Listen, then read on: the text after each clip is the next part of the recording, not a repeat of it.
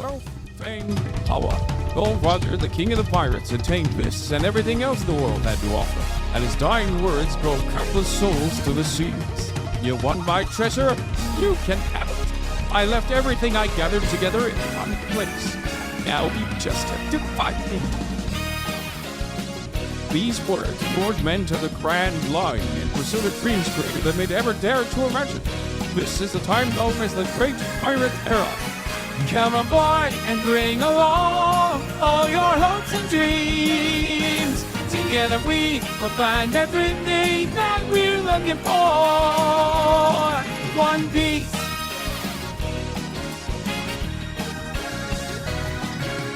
Come just left behind. You'll only slow us down. Your heart will be your guide. Raise the sails and take the helm. Down a legendary place that the end of the map reveals is only legendary until someone proves it real.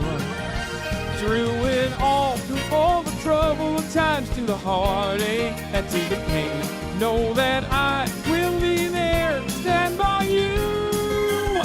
Just like I knew you'll stand by me. So come aboard and bring along all your hopes and dreams. Together we will find everything that we're looking for. There's always room for you if you want to be my friend. We are the crews. We are. What's going on, everybody? I hope everyone's having a fantastic evening, afternoon, pre-noon, no matter where you are in the world. I'm Hasan Piker, and this is the HasanAbi broadcast coming to you live from sunny California, Los Angeles, folks. We're live at nope, it's not sunny, actually. Hold on. Live from rainy California, Los Angeles, folks.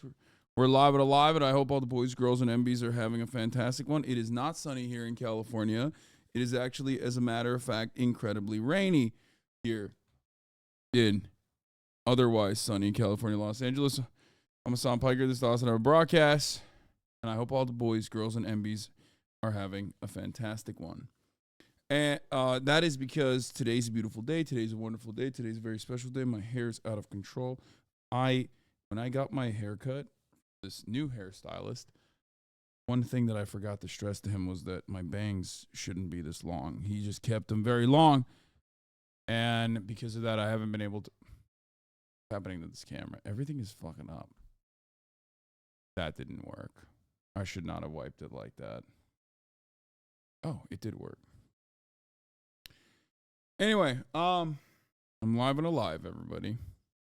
We're doing the damn thing. You finally changed it? Oh, yeah, I did.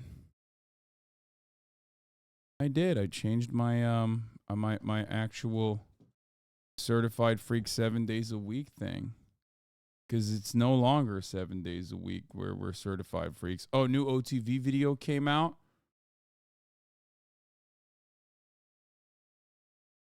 And it was really bad. This is one of the grossest things that's ever happened to me.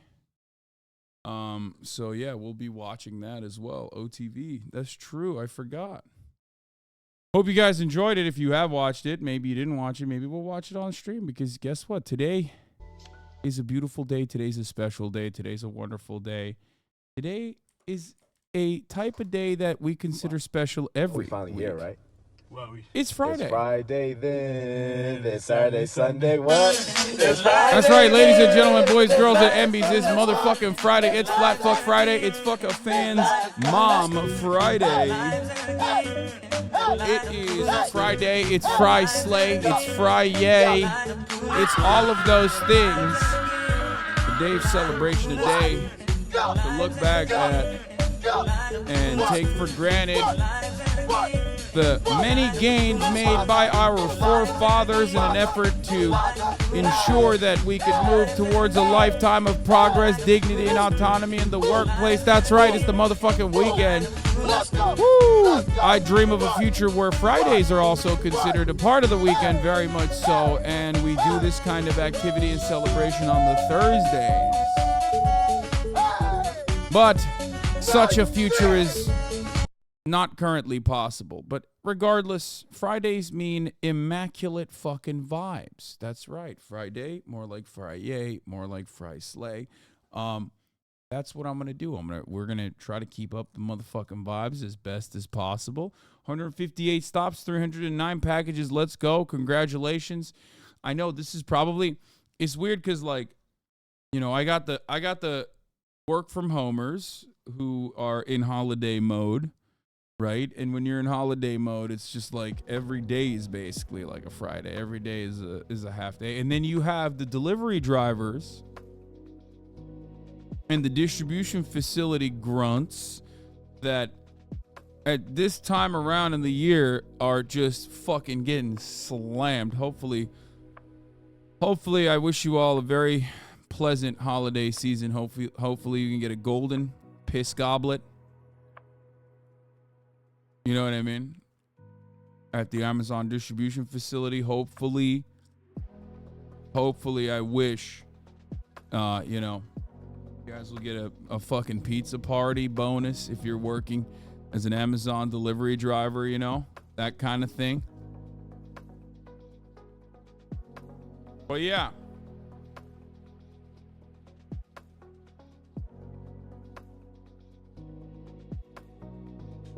$198 stops and 459 packages for me. Amazon go for hating the holidays. Yeah. Service and travel industry gets slammed pretty hard and expected to work throughout the holidays. Yeah. Speaking of offline TV, Keytruda is RPing. Keytruda is not offline TV. What the fuck? Myung is a part of the roomies. 135 stops, 237 packages. Okay, can I just say something? I'm seeing a lot of Amazon drivers in the fucking chat. What's going on, bro? And some of you motherfuckers have been subscribed for a year plus, 2 years, 3 years. What's happening? Maybe they are paying you motherfuckers too much. What's going on? What's happening? Y'all just have me in the fucking car, playing in the background, yelling. Get back to work, man. Get my fucking packages. No, I'm just kidding. Oh, man.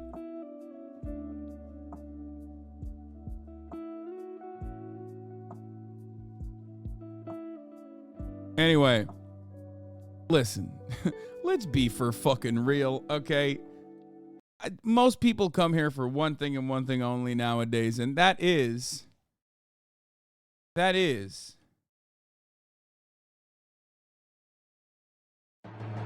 One Piece updates. That's right. It's the One Piece update time.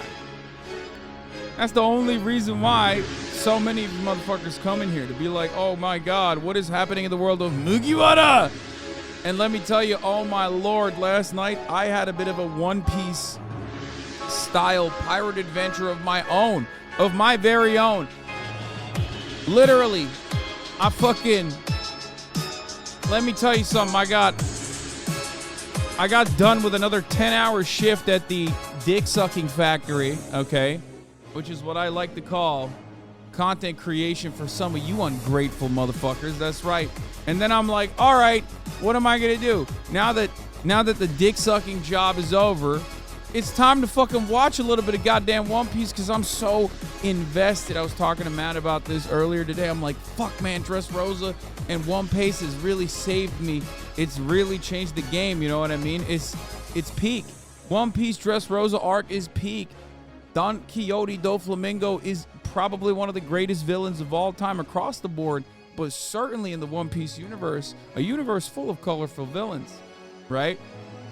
So I'm like, all right, it's time to fucking watch some One Piece because the One Piece Dressrosa arc is incredibly, unimaginably slow, probably impossible to watch in one sitting, 148 episodes or so, you know, a lot of filler.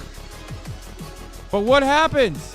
What happens is my fucking One Piece streaming website is down, so I can't just like go on, click on a website and watch it on my goddamn laptop as I cast it to my television.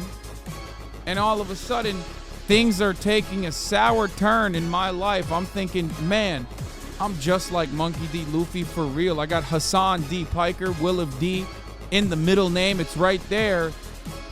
Do I also have the destiny to fucking fight back against the celestial dragons? Is that written in my life as well? You know? But what did I do? I went to the motherfucking Discord. Hoscord. That's what I did. I went to Hoscord, and boy, was that a big fucking mistake. I said, Hoscord, it is time. I need your help. I said, I come to you, hand and knees on the ground. I come to you begging, Hoscord, I need help. A lot of you are also, just like me, shut-in fucking losers who don't do anything else other than watch fucking anime, jerk off, and listen to a dumbass talk about politics, right? So you must know how to fucking acquire One Pace, specifically One Pace. Not One Piece, One Pace, the fan-made edit that makes the One Piece saga much shorter and much easier to consume. And boy, was I fucking wrong, dude.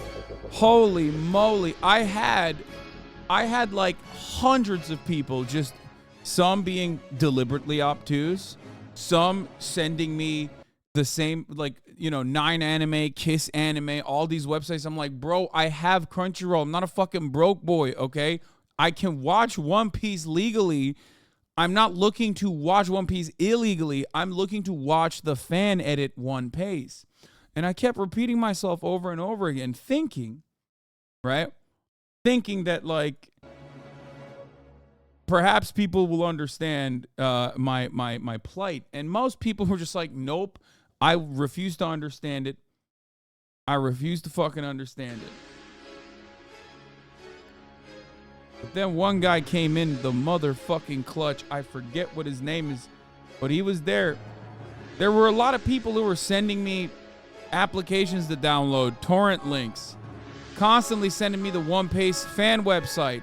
It was Mallard Duck.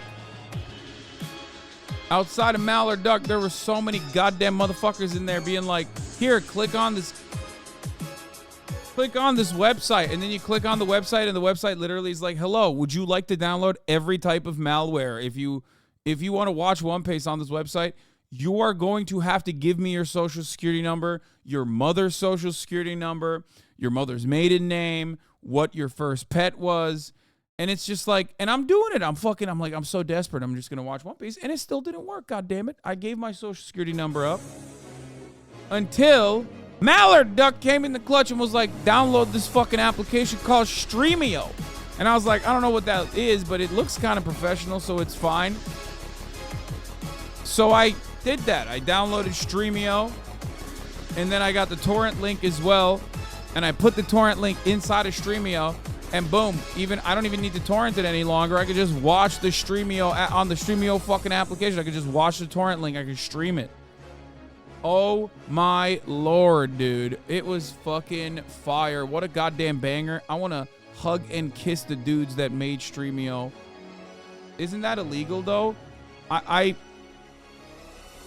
Why didn't you use Telegram? Because I'm not a fucking pushing Z ass or I love watching Russian orcs die ass motherfucker. That's why I don't have Telegram, okay? Because you know who uses Telegram? Psychos, sickos, perverts. Telegram is where your WhatsApp watching grandparents actually get the information from. Those who radicalize your WhatsApp consuming grandparents are actually getting the consumer goods from Telegram first, straight to the tap. It's literally like the difference between aspirin and motherfucking heroin, dog. Black tar. That's why I don't go on Telegram. Okay? I'm not interested in clicking on Telegram ever, okay? I know they have a Telegram group for the One Piece shit, but anyway. Bro, that's so fucking stupid. They use the torrents to stream and your eyes people find out. Holy shit, use a VPN. Or Eastern Europeans. Every person with enough Russian friends is going to get Telegram. Yeah, exactly. So anyway, I, of course, didn't use Streamio because that's illegal and I would never do anything illegal. Get the fuck out of here, obviously. But I'm almost done with the Dressrosa arc. And god damn it, is it so fucking good. Zoro is such a bad motherfucker. Absolutely slicing and dicing. Learned how to do hockey. Everybody's got hockey now. And we've finally come to the last fight, the last battle. I don't know why they added this one fucking like starting battle before the Don Quixote do Flamingo face off with Monkey D. Luffy. I don't know why they added the fucking stupid ass what's this Bellamy the hyena fight. I don't like that. I've never liked Bellamy. I think he sucks. I love Bartholomew. He is my fave. He is my goat. Bartholomew is me for real. I just think Bellamy is incredibly fucking annoying, and like his redemption thus far has not really been redeeming, right? Senior Pink's backstory was incredible. He is so hard-boiled. He's literally the most hard-boiled motherfucker out there, okay? If there's a guy that deserves a second chance, it's not Bellamy who sucks, but it's actually Senior Pink, okay? His backstory was so sad, dude. Senior Pink is also another one of these like incredible villains that you're just like, damn, dude, you're just a side villain, but you're the main course, baby. You're the main dish, okay? So fucking hard-boiled. Weird that his girlfriend, his name is just Russian. I don't know what that is. And I don't mean like a Russian name, you know what I mean? I mean like his girlfriend's name literally is just Russian.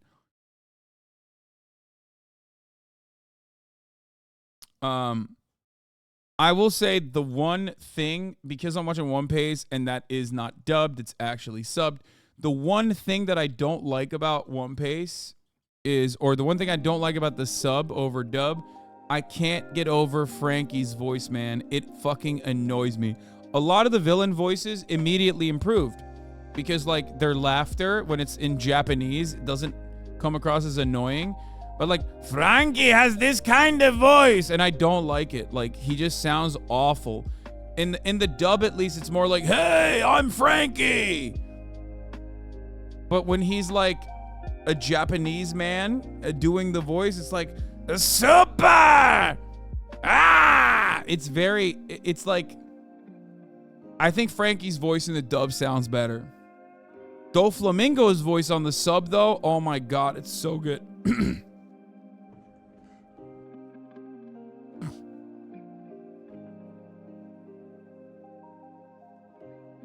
It's the same VA for Bon Clay. Frankie's voice actor is in his 70s. I think the English Frankie voice is better. The point is he's bombastic.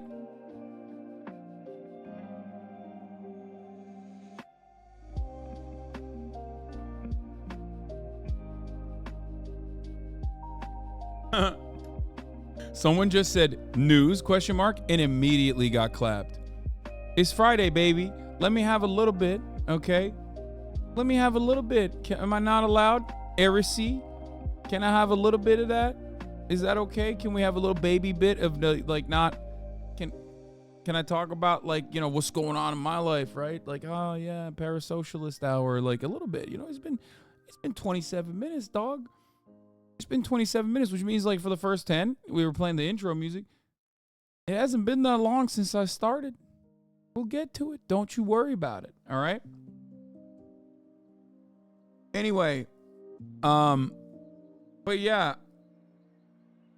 So, damn, Sudek wants to apologize to you. This is a poop sock, isn't it? Anyway, regardless, where was I? So yeah, other than the One Piece stuff, like, I went to bed. I woke up late. The 10-hour streams have been fucking me up a little bit because like I have such a good rigid regimen that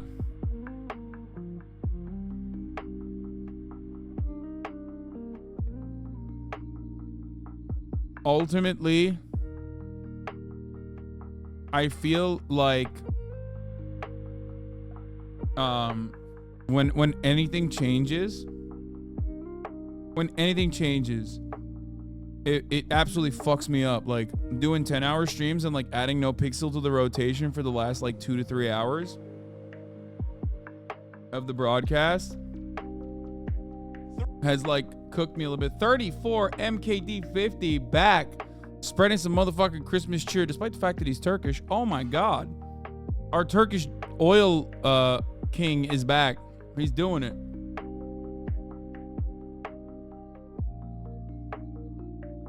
So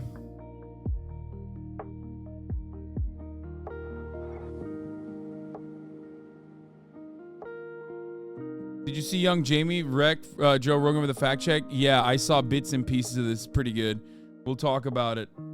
It was so goddamn good that I actually put it on my blast off for my own. I put it on my blast off for my own Instagram story. Like that's how much, because I'm gonna talk about like Trump versus Brandon mental faculties. Like, are they in order? Who has more mental clarity? So, you know.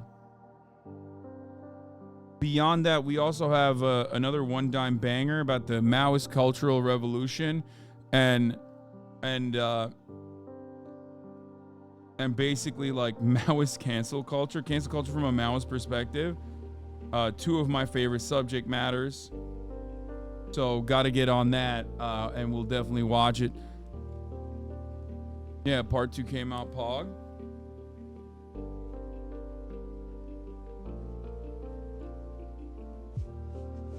Can you please tell me why I'm getting banned from chat on every account? Like what I'm saying is so bad. Immediately. Babe, you're on Raya. Please date me, Hasan. I love you. Babe, if you're on Raya, I'll find you. Heart. Hot as ever, babe. I want you so bad. Please date me, Hasan. Well, there you have it. Maybe be a little less weird. Just dial it back a little bit. You know what I mean? Like, don't tell the streamer that you are trying to physically pursue them. You know what I mean? XO Chiro Girl OX says, damn, even I'm not that bad. Exactly.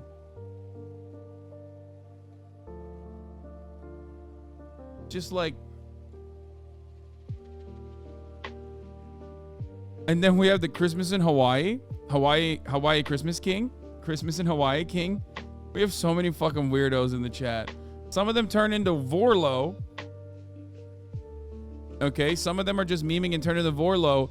Others are like, I don't know. I don't know what happens to others. I don't want to know.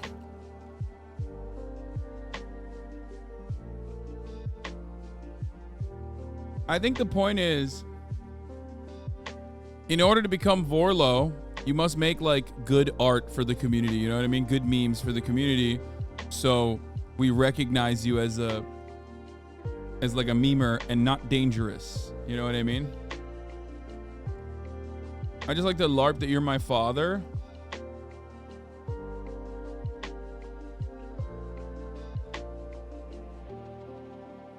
Squeaks as Vivek is my favorite addition in No Pixel. Dude, Squeaks is so funny.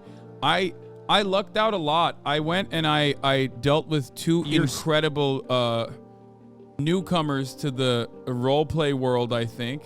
Because has Squeaks ever done roleplay before? I don't think he did. He's incredible. I mean, he's already like a generational talent. I've always been a fan, but both Squeaks and Wake Wilder were incredible. So you're telling me that you're running for president. However, I don't believe there's an election coming up for Los Santos for the presidency. Do you perhaps mean maybe mayor of Los Santos? Hey, thank you so much for the question and your concern. I really appreciate it. I love talking to voters like yourself. First and foremost, what I'm saying is, yes, it's mayor to some, but president for others, because every single political opportunity that I hit is a stepping stone to the next big thing. And let me tell you, Donnie, the next big thing for me is the presidency. And that's why I want to be a representative for you and for Lilith and hardworking folks of Los Santos. That's right. It's Vivek Ramaswamy. That's right. Go ahead. right. Vivek Ramaswamy, not interested in mayor, simply using the position as a leg up. Now, hold on. Oh, now, hold on now. Okay, is this one of the fake media? This is exactly what I was telling Lilith. The You classic are woke editorializing. You are being woke. And frankly, That you're the only thing with Wig is that he's gotta dial it back a little bit. I guess like conversations like in role play, he just has to like maybe like I don't know how to say it, like not shorten it, but because like everything he said was awesome and very funny. It's just that like I don't know, backseat any. I mean, look, I can't tell him how to do his own thing. He's doing great. He's a great character.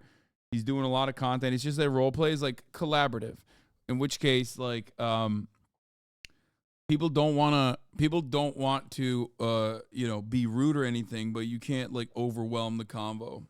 That's it.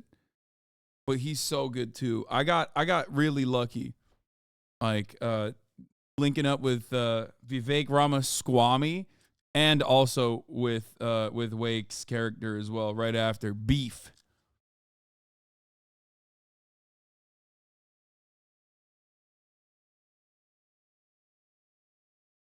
You were the first to call Squeaks Vivek, right? By you, I mean chat. I always felt a little weird about doing it, but yes, I did make these jokes. But I think his community also pretty quickly started making those jokes too. I just only felt a little weird because, like, yeah, bro, he's brown. You know what I mean? Like, I don't want to be like, lol, brown guy.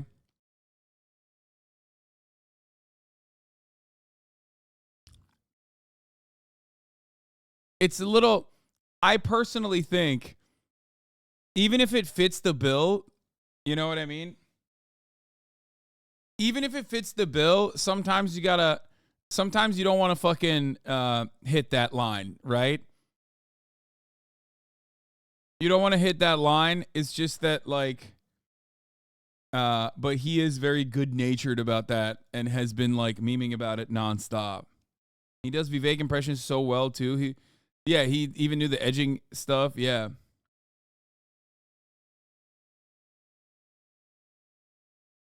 Start calling Hassan Biden because they're old. Well, it's not the same. I'm white. And comparing me to a white guy is not going to hit the same as like being one of the few prominent brown, like, being one of the few relatively sizable brown content creators in an overwhelmingly white space, and then immediately being called like, oh, you're just like the other Indian dude is, not great. But he likes it and he memes about it. So I think it's then it's like valid. But that's what I'm trying to say. At first I was like a little bit more reluctant to make those jokes because I didn't want it to come across like I was being racist.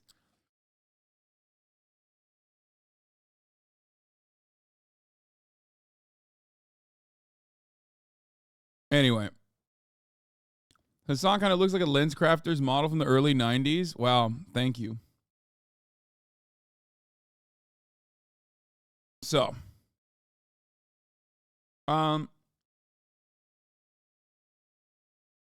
big Biden move, pardon, cannabis possession conviction, shake the White House site. Yeah, 11 people. Chill, okay? Calm down.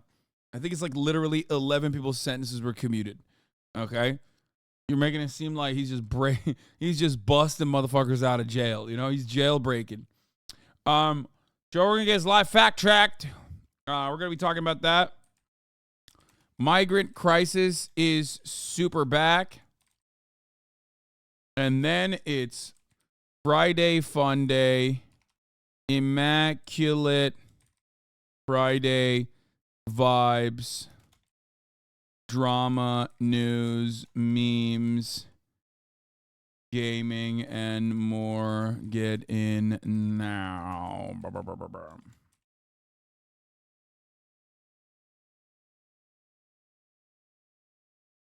You didn't do the NIM Awards, but Squeaks' clip had me rolling. Oh, fuck. Is that too late to do the NIM Awards? I fucked up. Fuck. Bad guy.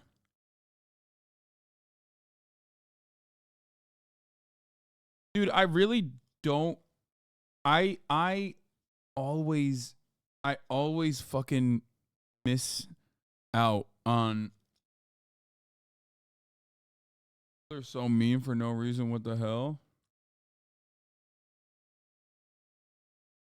What is this? My brother-in-law sent us homemade cookies this year in lieu of gifts because he doesn't have a job, which is fine. We don't need any gifts at all, but like the way these are decorated. Okay, first of all, you sent me a tweet with like 300 likes. I don't even know what's going on. Like, why are you sending this to me? It's the ratio. Yeah, okay, whatever. Yeah, people are mean online. Okay, I don't.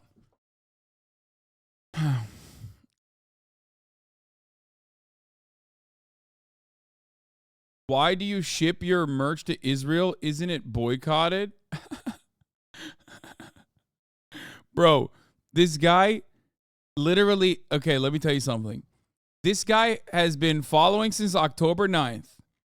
Okay? And the only thing he cares about is like whatever I'm consuming in this particular matter, maybe in this particular moment, maybe a little bit of anime takes. And then the rest of it is like, I saw something behind you, and that's not BDS.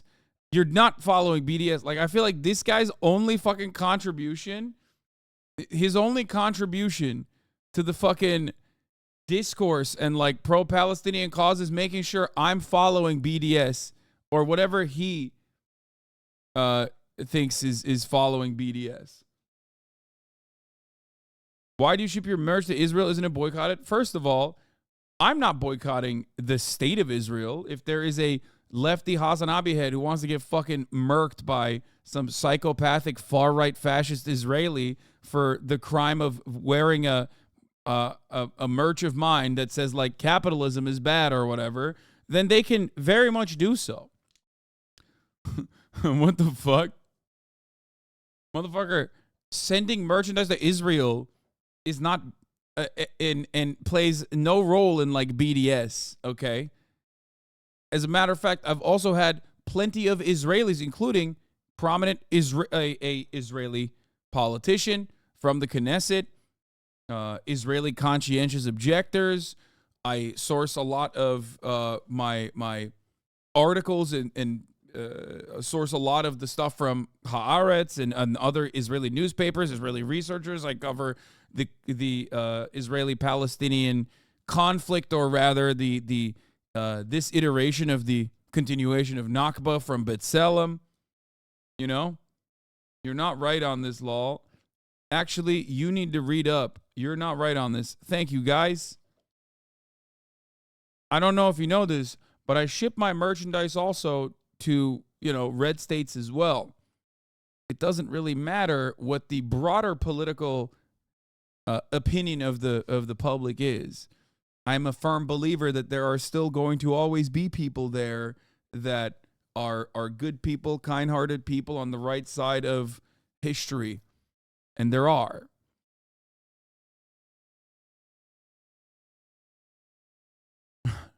I'm like, dude, the way we're going to fix the ethnic cleansing, the way we're going to fix the ethnic cleansing of Palestinians in Gaza is by making sure that the one Israeli HasanAbi head that wanted to fucking buy HasanAbi merch doesn't get it.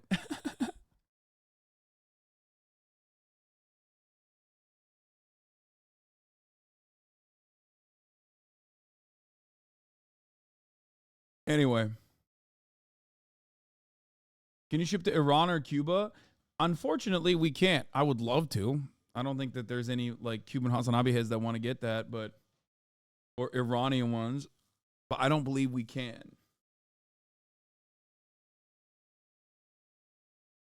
Man, that's crazy. People are trying to vilify letting people buy a fucking t-shirt. Yeah, I mean, it's stupid as fuck. It's also not like a political act at all. Also, remember, I have a deal with the Houthis, Monkey D. Houthi. Okay? I have a deal with them. And they are letting my merchandise pass through.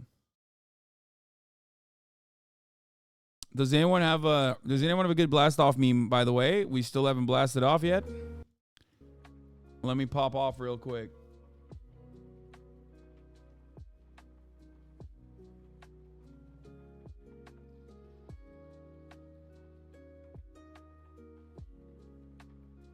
The fuck is this? This is just me and Austin being gay in front of the World Trade Center.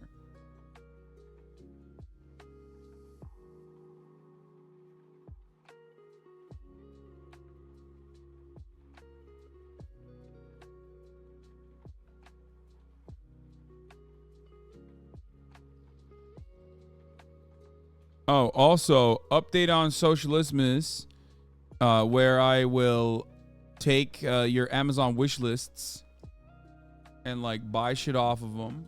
Yeah, we're gonna do OKBUDDY today. New offline TV Fear End as well. Yeah, we're gonna watch that too. OTV Fear and collab. Drama, news, memes, gaming, and more. Get in now.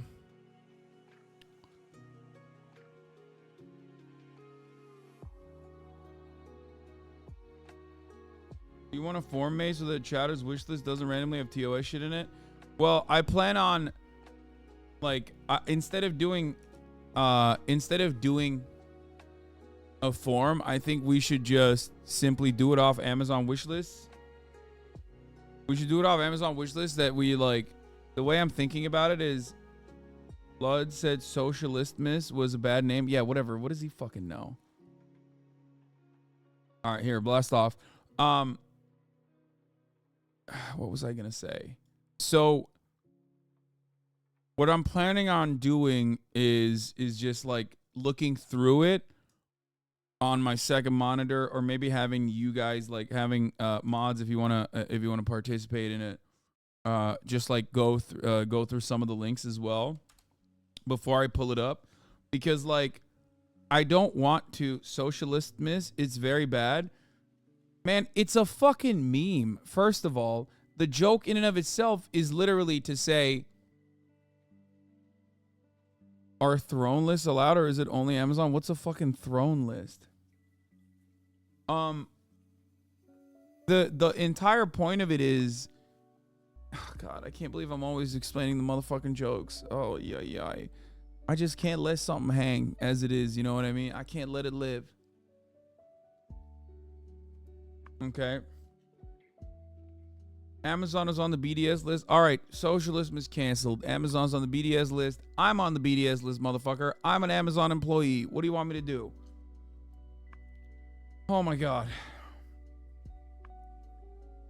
I quite literally utilize, just like every other fucking website that you use, straight up Amazon's web service and its web hosting capabilities on a daily basis.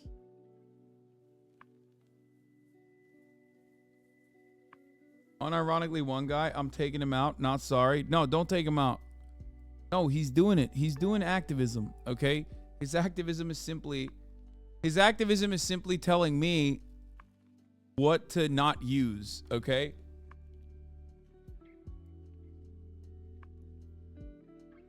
Yeah. These are the companies that are on the BDS list, by the way. And Amazon, if I'm not mistaken, is not one of them, but the pressure non-boycott targets are Amazon, Google, Expedia, Disney, Airbnb, and Booking.com. The consumer boycott targets, however, is AXA, Puma, Carrefour, Remax, Ahava, SodaStream, HB Siemens. The divestment targets are Elbit Systems, which is the Israeli weapons manufacturer, CAT for its participation in the CAT 9, like the IDF 9 bulldozers that they make, Barclays, TKH Security, HIK Vision, Chevron, Volvo, JCB, and Hyundai. And the organic boycott targets are Domino's Pizza, McDonald's, Pizza Hut, Papa John's, Wix, and Burger King. Okay?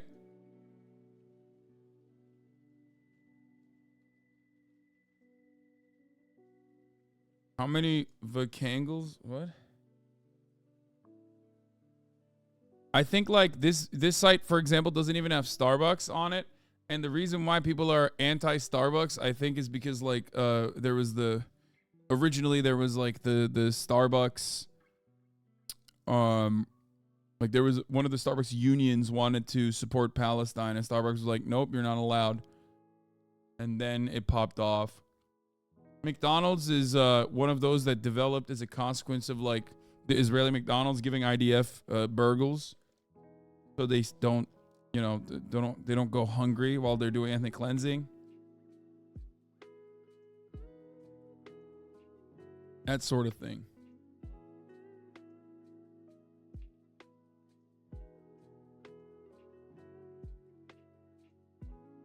Anyway.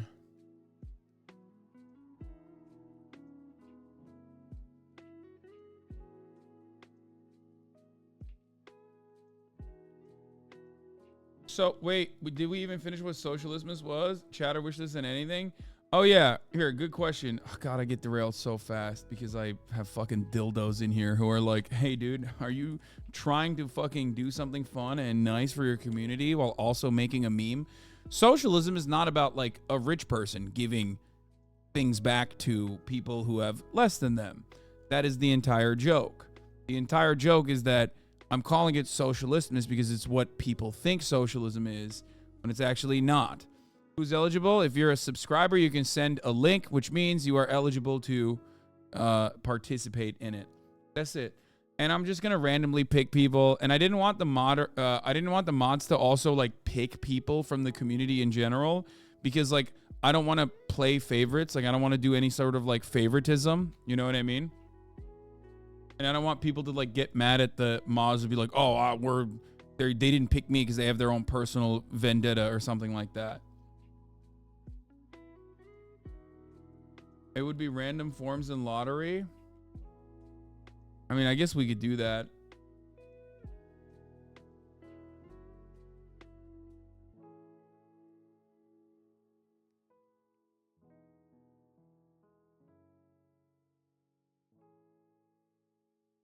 So originally, no, not right now. If Austin is willing to participate in it, it's going to be tomorrow. If Austin is not willing to if Austin can't participate in it, I'll do it on Sunday.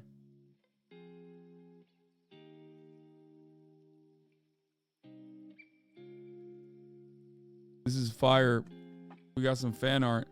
HasanAbi trip and fall. I don't know what came over, but I had to draw more of these too. I don't typically do comic style posts, but so this was interesting. Whoa, careful, Mickey. You almost stepped on that dirty needle. You could have been hurt.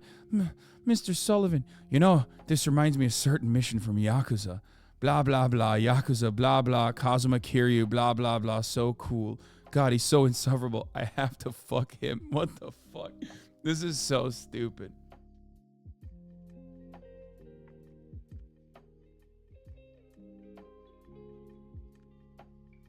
Does that count as raffling? I love the idea. Don't want to ban for something nice. Wait, what? Raffling? Bro, it's not like a legal thing, okay?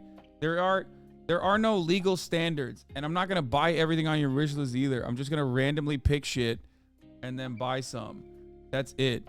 Oh my god. This is already making me feel like I shouldn't do this. Every other content creator does things like this all the time, except this is the one community where this will be a fucking major problem, because people will be like, this is a sweepstakes law that you're violating or some shit. You know what I mean? And it's like, why can't I do something fun and nice within the community? Like, yeah, this is literally the YouTube banner competition, because like it will become a ethical and moral conundrum, both from internal members of the community, but then also external haters who are waiting for any opportunity. You know what I mean?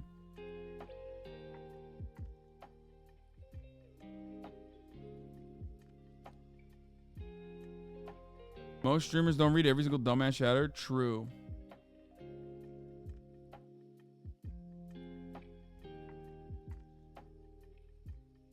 Anyway, here, blast off. Isn't this just Survivor Man bias? What? Survivor. Stop. You're not even trying.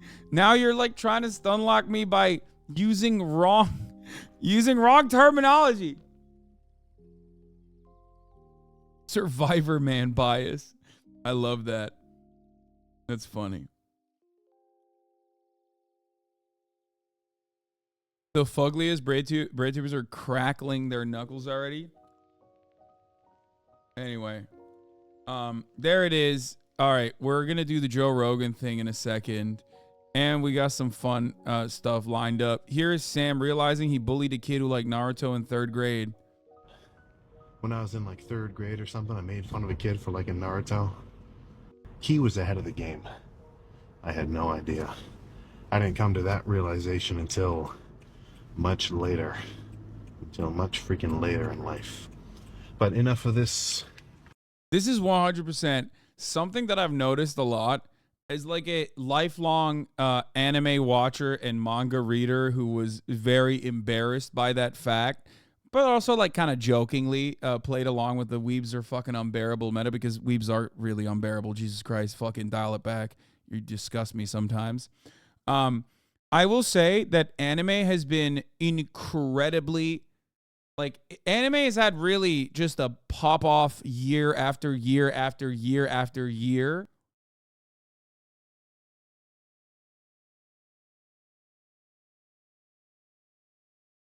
Moment in the Western world.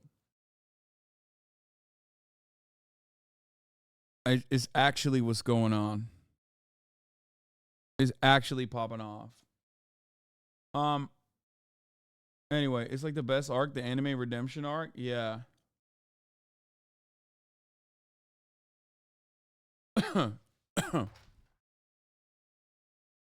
Where's the BDS motherfucker now? He's gonna be like, bro, actually, I don't know if you know this, Sam Silek, also a part of BDS. I don't know if you know this, TikTok, also BDS. Also, anime is BDS across the board. Doesn't even fucking matter. Did you see that fucking Palestinian like anime rendition of the Al-Qassam brigades? But in anime, literally still BDS, can't do it. Top of the hour ad break, BDS, can't subscribe. You have to see the ads, but you can't actually run the ad breaks either. Also BDS. Running ads, BDS. Chatter has his own list. Top of the hour ad break, however, is coming for you regardless. Now, you can't really boycott it, but you can avoid seeing the ad by subscribing for $5 or for free with a Twitch Prime, as long as you have an Amazon Prime account connected to your Twitch account. Okay? Here's a 3-minute ad break now. You can also get gifted a sub from 50 MKD 34, MKD 50. Oh my God, as soon as I said it, he gifted 50 tier 1 subs. Holy shit, 34 MKD 50 is back. Here's a 3-minute ad break now. No, I'm boycotting by using an ad blocker. Ad blocker, BDS.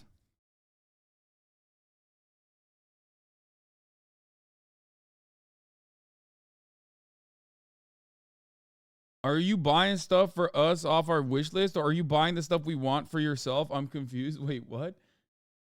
That would be a really, really funny thing if I was like, Socialistmas is where I buy the things that you want. There's like a orphaned chatter. Okay? There's like an orphaned chatter in the chat who's like, I'm going to die if I don't get this. All I want is a Nintendo Switch for Christmas. And I'm like, oh, that's great. I have 2. I'm going to buy a 3rd one now. Fuck you, orphan chatter. That's like Ebenezer Scrooge ass shit.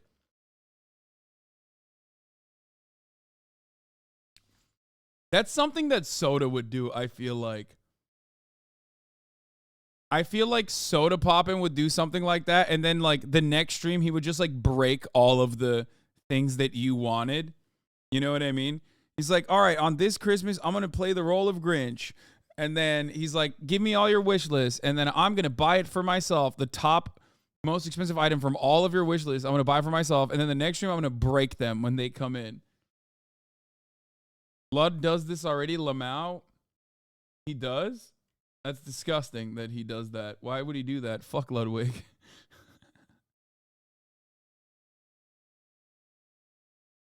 Anyway.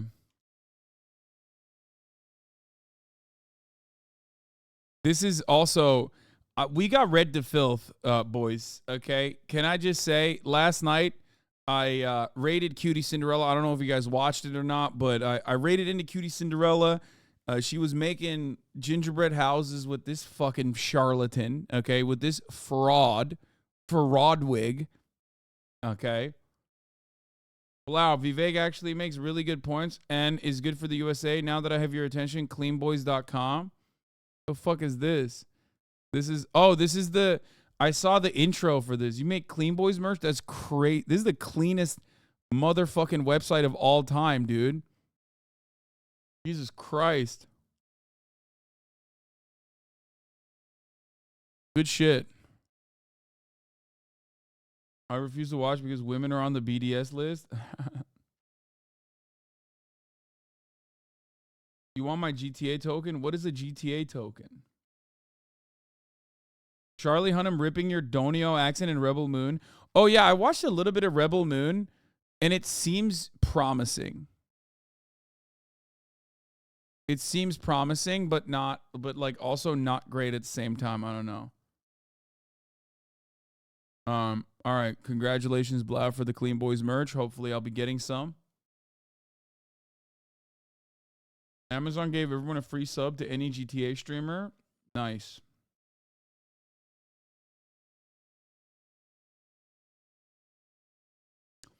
But anyway, last night I'm watching, and I get read to filth. Okay, I'm Austin cutting off Cutie, who is just about to tell a story that was new.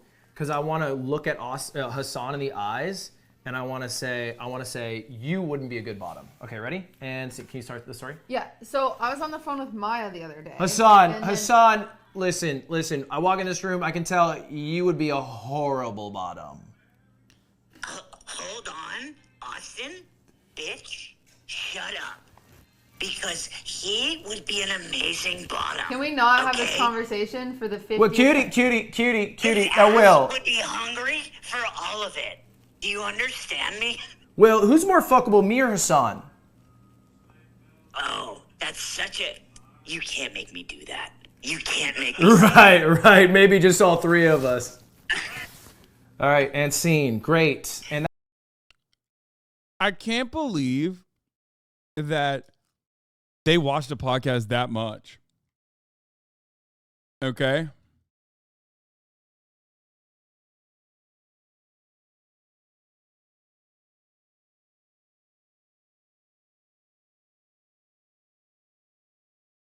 That's it. That's all I'm going to say about this. This is how much he watches the motherfucking podcast.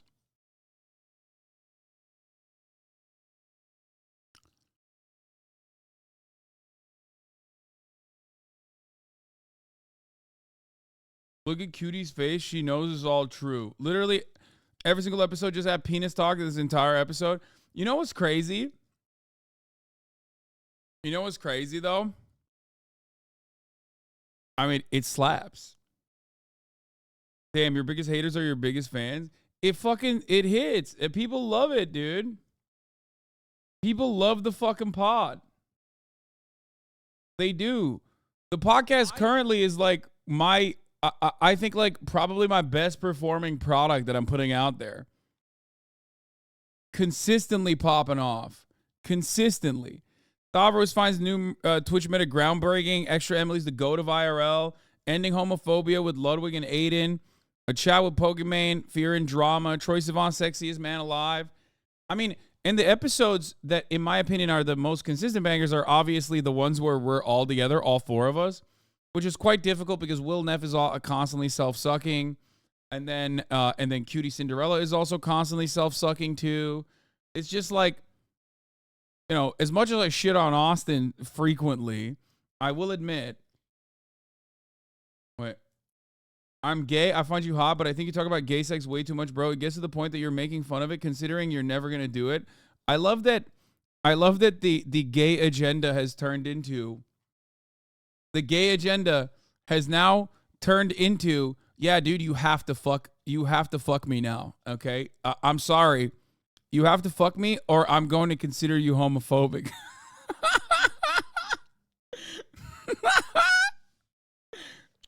Sick and tired of this. This is like when people go, dude, yeah, you got to take your shirt off, man. I can't tell what your body fat percentage is. Breakdowns. Yeah. You have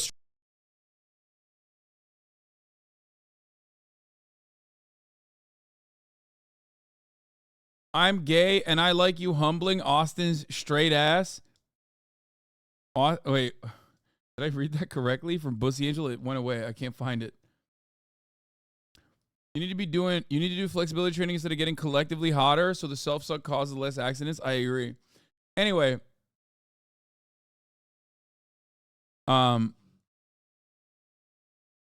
So regardless.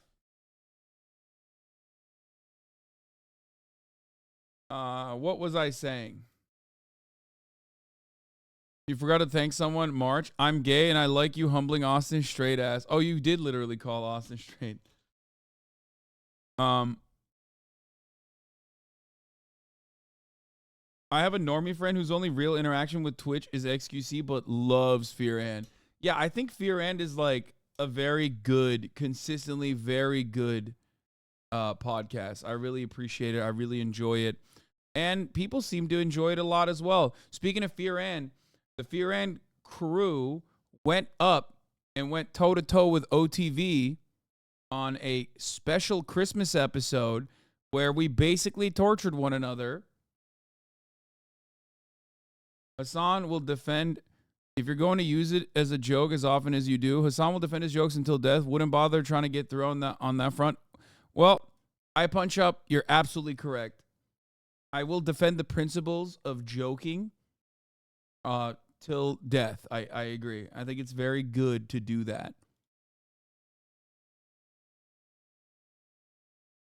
Like, not just my jokes in particular, but other people's jokes as well. So, you're not wrong if you're going to use it as a joke as often as you do. Even Ludwig's cat has beef with you? Yeah, what the fuck's that about?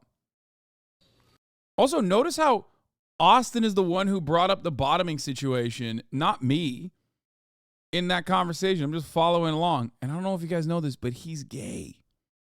Shh, don't tell anybody. He's the gay one, and he's the one who brought it up. Anyway, making white woman jokes is not punching up, bro. What? I don't know. All right, let's continue. Do you want to meow if you think Hasan is an evil man? Oh, okay. Or that's fucked up. That's child abuse. That's actually child abuse. Yeah, he gagged me. Boots gagged me. Have you even met Coots? Fuck yeah, I've met Coots. You know what's crazy?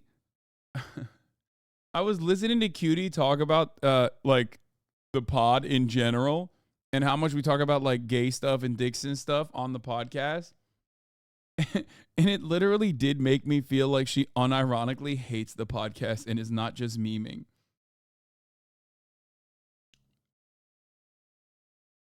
Made me kind of sad, I won't lie.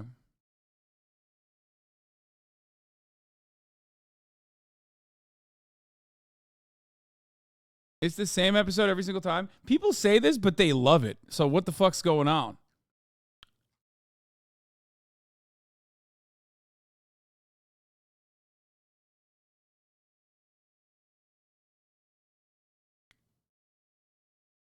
Here, for those of you who don't know, I actually did squash my beef with cats. Except, turns out, maybe it wasn't. So happy you finally got some pussy, King. Jesus Christ, this is funny. I'm like liking people's responses.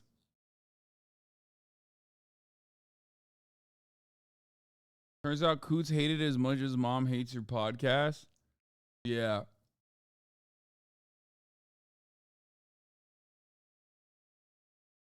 The podcast is like a warm fireside chat, like a modern day FDR. That's crazy. that you compared the Fear and podcast to a modern day fireside chat. Like, yeah. Austin is the FDR of being a selfish top. He's brought a real New Deal kind of vibe to being a selfish top.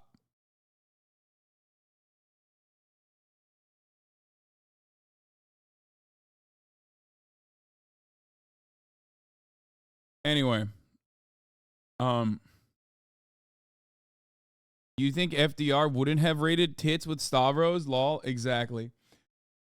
Love the pop, but the chairs look so uncomfortable in the new set. Will there be more comfortable chairs in the future? No, we're going to make them less comfortable. Fuck you. Anyway, all right. Where was I? What was I talking about? We got a thing on the on streaming sites now is that guys are paid a wage to bet with fake paper money on betting sites all day to make kids addicted to gambling. This is 100 times more destructive to the lives of teenagers than every softcore porn on Twitch people get mad about on here. I agree with this concept, of course. Aiden Ross gambled over $2 billion. Nice, dude. What's even wilder that this isn't allowed on Twitch anymore because of it. It is allowed on Kick, which is run by the guy who owns the state casino, and is so lucrative they started a new streaming place and bought some of the biggest Twitch guys to just keep it going.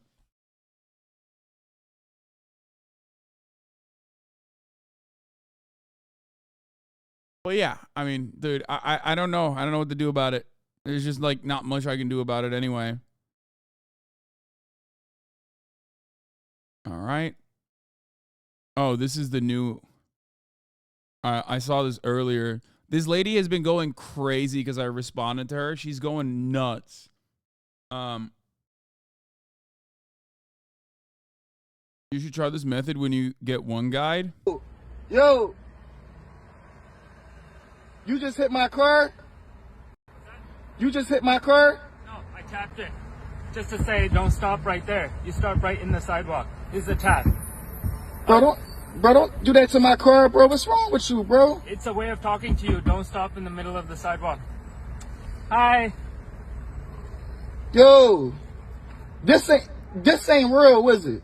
What's that? Is this real? You have a Is gun? this really? Are you gonna take out a gun and shoot me now? Is this really happening? Yeah, I'm talking to you like an adult. One adult talk. Oh, that's new to you. Okay. So agree. All right, bro. Yo. He kind of diffused it while also being incredibly snarky. I love it. This, in my opinion, this is in line with that other dude that we saw, the r/atheist style dude with the fucking, with the ponytail being like, no, I will have both. I will have gay rights and economic liberties.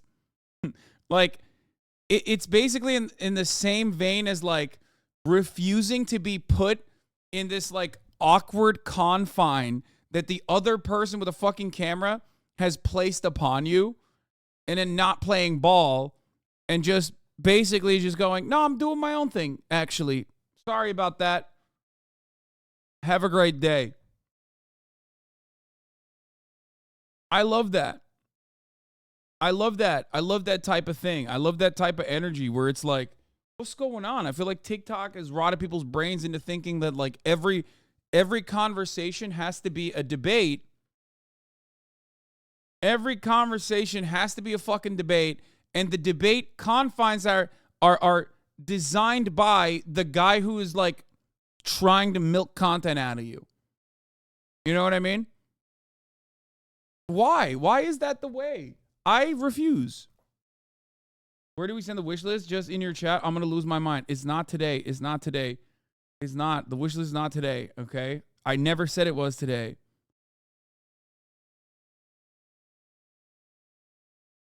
Nobody's reading the pinned message. Nobody knows how to read.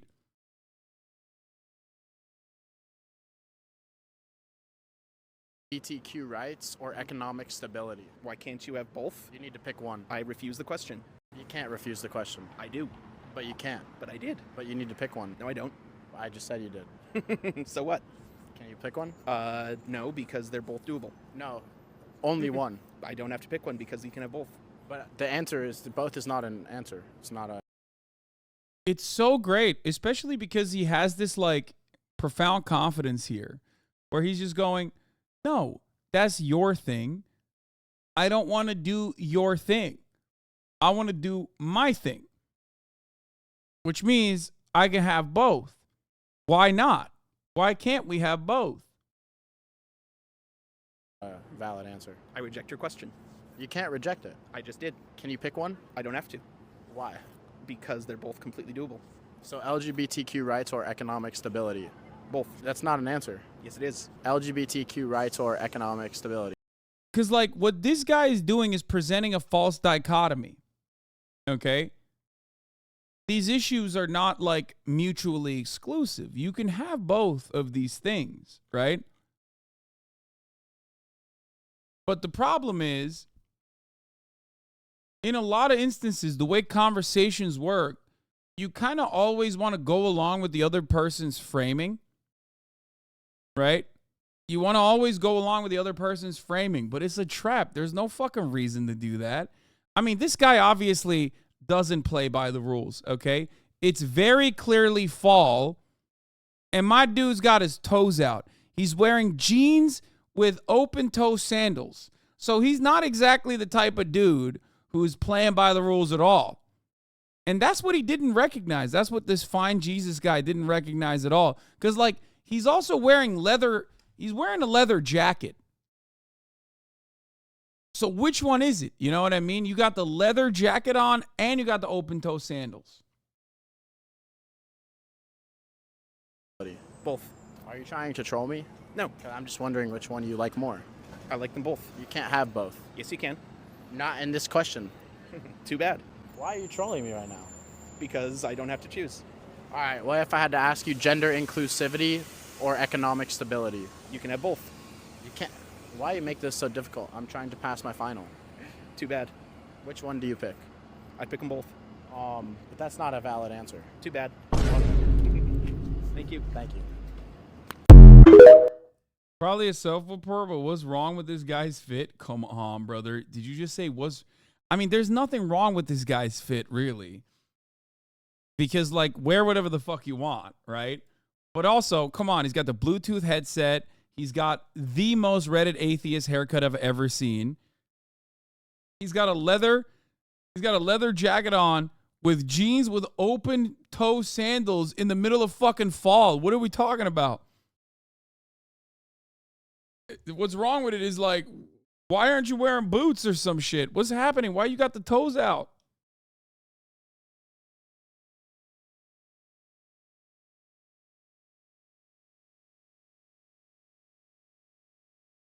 Anyway, his fit is designed for insulation and air circulation with leather protection. That's a weirdo biker fit. No biker's fucking wearing sandals. What are you talking about? Next time she say me or the PS5. Yeah. Anyway. He doesn't have socks on the other foot. I think he has a green thing on his thumb toe. But like a Band-Aid. So regardless, I mean, I guess he's doing temperature regulation as perfectly as he possibly can, right? So that's what's going on. But what I was trying to say is we're straying away from what the main point I was trying to make here. The main point I was trying to make here is that, like, you don't really have to accept the framing that disingenuous weirdos are presenting to you without a camera, with or without a camera. You can just, like, live your own life. And as long as you do it in a confident manner, you know, that's it. It's great. It's wonderful. It's awesome. I mean, you can play along if it's like a fun thing, right? Like the would you rather concept is supposed to be a fun thing with low stakes, right? Like, would you rather never get blowjobs the rest of your life or never eat hamburgers for the rest of your life? Like, that's, I mean, it's a devastating proposition, but, like, obviously the stakes are low because it's, like, ridiculous. It's not like, would you rather have gay people be executed, but then you get health care? You know what I mean? Like, that framing on all of a sudden turns it into like a super serious subject for no fucking reason. You know? Gay son or thought daughter is a great example of this because it's like, it's teetering on the edge of like, depending on who's presenting the dichotomy, it's teetering on the edge of like seriousness or completely unserious. And even in that situation, you could say both, which would be very cool. Yeah, I want a gay son and a thought daughter. I want my gay son to be a thought, and I want my thought daughter to be gay. What's up?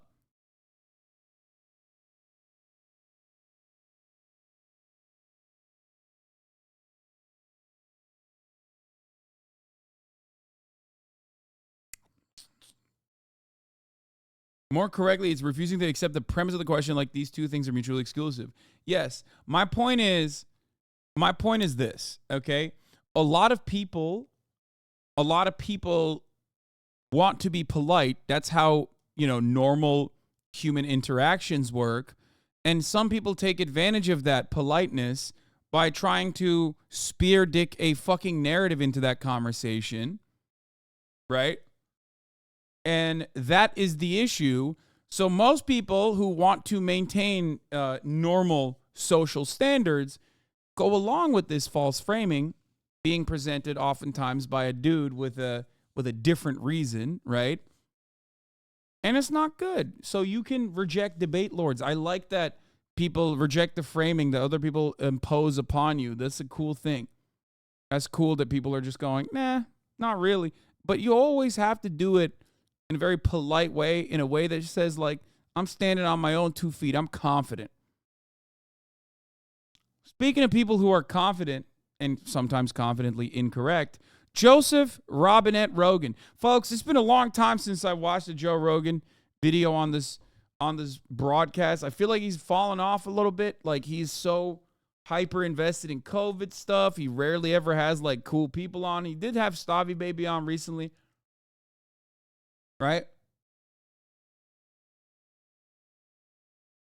And, we're just going to hit the Joe Rogan thing raw. No cute girl in the studio, none of that. Just hitting it raw. Just you and me, baby. You on the other side of that screen, whether you're on a laptop, on your phone as you're delivering Amazon packages across the neighborhood, and just me. We're watching this shit. Joe Rogan apparently had a little flub and was fact-checked again in real time by Mr. Jamie. Well, there's people that voted for Biden that are doing it now. They're like, what did I do? Right. Like, what did I choose? Like, how is this guy? Yeah, you just can't listen to an interview where he's saying some of the stuff he said. Bro, this dude has literally a video game character from 2007 haircut. Like, I don't know if it's the low pixelation. I don't know what's going on.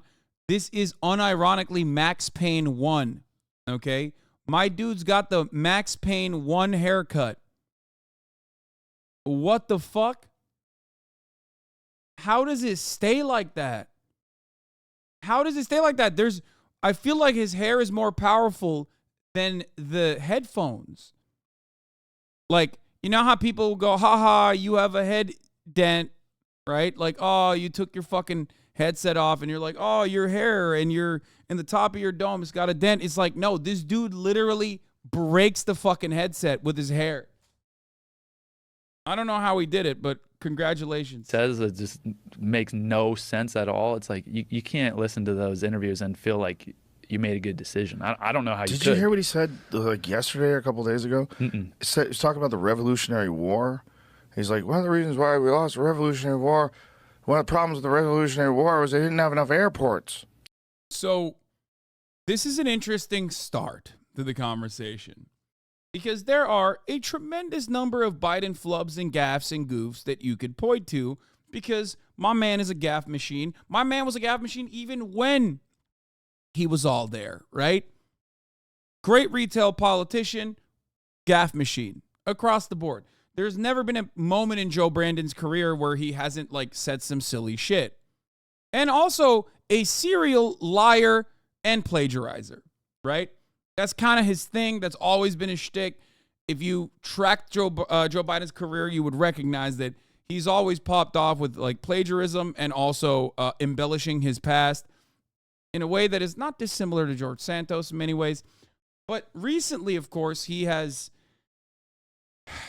he doesn't have the mental acuity that he used to have. He doesn't have the mental fortitude. He's not all there, right? In the way that you, as long as, when you get older, in the way that you see your grandparents kind of start to not have the same light behind the eyes. So there's plenty of moments that you can point to with respect to Mr. Robinette Brandon, except Joseph Robinette Rogan posted something weird. So let's take a look at what happens here. Have you seen that? I saw that. It's like, Have you seen what that? the hell? Like, pull him. It's Imagine crazy. If you had any other job and you were talking like that, Yeah. they would go, "Hey, you're done." A few moments later. The same stable genius that said the biggest problem we had in the Revolutionary War is we didn't have enough airports. Whoa. Yeah, that's it. Whoa. All right. What? Just for the record. Is that fake? It's not fake, but he was referencing Trump saying that. Here's what Trump saying it in 2019. Oh. Donald Trump said something about that, and he didn't say G. Okay, so here's one thing that I find to be a massive mistake for the Biden campaign. Talking about Trump's mental fortitude. Now, I know there's a lot of Democratic Party dick riders in the chat who will unconditionally support the Democratic Party no matter what, and they will say things like, Joe Biden is actually all there. This is a moment where Joe Rogan fucked up.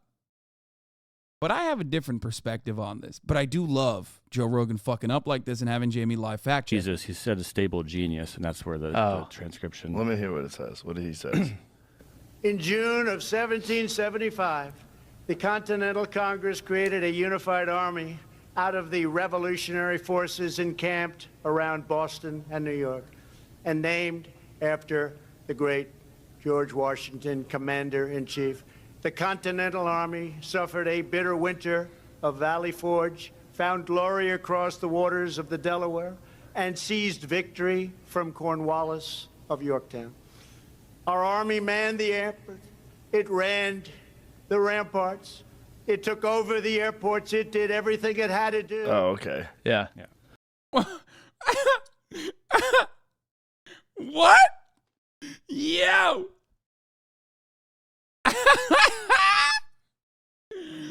Oh, the Revolutionary Army. So he fucked up. Yeah, he did. But I feel like Took over that's the airport. you can tell too. It sounds like a little different. He's like, you could tell he like messed up his words, but yeah, he was just. Oh yeah. Okay. Oh, never mind. Okay, got it. I don't know. Took over the airport. Well, that's Oh, come on, guys. Come on. You can say Trump says some dumb shit too. What the fuck? That's crazy. That's the thing about media these days. It's like right. Oh, yeah. It's a much larger problem with media. Bitch, where are you at? You're at the Joe Rogan Experience. You are literally the media doing the wrong thing. Okay. So, what I was going to say about this piece is that there's a couple different things. First of all, you know what my perspective is, right?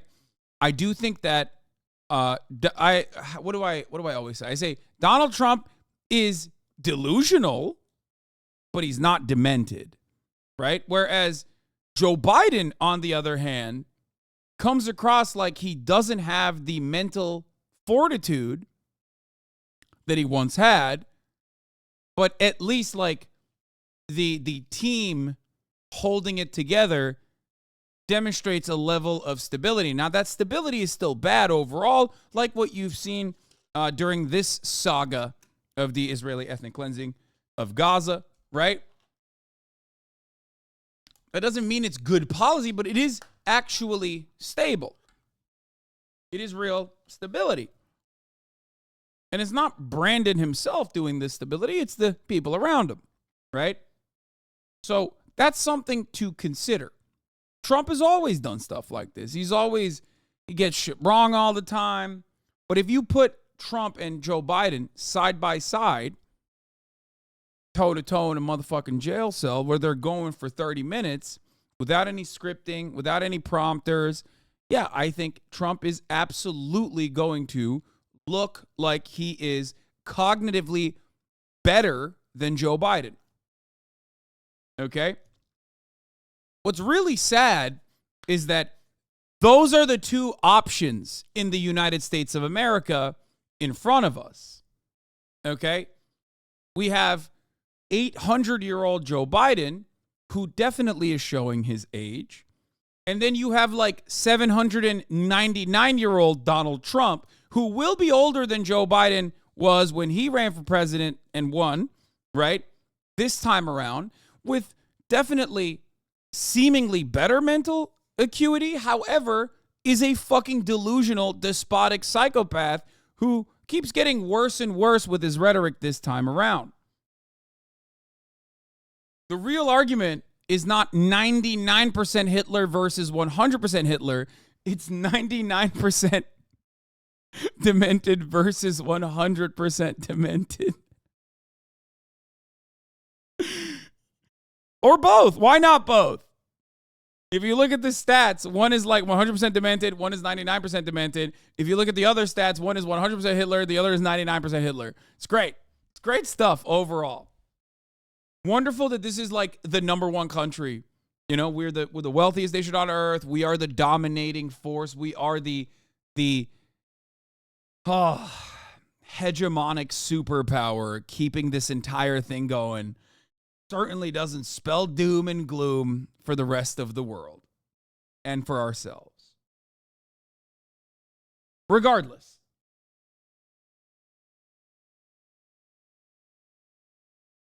No, right in George Santos. Yeah.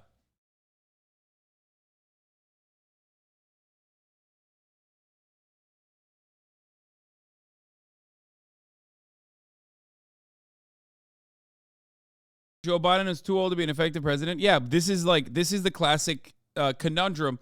At age 78, when he took office in 2021, Joe Biden was too old to be an effective president. Donald Trump will make an excellent president when he takes office at age 78 in 2025. Exactly. I mean, I just mentioned that, right? Like, it's a race to the bottom in the worst ways possible. Donald Trump will be the same age, I think older, as a matter of fact, than Joe Biden was by a little bit when he ran and became the president.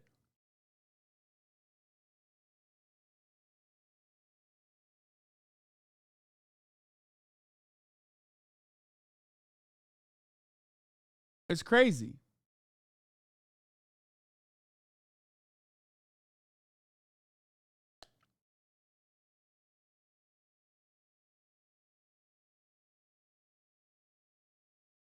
Anyway, why not both is literally what happened in German politics after the war, where we simply let multiple parties govern.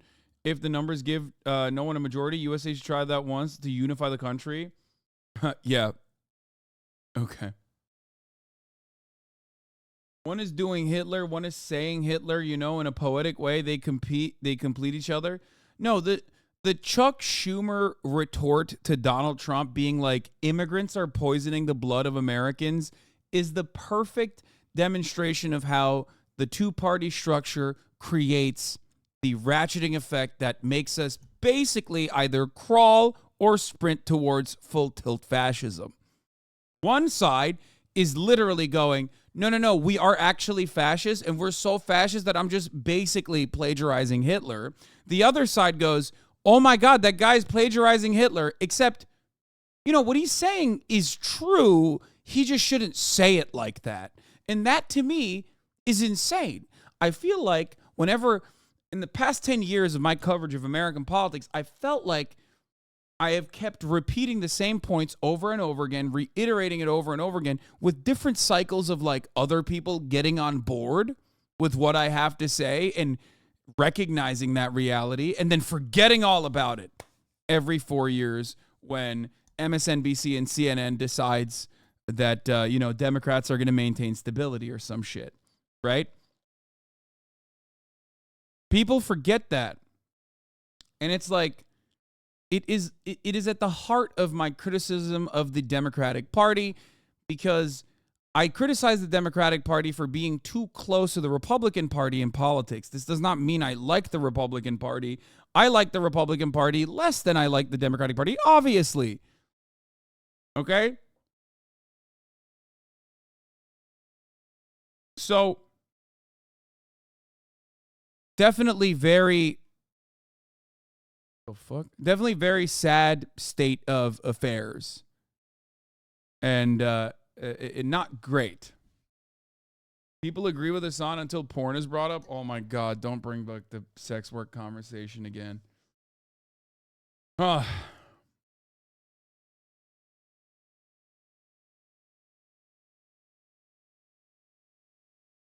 is Tucker doing? Oh yeah, this is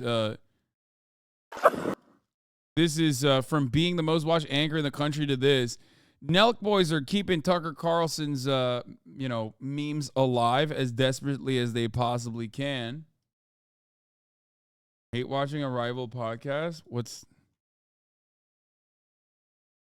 Oh, Joe Rogan. Oh, I was like, what are you talking about? But yeah, as far as the Joe Rogan thing goes, yeah, he got owned, right? He got owned, and that's great. That's fun to watch. And it's a really revelatory, it's a really revealing moment, or not revelatory, it's a really revealing moment where you look at the situation, he recognizes what's going on, and then he still is like kind of trying to defend the principles, right? And for me, revelatory is correct, actually. I know, but there's no reason to say revelatory. You could say revealing. It's easier. For me, it doesn't make sense on numerous issues. If I'm Joe Biden, I'm probably not trying to, if I'm Joe Biden or if I'm on Joe Biden's team, I'm probably not trying to talk about mental acuity at all across the board. I'm certainly not trying to lap Trump on that, because politics are very simple in many instances. In the way that people recognize you, there's a lot of feelings involved. There's a lot of just like not really thinking about things clearly and logically. It's mostly team sports. You either vote for Democrat because you're a Democrat, you feel Democrat, or you vote for Republican because your parents did and you feel a Republican, yada, yada, yada, right? And then beyond it, there's a lot of vibes at play. And when you look at the vibes of the situation, and when you look at it and you analyze like the Biden, the vibes that Biden is putting out there, and the things that Biden is saying, and the way that he performs, especially when he is unscripted for a very long period of time, when he has to respond to questions, right? When he has to sit there and respond to questions, when he's like off the cuff, it looks very sad. It's very rough. And that is part of the reason why 75% of the Democratic Party did not want him to run again. I don't know if those numbers have changed recently. I'm sure that like inevitably a lot of Democrats are going to fall in line. But that still leaves a lot of people who would have voted for the Democratic Party who just don't feel enthusiastic enough to vote for the Democratic Party. Okay? And that's a big flub. That's a big mistake.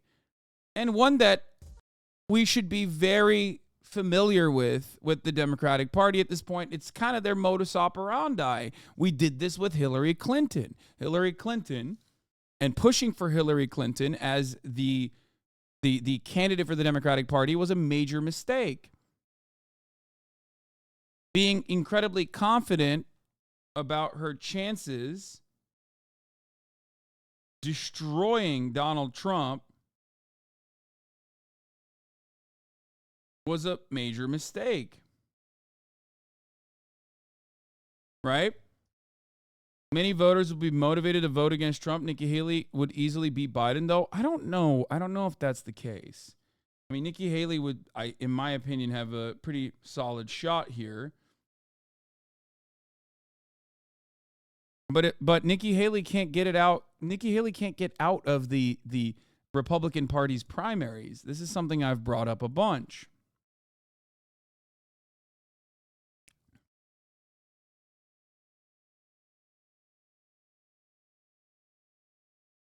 The Republican Party's incredibly aggressive, incredibly reactionary far-right base of support is the base that votes in the primaries.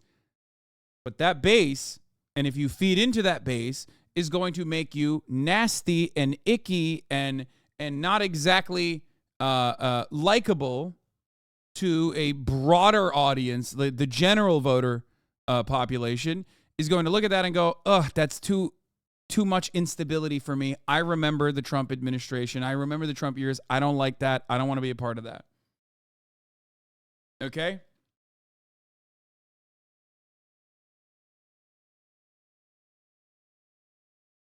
So, also the Dem strategy is supposed to be business as usual, but that doesn't land when your incumbent candidate for that is barely held together on a good day. Biden is the little personification of the Dems' crumbling strategy.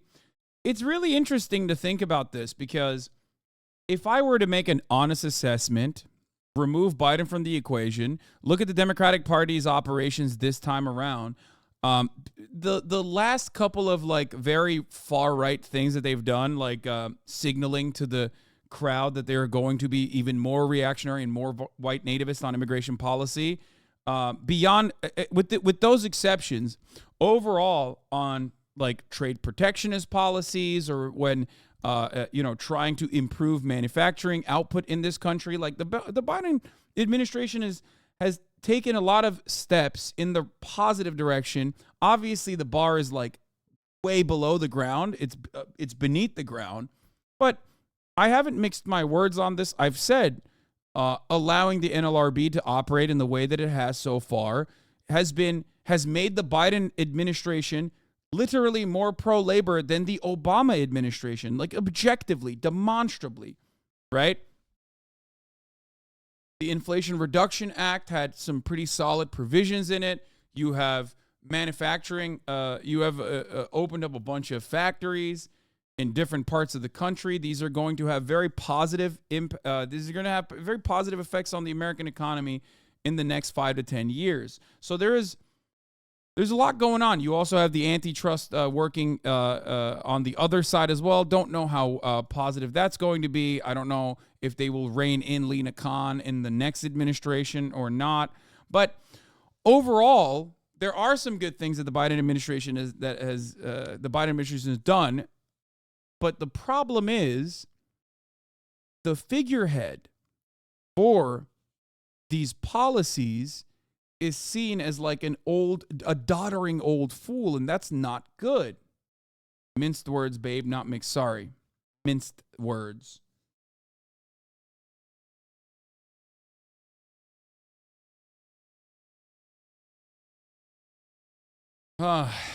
So it is what it is. I don't know. I think the way I look at it, the Biden administration is going to be seen as an administration full of chaos, like years later down the line. We will not remember the good gains made on any fronts. And we will remember him as, and I'm not saying that this is a correct way to approach him, but many people, I think, will remember him as the guy who, one, genuinely facilitated the ethnic cleansing in Gaza, which continued the Trump-era policies of the Abraham Accords and moving the embassy to Jerusalem and all of that. The guy who also got us into a proxy war with Russia. Once again, this is also Russia's failure and Russia's doing, certainly, right? But this is the way that people are going to perceive him, in my opinion. if I'm to remove myself from like immediately looking at this situation and just like pull myself out of it and try to think about what people will remember, they're going to think pulling out of Afghanistan was a positive thing. I think that years later, years down the line, I think people are going to probably look at pulling out of Afghanistan as a positive thing. They'll say that was good, and then what came after is very, very bad, right? Because people don't necessarily look at the situation and analyze the situation in front of them adequately, okay? But his administration is certainly the one where, you know, the war in Ukraine happened, and that will be presented as one that is America's fault because America does involve itself in everything happening at the global stage. Okay, his administration will be remembered with Israel's actions in Gaza. And allowing that to continue in the way that it did, in the way that it has. His administration, unfortunately, will be remembered as like the old man trying to steer the ship and failing to do so effectively. I don't personally believe that there's a singular guy out there who controls the government. I don't, especially not in a situation where you have Joe Biden being brought out of a fucking vat every day to deliver 2.5 hours of like, you know, media press junkets or whatever. I don't think he's like actually steering the ship regardless, but that is how people will remember him. The other thing, of course, is that Roe v. Wade was destroyed under his reign. That's another thing that people will bring up. So, I don't know. It's sad because I feel like a more charismatic, younger, more dynamic leader that didn't make some major mistakes with respect to America's foreign policy, for example, would very likely look like a really positive figure that was able to change America's course, change America's trajectory. Because there are good things that his administration did, like I said. Right? It's very weird. But I guess that's perfect for Joe Biden, who has spent his entire political career trying to triangulate the median voter, trying to always be dead center on issues from the Democratic Party. And that's precisely what has happened. And of course, it means that he is, due to the material conditions and what those conditions demand from the adults in the room, like what kind of economic stability measures have to be put in place, that is going to make whoever is steering the ship look like they are more progressive than prior administrations. But at the same time, there's a lot of stuff that Biden is just like incredibly fucking reactionary on, especially when we are talking about a country that has gotten way more right-wing over the course of the past 30, 40 years. I like how charitable you are, even with this ghouls, man. Thank you. I mean, yeah.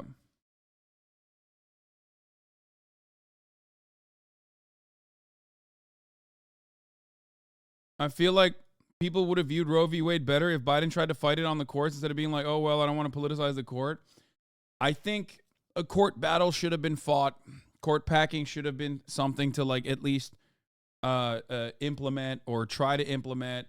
And those who say Sinema and Manchin fucked Biden over don't understand how inside baseball is played. Right? I'm sorry, chatters, but I know that I have a lot of pie in the sky ideas, and I'm an idealist, and sometimes that come across that sometimes people like to say, oh, what you want to happen is what you are saying can happen immediately. That's not what I'm saying at all. There's two different kinds of analysis that I engage in all the time. One is what I think should happen because it's good, and one is what I think the Democrats could be doing that they're not doing, not only because it would be good for the future of the country, but it would be good politics. I talk about politics and policy all the time. Republicans have bad policy, but very good politics. They love playing politics. Democrats, on the other hand, are supposed to have good policies. You know, they at least advocate for good policies when they're not in a position of power, but they have horrible politics. They do horrible politics, just awful politics in general. So when I'm talking about the Democratic Party, when I put my electoralist Andy hat on, I am actually criticizing the Democratic Party as a Democratic voter. Okay? Very different than my what I think is like the moral thing for the Democratic Party to do, the courage to demonstrate moral leadership, to do the right thing, even if it might be perceived as unpopular in the short term. And as far as Manchin and Sinema goes, even without considering their political positions, here is why it was a major failure. People hate gridlocked Senate. People hate gridlocked Congress, okay? They hate it more than anything else. I can tell you after years and years of covering this stuff with 99% certainty that doesn't matter how bad a fucking bill is, okay? If you pass it fast, if you pass it swiftly, you will not expend a lot of political capital for passing it. Obviously, if the bill's impact or the changes made ruin people's lives in ways that they can experience, that's a little different. Roe v. Wade, the destruction of Roe v. Wade and the protections that it offered to women is a perfect example of like, yeah, if you pass that or if you change that, Americans' lives are going to be materially harmed immediately, and they will know that you are at fault for it, you are responsible for it. But as far as like tax cuts, for example, tax cuts on the wealthy and the entire American population, that was passed expeditiously under the Trump administration, and people did not have the time to even like gather their opinions on it. And in comparison to how much political capital was expended to pass that, right?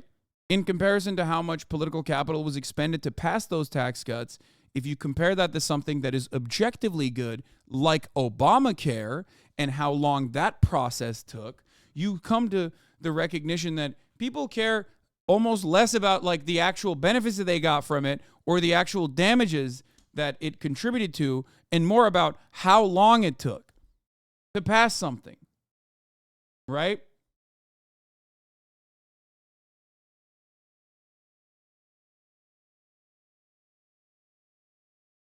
Yeah, we should for sure let the government take more of our money. They always use it wisely. Don't worry, Bone Doc. You're going to get your fucking taxes automatically increased again because you're not a part of the top 1%.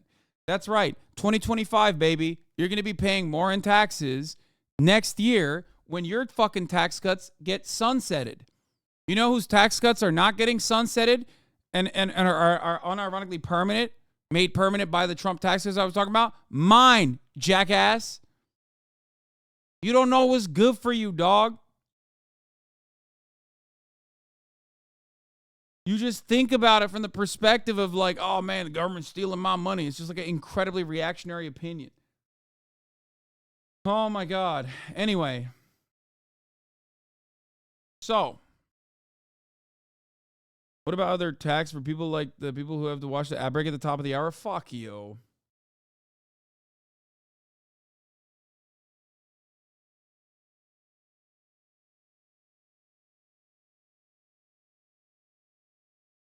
God damn it. That's like such a weak ass debate that I got clapped with.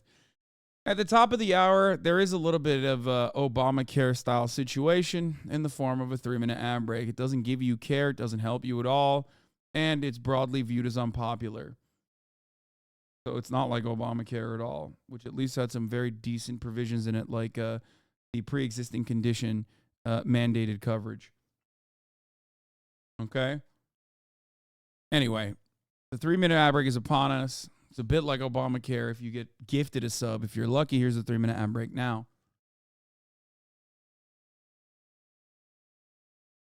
Yeah. Okay.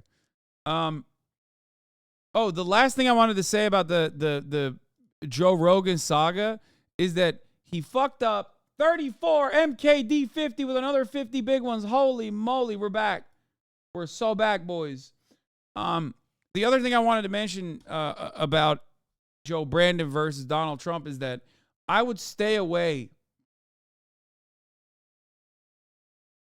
I would stay away from talking about mental acuity and cognitive functionality if I was on the Brandon camp. I would simply try to show, that Brandon still got it. Pump him full of drugs, whatever. Meth surfy. Give him some meth surfy. Thank you for the 5 get the subs.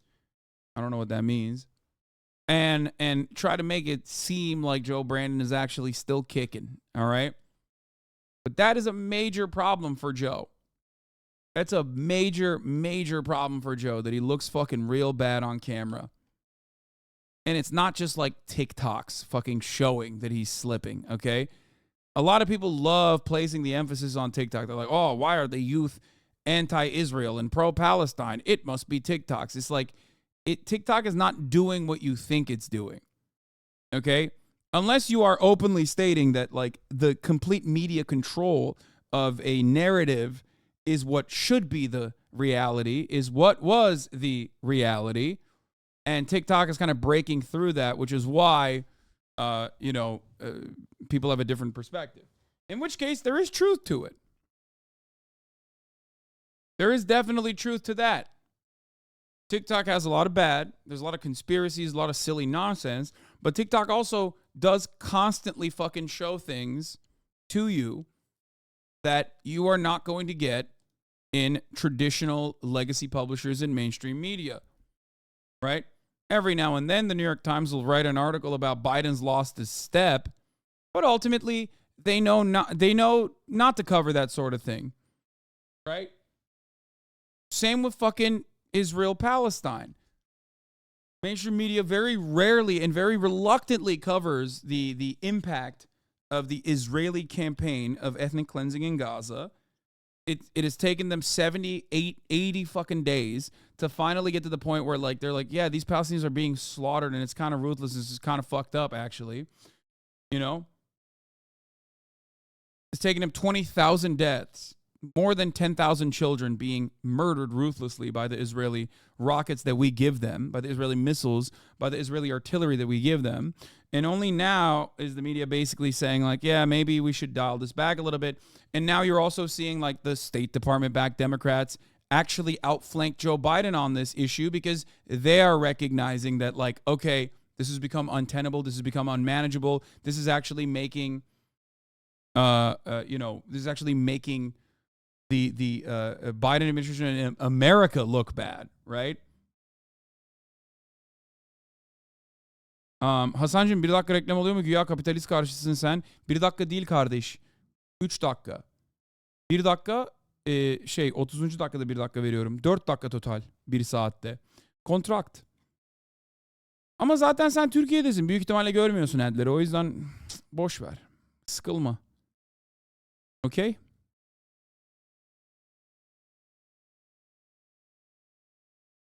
Anyway. The Delta social media person reacting to that, reading that thread. Oh, yeah, we're going to get to the immigrant thing in a second. This being an election year, upcoming is a double-edged sword. I just think that there was definitely a much better... There's definitely a much better way to manage the situation than the way that Biden managed it. And the way that Anthony Blinken is managing it, where they come across like they're weak. They offer unconditional support while simultaneously saying, okay, don't kill civilians. But because they can't control the narrative across the board that no civilians are being killed because we have more unfettered access to actually seeing the civilians being ruthlessly slaughtered directly due to independent media, due to the fact that everyone has a fucking, a phone with a camera on it, and access to the internet. It's very different than prior versions of any other conflict that has played itself out around the planet. That's it.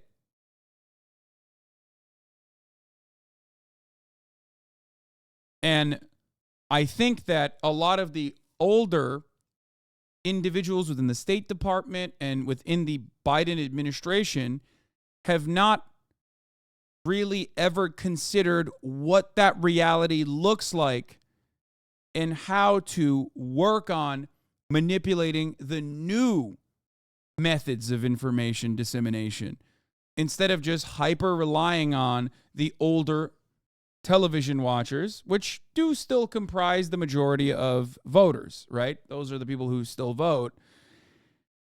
And that's why you look like you are allowing our partner to do gross and inhumane acts that you simultaneously recognize are kind of fucked up, while your inability to stop them is what people will remember. You're America, after all. If I am the median voter, I'm looking at Biden and I'm like, I love Israel.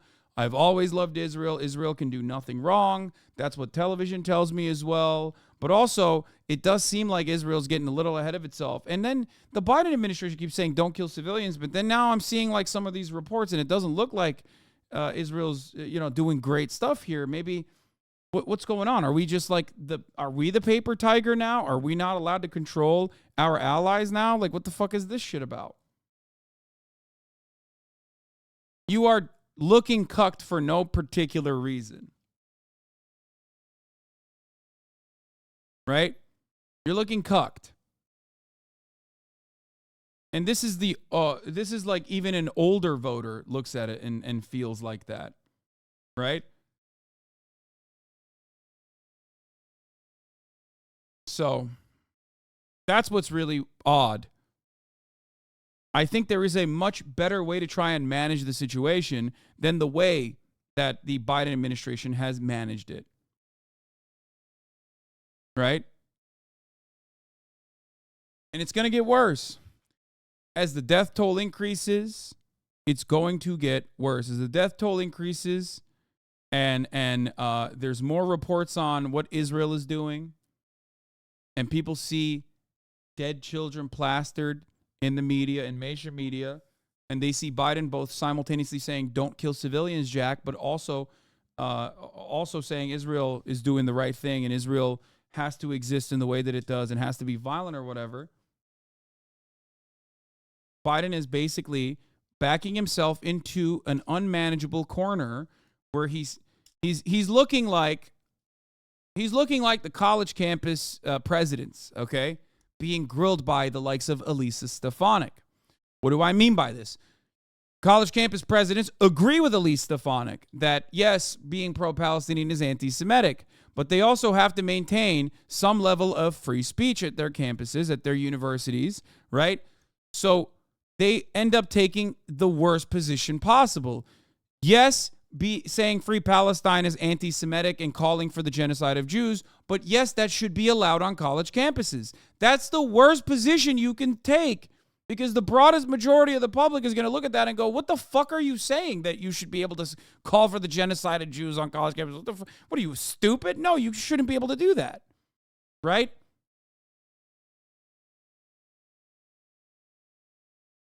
The real way to deal with this is to say, no, it's not allowed to fucking say that you can call for the genocide of Jews on college campuses. And no, pro-Palestinian demonstrations are not doing what you say they're doing.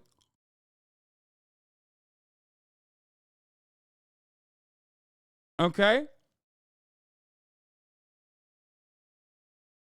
Biden should say, Israel has to stop killing Palestinians with our weapons. We are going to stop giving Israel weapons if they continue killing civilians. That's it. We have that power. The Israeli administration knows we have that power and is taking advantage of Biden's ultra-Zionism and taking advantage of Biden's, horrible approval rating to do whatever the fuck they want. Okay? That's the problem. Because the Israeli government is a separate government. They are a far-right government.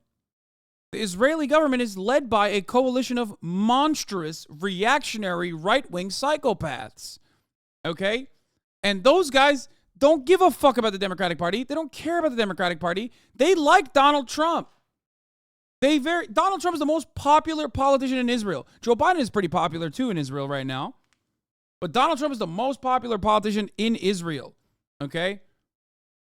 So for Benjamin Netanyahu, he fucking loves having a right-wing guy in power. So he doesn't matter if he contradicts Biden every step of the fucking way and actually hurts Biden's chances of being reelected. Because he knows that if it's not Biden, who is very pro-Israel regardless, it's going to be Trump, who is even more pro-Israel.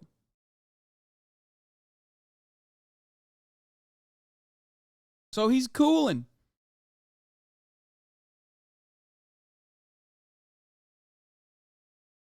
So in that situation, both to save his domestic chances, in my opinion, although there's an overwhelming amount of support for Israel, both in mainstream media and both through what Biden is saying, there's a much better way to manage the situation by going, listen, these institutions that we care about as liberals, like the Human Rights Watch, Amnesty International, the United Nations, like these are countries that we still care about and we still want to influence. The entire global population is seeing these actions unfold, and enough is enough. You need to rein it the fuck in.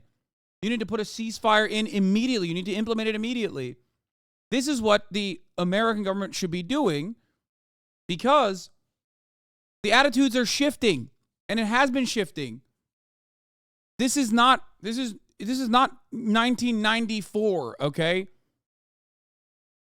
This is not 2005, 2006. We're in 2023. People can see what the fuck's going on with their own two eyes and get very frustrated about it. And they also can see when the Israeli government is like openly placing Biden in a difficult situation on the issue, on an issue like genocide. Why I feel like you going, let's go, after Trump saying he was going to get rid of the school system of filth and was going to install anti-Christian persecution force, unserious and gamer league coverage is something very unsettling.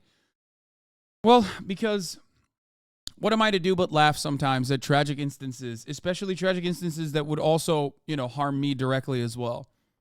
A little bit of gallows humor, chatter. Yeah, I think that is pretty damaging overall, as you know.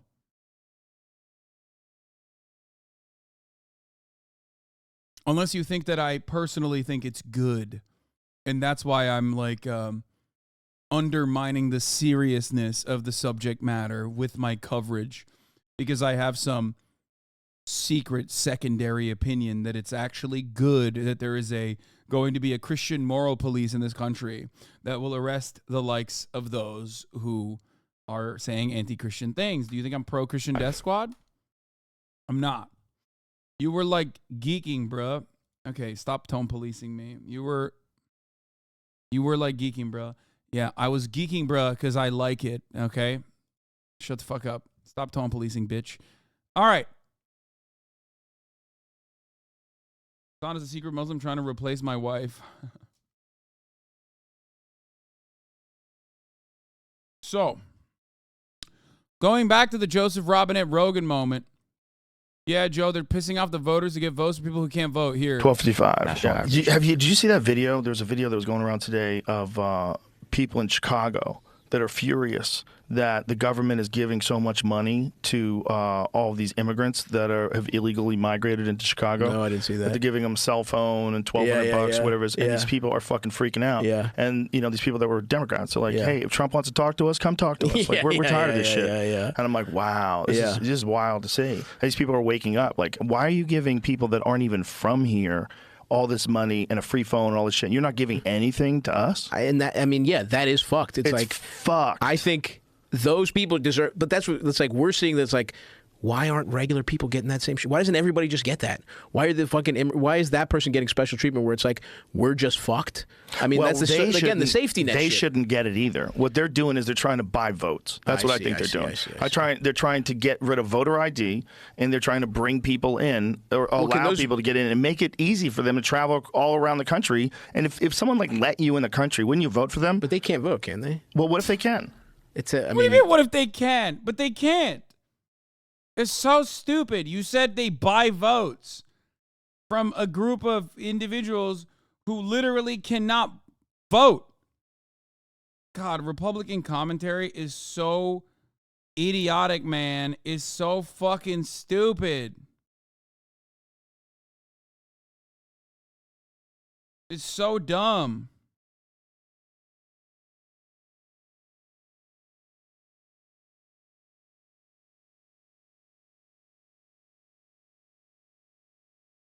I can't believe we feed people who are in prison. Damn, Dems buying votes. Joe Rogan isn't a Republican. Learn your facts. Joe Rogan isn't a Republican law. That's the funniest part about this argument is that Joe Rogan has openly said that Ron DeSantis is like very good. Okay? And much better as a politician than anyone else. I don't know what the deep shame people feel about like who they want to vote for and what they believe in. Okay? I openly say, like, I vote for the Democratic Party, okay? I'm not a Democrat. I don't like the Democratic Party. I regularly criticize the Democratic Party. But having said that, I vote for the Democratic Party, okay? That's it. It's the lesser evil voting. That's what gets me every fucking time. Having said that, I'll still use my voice and my community to try to get the Democratic Party to do do things that are objectively good, right? He's just against the deep state and realizes how fucking corrupt everyone is. No, he's not, brother. You are not against the deep state if you're fucking pro Ron DeSantis. The fuck do you mean? And if you're pro Donald Trump, you're not against the deep state either. Donald Trump is not an anti-deep stater. He was literally the fucking president. Shut up. It's so stupid. It's so incredibly stupid. He's not pro Ron DeSantis. He can say he has some good policies. Yeah, good policies like what? Fucking banning books in school? Like fucking owning trans students or whatever? These are all reactionary Republican agenda items. If you like them, you are most likely a fucking Republican. Not locking the entire state down during faker COVID. Yeah, I got it.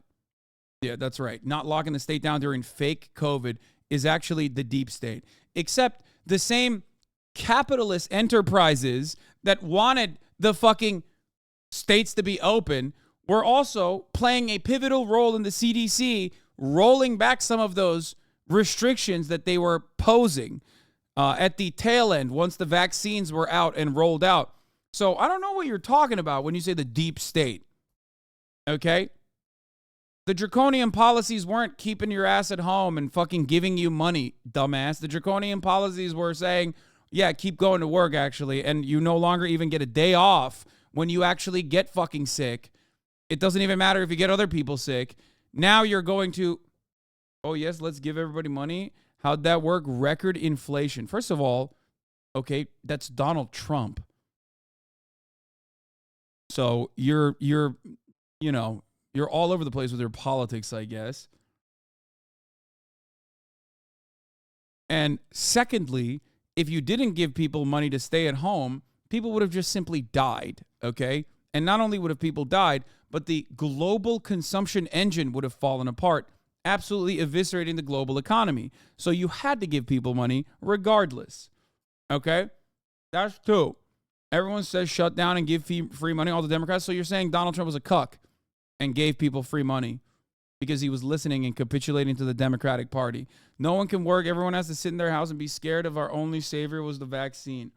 Okay, you're all over the place with your arguments because I didn't like the shutdowns, okay, but I understood, especially before the vaccine, that it was an absolute necessity, okay? Rolling back commerce to a certain degree was an absolute fucking necessity for the safety of individuals. We still fucked up. There are plenty of places that did not shut down at all, and they suffered a tremendous amount of losses.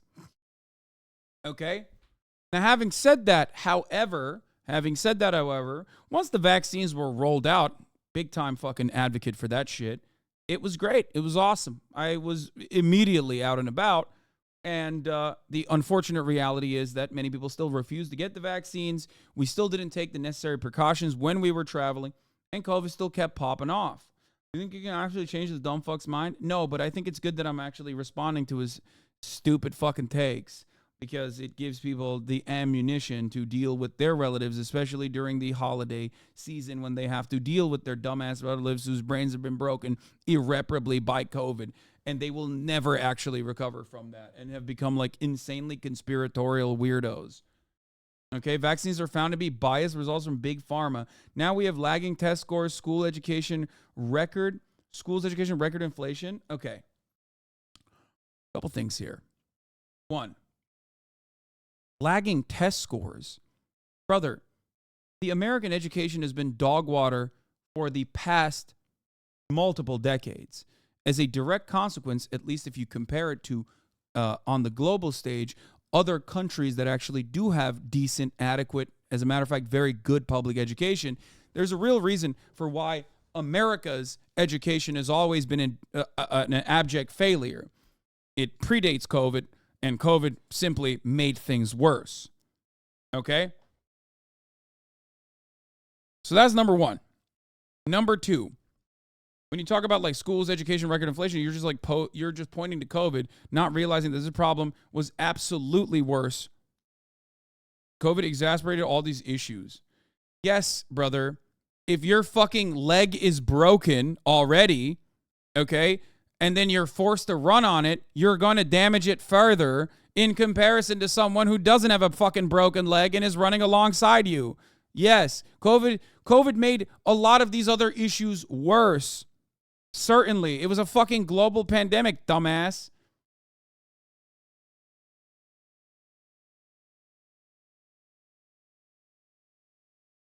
It's funny because I'm a liberal, but can realize when I get conned by the government, fake COVID death reporting.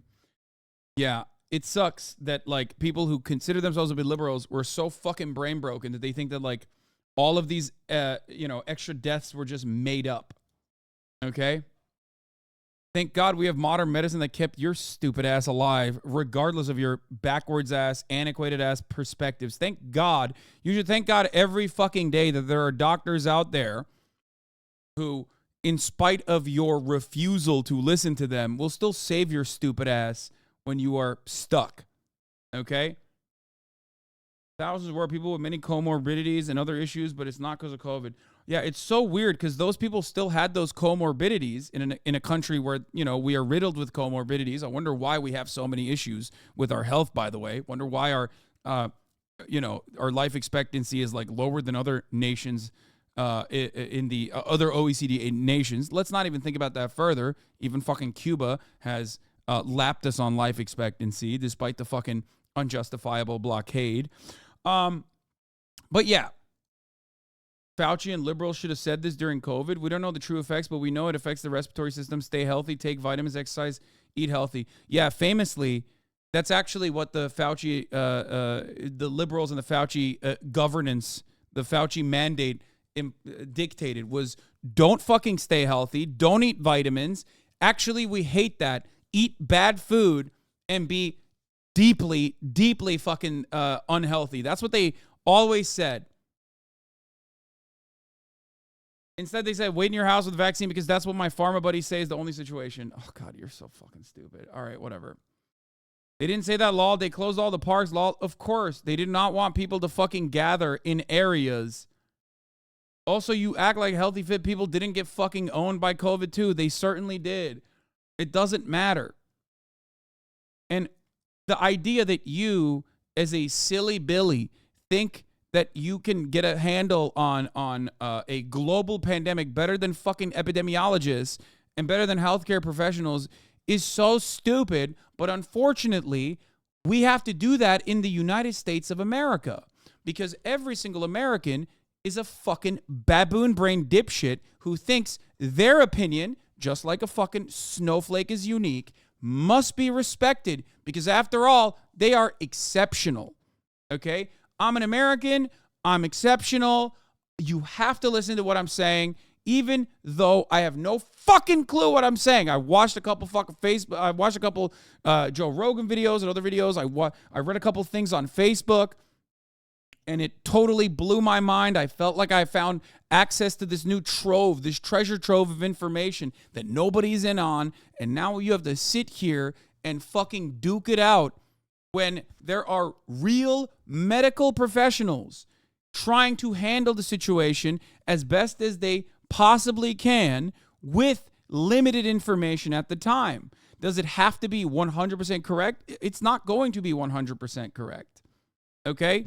It's never going to be 100% correct. They have to maintain the best safety standards they possibly can maintain because their goal is to ensure the maximum amount of people surviving a global pandemic.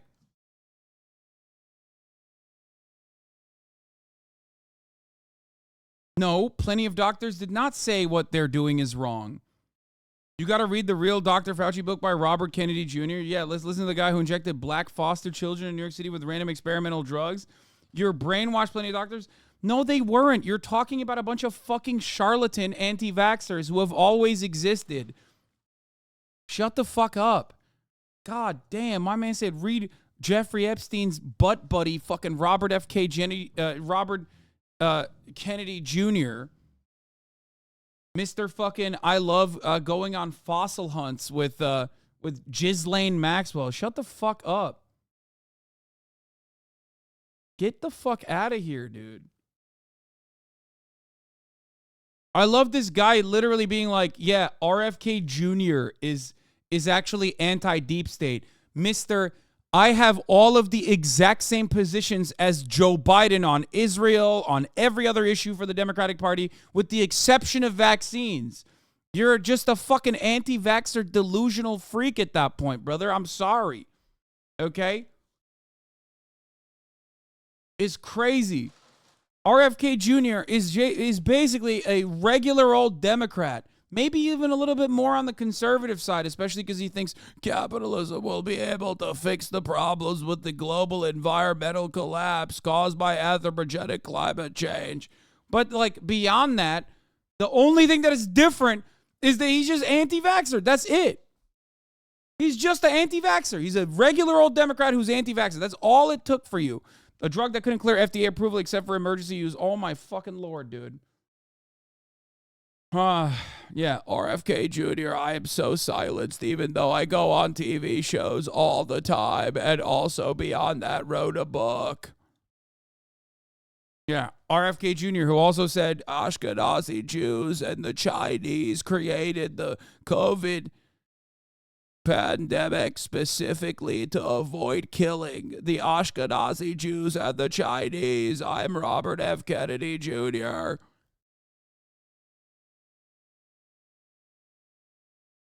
Yeah.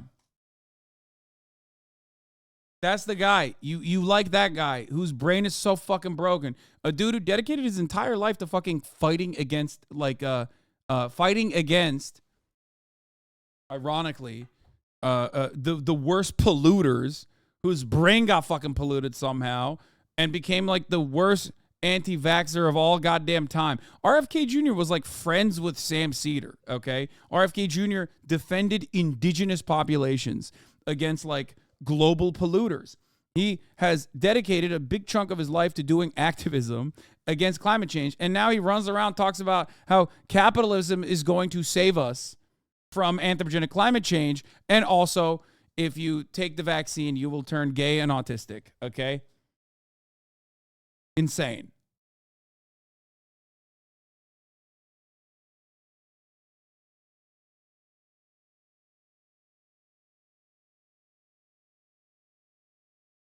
Why didn't the deep state change the FDA decision then? I don't get it. Do we have a deep state or not? Yeah. Co-workers with Sam, not friends? True. They were co-workers. But he knew him. He knew him well.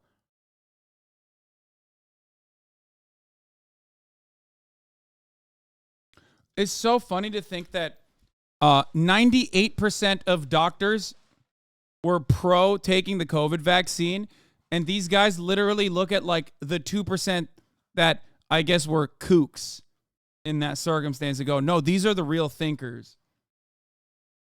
It wasn't even 98. It was like almost 100% by the end of it. But hey, man, I found a chiropractor that told me the COVID vaccine actually gives me shakes.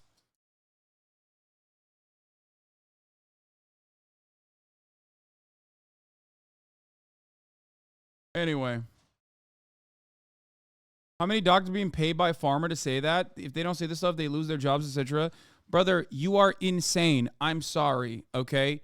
You are crazy. Like, I don't know what to tell you. You're talking about millions of medical professionals globally, okay? Here's the problem with a lot of these conspiracies, okay? There is a level of there is a like a finite amount of people that you can keep up a conspiracy with, okay? You cannot motivate people across the planet to do something that is that sinister without like real revelations, okay? You just can't do that. There is not a thing that you can do. You can engage in conspiracies, and some conspiracy theories I like to talk about as well. There's obviously my favorite one being Jeffrey Epstein. We talked about it quite a bit with Brace Belden yesterday, right? I do not believe that Jeffrey Epstein killed himself, and I do believe that Jeffrey Epstein most likely was an intelligence asset, okay? There are plenty of conspiracies, like conspiracy in the regular term, conspire, okay, that do happen, especially within our intelligence community, 1,000%. Okay? But the idea that there is this genuine deep state that operated in unison and collaborated with every fucking every country on the planet, where every medical professional on the planet almost universally was in support of a fucking vaccine, is insane. A vaccine that is supposed to kill people, which it never fucking did, by the way. We're all supposed to die, right? We were going to die any moment now. And then they kept pushing it. They kept pushing the buck back. Remember when all these motherfuckers were like, yeah, by the way, if you got the vaccine, you're going to die. I'm so sorry. Any moment now, everyone's supposed to die. So much so that people were like doing the died suddenly meta, right? All the fucking externalities, all of the additional deaths that the CDC tracked, that's all fake. But also, someone who plays high school sports died. That's real. That's because of the vaccine. We got it.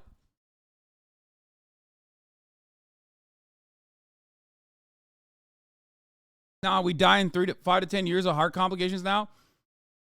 Yeah, exactly. We die in 5 to 10 years of heart complications now.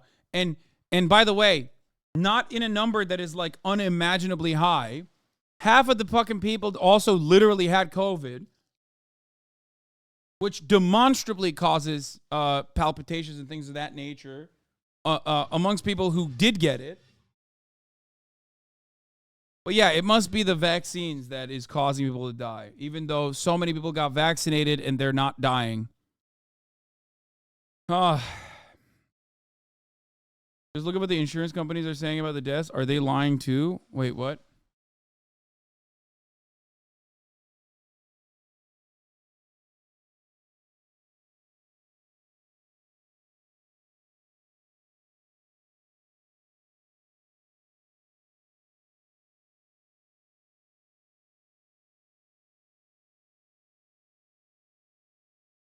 Are insurance companies lying about what? Insurance companies are motivated to make money. They won't like reveal information that's incorrect.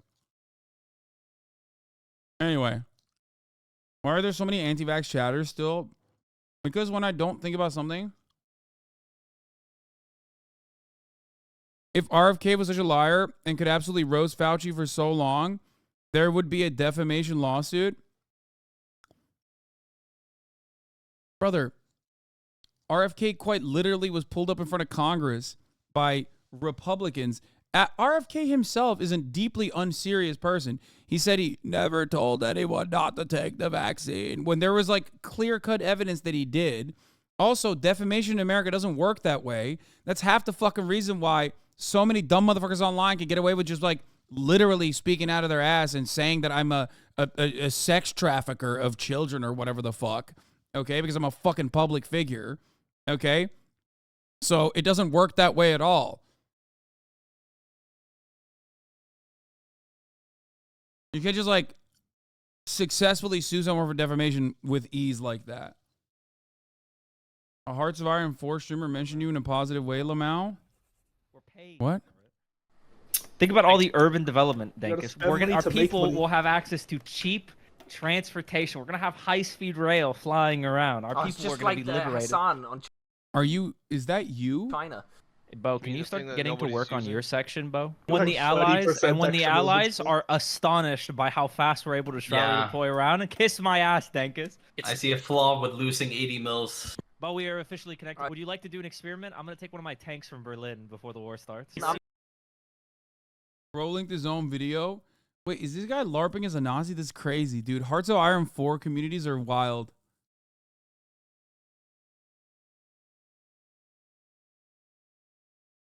Brother, 90% of Hearts of Iron 4 players are closet fascists. That's not true. There's only two genders in the Hearts of Iron world. Trans or Nazi. Okay? That's it. 100% autism, though. Like, doesn't matter.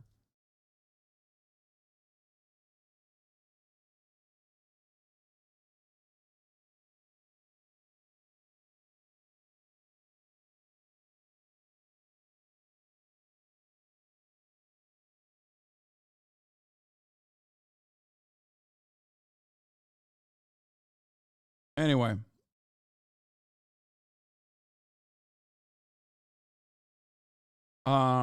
Where was I? Not true. I played socialist route for Mexico and liberated the Americas. Nice.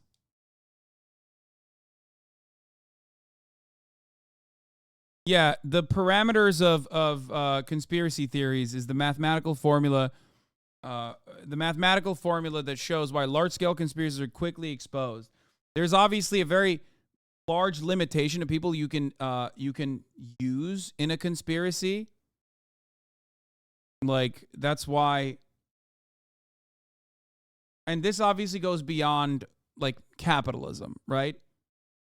Capitalism is not necessarily a conspiracy. It's just our current mode of existence, our method of producing commodities, and that's how the global economy works, and therefore it's not treated like a conspiracy.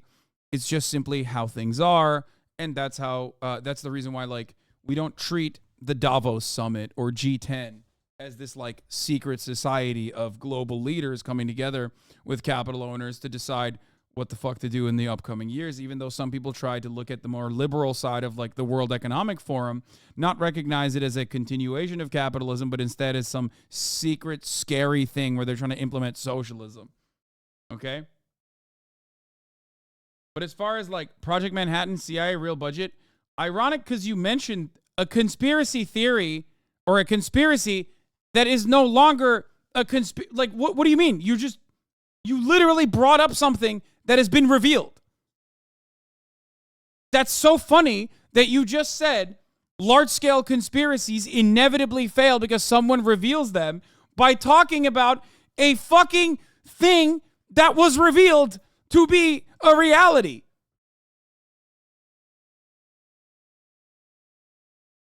That's the whole point, yes.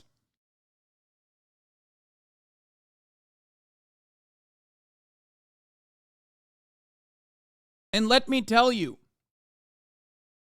okay, the movie Oppenheimer is literally about the Manhattan Project.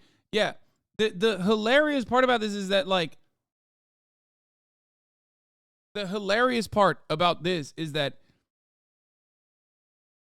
the reason why the moon landing could not have been staged is because there were 410,000 people involved. Okay? Like, if you just simply look at the amount of people that would be involved in, like, maintaining a conspiracy theories like this, it would be impossible.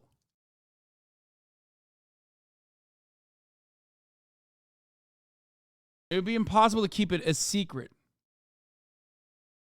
Soviets also would have called out the U.S. if it were fake. Since the moon landing took place some 50 years ago, the hoax would have probably been revealed by now. Here's the mathematical formula. People believe that the Earth is round for 2,000 years, but have they all been duped? Rapper B.O.B. certainly thinks so. He spent the past week trying to convince his 2.3 million followers that the Earth is in fact flat. You don't have to look far online to come across these so-called flat earthers who argue that since the planet feels flat and looks flat, how could it possibly be round? Whether it's the belief that the Earth is flat, the man has never landed on the moon, or that the governments are hiding evidence of aliens, conspiracy theories have a way of resonating with unusually large groups of people. To scientifically disprove these theories, David Robert Grimes, a physicist at Oxford University, developed a mathematical equation. Grimes focused on our 4 well-known conspiracies for his formula. The moon landing was faked, vaccinations are unsafe, climate change is a lie propagated by scientists. Now, remember, this is in 2016 when he's talking about vaccines. So therefore, the number of like anti-vaxxers or the number of unsafe vaccination formula was much smaller at the time. So you might be confused by that because anti-vaxxers are not a new phenomenon. They have existed for a very long fucking time. It's just that they really popped off after COVID because every single person in times of chaos, economic instability, and an uncertainty about our future looks for easy solutions to our answers. And it's obviously much more difficult to describe to people the processes under which we exist and how things work. And it's much easier to go, oh no, there's a secret group of villains out there that are actually manipulating everyone so you get fucking vaccinated and then somehow die. And then I guess step 3 on this equation is success. I don't know. Don't think too further. Don't think too much into it, okay? Don't even think about it. And the cure for cancer is being withheld by Big Pharma. The formula measures the success. Yeah, like even this is something that I should agree with, right? The cure for cancer is being withheld by Big Pharma. I don't like Big Pharma. I criticize Big Pharma all the time. This is a very classic, I would say, dare I say, socialist argument. Okay? This is something that is like, I would say, a leftist conspiracy theory. That the cure for cancer is being withheld by Big Pharma because they want to make money. That's why they don't actually want to legitimately fix any problems, which that part is definitely true. But I don't agree with that. I don't believe that at all. I think that they would absolutely... Wait, hold on.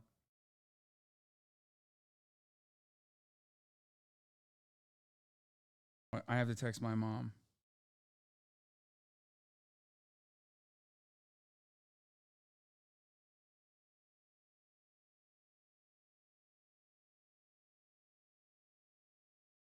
It's a more logical argument, though. It could be very true. Big Pharma profits from treatment more than the cure. It doesn't matter. Because the reality is that it is not a conspiracy, rather than it is a thing that publicly funded researchers are definitely looking into and haven't been able to solve. I do not believe that it's a cure that's being withheld, though. I don't. No. There's no fucking singular public researcher out there that would hide the truth about a world-changing medical innovation like that. It's just not a thing. However, there are vaccines for cancer. For example, lung cancer. This much is true. Like in Cuba, a collaborative project between American doctors and Cuban doctors, specifically led by Cuban doctors, have created a lung cancer vaccine. And yet, you don't hear about it.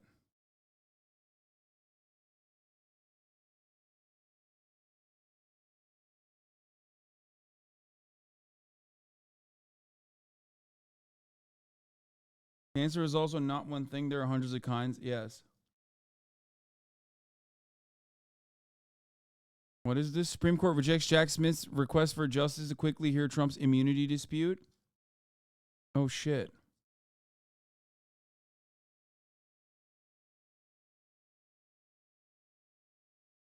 You really think that the cancer vaccine had not been found before by profit orgs who said, fuck it, no money there? No. Absolutely not. You want to know why?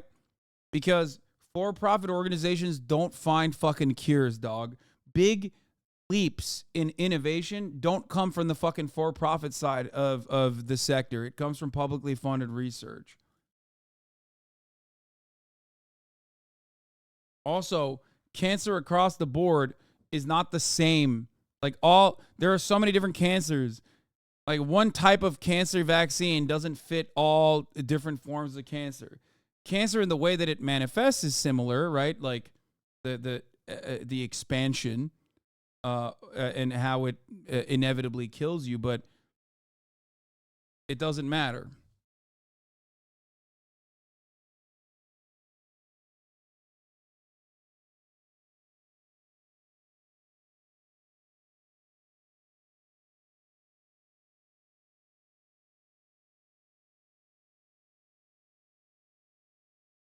Anyway, the point I was trying to make is this. What we do, however, see in, at the very least, in the pharmaceutical sector is things such as, what the hell? Things such as, what was I going to say? What we do see in the pharmaceutical sector is, for example, you'll find a drug. That drug may have a likelihood of having some kind of secondary cure, okay? But if it's actually at the end of if it's actually on the tail end of its patent, then they refuse to conduct more research into it because you can't really make money on it any longer. It's patent cycling is what most for-profit pharmaceutical corporations are interested in. So there is, I guess, some level of truth to the broadest way of looking at this, the broadest way of approaching this subject. But as far as the rest of this goes, no, I don't think that that's how this works at all. There is no, I don't think that they're like people are hiding the cure about a cancer that they found somehow. Anyway, Grimes also tested his formula on conspiracies that ended up being real. These included the U.S. government was watching us all. Thank you, Edward Snowden. And the infamous Tuskegee syphilis experiment in which the cure for syphilis, penicillin, was purposely withheld from African Americans by public health officials. The study, published in PLOS ONE on the viability of conspiratorial beliefs, concludes that it's quite difficult for a conspiracy to remain under wraps for long. The moon landing hoax, which would have involved an estimated 405,000 people, would have unraveled after 3 years and 8 months, according to Grimes' calculations. Grimes also estimated that the maximum number of people who could have been involved in a generic conspiracy before it unraveled for a conspiracy the last 5 years, Grimes reckons no more than 2,521 people can take part in it. Bro is using a 2016 Quartz article to make a shitty point. What? In 2000, conservatives shit on libs for being anti-vax. Wait, what? No, anti-vaxxers has been a phenomenon that reaches across the aisle permanently. What the fuck are you talking about? No, there's always been crunchy granola liberals, and there's always been, dude, what the fuck? What are you talking about? This is not a shitty point at all. This is actually a perfectly valid way to counter the argument that large-scale conspiracies absolutely can be held tightly.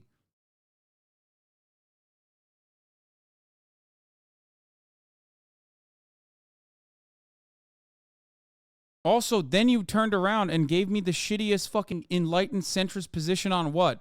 That COVID vaccines actually are secretly killing people? What do I always tell you? What you're supposed to look at is who thrives and how they thrive. What fucking good would the COVID vaccines do to those who own capital if it literally killed damn near the entirety of the fucking population? What are you saying?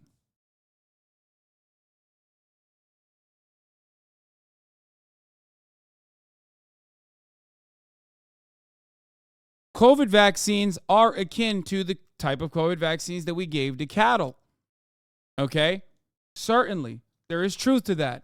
It's because our bosses wanted us to get the fuck back to work. Our bosses wanted us to not take an entire fucking month off when we got sick. That's the major reason why they vaccinated everyone. Sometimes the interests of capital owners and the interests of the broader population can align on issues such as this one if your goal is to survive a pandemic. Okay? It is incredibly fucking stupid for people to see this as anything but that. I believe people operate on self-interest.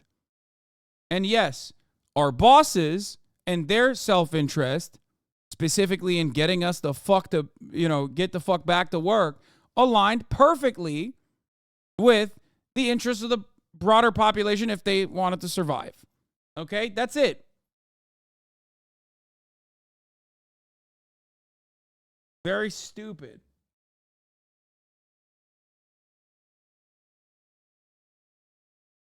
And the strangest part about this is that, like, it hasn't changed. Like, the anti-vaxxer conspiracies have always been the same. They've always been profoundly damaging the public health.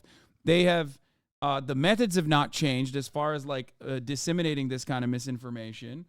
But as economic instability worsens, or in times of genuine economic instability, like a global fucking pandemic, you get more and more people to sign off on this dumbass idea. Fuck me, dude. But they're talking about not having voter ID. But you have like, what do you think that they were talking about it in New York? They were going to try to make it so that you weren't, if you weren't a citizen, you could still vote in New York. Interesting. That was something that was discussed, right? I don't know, because my dad Google can't that thing vote. about New York. I think it was discussed, but I don't know that's attempts to have. Anyway, the most important thing to understand is if the Chicago residents also got that, Rogan would also hate it and consider buying of votes. It's funny, I think Stavros is about as good as anyone I've seen disagree with Rogan using the tone of agreement. Rogan was on his pandemic made workers lazy shit again. Nature, man. And I think I prefer what you're saying is like, let's cover our bases, which we don't do right now. Right. And I think the thing that I think just as likely for if you give somebody free money, they're not going to do shit. We're fucking trapped in this opposite thing where it's like people have to fucking work hard as shit to barely make it. Yeah. Where it's like that zapping all that human potential too, because those people are just surviving at shit that they don't have time to fucking, because they 100%. just have to make rent. Fucking everything Right. is more expensive. Right. You don't have any time to fucking, and I. This is another great point. If the vaccine was going to kill us all and the rich or the elites were doing it intentionally, then why were the rich and the elites among the first to get vaccinated? Remember all those stories about rich people trying to buy their way to the front of the line? Yes, exactly. But don't fucking, don't ask that to the dumb motherfucker whose life is shit, who thinks that he's in on a fucking conspiracy. Okay? It's so stupid.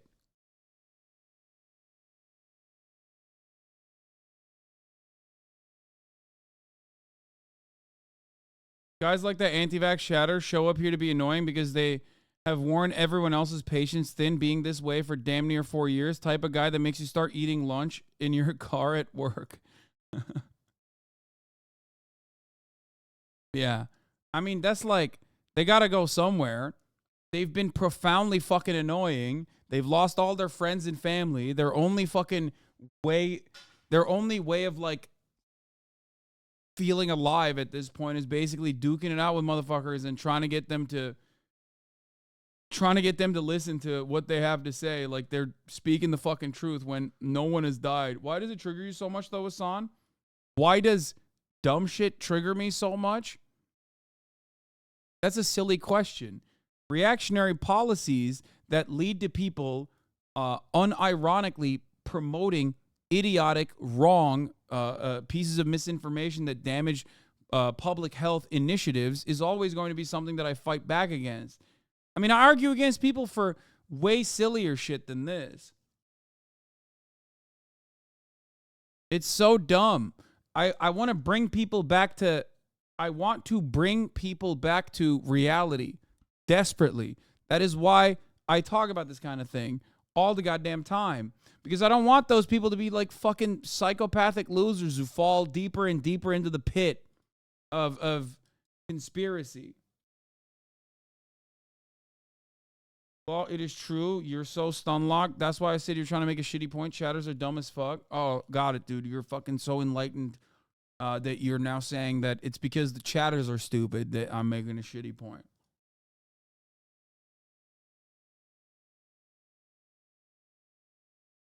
That's what it is. I'm far from being a conspiracy theorist, but it's something we can actually agree on is that the vaccine resulted in serious side effects. Wow, fucking.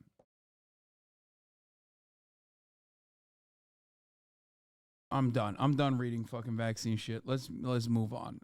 I'm done. I'm not like even fucking Megaphonics is trying to fucking get my attention here. We're moving away from the vaccine shit, okay? And we're talking about Stavros, Stavy baby. I do agree with you that kind of the middle ground is get their basic needs met and then let them be able to work, but not have to fucking work, 60 hours a week or whatever the fuck, or work 40 hours, but it's grueling for less pay, because you do need that time. You need that space to, I think if you want to get correct. ahead and you want to figure your own path in life, you got to have some time. Yeah. It's going to either cut into your sleep or it's going to cut into your social life. It's going to cut it, but you're going to need some time. Totally. And that's the one benefit for a motivated person for universal basic income. Right. But my feeling was when I watched everybody during the pandemic when they were all getting unemployment, how many people didn't want to go back to work? They just wanted that free money. I was like, ooh, this is wild. I mean, but some of that also is that they were like, because my friends were like, what the fuck? This is like I'm making less money working hard as fuck on what unemployment pays. Like, this is what the government thinks you barely need to subsist. And when I go back to work, I make less than this and I work fucking hard as shit. I mean, it's also a problem of I think people also saw in that moment how mistreated they were being and how underpaid they were being a lot of the time, where it's like this low pay, which it wasn't that much money, right? Well, they started ramping up pay at a lot of places after the pandemic. Yeah. They ramped up pay everywhere. Like, they advertise high pay. Like places like McDonald's. Yeah. Like, what does McDonald's pay now? I think it pays like $18 an hour. Nature, man. One of the funniest parts about this conversation that people always bring up for some reason is and liberals do this on Twitter a lot, is that, oh, well, a lot of leftists claim that higher wages would bring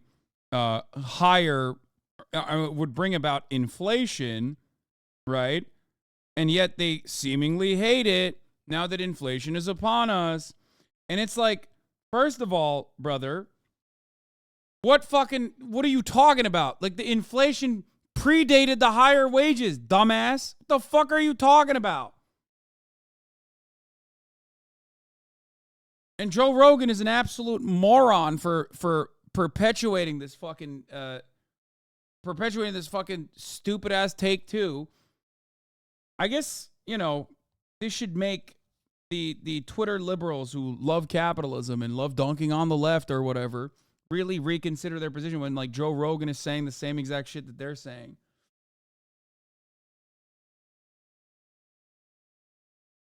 Great. Good stuff. I love that this guy started out by saying Joe Rogan is not a conservative, by the way. It's like believing the top of the hour ad break is actually just a myth. That's how silly that shit is. Joe Rogan 100% has a shit ton of conservative beliefs, okay? He always has, and he's certainly got them way, way, way worse, okay? The ad break is not a myth. It's real. It's very real, and you will see it unless you subscribe for $5 or for free with a Twitch Prime by connecting your Amazon Prime account to your Twitch account.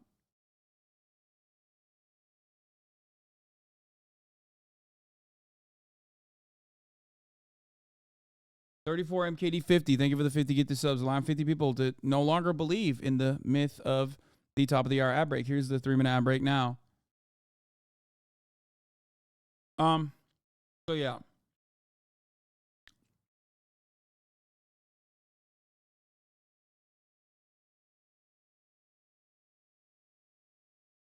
Man. And if this was true Machiavellian stuff and not just Chicago Dems wanting some place for migrants besides O'Hare in the streets, maybe the GOP could use some info to win elections by housing some migrants in their communities. Exactly, dude. They actually practice when no one's around. A fine artist, I respect them more than fucking comedy. And I love that, though. I think it should be I like that we're the lowest form of show business. Yeah, it's good. We're fucking idiots. I mean, we are dumb as fuck. We have a type, some of us have a type of intelligence, or I think what I like is emotional intelligence. I can pick up on people, but I'm not fucking reading books anymore. Most of my mind, I think my brain is essentially like a tachometer.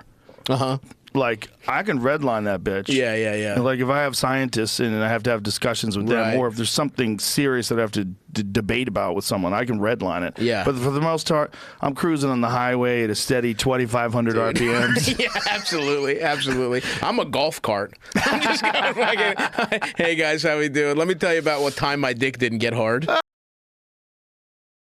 He means he fucking regurgitates Facebook memes that he has in his fucking meme folder, by the way.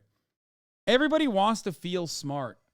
It's a perfectly understandable thing, okay? People want to feel smart. People want to feel like they're in on something that other people are not in on. And this creates this like weird cycle. I mean, plenty of you guys do the same thing. I do it as well. But plenty of you guys are doing it literally right now. Like you listen to what I have to say. And then instead of doing your own reading further, instead of investigating it on your own, which I do always recommend, you oftentimes just like regurgitate what I've said, and maybe you didn't even fully understand what I had said, and then someone will like come in and own you or whatever with their talking points, and then obviously like it doesn't feel good, but that is, you know, you got to do more investigating beyond what I'm saying. Bro, please, you're not smart. I've never said that I am smart. DJ Swag Nasty, thank you for the 5, get the subs. I don't know why you're... Shut up, dumbass. Why are you such a... We literally unbanned you after like 2 years, and like your first fucking... You have non-stop been fucking trolling. I've never said I'm a smart person. Yeah, but when you explain stuff, it's in detail for the most part. But yeah. Anyway, my point was, a lot of people want to seem smart, and it's kind of the easy route to just like look at memes that describe something to you. It's a super easy way for you to feel like you fast-tracked intelligence, because it takes a long time to like deeply research and investigate something. Is argumentation the best way to go about it, though? I feel like we need to meet these people on a human level, so they're likely struggling as well. What? I do try to do that. Constantly say the opposite, in fact, and I hate it because it makes me feel stupid.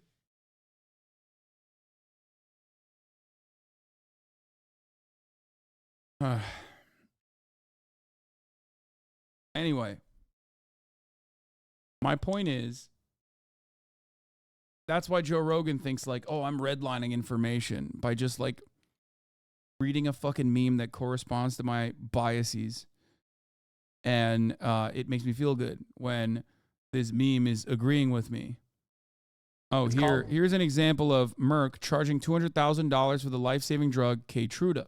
They're making a fortune off of it, but it was developed using taxpayer dollars. That meant for the federal government to have little. That means the federal government has the little known power to lower the price by taking Merck's patent and giving it away. Keytruda. It's pretty remarkable. You're literally seeing a doubling of how long they live. It's now a lifeline for many, approved for over 16 different types of cancers. But there's more to this story. Keytruda's price, around $200,000 for a year of treatment, makes it one of the highest grossing drugs in the world. It re-cemented Merck as one of the world's most valuable companies. A staggering 40% of its sales, Keytruda. This is the American dream of medical innovation, isn't it? Companies invest heavily in research, and when they strike gold, the profits are astronomical. But here's the truth. Public funds laid the groundwork for Merck's reinvention. That's right. The groundbreaking technology fueling this transformation was funded by you, the American taxpayer. This story is about more than just developing drugs.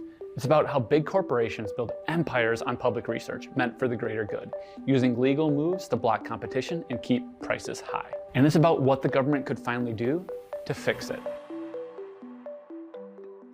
The government spends billions on scientific research each year, and we let companies...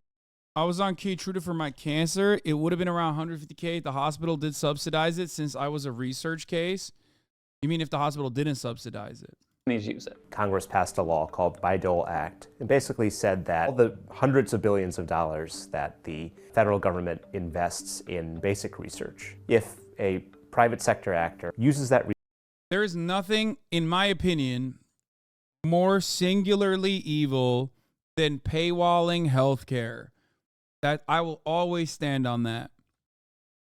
Like, I think that is unironically just as vile and gross, if not even more vile, than waging war for profit. What do I mean by this? Because in the United States of America, there are still there are still people that look at war and go, yeah, that's not great. Okay? But I feel as though there are more people that genuinely find this to be fucked up and gross, but overall see it as like a cost associated with living under the bountiful abundance of capitalism.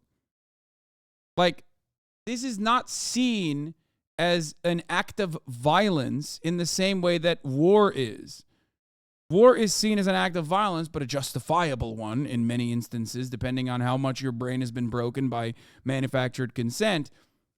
But this is not seen as an act of violence at all.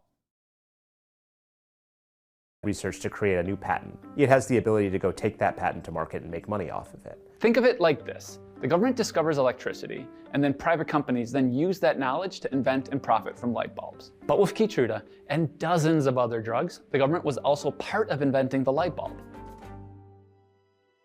Back in the late 90s, a researcher with federal funding discovered how our immune system makes its moves. Joining forces with a Japanese professor, they had a breakthrough and snagged 6 patents. A Dutch conglomerate and a nonprofit then used. An even worse exploitation of pharma patents was fucking Joe Biden rejecting to relax TRIPS patent protection for the COVID vaccine. India and South Africa were literally begging them to do it to make vaccines for cheap. Yeah. I mean, that's the other part. Like, anti-vaxxers fucking hate Bill Gates, but then forget that, like, Bill Gates did not want to release the patents for the COVID vaccine early on so that India could make it on the cheap. You know? It's so fucking stupid. Those patents to create what becomes Keytruda. You'll notice that Merck hasn't been involved so far. The early development was done primarily in academic institutions that were funded by governments and charities. It was through acquisitions of companies that Merck ended up owning rights that were related to the drug. In 2009, Merck acquired Schering-Plough, who previously bought the human science division of that Dutch conglomerate I mentioned. In the class. By the way, this is always how it works, dude. Publicly funded research hits big on medical innovation. Publicly funded research is like a smaller operation. Smaller operation of scientists get bought out once they actually do have new innovation, novel chemical compounds. Larger pharmaceutical company buys out the novel chemical compound creating smaller pharmaceutical company, and then they engage in an act of patent recycling where for the lifeline of that patent, for the continuation of the lifeline of that patent, all they're spending their money on is to find new delivery mechanisms that will, and other loopholes that will allow them to maintain that pharmaceutical patent.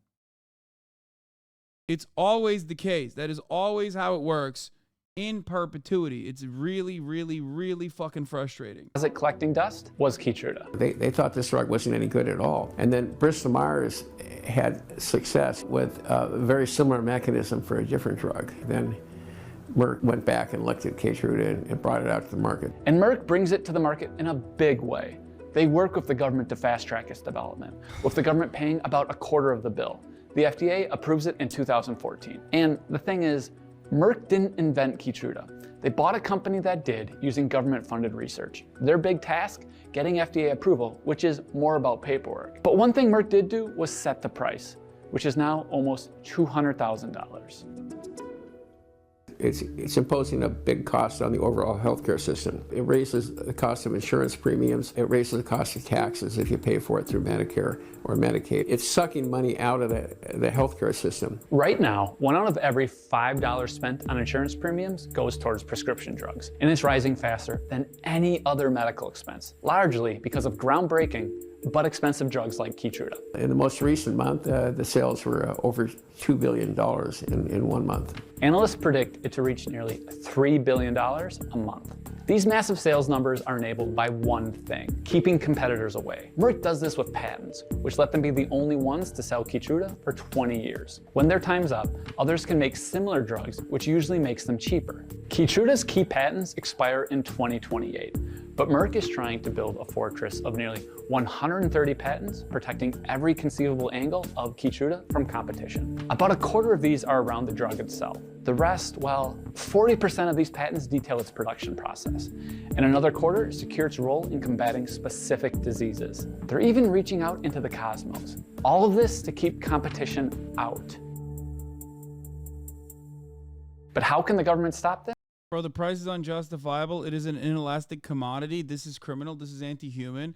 I love how Cal Cunningham goes from fucking being an absolute dumbass to like actually popping off with real smart takes in a matter of moments. A 30-second ban whipped this dude into shape so fucking fast. I gotta keep banning motherfuckers. That's all this has taught me. What this has taught me is I am firmly holding my position that bans are good. Okay. Quickest reformation of all time. Quickest rehabilitation of all time. We did it, boys. We did it, Joe. Okay? If a company is charging an unreasonable price, that is a basis for the federal government to march in and to license that patent to some other company or to some nonprofit entity that could charge far less for that product. Remember the development of Keytruda I mentioned before? And those 6 key patents? The federal government retains the ability under this Bayh-Dole Act to march in, which is really to say, we're taking this patent, and instead of you having the exclusive right to use the patented product, we're going to license it to somebody else who can potentially bring it to market on more reasonable terms. Recently, the Biden administration threatened to use these rights to lower the price of drugs developed with federal funds. What we have here from the Biden administration for the first time is a set of guidelines that says to the agencies, if you think that the prices that are being charged for these federally backed products is too high, you can use your marching authority to license that to somebody else who will provide it more cheaply. We think it's important that we finance research into these important life-saving drugs, but we're going to make sure that we're paying a reasonable price for them because it's going to be a life or death difference for a lot of people. And just like that, Keytruda's patent wall could come crashing down. Other companies can start selling cheaper versions of the same drug.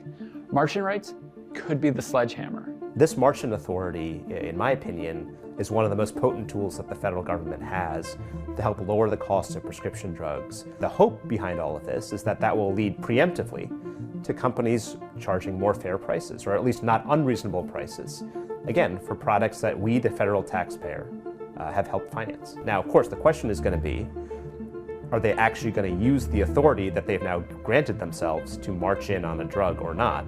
That'll be the next question.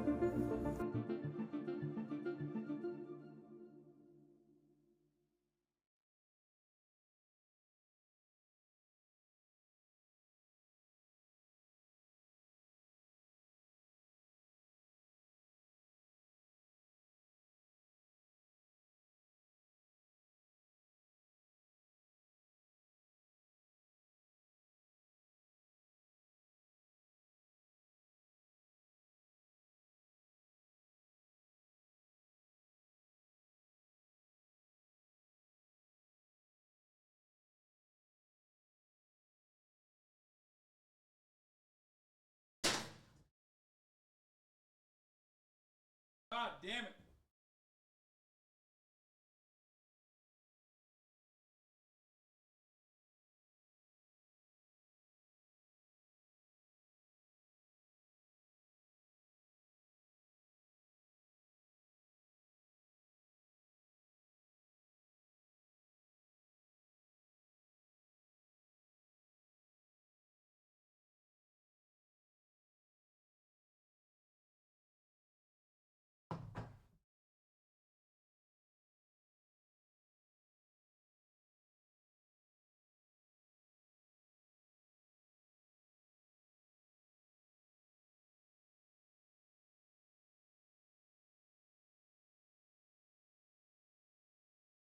Oh my God. Is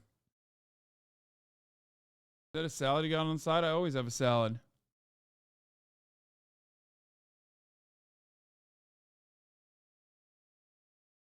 Oh, yeah. Alex Press saw the clip, chat.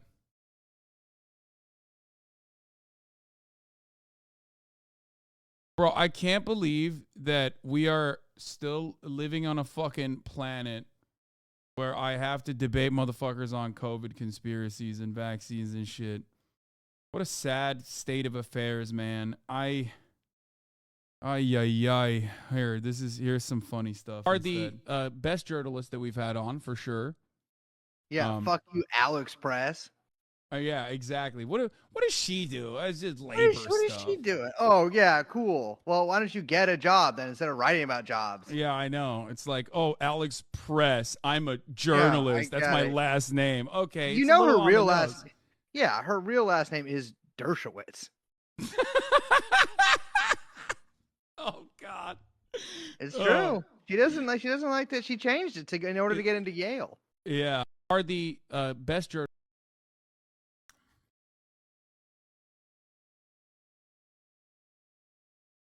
Oh, man.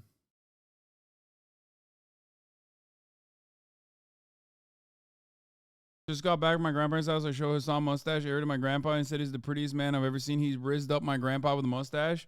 That's crazy.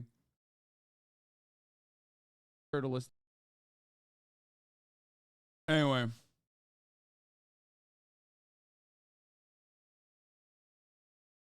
What are we eating tonight? Same shit I eat every day.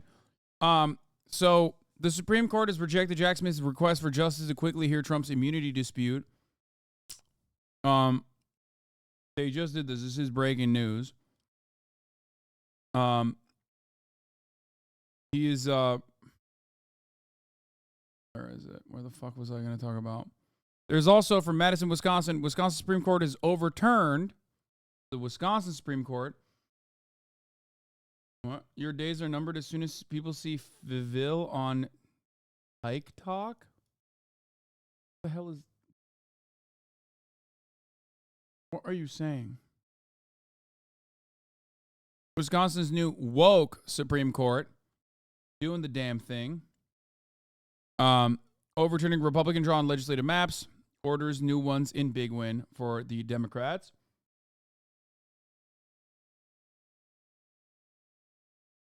And SCOTUS knows it will end up for them anyways. What was the reason? Well, let's see what they are saying about it on CNN.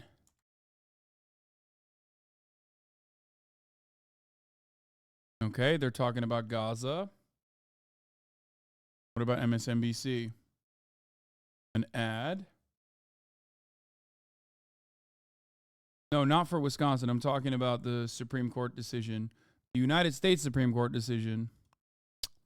I can't speak for why Jack Smith refuses to state that he wants to get this in before the election, although that's quite clearly the case. I think any fair-minded observer understands that's exactly why he's pushing so hard. But he refuses to say it because it would be contrary to DOJ policy to say, I'm taking actions with the election in mind. And Brianna, this was the weakness in Jack Smith's briefing. He said over and over, yes, this is a very momentous, important case. Of course it is. But that's not the question when it comes to whether it needs to be expedited. When it comes to the question of whether it needs to be expedited, it's, is there a need for speed here? And because Jack Smith was unwilling or unable to say, I'm trying to get this in before the election, all he was able to give was a bunch of generalities. And apparently the court found that unpersuasive, and they've rejected his motion. And as Evan said, as a result now, this will go to the Court of Appeals and then perhaps to the Supreme Court, but it's absolutely going to cause delay. We do begin with a new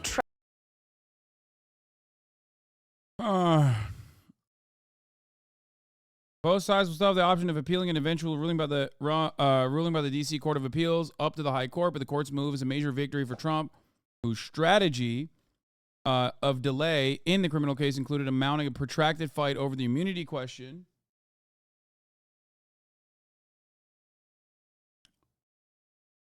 Which must be settled before his case goes to trial. An expedited review of the issue is already underway at the D.C. Circuit, which has scheduled oral arguments for January 9.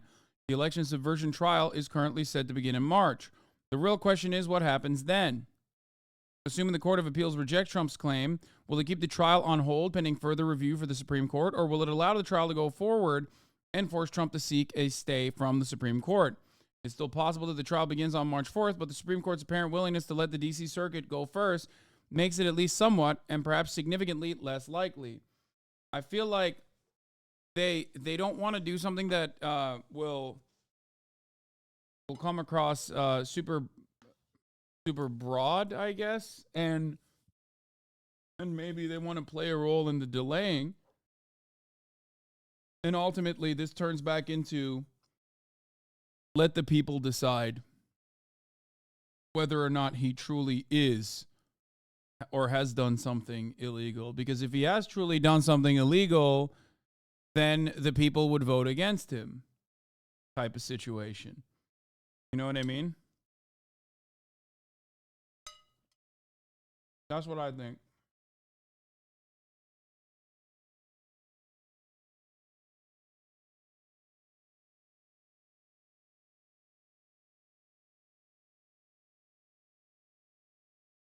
Yeah.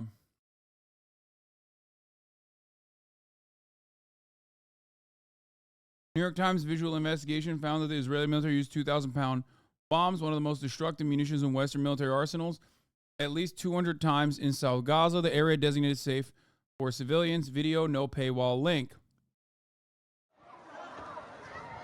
This is an area in Gaza where for weeks civilians fled to find safety.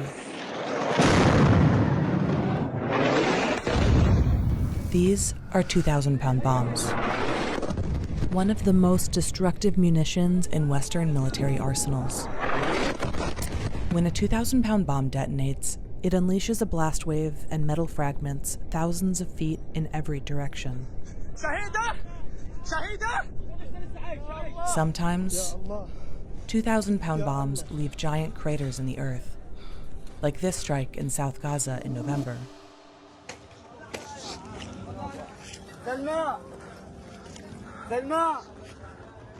أنا بالدود أولاد الأربعة لا إله إلا الله أولاد الأربعة لا إله إلا الله. Munitions experts say 2,000-pound bombs are almost never used by the U.S. military anymore in densely. They do censor the blood part. Populated areas. Why did you not show us the dead body? What? I mean, they censor it, but I still try to not show Israel you. says it must destroy Hamas above and below ground to prevent terrorist attacks like October 7th. And claims it's taking extraordinary measures to protect civilians. But a Times investigation using aerial imagery and artificial intelligence found visual evidence suggesting Israel used these munitions in the area it designated safe for civilians at least 200 times. Our analysis indicates 2,000-pound bombs were dropped on a routine basis in South Gaza during the first 6 weeks of the war. And it suggests that even for those who followed every Israeli evacuation order and advisory, there was still no safety to be found in a war zone that's more dangerous for civilians than any in recent history. Amplifying the danger are many factors. Hamas intentionally uses dense civilian areas to position military personnel and weapons. Buried underground are vast tunnel networks used by Hamas fighters, but no bomb shelters for civilians. When the war started... Okay, a couple things here. One, intentionally uses civilian dense areas is so ridiculous because you're just describing the Gaza Strip. It's already densely populated. Also, oh my God, this literally goes back to exactly what I was talking about with reservists. These guys are just cops, man. Look at this fucking guy, bro. This guy's just a cop.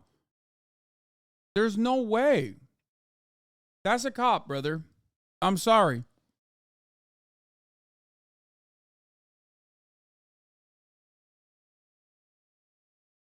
Anyway. As far as like Hamas uses civilians in densely populated areas, and they have tunnels but no bomb shelters, it's like, that's such a fucking prevailing and yet idiotic narrative. Wow, dude. I can't believe Hamas didn't build bomb shelters, as though Israel would, 1, allow them to build bomb shelters, 2, allow the civilians to exist within the bomb shelters. They're literally blowing up city blocks. You just showed it. Why the fuck? There's no bomb shelter that can withstand 2,000 fucking pound bombs. That's not a thing. Okay?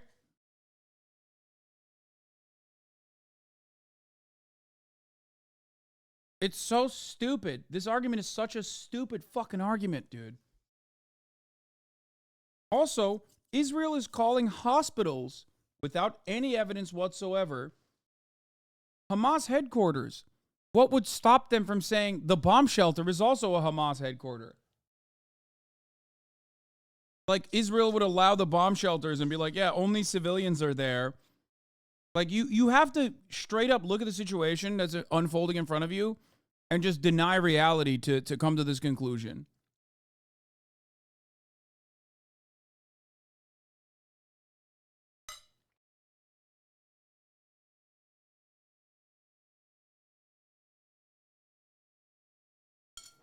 Israel completely sealed off Gaza's borders and claimed. And this is the most like pro-Palestinian peace you're gonna get too. Like, that's the part.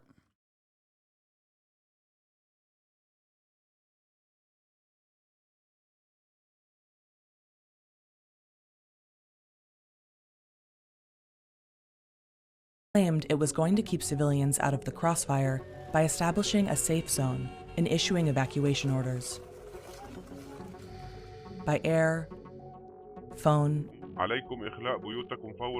and social media, over 1 million people living in northern Gaza were told they must move to the south to be safe.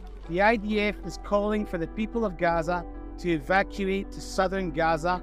To go south of this river. Move south. For your own safety, move south. But the evacuation routes and the safe zone were anything but safe. Damn, that's crazy. My bad.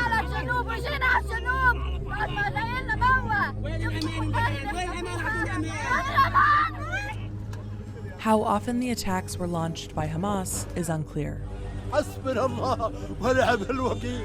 But visual evidence indicates Israel was dropping 2,000-pound bombs in the area it was ordering civilians to go. That's crazy. No way, The Times dude. programmed an artificial intelligence tool to analyze satellite imagery of South Gaza to search for bomb craters. The AI tool detected over 1,600 possible craters. We manually reviewed each one to weed out the false positives, like shadows, water towers, or bomb craters from a previous conflict. We measured the remaining craters to find ones that spanned roughly 40 feet across or more, which experts say are typically formed only by 2,000-pound bombs. Ultimately, we identified 208 of these craters in satellite imagery and drone footage, indicating 2,000-pound bombs posed a pervasive threat to civilians seeking safety across South Gaza. It's likely that more of these bombs were used than what was captured in our reporting.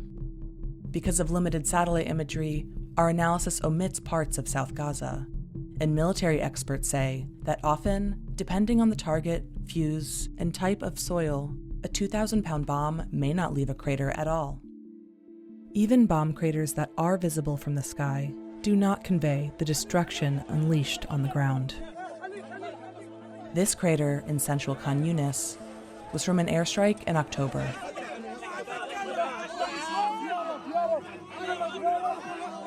More than a dozen people were reportedly killed. Scores were injured or buried under the rubble. Hours later, Israel took responsibility, posting video of the strike and a photo of the alleged target, a top Hamas official they said was key in planning the October 7th attack.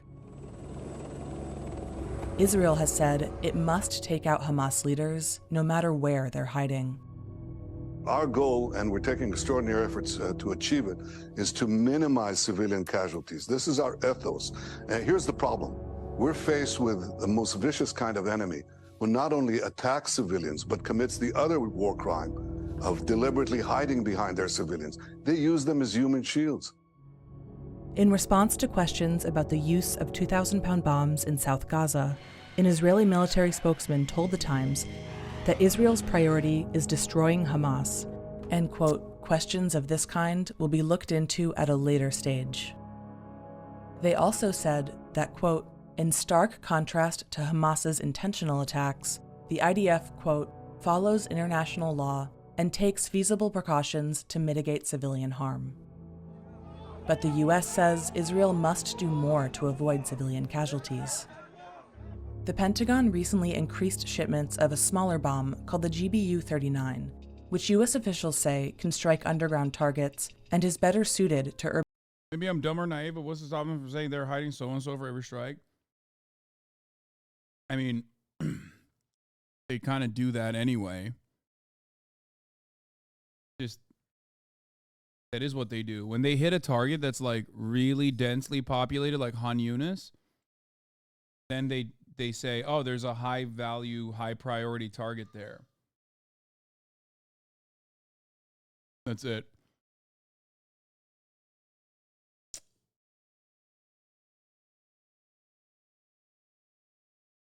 Urban environments like Gaza. The GBU-39, one of the smallest bombs in Israel's arsenal, has the explosive power of 37 pounds of TNT. Compare that to the Mark 84, a 2,000-pound bomb which has 25 times more explosive power. When a GBU-39 detonates on impact, its blast wave can injure or kill people in open areas over 1,000 feet away in every direction. The danger from a Mark 84's blast wave stretches almost 3 times further. For both, even more danger comes from the fragmentation. The metal shards of the bomb casings that can shoot out hundreds of feet from the point of impact. The GBU-39 is still deadly, but overall it's much less destructive. US officials told The Times that the IDF has many more 2,000-pound bombs in its arsenal. They said Israel is heavily relying on them because they're more effective than the smaller bombs at destroying. I'm gonna be honest, guys. The New York Times did an 8-minute fucking analysis on Israel utilizing like massive weapons here. And when I see people fucking leave the chat because it's like, oh, I can't deal with this anymore, or when I see people go, what happened to Fun Day? I want to stop doing what I'm doing permanently. Like, I want to quit. Like, this is a massively important story, specifically because of who's covering it. Okay? Like, I get it. You can look away and you don't care and, you know, you don't want to think about it. But it really fucking frustrates me when I see so many people in supposedly at the heart of like progressive politics being like, oh my God.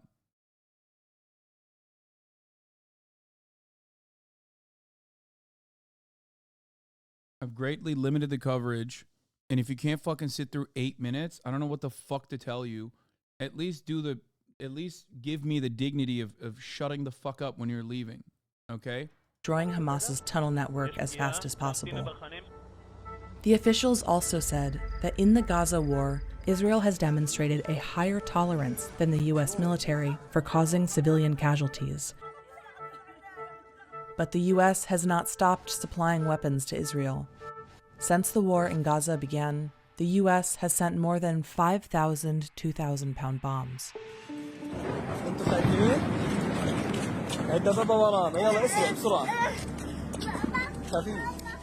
In December, Israel announced it was expanding combat operations to South Gaza and started issuing a new kind of evacuation order targeting neighborhoods, including some in areas previously deemed safe, like this one in Khan Yunis.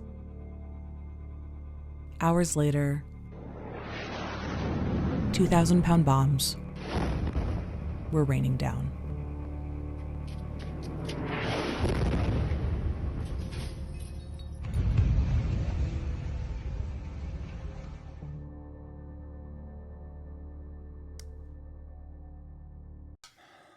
Yeah, It took 75 days and 20,000 deaths, 10,000 children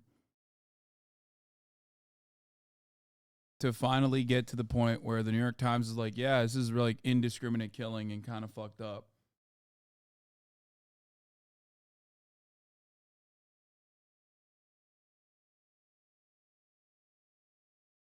Anyway, I wanted to show this to you because it's the New York Times writing about it. When the New York Times writes about it, CNN covers it. When CNN covers it, your dad sees it. When your dad sees this, there's only so much of this your dad can see and not turn into a fucking TikTok watching Zoomer about the situation. That's it. That's it. People are very negatively polarized towards Palestinians because they look to Hamas as the only representation, because that is what Israel says. And there is a reason why Israel recirculated October 7 atrocities over and over and over and over and over and over and over again and again and again every single day in mainstream media. They did that knowing full well that liberals will see that and go, oh my God, they have to fight back against this.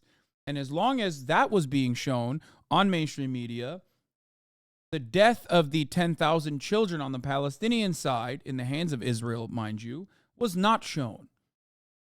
But when you start realizing that like what Israel is doing is Hamas times 10, okay, over the course of 80 fucking days,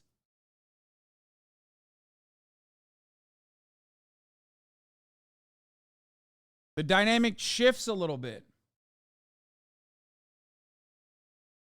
Human Rights Watch said Meta is censoring Palestine content globally. Yes. Yes. This is also the other part of the reason why I lose my fucking mind when I see so many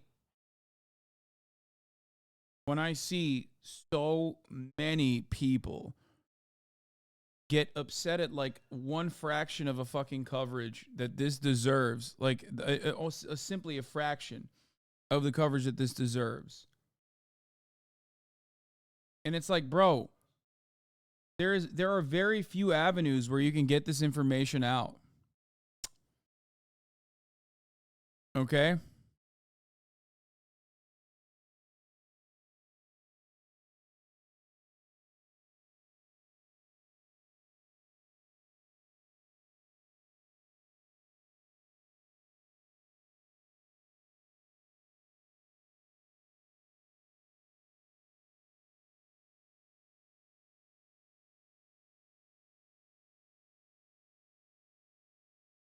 I sent my family member the New York Times interactive piece about the satellite imagery showing Israel's damage in Gaza, and that TikTok we watched about the Israeli settler turned anti-Zionist, and they chalked it up to anecdotal evidence and took absolutely none of it to heart. The soullessness and callousness is actually shocking. Yeah, I mean, you're trying to unwind 50, 60 years of propaganda.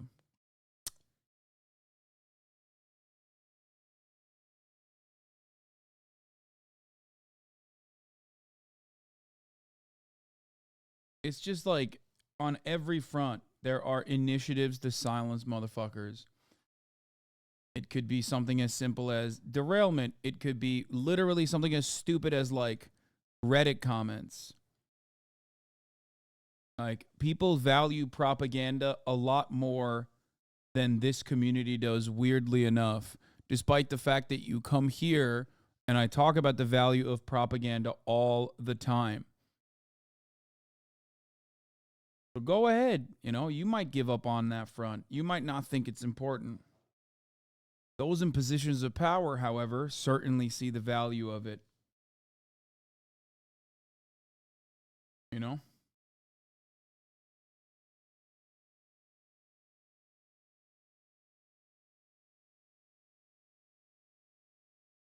Anyway.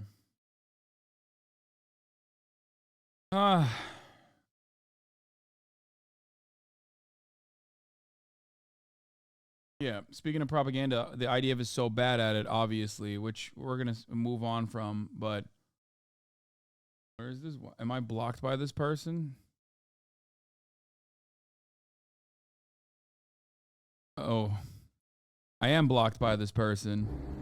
IDF soldier in a teenage girl's room in Gaza opens her iPad, sees who her hero is, whose photo she chooses for its wallpaper. Wait for it. This is such funny shit. They do this all the time. יש פה אייפד שמצאנו כנראה של איזה נערה מתבגרת. עכשיו, מה אתה חושב שהיא תשים בתור תמונת שומר מסך? איזה נועה קילה או משהו, כן? קבל.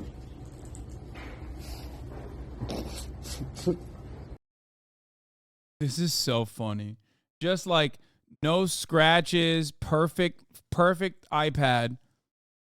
Like, dude, if you're going to do that, don't show this behind it.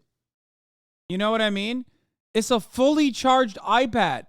When you put it in a room that you fucking blown up and destroyed, and it's perfectly clean and it's fucking fully charged, you ruin it. You ruin the propaganda. Look at this. It's like fucking almost completely charged.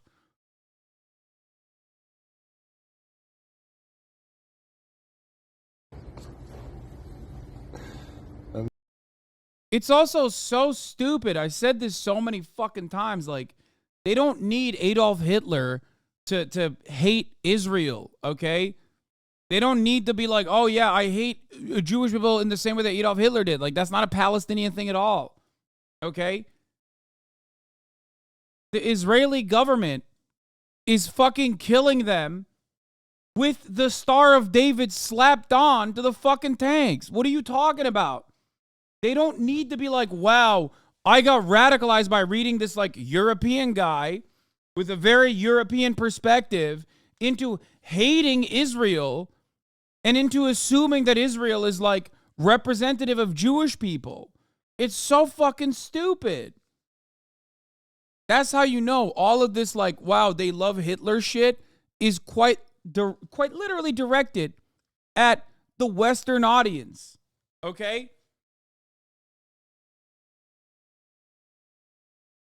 Motherfuckers are posting, they're putting the Israeli flag at the heart of like Palestinian centers of existence that have now been completely wiped out. They're throwing up a menorah in the middle of a massive menorah in the middle of an area that they're ethnically cleansing. They're openly building Chabad houses, right? And flexing how sick it is, how dope it is, not realizing that that actually has an impact on Jewish people and the way Jewish people are seen in the Western world and on global scale, for the record, because that does actually contribute to fucking anti-Semitism developing globally, okay? It is unironically the most anti-Semitic shit you can do, by the way, to just to associate Judaism, any religion whatsoever, but Judaism with acts of death and destruction is the most anti-Semitic shit you can do. Okay? Straight up. It's literally no fucking different than ISIS being like, we're doing all this shit because we love Islam. Except the difference is, ain't nobody in the fucking Western world's going, fuck yeah, I ride with ISIS, they're for me. And there are, unironically, Zionists, both of the Christian variety and even the Jewish variety, that look at what Israel is doing, which is identical to ISIS, and go, no, they are doing it for Judaism, actually, and it's fucking sick. It's mind-boggling to me. It's completely unimaginable.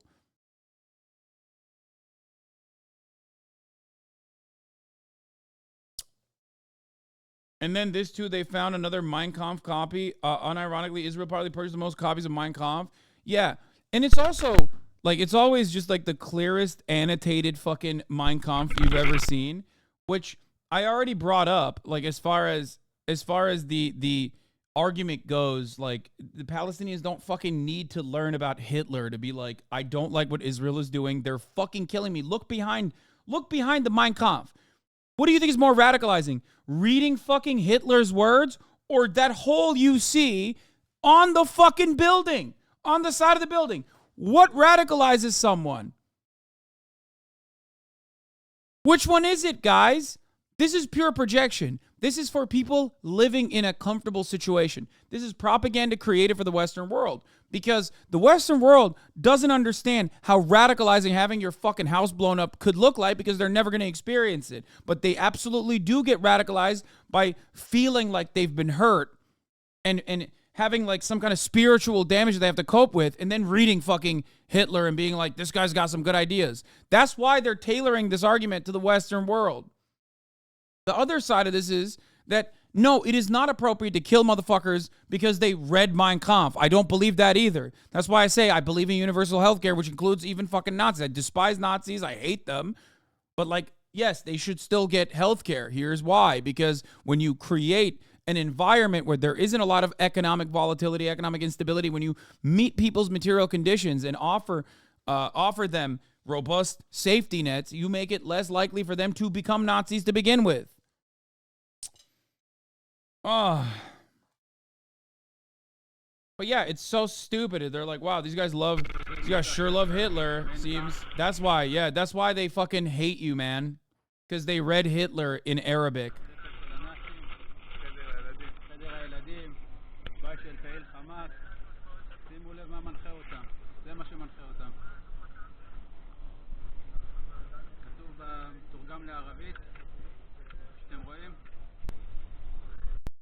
Why they always finding like maximum Hitler content in every bomb scene? It's not even remotely believable. It's so fucking stupid. And like, there is no world in which what Israel is doing is justifiable, even if they were to find a fucking annotated copy of Mein Kampf in every fucking living room, dog. What are we talking about? The fuck are we talking about? It's so stupid. It's such a stupid type of propaganda. You know what I mean? It's weird. They never find a Hitler book with like a shrapnel in it. You know what I mean? Now that I've said this, I wonder if they will suspiciously find one next week. That'd be pretty funny. If they were like, you know what? You're right. We haven't ever found like a fucked up Hitler book. Maybe we should find one soon.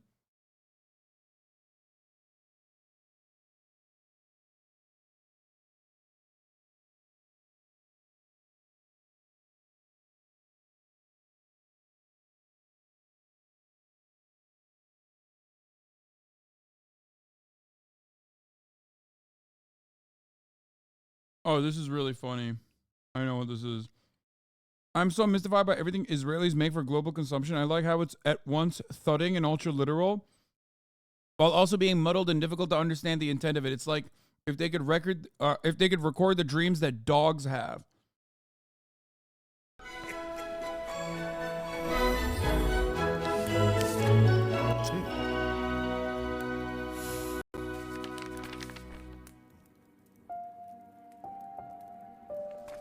Dear Santa, I'm writing to you for the first time. On October 7th, some bad people came into our house. They hurt my mommy and my little sister, took my daddy away, and are still holding him. I'm all alone. I wish you could help bring my daddy back home. I don't get it. Is this like a Christian? That's the other part of it. Is this like a Palestinian citizen of Israel that's Christian writing to fucking Santa? Like, I don't even understand. It's like, what's happening here? Like, are the Jewish kids also celebrating Santa? What the fuck?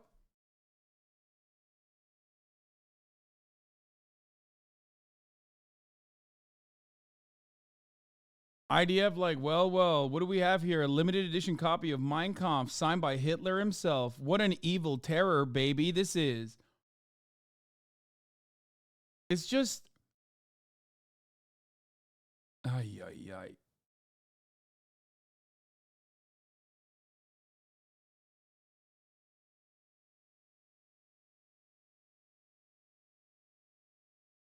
Oh, this is the other normal country mindset.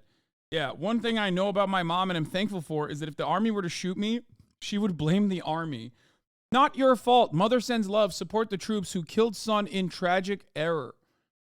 Iris Chaim records message for battalion involved in killing 3 escaped hostages, insisting her family doesn't blame them for what happened and that they want to meet them.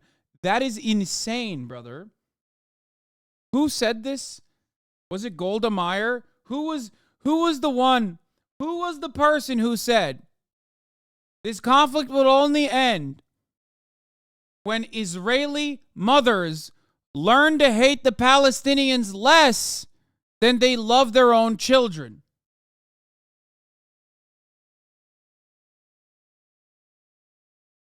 It's like, that's it. It is at the heart of this fucking process, is quite literally always the same.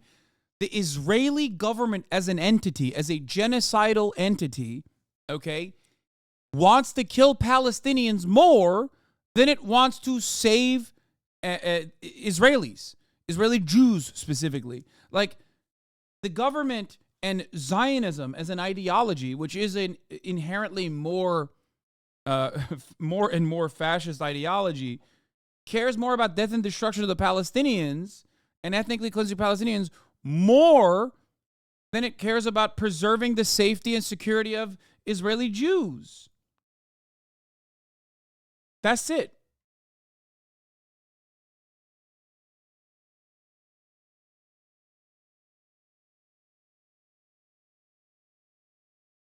And it's so crazy, and unfortunately, given how the cycle of radicalization occurs and how it fucking reinforces itself over and over again, a lot of Israeli people just don't see it. That's not true. What's not true?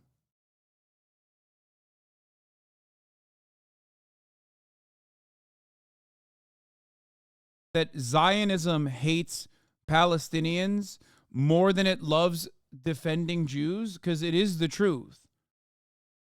Zionism and the way that it has manifested itself in modernity has created a demonstrably less safe space for Jews globally, as it associates its violent actions against a civilian population in its maintenance of an occupation and its maintenance of an apartheid, a Jewish supremacist apartheid, okay, with Judaism.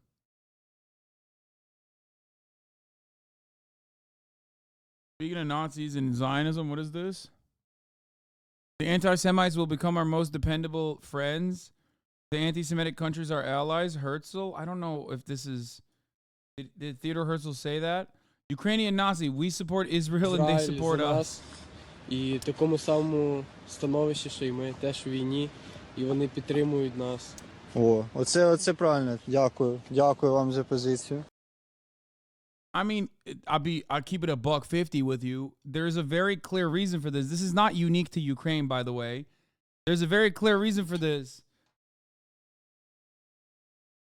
I said this already with Viktor Orban. Fuck the Ukrainian Nazi. Look at Viktor Orban. He's an anti-Semite. Why does he fucking love Benjamin Netanyahu? It's been this way since day one. Part of the reason why the British wanted to ship out all the Jews to Palestine was because they were anti-Semitic too. Like, they didn't do this for positive reasons. They weren't like, yeah, we really want Jews to have a wonderful homeland for themselves. There's nobody living there. Like, that wasn't the real reason. Azerbaijan and the Turkish fascists are the same too. That's why they attacked you after October 7th. Yeah. 100%. Yeah. Oh my God. That was crazy. When I was getting fucking ass blasted by the new liberal Turkish ultra-nationalist coalition, which I thought was really funny. Like, former liberal Turks have become like, some former liberal Turks have become like full tilt ultra-nationalists now. People that they used to make fun of. And they were, oh my God, they were going so crazy. They kept saying, like, I am a deep state asset for America, while ironically taking the fucking position that America was taking which was to be pro-Israel and anti-Palestinian because Palestinians are Arab just like the Syrians are. And then now, because they're so fucking embarrassed, they're pretending that they have always been supporting Palestine because they're so fucking embarrassed because like 98% of Turks are like, yeah, what the fuck are you talking about? No, I'm not even remotely kidding. They were trying to say I'm like Enes Kanter, who had an identical position to what they believed. That fucking E-Party lady, Meral Akşener, was literally talking to the fucking parliament saying like, oh yeah, you want to defend Palestine? We'll ship your ass to fucking Palestine. You want to defend Arabs so much, we'll fucking send you to the Gaza Strip. We'll give you a one-way ticket to the Gaza Strip to defend Palestine if you want to be Arab so much.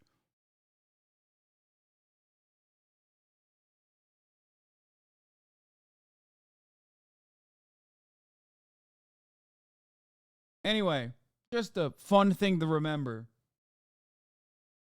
Don't you think there's a correlation that Hamas wants to destroy the Israeli state and the Israeli state was only created once the Nazis were defeated after World War II? Wait, what? What correlation? What?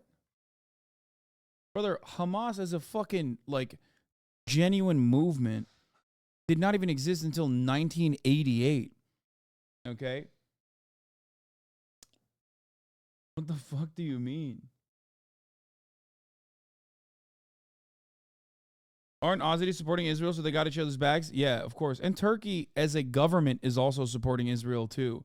It don't fucking matter that they act like they're not. It doesn't matter what Erdogan says. All right.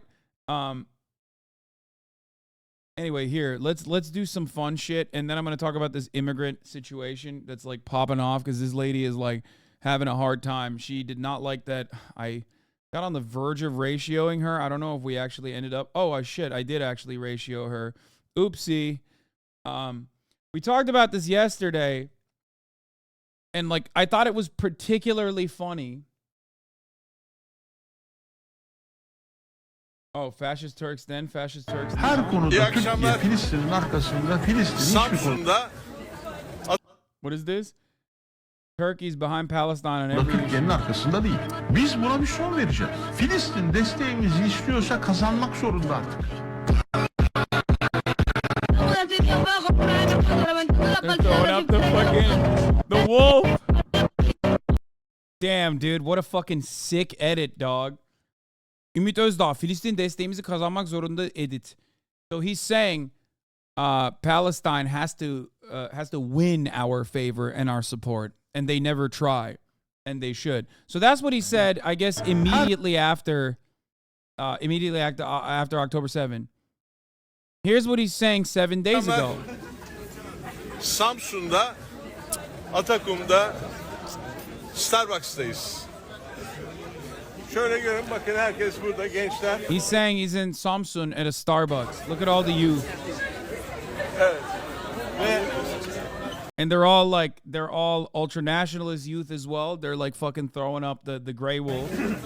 Ve bazı gerçekten salakların düşündüğünün aksine burada kahvelerini içip sohbet eden gençlerin hiçbirisi İsrail'i desteklemiyor. And he's saying contrary to the popular opinion of idiots, none of the youth here that's drinking coffee at Starbucks actually supports Israel. So here's the thing, okay? Wait, is this MHP? Aren't they tight with Erdogan? No. This is a separate subsect of the ultranationalists. I don't think Ümit Özdağ MHP değil. Ne hangi parti Özdağ? No. There's different types of iyi mi? O da Zafer Partisi. So there's different types. It's a parliamentary system. So there's different types of like ultranationalists in Turkey, which is really funny to describe to an American population. So İyi and Zafer, İyi led by Meral Akşener and then Zafer with Ümit Özdağ are parts of the former major ultranationalist party, MHP, that cut off, that branched out and joined the anti-Erdogan coalition. So they joined the opposition originally. Okay? So they originally were ultranationalists. They separated from the ultranationalists and were like, we are still ultranationalists.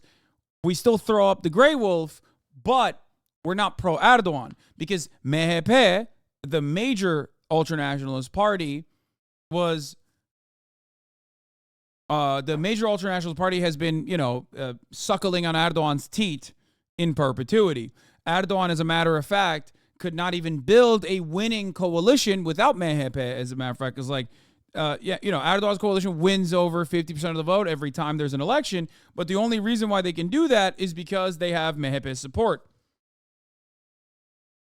So these guys originally did that, and they fragmented. Yes, Indibi is correct. They fragmented from MHP as İYİ. Özdağ fragmented from İYİ to form Zafer. Zafer is basically far right. İYİ is far right, branded as secular right-wing nationalists, but with more moderate policies. Yeah. And I think this guy, the Zafer faction, actually is like also not even necessarily anti-Erdogan, as far as I understand.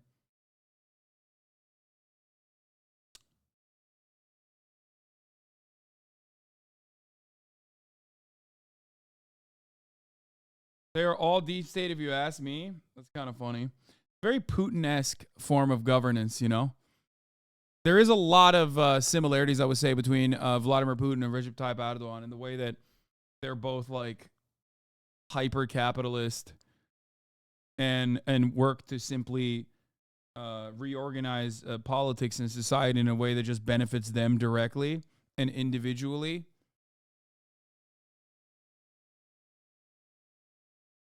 Abi özür dilerim ama adın Kutalper. Yani bilmiyorum doğru mu söylüyorsun, yalan mı söylüyorsun bana. Bu adam aslında Erdoğan'ın karşıtı dediğin zaman.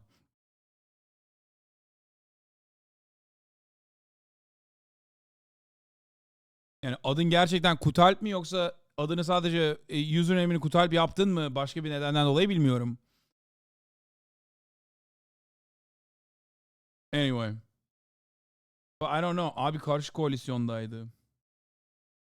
Zafer Partisi, this guy is fully against Erdoğan. Maybe. I mean, doğru söylüyorsundur belki. Bilmiyorum. Ben gerçekten bilmiyorum bunun yeterince olduğunu. Yeterince bilgim yok yani Zafer Partisi ile ilgili. Doğruyu söylemek gerekirse. Türk politikasına o kadar fazla bakmıyorum. Ama ben bunu kendim gördüm yani. Zafer Partisi'ni siktir et de ben bunu bu liberal, önceden liberal olan, şimdi ama Suriyelilerden nefret ettikleri için inanılmaz ultranasyonalist olmuş Türk gençliğini görüyorum yani. Üzülüyorum. Moralimi bozuyor. Anlıyorum nereden geldiğini. 6 milyon tane Suriyeli olduğu zaman kafayı yiyor insanlar. Bilhassa eğer ki ekonomi çok boktansa tabii ki de insanların beyni bozuluyor bunu gördükleri zaman. Ama günün sonunda yapmanız gereken şey Erdoğan'ın karşısına çıkıp ekonomiyi düzeltmektir. Günün sonunda yapman gereken şey Suriyelileri ülkeden atmak değil yani. Anyway. Yani bu Amerika'da da benim için geçerli aynı şey. Bunu biz de burada Meksikalılara yapıyoruz. Guatemalalılara yapıyoruz.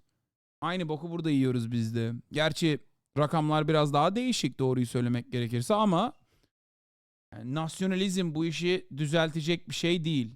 Hiçbir zaman nasyonalizmle düzeltemezsin bu problemi.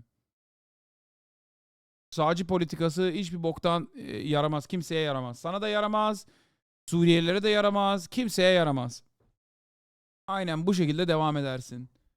Man, shut the fuck up, Slatty Matty. You are saying some dumb fucking shit that you don't know what the fuck you're saying, okay?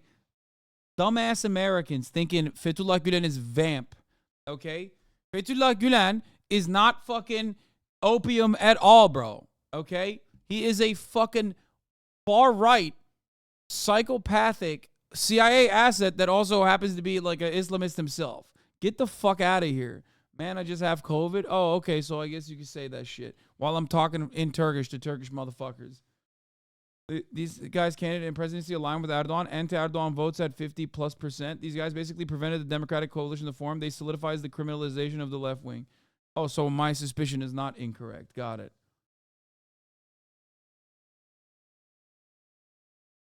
Anyway, Fethullah Gulen is not fucking opium, dog. He's not. Straight up. You know what's opium, though? Not seeing the top of the hour ad break that comes at the top of every hour by subscribing for $5 or for free with Twitch Prime. Right. I'm going to Turkey. January was the school program. Do you have any idea if it would be unsafe? Bitch, Turkey is more unsafe for me, a Turkish citizen that has, you know, all of his family living there, than it is for you, a random tourist. Turkey desperately needs random tourists to come to Turkey. They would never fucking mistreat you. It is super fucking safe for tourists. Anyway, here's the 3-minute ad break now. 34 MKD50. Not if you're Arab or Syrian. Okay, first of all, there's a lot of anti-Arab sentiment in Turkey. But you know what else there is also? You know what there is also in Turkey? A lot of Arabs and Syrians. So, you know, it's like fucking Kreuzberg talking about like how anti-Turkish sentiment in Germany is very real. But also simultaneously, there's a lot of fucking Turkish people in Germany. So at the same time, you know, there's a level of protection and safety that comes from that. And I would say the same exists in Turkey as well. There's a lot of anti-Arab sentiment in Turkey, but then there's also a lot of Arabs in Turkey. You know? Also, if you're a tourist, it don't fucking matter. They want money.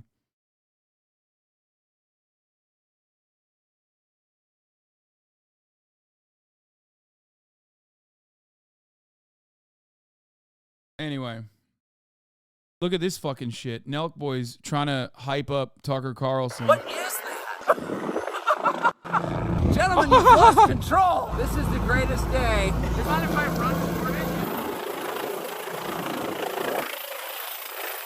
This is incredible. I stand in awe before this. This is a conventional tin of Zyn. This is the largest Zyn tin in the world. The volume of nicotine in here could save the world. There's enough nicotine in this container to alter the course of history. That's how you negotiate a ceasefire. 100%. Just drop this in, and everyone's like, you know what? I'll calm down. What is this? Yeah, bro.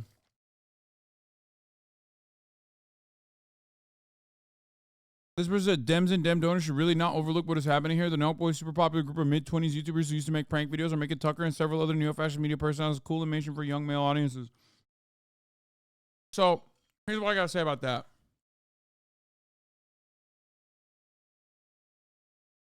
The Nelk Boys are quite interesting because they are one of the few massive content creators that very openly say political shit, right? Like, you don't see a Nelk Boys equivalent genuinely come out and be like, yeah, dog, I fucking love Joe Biden. You know what I mean? I fucking ride for Joe Biden. That shit is sick. There are media campaigns that the White House conducts every now and then where they bring like, they used to bring like Tyler and a bunch of other YouTubers like to the White House and shit. Okay? But this is like a much more organic collaboration. And that doesn't really happen in the same way right now. You rarely ever see like organic collaborations. You rarely ever see organic collaborations to this degree with like with like left-wing content creators. I guess the only difference is like me collaborating with some content creators, but like I'm not Tucker Carlson, you know what I mean? I'm already an online content creator myself.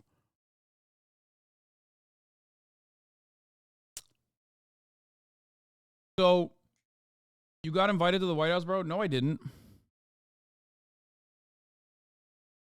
Some random fucking pack that was designed to, I guess, like, do like some kind of fucking politics or whatever. It might literally be this guy's pack, as a matter of fact. Is it this?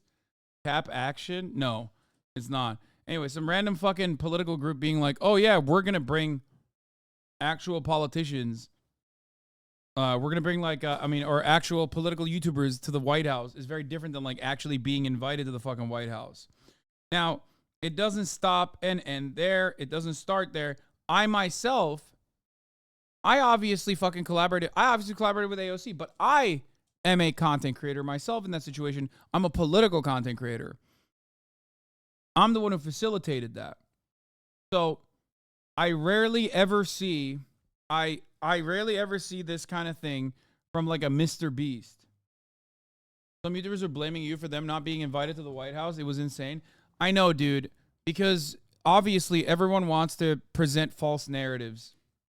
It is ridiculous to think, it is absolutely ridiculous to think that like a guy known for loving horsecock and another guy known for being banned for saying you should kill Black Lives Matter protesters with a car because it's gotten too far was actually going to be super controversial in the same way that a guy who fucking has the same position on China as the American State Department is. Like, it's ridiculous. I myself am mired in controversy, but of course my controversies are more so relatively lower level controversies in comparison to shit like that they find to be disgusting. Ultimately, though, I am under the recognition that, yes, I look toxic to the Democratic Party apparatus. Of course I do. I say piss, shit, dick, cunt, right? That's it. You're automatically disqualified. These people don't understand how the Democratic Party operates. These are the things that you can't even say to open the fucking door to any sort of collaborative effort. It doesn't work that way. Okay?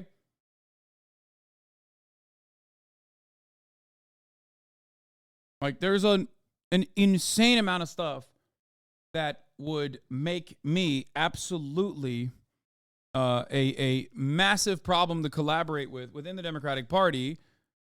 And it goes beyond, like, my America deserved 9/11 comments.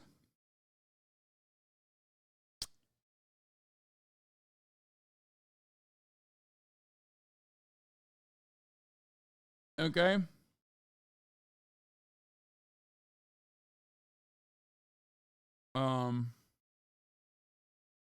Where the fuck was I? Oh, we were going to do the immigration story.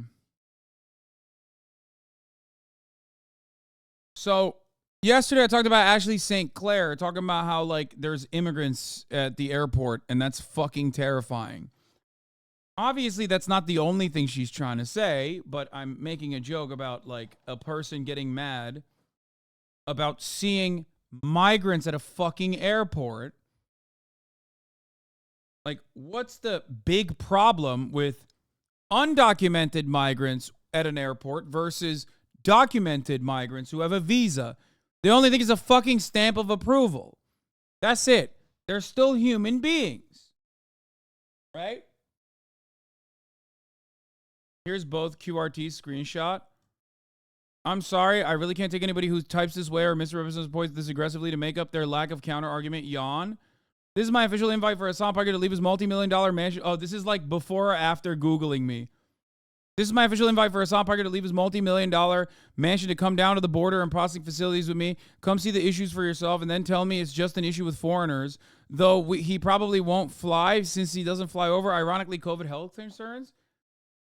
What the fuck? Does this dumbass think I don't fly at all? I went to Tokyo twice since then. What? This is pretty funny. I like that her own against me is that I'm fucking I'm successful and I have a house.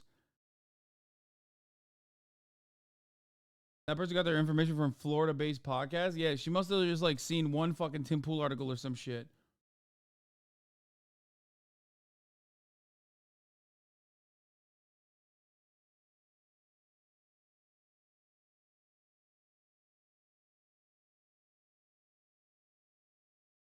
Anyway.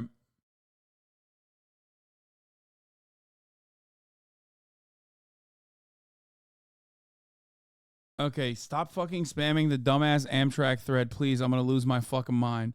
Oh my God. Chatters are so one note, dude. Here, you know what? I'm gonna.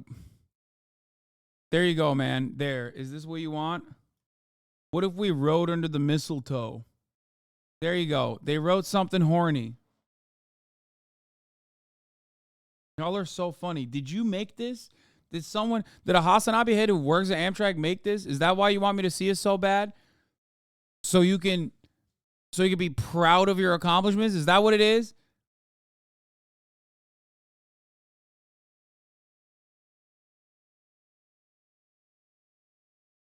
Anyway, I'm proud of you too if you did it.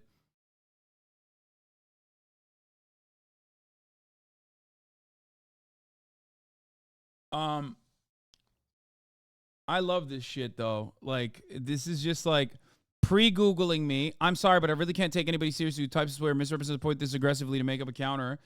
Post-Googling me, this is the best she got. That's sad as fuck, dog.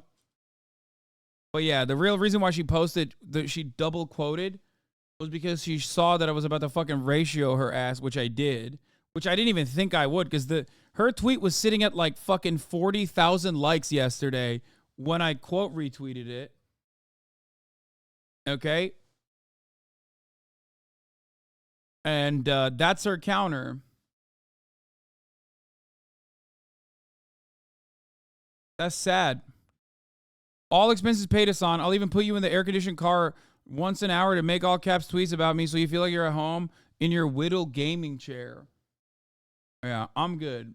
I mean, this actually seems kind of fun. The problem, of course, is that what is this video about her? Exposing Ashley St. Clair, the right-wing fraud channel? Who the fuck? What is this? I don't want to know what this is. I don't want to touch this with a fucking 50-foot pole. I actually don't want to know about her. I'm fine. I don't want to know about the other guy. I don't know anything, okay? I don't want to know anything. I'm good. I'm good on that, fam. Give me the fucking Joe Biden Conan O'Brien video. That's what I want to watch.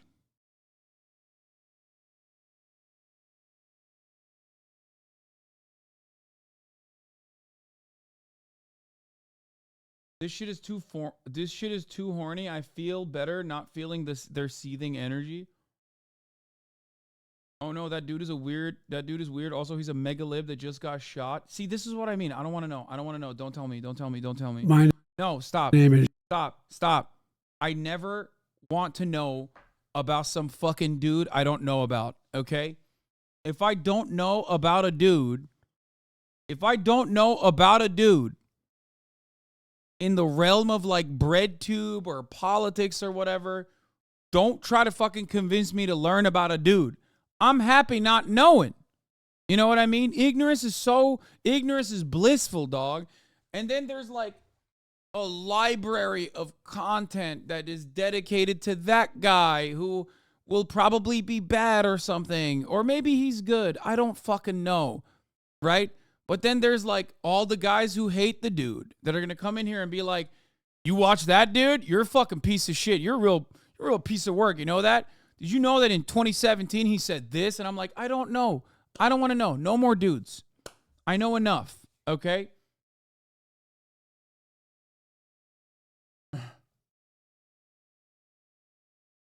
Hey, Hasan, my neighbor down the street just cut their finger off with a skill saw the other day, and his wife is sleeping with his brother. Wow.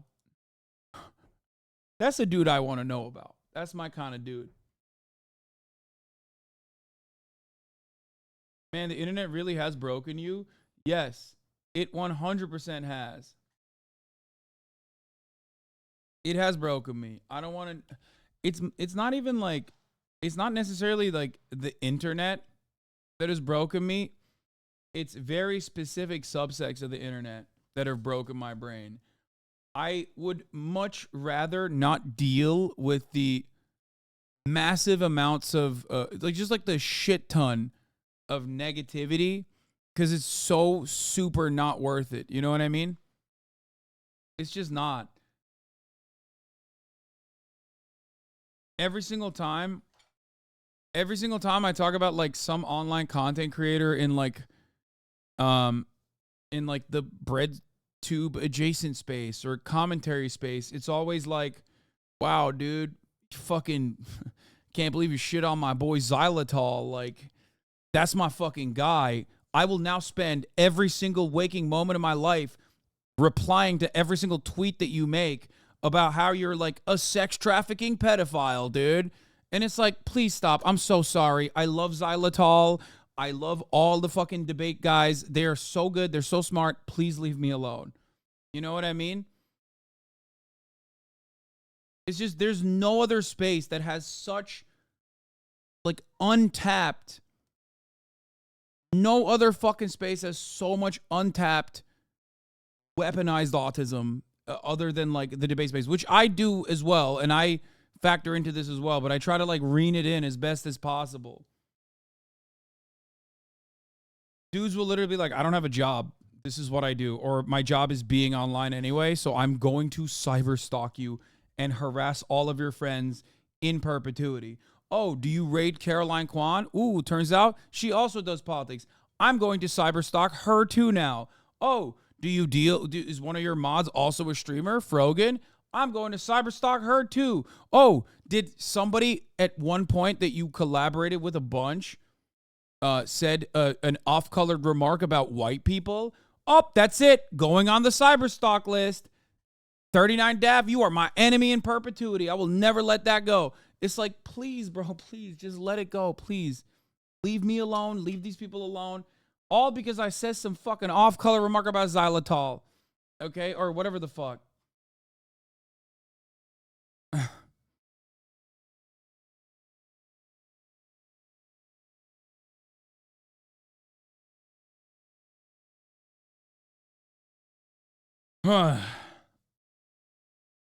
Bro, you literally go out of your way not to weaponize us, and there's so many people in here.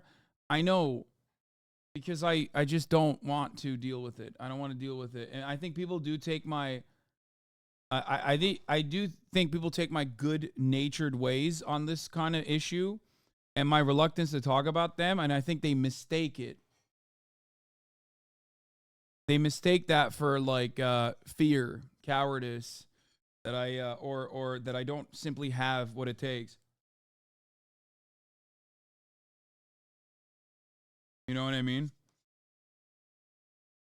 It's better not to bring that shit up though, because like it gets really shitty for everyone in my orbit and my family every time this kind of stuff happens. I hate it. It's not worth it.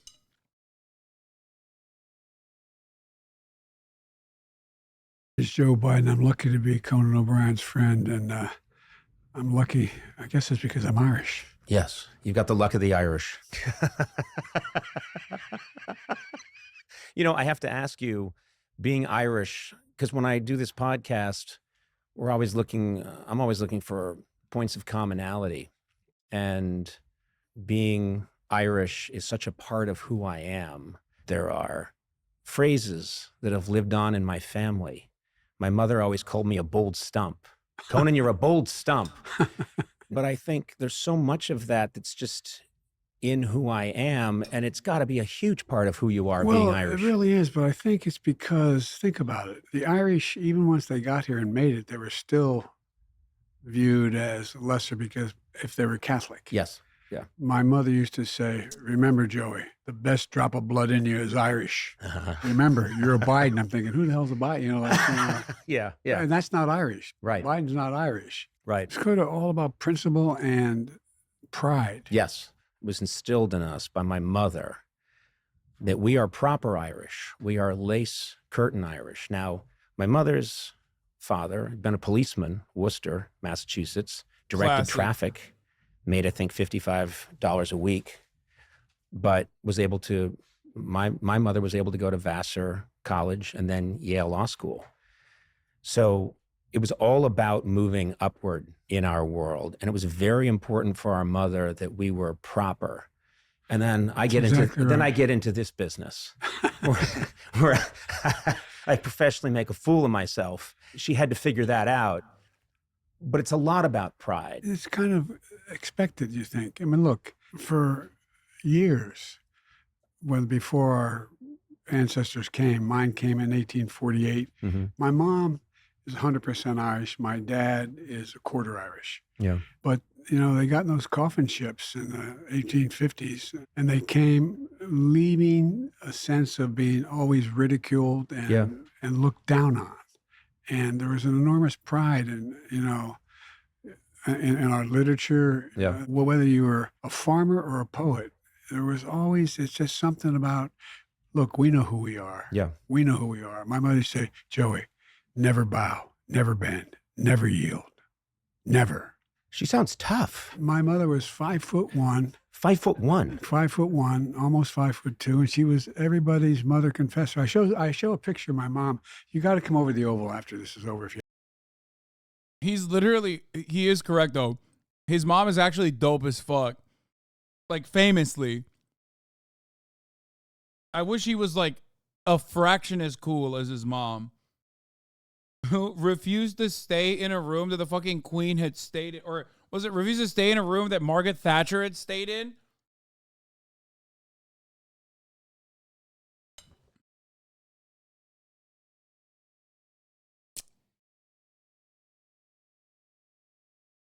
Yeah. It's fucking sick. She was actually sick. I wish Joe was at least remotely as sick. But he's not. It's funny, you're offering that and your staff is all saying no, absolutely not. Well, because you know what? They've looked into my record. Well, they looked into mine too, so we're okay. But there's a picture of my mom by my desk, and my mom is holding Barack's hand on the night we get announced out in Chicago, 1 million people, et cetera. And my mother was everybody's mother confessor. Everybody would go to my mom for advice. And so my mom, she was hearing somebody's confession, figuratively speaking. She'd sit so you could see her profile when you came in the door, and she'd go like this. Like, keep moving. Keep moving. Keep it moving. I called her, and I said, the president asked me to be considered being vice president. I don't want to do that. I said, Brock, I don't want to be vice president. Right. Finally, he said, well, damn, it's only you. There are no other choices. And no, that's what he said to me. And so he said, go home and talk it over with your family. I was on the train. It was when he became the de facto nominee in August. So I go home, sit everybody down. Everybody wants me to do it. I didn't want to do it. I looked at my mom, who was living with him because my dad had passed. And she said, Joey, she said, let me get to something. Remember I called you and I asked you about what kind of guy he was, and you said he was honest and smart. I said, yeah, let me get this straight, honey. The first black man has a chance to be president, says he needs you, you told him no? Wow. I said, whoa. Anyway, there's a picture of my mom when she wasn't even supposed to be out with 1 million people out in Chicago when we got announced. And we walked down, she walks off the stage, and there's a picture of her grabbing Barack's hand. She says, come on, honey, it's going to be okay. It's such a funny thing to explain because, like, are you saying that you couldn't come to that conclusion on your own at the age of like 74? Or what was he, like fucking 68? I don't know how old he was at the time. Like, that's really stupid, man. Why would you fucking do that? I know you're trying to hype up your mom. But like, what? Like, so your 100-year-old mother was the one who got you to come to terms with that?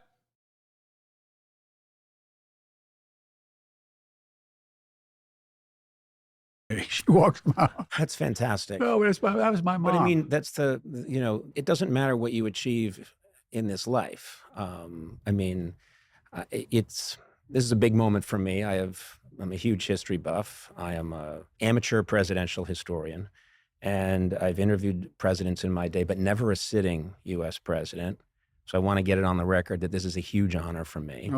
It's a big deal. But I love that whoever you're talking to, and one of the reasons that I love doing this podcast so much of us are the same. I will do what my mother tells me to do to this day. At 92 years old, my mother tells me to do something, I'll do it. She may not like the way. It's crazy how old Conan looks. It kind of makes me sad. I do it. But no matter what I've achieved in this life, it's fascinating to me that you were waffling on the vice presidency. And your mother said, you're doing it. She said, this guy says he wants your help, and you told him no? But my mother and my father was a really honorable guy. His phrase was, you're a man of your word. Without your word, you're not a man. Remember that. Remember that. That was my dad. Yeah. Everything with him was about the notion of just being honorable and straight. Never lectured it, just did it. It's funny how we keep these people with us. I have on my desk, I did a performance at the Kennedy Museum, Kennedy Library, I'm sorry, in Massachusetts. And my parents were in the audience, and someone snapped a picture of the both of them laughing. They sent it to me, and I have that on my desk because I think that's the only reason I do what I do. It really did start when I was a kid. Yes, this podcast is entirely about like irrelevant shit. They are not going to touch Israel. They're not going to touch politics even, like real politics. It's a way to make Joe Biden come across like he's still there. And also, yeah, it's supposed to be like a feel-good podcast for sure, but it doesn't matter. The real reason why Joe Brandon did it is so that he can look like he still got it. In the 60s, in a high chair, making them laugh. That was my first audience, and those are the people I... And judging by what I heard from liberals and the way that they were presenting this podcast, I thought Joe Biden would look very dynamic here. And it turns out, no, he still looks old as fuck when he's doing this thing with his eyes. Like, he's like, yeah, that's right. My mother was a real tough cookie. Told me, you know, black man asked you that he needs your help. First black man to be president. And you said no. It's like, God damn.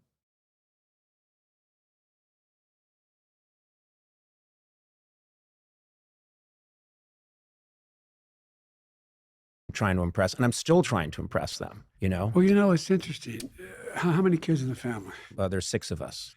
When my dad died, everybody thought that I should be the one to do the eulogy. We all... Like, I don't know if it's the Botox or like when he tries to like talk and like raise his eyebrows. Like, there's just something about it that just rubs me the wrong way. Like, it makes me feel like this is not a normal person that I'm watching. All sat and wrote it, the 4 kids. Mm-hmm. What stunned me was, my dad was a man who came up in the 30s in high school and was, you know, you didn't Maybe he got the John Fetterman head transplant, dude. Tell your daughter how much you loved her and always hugging her. You just... You know. That's it. Yeah, it's generational. It didn't happen. There's something about Conan that I don't like, same as Fallon. You could not put Conan O'Brien with Jimmy Fallon. Are you nuts? No. Conan O'Brien is the best to do it. In our generation of late night talk show hosts, it's Conan O'Brien, number 1, above and beyond, like multiple cuts above every other comparable talk show host. Like, not even close. He is so fucking good at his job. Brilliant. He's smart. He's funny. He doesn't have the best politics. I certainly don't think so. I mean, I think he is... You glazing because he went to West Bank? No. Conan O'Brien's fucking politics on Israel-Palestine aren't good. What are you, crazy? What the fuck? And like one of his producers apparently is Henry Kissinger's son. But he's good. He's charismatic. He's good. He's funny. He's smart.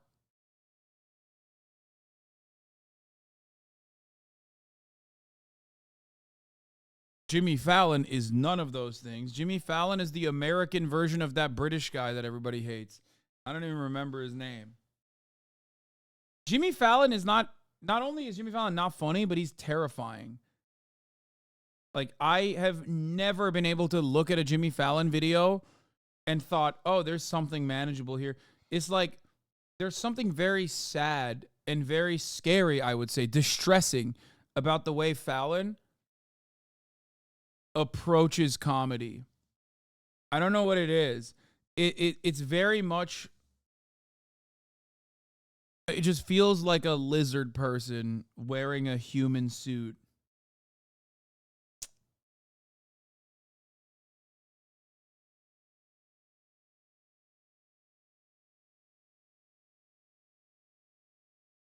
Like, you say he's like a golden retriever hosting a human talk show, but like, not really. I think that's an act. I think I look at that and I find that to be very disingenuous. happen. But so what amazed me is the different relationships he had with each one of us. Mm-hmm. My sister Valerie he loved her and adored her, thought she was beautiful, and she is, but he never say it. He didn't say it out loud. So when we're writing the eulogy together, all of us, or my brother Jimmy, who was more like my dad than any of us, he said, well, talk about the time Dad took me flying as a pilot. Mm-hmm. He took you flying. Yeah. But he said, now don't tell anybody. He went down to Newcastle County Airport, rented an airplane. None of us ever knew it. Right. I mean, so the different... You all saw different versions of it. Yeah. Yeah. I mean, it really wasn't my dad. He didn't preach it. He just did it. It was about integrity. You had to be honest. Is there more?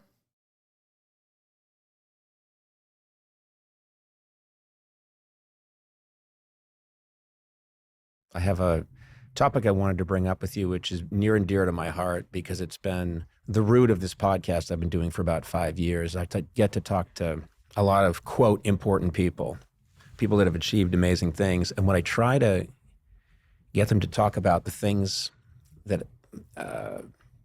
that they thought of as maybe a disability or a problem when they were younger that helped fuel them, that when they were younger, they desperately wished it would go away. They thought of it as a weakness. But when they look at the span of their life now, they see that actually he's going to talk about his stutter. And I know you've talked about this, but when you were growing up and stuttered, and it must have been the fuel in some ways to have pushed you forward. Well, when I was a kid. You got this problem licked, by the way. For me, it was, I was really lucky. I had a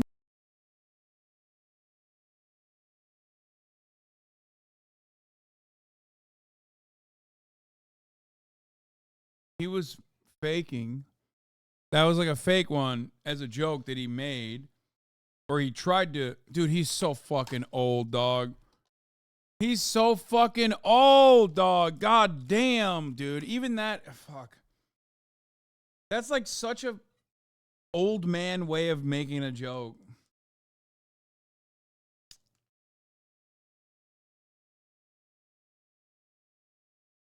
Did that a little too good? No, it's just because it's like. No. Joe Biden is capable of making good jokes. I'll stand on that 100%. He also used to be very quick on his feet. You have to. To be a good retail politician, you have to be able to do those things. And he's capable of doing that. It's just recently he's lost a step.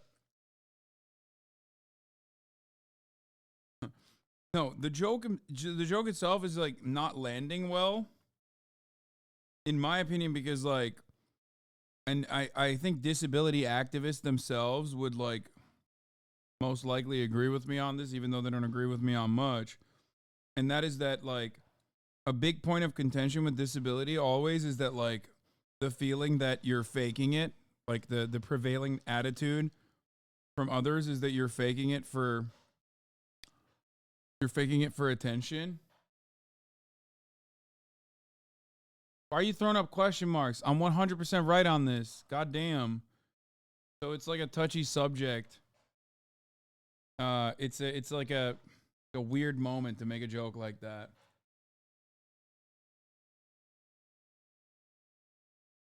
Some of you motherfuckers have never met the types of people I'm talking about. And then you go, damn.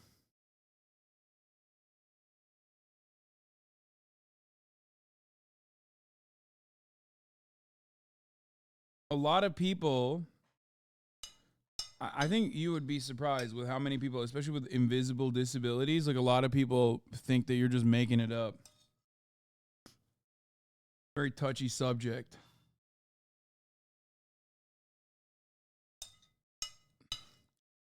I think that Joe Biden making like the fake stutter, I feel like there's a way that you can make a joke about your own disability, I'm sure. Right? It's just like his delivery was kind of ass there. a mother and a father that my mother would say, don't let this define you. Look at me, Joey. You're handsome. You're smart. You're a decent young man. Don't let this define you.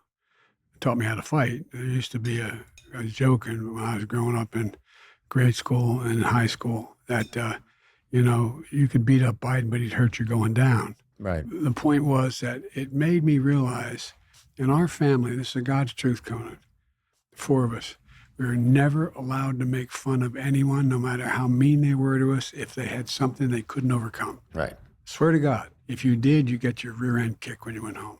Right. Not a joke. And so it taught me that there's a lot of people dealing with dilemmas that take away their pride, their dignity. I don't know whether it's the thing that pushed me about like, for example, even though I was a stutterer, I ended up being elected the class president kind of thing. I mean, but it wasn't, I didn't run for that reason. It was something about your dignity and your pride. Yeah. It doesn't just manifest itself in terms of an impediment. You can, for example, when we were kids. What do you mean then? Why did he fight desegregation? It's because he didn't want his children growing up in a racial jungle. That much he made very clear.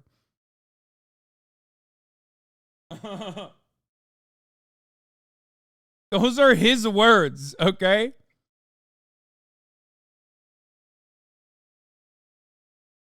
He didn't want his children growing up in a racial jungle alongside super predators who want to come into your house and knock your wife upside of the head, knock your son out,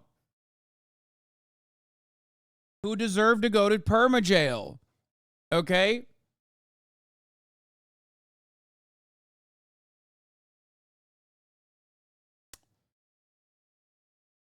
He was just a young 45-year-old man when he said those things. You can't judge a kid. True.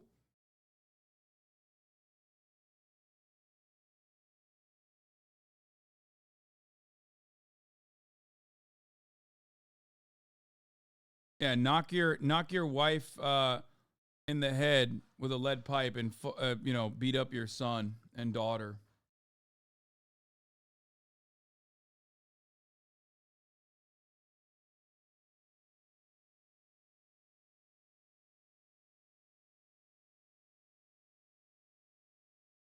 You told me I was lying about hearing the fork. It's there, bro. Not to stop eating cheddar. Just want you to know I'm not crazy, bro. You took that with you for months.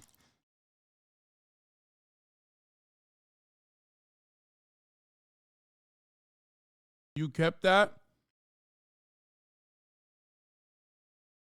resentment for months.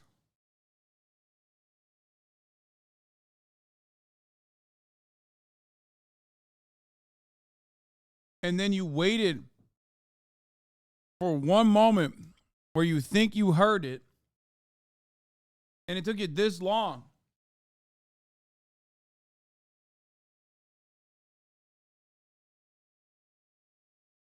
No, it's fine. Okay, use this power for good. Okay? Please, I beg of you. This is what I mean.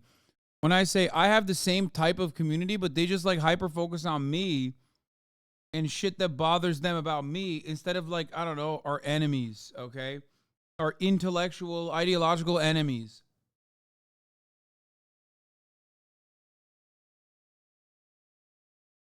Hard times financially for my dad. I love I you, remember Chatters. being invited to, I was talking this about my sister last night, my best friend. And we were going to a cotillion at Mount Pleasant High School, which was rated the best high school in Delaware, in an area that was not overwhelming, but affluent area. Mm-hmm. And we lived in, not bad area, but a less affluent area. Mm-hmm. And I was invited to the cotillion, and I went to the Catholic school, St. Helena's in that district. And it was, you know, it was just a little different. I remember being invited, and I was anxious to go. And my mom, Biden said without orderly integration, his children would grow up in a jungle, the jungle being a racial jungle. The context was about integration, not anti-immigration. Wait, what? That's what we said. What are you talking about? Yeah, we're talking about his efforts to combat desegregation. We know, Chatter. He was also anti-busing. He called it force busing. I never said he was anti-immigration. What do you think? He probably had some fucking anti-immigration take. Well, he has one right now, but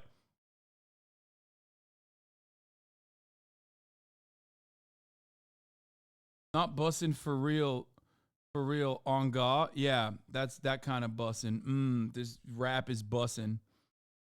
I had an uncle who lived with us at the time. He was 5'7", and my mom couldn't find a white shirt for me. And so we got one of his shirts, and with French cuffs on it, and my mother, and it fit loosely, but it fit. My dad had always wore cufflinks to work, and my dad had the cufflinks. We couldn't find it. I didn't know what to do. So my mom goes downstairs over the washing machine in the basement, in the garage level, and gets 2 nuts and bolts and brings them up and puts them on me. And I said, no, swear to God, my word. Today, that's a fashion statement. And I said, Mom, I can't go. They're going to make fun of me. I said, Joey, if anyone makes fun of you, you turn around and say, you don't have a pair? I swear to God, true, on the health of my children. So I go to the punch bowl, and and this guy, Frank, grabs me and says, hey, look at Biden, nuts and bolts.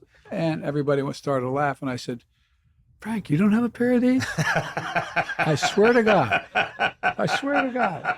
He turned and said, yeah, I have them. I have them. Anyway. My theory is that if you stay connected to these things that embarrassed you when you were a kid, whatever it was, speech impediment or anxiety or feeling awkward or not being a good athlete, my list goes on and on and on. Having weird hair, having a weird name. I wish you had your hair. I'd trade right now if you want. You want this hair? It comes off. It velcros on the back. Yeah. If I could do it, I would do it. I will mail you this wig tomorrow. Do some polling first on how people are going to think about that. But I think what it does.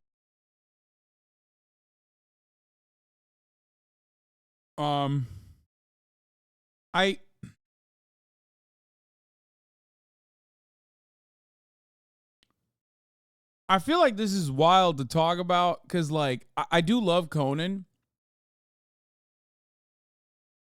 But also, like, he just kind of comes across as like a dude with no problems. You know what I mean?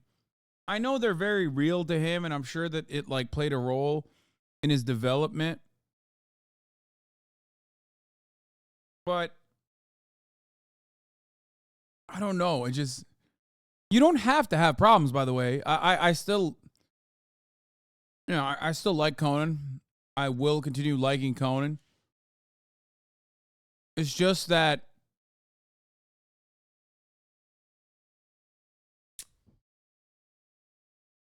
like he's talking about being a ginger.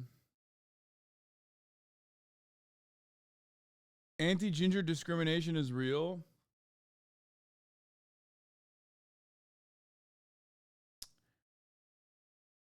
Oh. You come across as a dude with no problems? That's because I am a dude with no problems.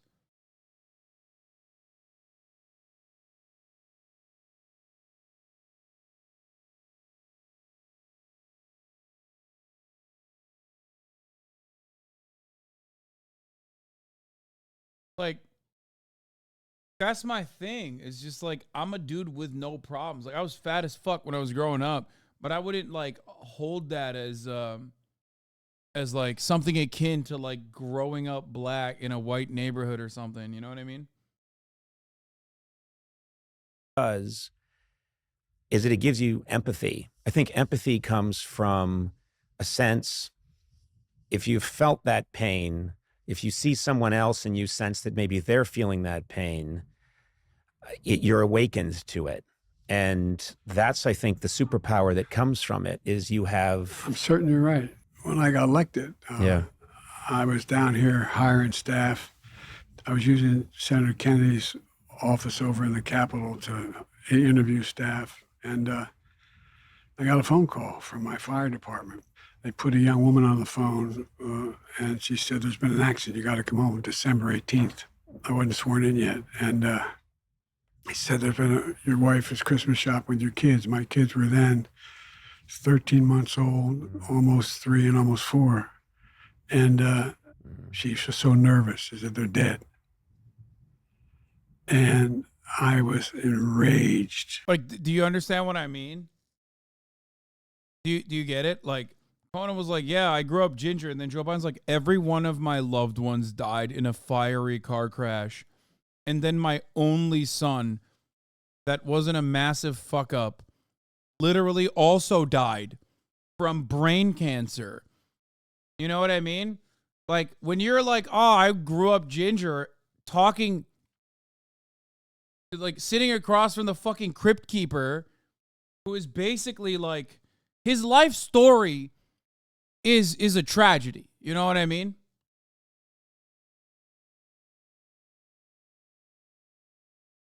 Like, so much horrible shit has happened to him. And also, he simultaneously can't even really experience, like, the culmination of all of his goals, his objectives, right? He wants to be president his whole life. Finally gets that opportunity.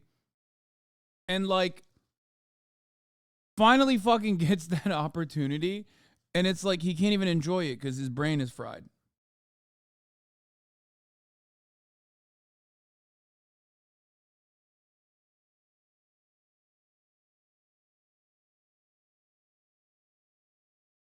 It's such a monkey's paw situation. Like monkey's paw curls.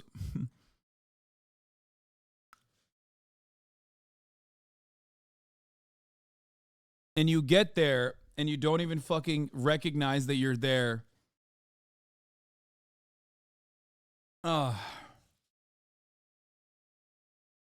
Anyway. But I remember going out of the Capitol, looking up at the dome. I swear to God, I'm embarrassed about it. But and the guy had cut. This is so funny. I'm generally on your side, but as someone who's conventionally attractive and struggles with body dysmorphia, you perfectly understand how you don't have any problems in order to suffer. And then Chatter wrote this 3 times and finally came to the conclusion on his own. Actually, right, I kind of get what you mean now, Keck. Wait. Sometimes you got to let chatters ride, dude, until they ride and ride and ride and get to the conclusion, you know? Also, this is such a funny pause frame.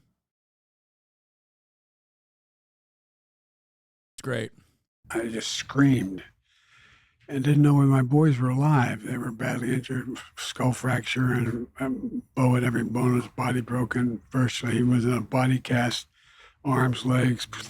Anyway, what I learned, though, is that after that, when I'd show up at a friend's viewing, a family viewing, and they'd stop everything. The family would stop, even if they didn't know, and they'd come to me. Just come to me. And I realized what they're really saying is he lost what we lost, and he made it. He's still walking. Yeah. People have to know that you can persevere, you know. Yeah. Yeah. And if you made it through, they think, well, maybe I can't. Maybe I will. I've spent a lot of time over my career with families that are going through tough times. Yeah. Because you know, he really is the mourner in chief, bro. Some solace. And I want to make clear, I was really lucky. Yeah. I had enormous help. By the time I came home, my sister and husband had given up their apartment and already moved in to help me raise the kids. My brother did. We have an expression in our family for real. If you have to ask, it's too late. If you have to ask, it's too late. I never had to ask. And think of the people gone through the stuff that we're talking about. They're heroes. They get up every day, put one foot in front of the other, and do it by themselves. So I had an enormous advantage dealing with my things I went through. I try to impart that to my kids, that whatever you're going through, even if you're miserable right now, it's going to yield something later on. Of course, what you're describing is the worst thing anybody can describe. And what they're going through usually is something extremely minor. The scale of it, it's... Damn, bro, I can't believe how traumatic your life was. Thank God you're, you know, assisting... The fuck? Thank God you're assisting in the trauma. Thank God you are assisting in the trauma in the exact same variety, if not worse, for the families of thousands of Palestinians. Thousands. At least 20,000. Maybe hundreds of thousands. It's like, damn, brother. Really wild to think, like, oh, you lost your fucking mother. Or not your mother, sorry, your wife and your, I think it was, what is his daughter? Damn, that's so sad. Yeah, surely, you know the grief that people experience. Man. Now think about that for Palestinians. Because you're facilitating in that times a million for them every fucking day. That you don't put an end to this ongoing ethnic cleansing campaign. All right. It's the same principle, which is... Absolutely. The scale varies, but the help needed. I wanted to read you a quote. It's a quote that I love. It's by Vladimir Lenin. I don't think he gets quoted a lot here at the White House, but I'm going to go for it. There are decades where nothing happens and weeks where everything happens. Yo! That's one of my favorite Lenin quotes. Come on. That's great. That's like something I repeat so fucking much. Almost as much as the top of the hour ad break is here. Like, that's like, you know, two of the things that I say all the goddamn time. At the top of the hour, there's a 3-minute ad break. If you no longer want to see those ads, all you need to do is subscribe for $5 or for free with a Twitch Prime. By connecting your Amazon Prime account to your Twitch account, you get 1 free Prime subscription a month. Use it on your favorite broadcaster. Hopefully that's me. Here's the 3-minute ad break now. Like, this is almost as quotable of a HasanAbi head quote as the Lenin thing.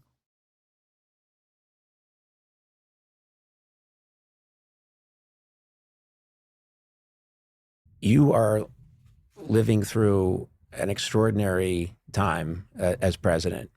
It feels like the world is turning on its axis every 36 hours. It's one of the least materials Lenin quotes, though. I know, but I kind of like it for that reason.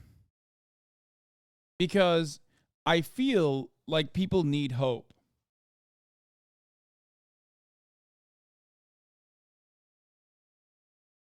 So it's one way to instill some semblance of copium upon a population of people who have none of it left.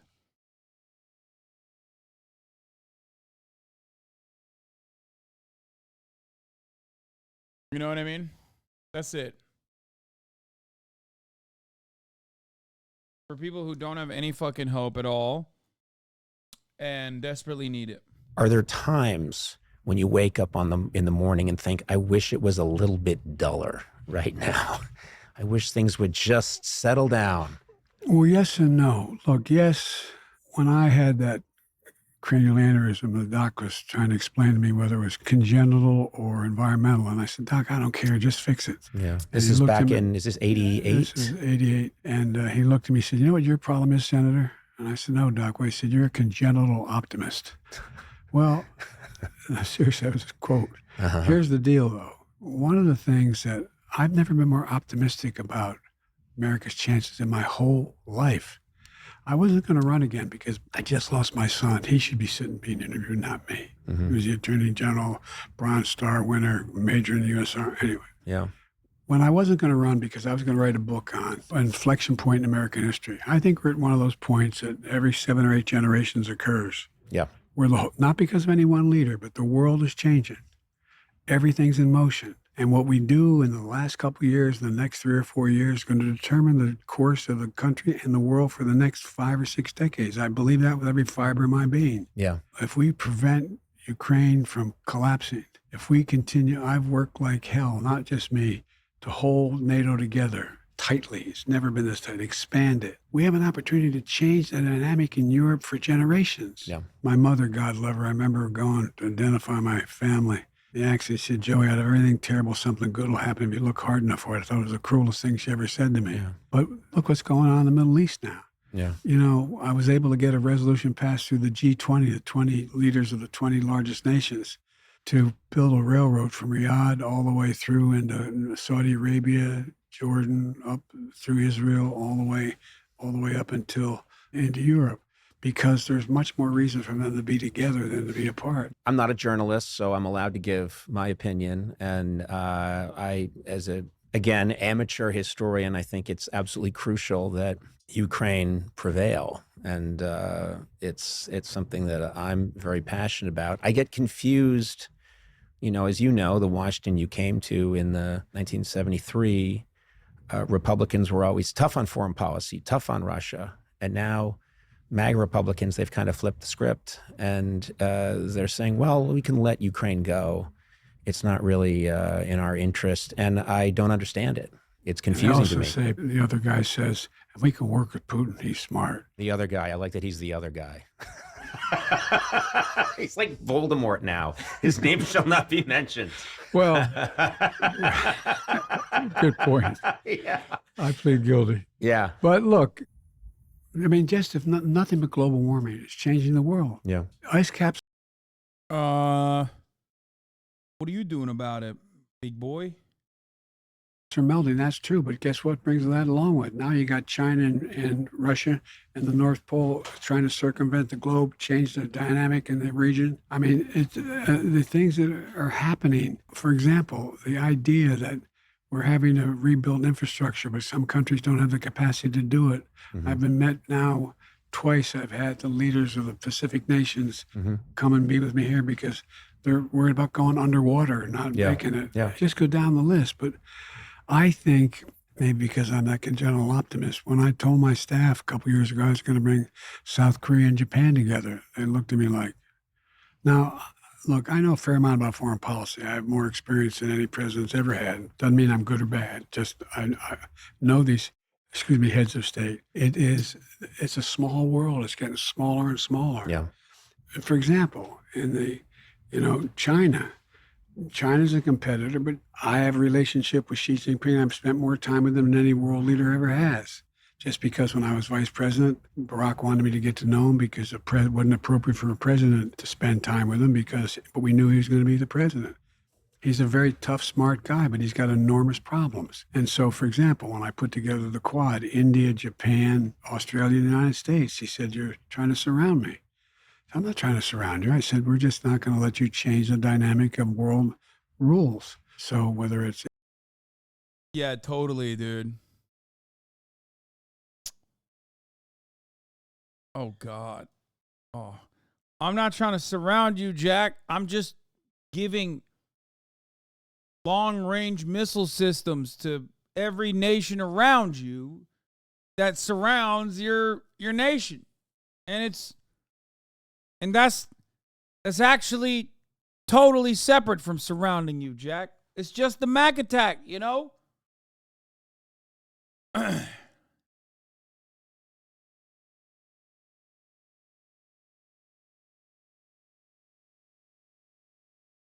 international airspace or whether it's sea space. He said, well, I didn't write them. I said, well, that's what they are. We're not going to change them. So many parts are moving that there's an opportunity to realign the world in a way that is less likely to result in war. Literally, Xi Jinping's like nuclear armament initiatives, which he presented as a burden in the latest talks that they had. He said he would very easily go back on as long as the militarization in the near China discontinues, stops. Likely to result in human suffering. It's not my take. It's NPR. Please don't yell at me. NPR is the one who said China was the one who pushed this proposition. Now, I know people look at me and say, well, you're just too optimistic. I think it takes some real planning. And there's ways to step up and lead. And look, one of the things is, again, I want to make it clear, it's not because Joe Biden's president. It's the moment. Madeleine Albright said, America is the essential nation. Conan, that's not a joke. Who leads the world if the United States doesn't? Who? No one else can. And we have an obligation and an enormous opportunity to leave our kids and our grandkids a better world. Well, I like that you describe yourself as an optimist, congenital optimist. I would say I always tell people I'm a 52% optimist, meaning there's a good, healthy dose of me that is very worried and very concerned, but I always lean towards optimism. It's the more challenging standpoint to take. Well, don't get me wrong. I have written about, and I think I know pretty intimately the downside. Yeah. But look, we got to remember, we're the United States of America, for God's sake. Nothing is beyond our capacity when we work together. I mean, it really isn't. Now it's time to hold it in, friend. Please don't give the tanky allegations any weight. Wait. Brother, I hate to be the guy to explain this to you, but, like, that's not a real thing. Like, the fact that people know what tanky is, in my opinion, 1,000,000% demonstrates their brain brokenness. Most people in the real world have no fucking clue what that means. Most people even in here don't know what the fuck that means. Most people who are using that term also don't know where it comes from. It's just literally, it's such a fucking silly descriptor that even those who originally started using it willy-nilly against any kind of leftist that they ostensibly think is like against American empire, they've moved on to a better term, campist. Oh, this guy is a campist. He just hates America, and he has no other politics other than you hate America. In answering the question, who else can lead? Do you want to be effective on your preferred platform? What?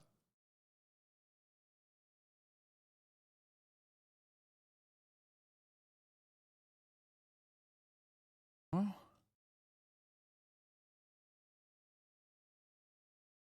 People love fucking saying that I am simply anti-America with nothing behind it. That argument is identical to what Steven Crowder or Ben Shapiro would say. It's just you're not used to hearing that kind of reactionary pro-empire take from someone who considers themselves to be liberal or, dare I say, progressive. Okay? It's a very stupid way to approach the subject matter.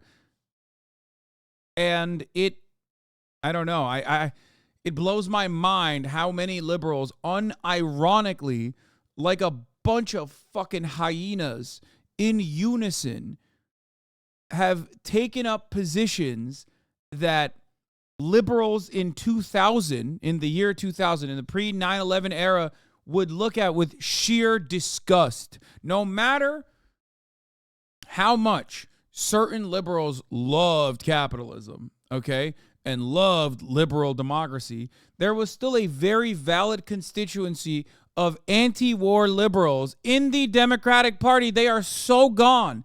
They are so fucking dead and gone. It blows my goddamn mind. You literally will look back at the anti-Bush liberalism era, and you'd go, oh my God, these guys just only think America is bad. Liberals nowadays think that the Iraq war was not fought over oil, but for some other reason, some other silly reason. It's not like those liberals back then were correct.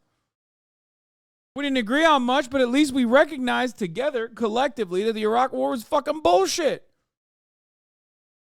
And it was done for oil. And it was done to extract natural resources. There is now no fucking anti-war party in this goddamn country.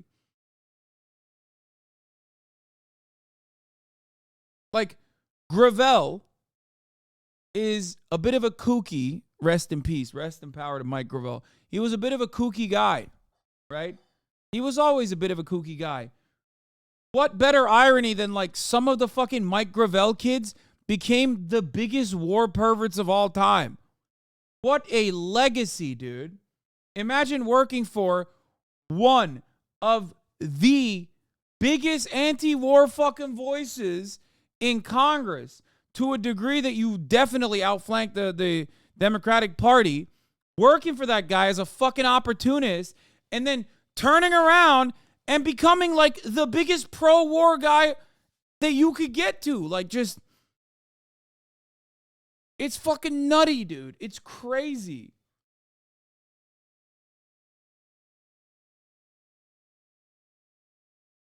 That's where that's where liberalism is. So many people are careerists, and that's fine, right? It sucks. It just sucks so much that post 9/11, there's not even like, there's no shelter. There's no safe space. There's no shelter. There's no coalition to be built with liberals that are going to say, yeah, we can't do these kinds of fucking wars, man. We got to stop. It's just too much. Way too much.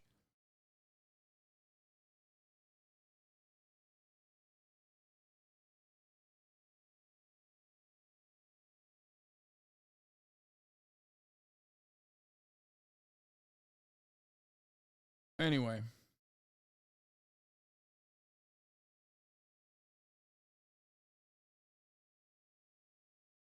Makes me sad that, like, so many people on the online supposedly leftist space basically are just rehashing, like, Democratic Party's agenda, which happens to find bipartisan consensus with the Republican Party's agenda when it comes to expanding on the American empire. That like you guys, you guys have just bipartisan support for this issue. You're like a little bit different when it comes to, I guess, wanting health care for Americans, and I'm there for you every day. That's great, but it is wild.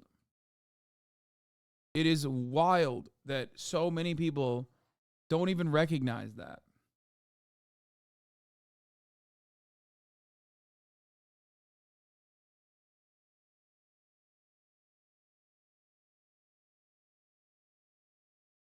Who are you talking about?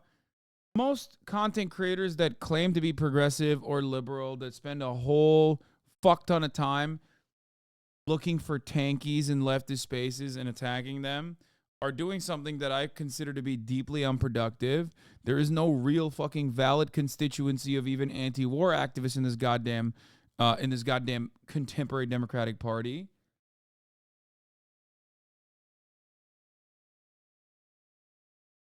It's just like it's a way to try to distinguish yourself as a liberal that still has like the aesthetics of radical politics, because nobody wants to be a liberal. Conservatives don't want to be called liberals. They hate liberalism. Liberals also online don't want to be called liberals because they understand that, like, liberalism is the dominating force. So nobody wants to be like, oh yeah, no, I'm on board with the current system. I love that. Everyone needs to find a way to distinguish themselves from that. So they desperately seek out, like, aesthetically coming across as different than neoliberalism. And maybe some are, but when it comes to, American empire, they fall in line fairly quickly. Yeah, it makes becoming a vocal leftist put a target on your back, not only from reactionaries, but other leftists. Exactly.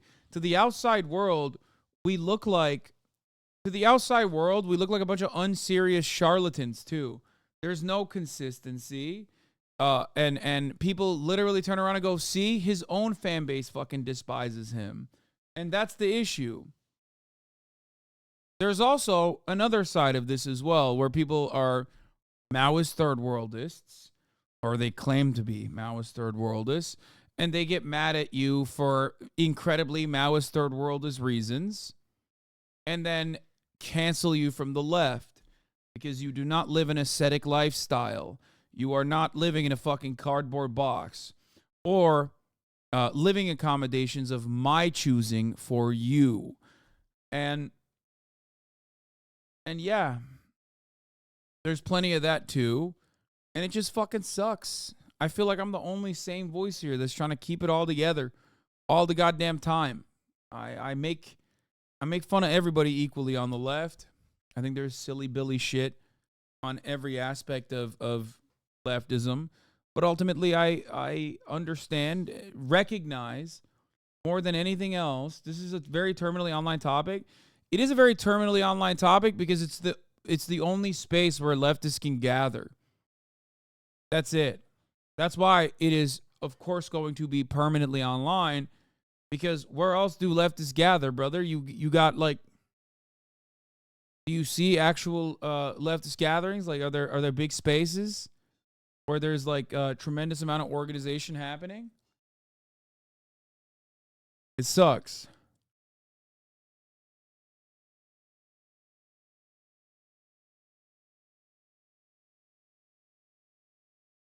College campuses. Yeah, I'm a part of PSL at UCLA. You're right. College campuses is one other place. Anyway.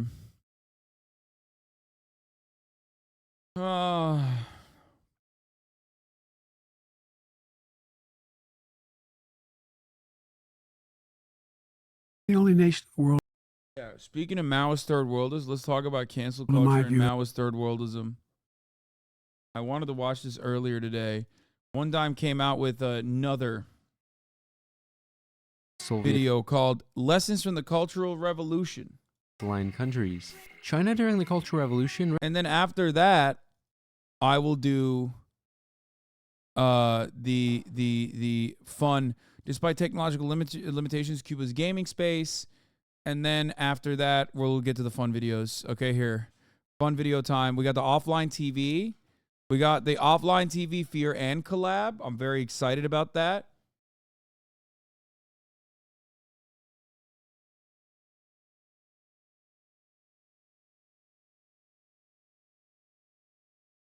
They really said college campuses. What? I mean, that is a valid place to organize. It's true. College campuses are where people organize. Holy fuck, 7 hours, 300K views already. God damn. Dude, OTV is cooking them.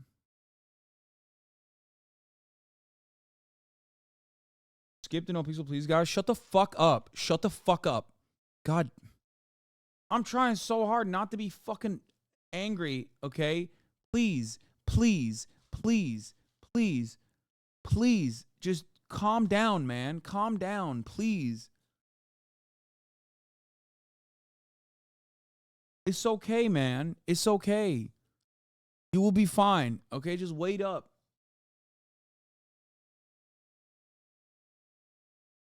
Yes, I would love to do another offline video.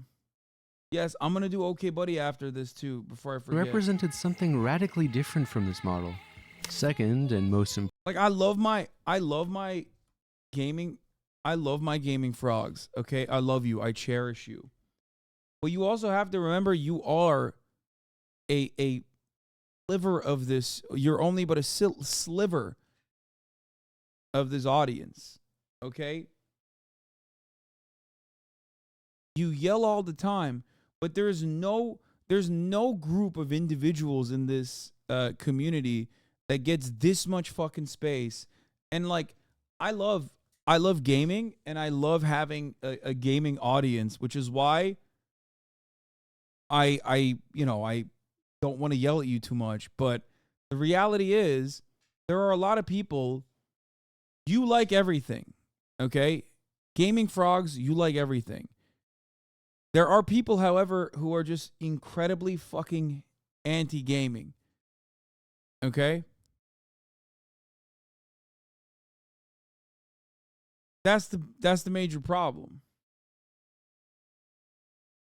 Gaming frogs like variety. And they yell about gaming a lot because under the variety banner, they don't get enough gaming. But there are people in here that don't like variety, that would just fucking despise any other type of content from being shown. Importantly. Just like there are people who are news-only frogs, and I don't fucking feed them all day. There's a point in time where I tell them to fuck off. There's a point in the week where I tell them to fuck off extra hard. Right? I believe that the Cultural Revolution contains some of the most sobering lessons for people on the left. In fact, many of the lessons of the Cultural Revolution are directly relevant to some of the issues that we still face today, which are hot topics in contemporary discourse. While some of you may have been able to already infer a verdict of your own based on what you saw in the last video, I don't think the lessons of the Cultural Revolution are exactly obvious. Far from it. This was a question that I left my readers with in the essay that I wrote on the Cultural Revolution titled Totalitarianism or Anarchy. published in the book titled Underground Theory. In this video, which essentially serves as a much shorter sequel to my previous mini-documentary on the Cultural Revolution, I will reveal my personal opinions and interpretation that I have come to regarding the events of the Cultural Revolution, which I was not able to fully articulate in that essay. As a result, this sequel video won't exactly be as mass appeal compared to my others, but I believe it will be among the most unique and useful for those who take emancipatory politics seriously and want to play a role in changing the world for the better. This is part 2, the final part, of the one-dime series on the Cultural Revolution.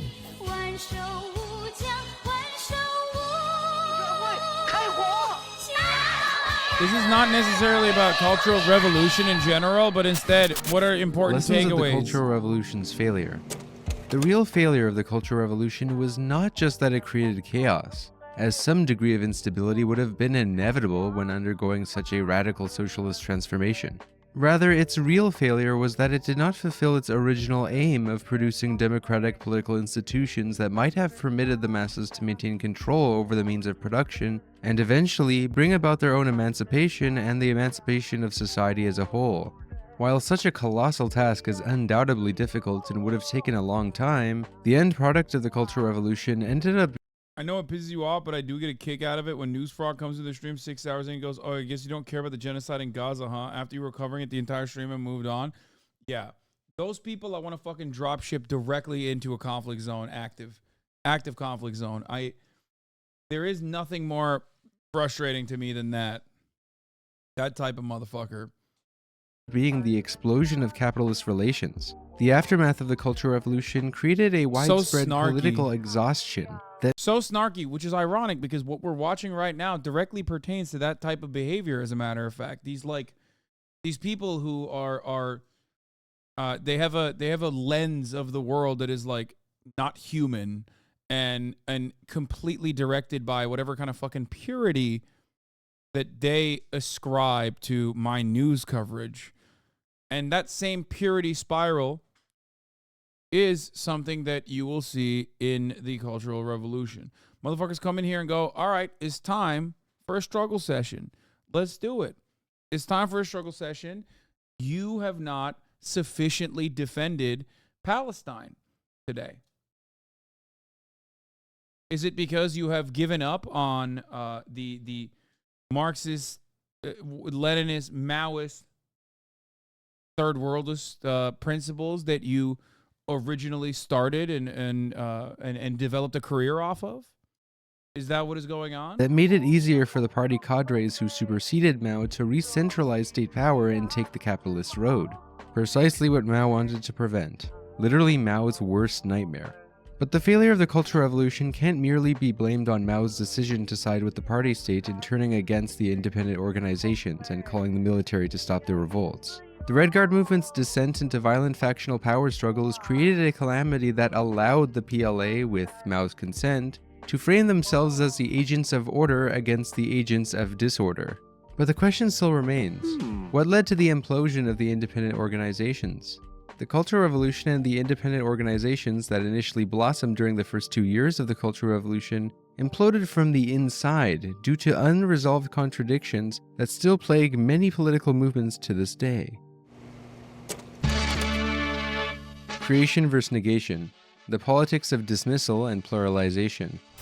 As brilliantly articulated by the theorist Alessandro Russo in his book Cultural Revolution and Revolutionary Culture, the implosion of the Cultural Revolution was by and large the result of a tension that was there from the very beginning. A contradiction between two different registers of politics, dismissal and pluralization, in which dismissal ended up winning out. Dismissal is what one could call a statist or an authoritarian logic that involves a desire to occupy positions of power that allow one to rule other people. The psychology of dismissal involves the enjoyment in deciding the fate of others. Dismissal is sort of like that cop in your head. This is the behavioral dynamic at play in almost every case of power struggles within the state. While dismissal is a rule of thumb, like for example, I will use the HasanAbi Discord. I've long talked about how I wanted the Discord to be yours and yours only. I wanted to ensure that the Discord in and of itself would be a place for learning. place for people to dive deeper into leftist theory, place where there will be, just like in this community, in the Twitch chat, where there are going to be microaggressions, people that are coming in and asking certain questions. Some of those questions will be, come across as harmful. The fact that we got to this point in this community over the course of so many years,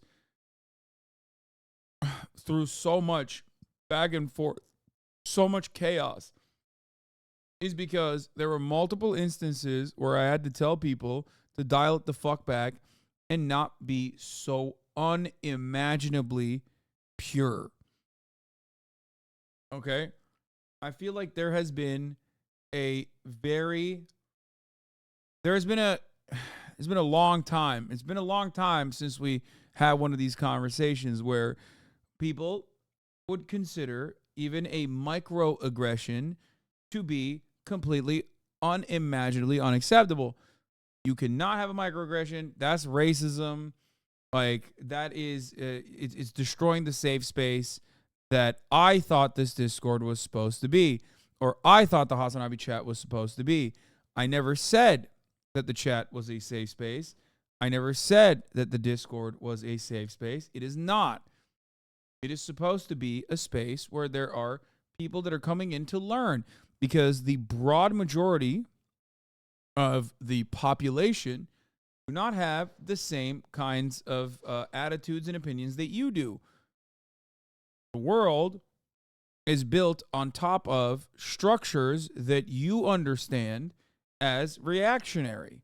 White supremacy thrives in America.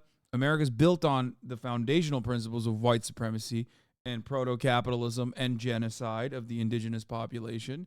So therefore, obviously, the prevailing narratives are going to reinforce that structure.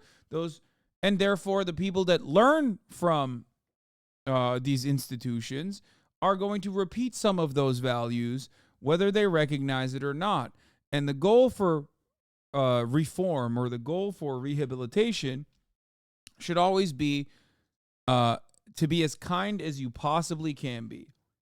Okay? To be as kind as you physically, humanly can be to those who are genuinely interested in learning. If you shut people off, and there was back in the day, for example, in like 2018, 2019, there was a lot of discourse around emotional labor. Emotional labor. People love talking about emotional labor. You're making me do emotional labor. And it's like, yeah, I do. I want you to do it. I mean, a big part of why I do what I do is so that you don't have to do emotional labor, or as much emotional labor. But yeah, if you have the capacity to do so, you should. Because the reality is, fucking Nazis don't have to do any emotional labor, but they will always fucking educate people as best as they possibly can with a whole bunch of nonsensical bullshit. You know?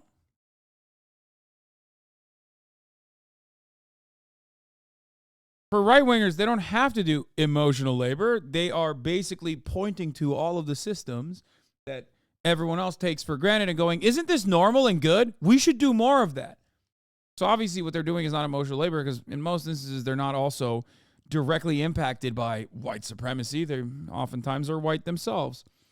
So, yeah, it's just that was another concept that people would recycle all the fucking time. So, anyway, my point is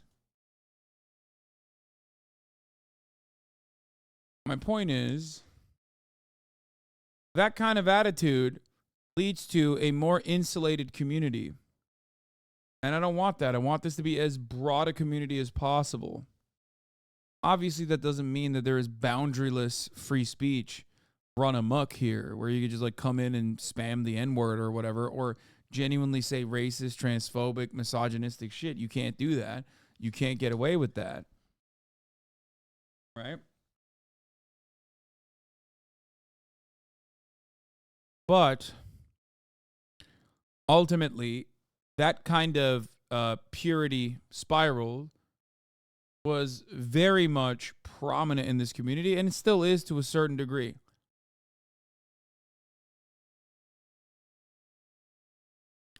It's ironic that I've been yelled at quite a bit by trans chatters or I guess like trans content creators sometimes, or not even necessarily trans content creators, but like trans Twitter, let's say, of not being sufficiently pro-trans. Which is, of course, like a laughable notion. If you've been in here, you know that that is a laughable notion. But part of that always has been because I am not making commentary on the trans issue, okay, for trans people. When I talk about trans issues, I'm talking to transphobes. And something that I've always stressed for people, okay, for specifically my trans chatters who know this already, because we've talked about this so much, is that the reason why you can come in here and enjoy a safe, relatively safe space that is full of tens of thousands of different people, right? Knowing full well that the mods have your back, knowing full well that this community has your back, is because there are plenty of people that were transphobic that came in here and unlearned that shit. So that's why whenever I yell at like a particular trans chatter or whatever, and that shit gets like clipped out of context and people try to fucking use that as a way to say like you're transphobic, those are outside wreckers trying to play that exact same role in this community. I've yelled at you in here before, but that was years ago. I've been watching you long enough to know by now that you're trying to meet stupid transphobic people on their level, not engage in super insular discourse. Yeah.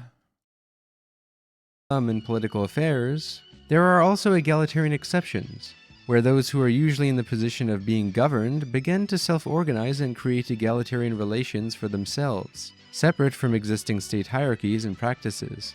The term Rousseau uses to describe this process is pluralization.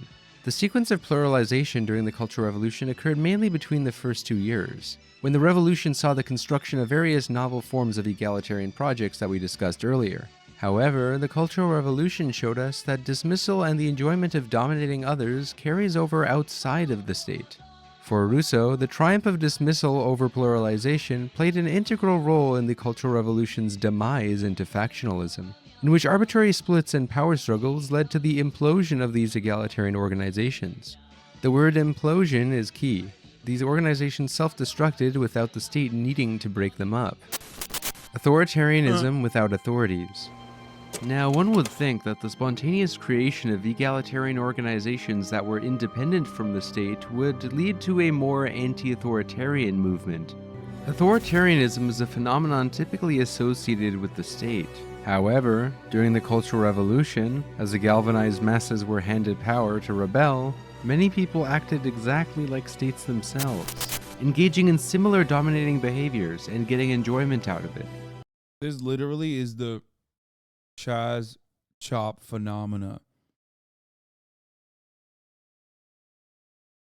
A democratically organized, hyper-localized community still ends up recreating the same structures that exist in society at the state level, and it still leads to like black teenagers being shot and killed.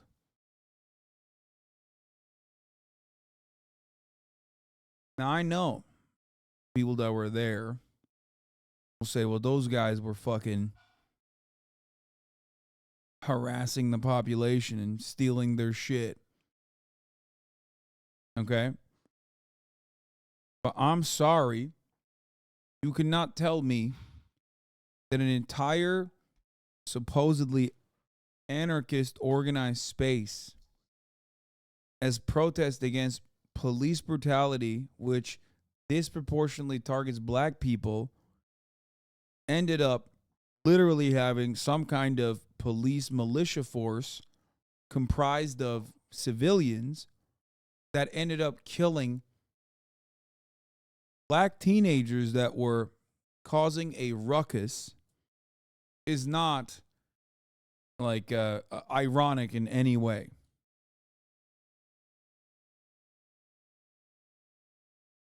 This pleasure in controlling the lives of others is seen in the endless examples of how people policed each other during the Cultural Revolution, in a process that resembled medieval witch hunting. The key takeaway from all of this is that the logic of dismissal, the enjoyment in deciding the fate of others, is not a mentality exclusive to those who pursue politics as a career in the state. The practice of dismissal is a typical feature of politics as usual within the government. But the fact that the practice of dismissal was weaponized by the masses themselves against each other outside of the state is emblematic of an overlooked dilemma that many people, especially on the left, overlook, being that policing can still occur without official police, that authoritarianism can still occur without state authorities. The mentality of dismissal was a major factor as to why the Cultural Revolution devolved into a self-destructive politics of pure negation. Someone said, was that Elon Musk? And it always leads me to my I guess not favorite, but like a funny part of discourse, that I'm a firm believer that Elon Musk looks kind of Chinese, just like Barack Obama looks kind of Indonesian. I don't know what it is. When you get it, you get it. Well, the Barack Obama thing, I'm sure you've seen at this point. Barack Obama is our first Indonesian president. Okay, that one felt racist. You've never seen Indonesian Barack Obama?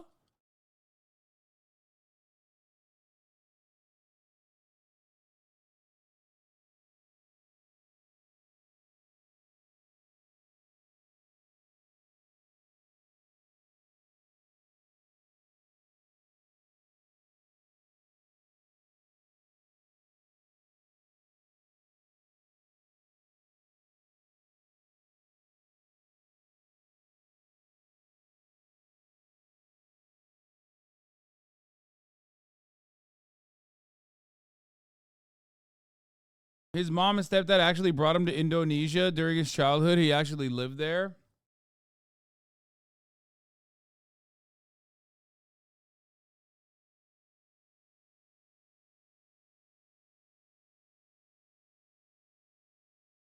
Obama's so good they made Obama too, and Pussy too.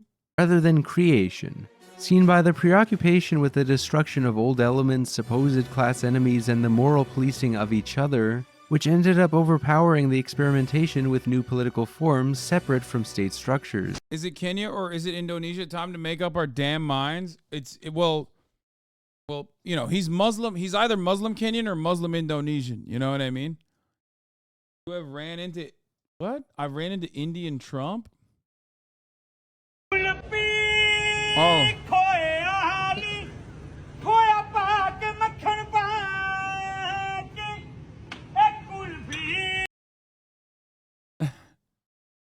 I have seen this one before. That's the craziest one. And the logic of dismissal re-emerged in the form of a factional struggle whereby the priorities of independent organizations were reduced to different Red Guard factions trying to seize power and eliminate their rival factions. Instead of maintaining independence from the party state, groups fought each other over political or military supremacy, often in the form of dominance over different areas of the country. Alessandro Russo brilliantly illustrates the problem with dismissal, the politics of negation, and how it can hinder the politics of creation. What I have called the dismissal process did not involve any real political experimentation. It was intrinsically in line with the seizure of power, whose synonym ultimately was dismissal.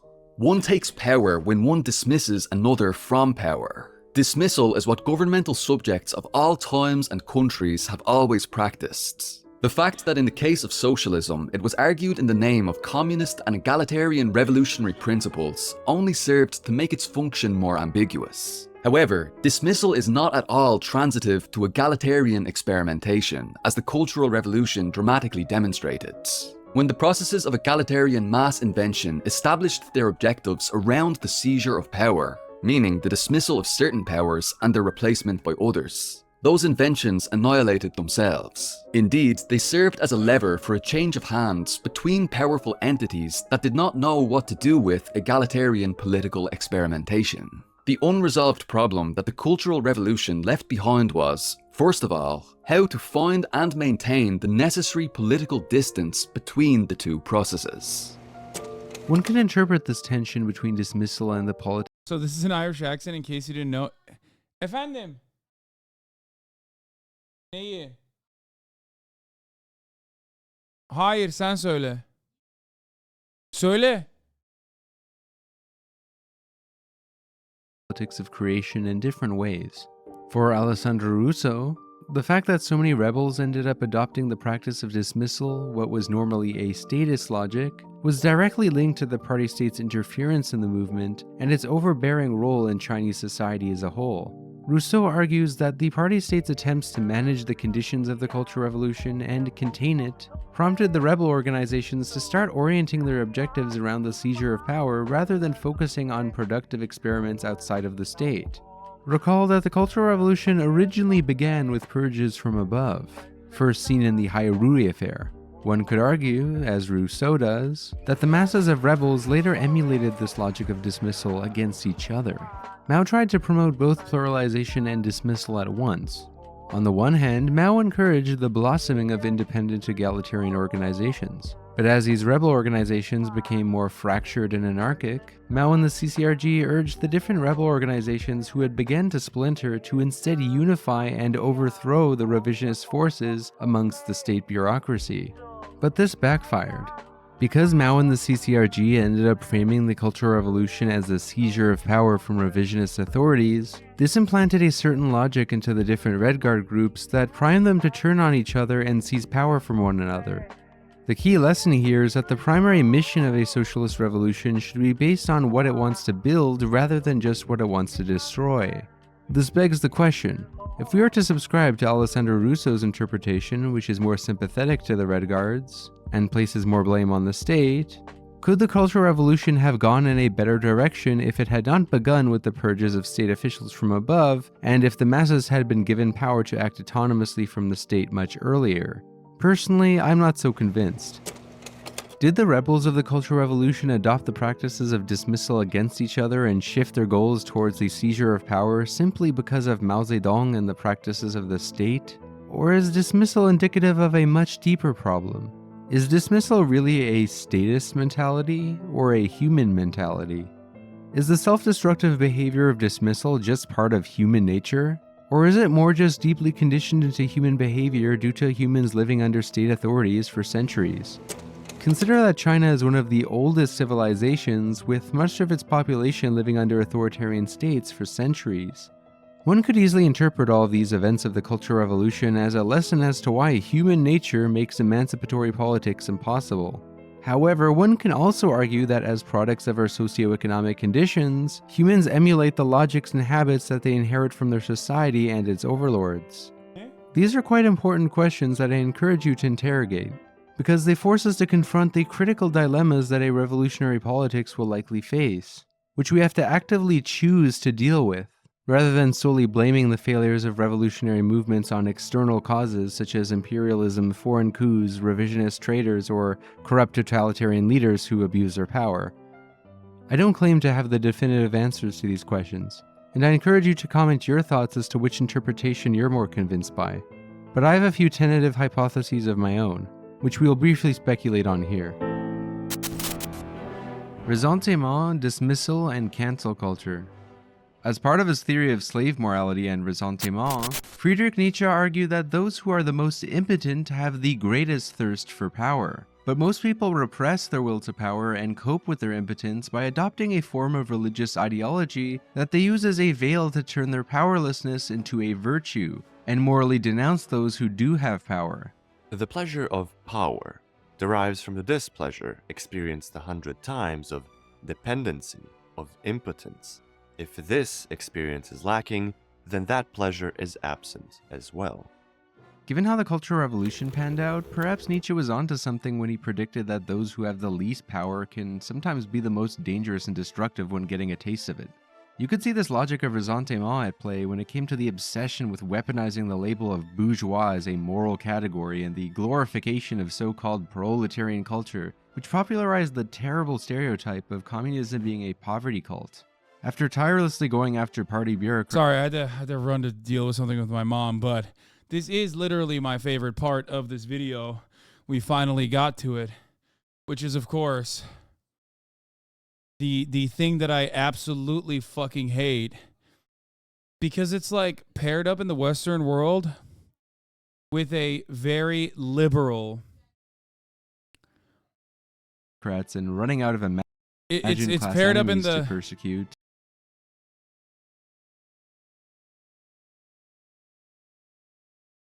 The Red Guards soon turned on each other in a bitter power struggle. The phenomenon that we call dismissal, the enjoyment in determining the fate of others, is at the heart of what we call cancel culture. The Cultural Revolution shows that the phenomenon at play in what we today call cancel culture is not a strictly online phenomenon. Okay, so what I was trying to explain is, oh my God, anne yeter ne olur Allah aşkına.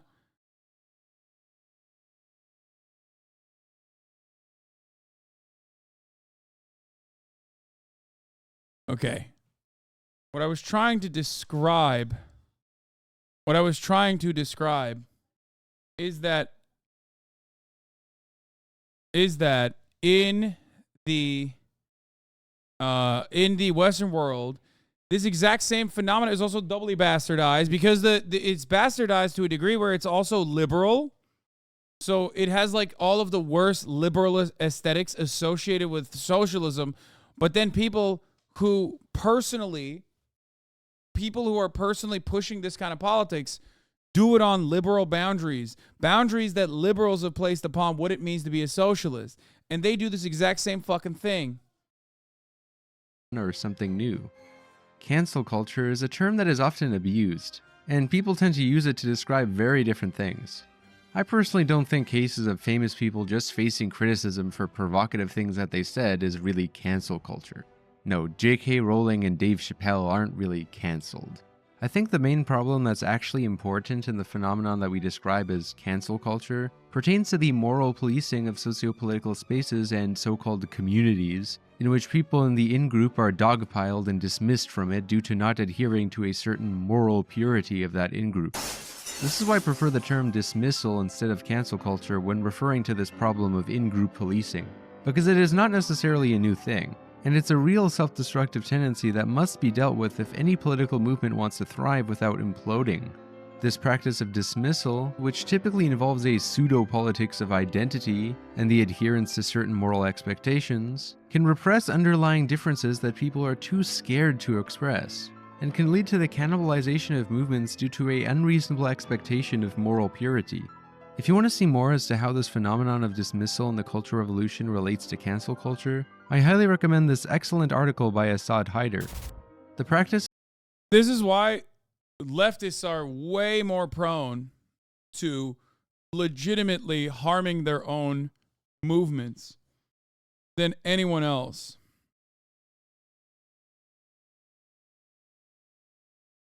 That's it. Because everybody thinks it's about like self-crit, and the reality is that it's not about self-criticism at all. It turns into this like weird ass purity spiral, and it ends up genuinely destroying coalition building and even expanding on a fucking movement. Of dismissal must be contained or balanced by a politics of pluralization and creation that goes beyond the mere negation of things and is more tolerant to human differences and mistakes. Many people take a long time to adjust to change, and we can never all agree on everything. Class and the dictatorship of the proletariat. Last but not least, the final lesson of the Cultural Revolution concerns the question of class as a political category, and the viability of the dictatorship of the proletariat. The dictatorship of the proletariat is a key idea in Marxist theory that most Marxists subscribe to in some way, shape, or form. The basic idea with the dictatorship of the proletariat is that the socialist transition between capitalism and communism must be spearheaded by a state ruled by the previously exploited classes, namely the working class, in a coalition with the peasantry, who constitute the majority of the population that never had much of a say in bourgeois democracy. However, the experience of the Cultural Revolution revealed some additional issues with the dictatorship of the proletariat. In his book Mao's China and After, A History of the People's Republic, the historian Maurice Meisner eloquently sums up one of the most overlooked— Weren't you complaining about ostensible leftists before this? Yeah, I was. I was complaining about them constantly fucking engaging in wrecker behavior. There's a difference. I think I practice what I preach on this matter because I usually refuse to talk about them when it comes to like being hypercritical of the shit that they say just because I don't agree with it. And part of that is because I think that they still play a role in this larger puzzle. Like, for example, in the Ugopnik video, Ugopnik calls them filters, right? Or is that what he said? Well, like people that try to stop you from moving to any other part of the pyramid, or tumors, not filters, tumors. Like people that literally spend all of their time fighting, weirdly enough, fighting other leftists. Yes, that is something that should not occur. That is something that should not happen. It's a profoundly toxic behavior, and it was so toxic and so valuable that it was a infiltration method crafted by the fucking CIA and the FBI. Literally.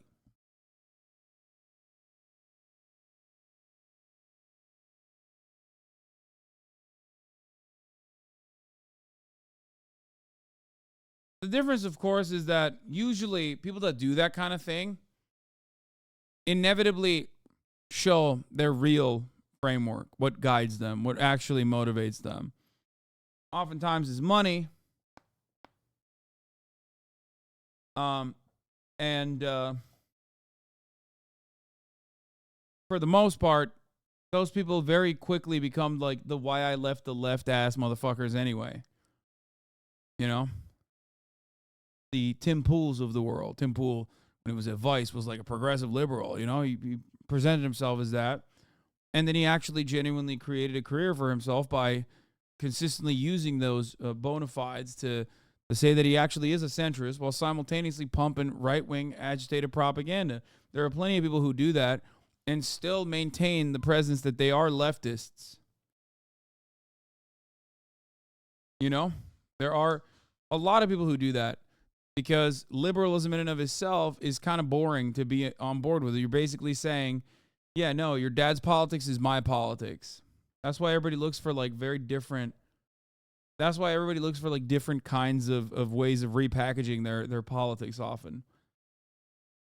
To me, it is basically like the same inability that insecure people have in not recognizing Andrew Tate's glaring insecurity that he masks with machismo and bravado. Like the over-the-top machismo that he presents is unironically a way to just like soften or to hide the very real insecurities that he has.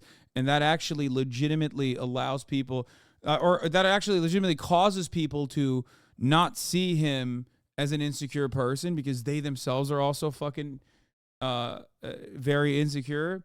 That same thing happens in leftist spaces as well. A lot of people do not understand wrecker behavior and often will engage in that kind of thing themselves. Engage in that wrecker behavior themselves to like destroy any kind of solidarity, any kind of movement building. Issues of class in revolutionary China. One of the ironies of China's post-revolutionary history, fully apparent during the Cultural Revolution, is that the revolutionaries drawn from the oppressed classes under the old regime tended to be socially and politically conservative under the new regime, increasingly so as the years went on, whereas the social and political radicals in liberated China tended to be the children of families who made up the privileged classes in pre-1949 China. It takes no great sociological insight to unravel the paradox. Usually The the one-time records are the only ones who complain are also the ones who complain about gatekeeping or purity testing. Really? Are you trying to say that I'm a wrecker? Like, is that what you're trying to say?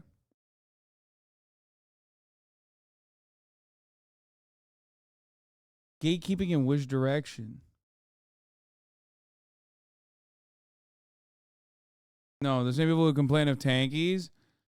Yeah, the thing is, like, obviously I have my lines. You know what I mean? I have my lines. I think, like, yeah, if you are a professional Nazi or you align with professional Nazis, yeah, it's going to take a lot for me to trust you, okay? If I catch you with a fucking literal Nazi hanging out, collaborating with them, giving them a platform thoughtlessly and carelessly, so, like even going to lengths where you defend them, it's over for me. Like there's nothing, like it's very, very, very hard to recover from that, in my opinion. A lot of people don't give a shit because they themselves also have like very malleable politics. They don't usually have a lot of they don't have a dog in the fight. They don't have like real stakes in the matter. They want a sense of belonging. They want to fucking be a part of a group. So they don't really think about that kind of thing. Or even if they find it to be like a little weird and gross, they even if they find it a little bit weird and gross, they can kind of overlook it for other reasons, right? Point is, like, I'm not saying that I don't have a real, I don't have any firm boundaries at all, right? I'll talk to most people, especially normies, right?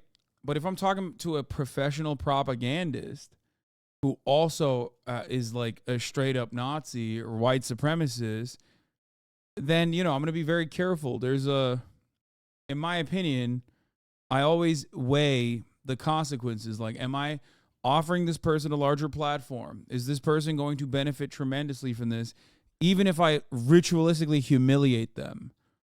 You know what I mean? Because some people do actually gain a tremendous amount of reward from simply being platformed, right? So there are definitely boundaries. It's understandable. It doesn't mean that like everyone and anyone is like totally valid and allowed. But yeah.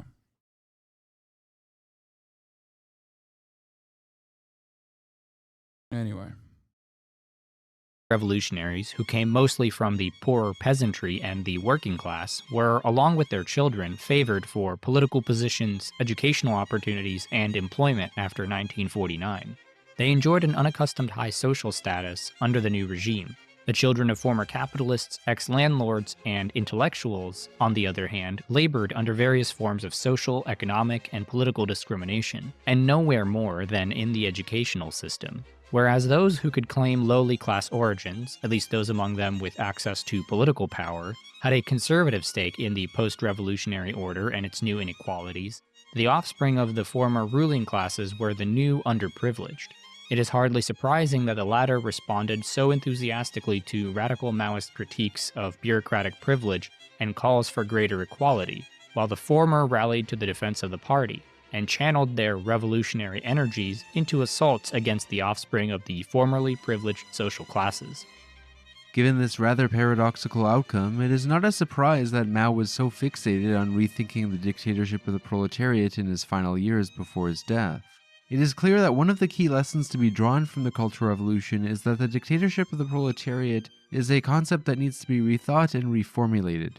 I also believe that Mao Zedong was correct in identifying a bureaucratic stasis and decline in revolutionary creativity amongst the party elite. The party and the masses needed to get politicized again to not forget their original revolutionary mission to bring about the emancipation and socialist transformation of society, albeit a bit more gradually.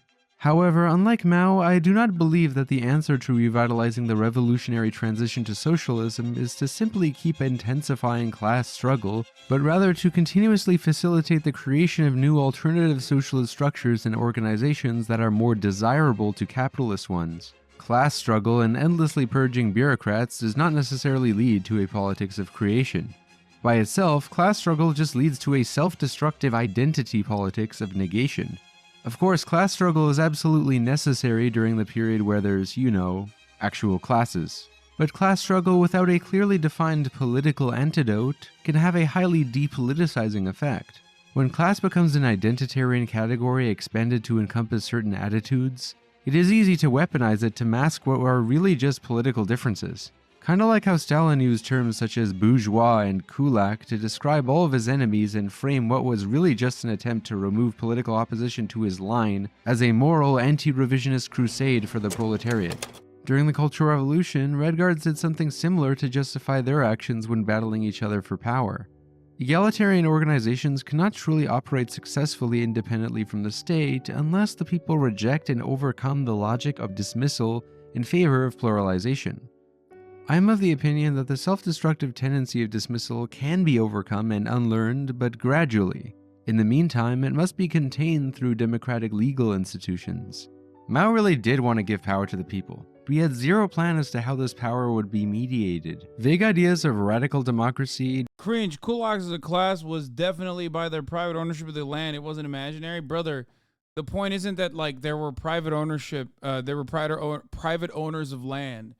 The point is using that as a mechanism of pushback against anyone and everyone that you deemed was not sufficiently loyal to you or to the goals that you had. It's just like the point is utilizing, like, I mean, the entire part of this is utilizing class as not a real Marxist in the real Marxist sense, but instead redefining it as like something that is aesthetic. And once it's something that is aesthetic, ultimately turning around and slapping that sticker on to any person. Like, in a way, it's no different than what I've talked about quite a bit with respect to top of the hour ad break. That's right. There's a class of people who are subscribed and they don't see the top of the hour ad break. And then there are those who do see the top of the hour ad break because they are unsubscribed, because they do not have $5. But don't worry, you probably have a Twitch Prime, and therefore you can subscribe for free. Here's the 3-minute ad break now. It is doing good guys versus bad guys, except the capitalists are bad guys, the socialists are the good guys. Kind of. It's one of the reasons why I regularly talk about unions for players in sports, right? Like, under a liberal hegemonic structure, you automatically assume that, like, oh, someone is wealthy or someone is rich, which means like, oh, that's bourgeois. That person is bourgeois. There is this way of mystifying class politics where you go, oh, rich equals capital owner, poor equals worker. You could be a relatively poor capital owner and you can be a rich worker.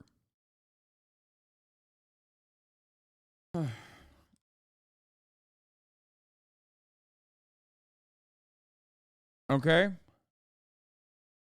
I'm gonna end the broadcast soon because of this. I'm gonna be honest. I just that's one more motherfucker. I already gave you guys the rundown. I have this. I have the Offline TV Fearpong challenge video, and I have OKBUDDY. If you fucking keep asking me for a role play right now, that's a huge deal, and you should repeat it all the time. What, at the top of the hour ad break? I swear to God. I swear to God, dude. I'm gonna fucking turn this goddamn car around. Please. Please, guys. I love you all, and I really respect the gaming watchers, but please. I'm in the middle of this. It's almost done. Please. Decentralization, or simply just giving power to the people, are common intuitive antidotes that you often hear in God damn it. The point I was trying to make is that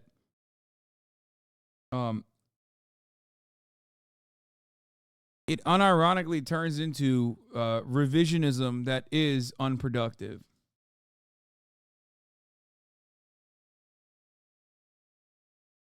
Okay?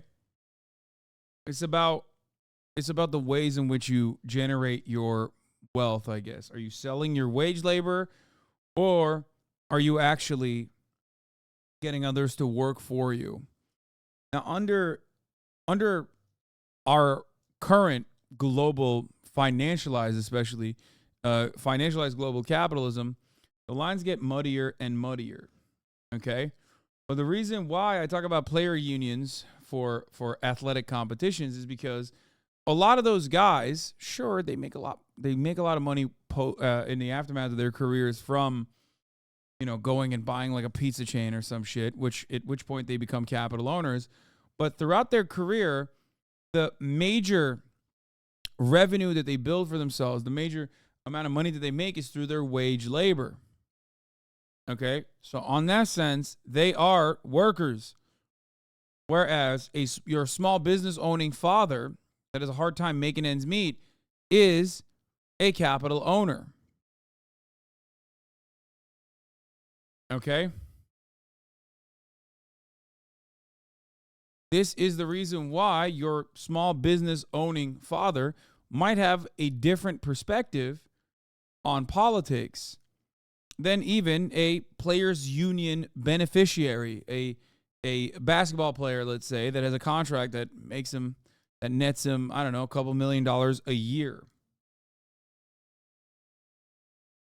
Because ultimately, what people fail to forget is that your HVAC business owner stepdad is a small business owner and therefore is generating value by extracting the surplus labor value of other workers underneath him. Okay?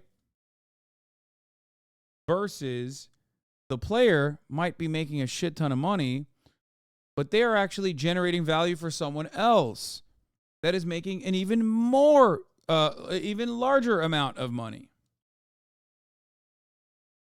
It's about the relationship that one has with the means of production, more so than the amount of money they generate off of or the value placed upon their labor or the amount of money they make. This is something that I try to describe to people all the time, but because of where I'm at in my career, it comes across as self-serving. The irony, of course, is that I used to make this exact same argument when I was fucking broke. And a lot of people, specifically like online Maoist third worldists on Twitter or ultras or whatever, like, you know, baby leftists who oftentimes are the loudest and the most like purity spiral driven, cannot comprehend that. Okay? They can't understand it. They can't understand that what they're doing is pure liberalism. Which is precisely the reason why what they say mirrors the Fox News article writers that say the exact same shit about me. Like, oh, he's socialist but has a fucking house. The fuck? Get out of here. Or the supposed liberals in some communities that fucking hound me and my fans on a regular basis about how he didn't have to buy a $3 million house. He could have bought a $1 million house. We would have been perfectly fine with that. Like, no, you wouldn't. No, you wouldn't. And regardless, it has nothing to do with whatever the fuck I'm purchasing anyway.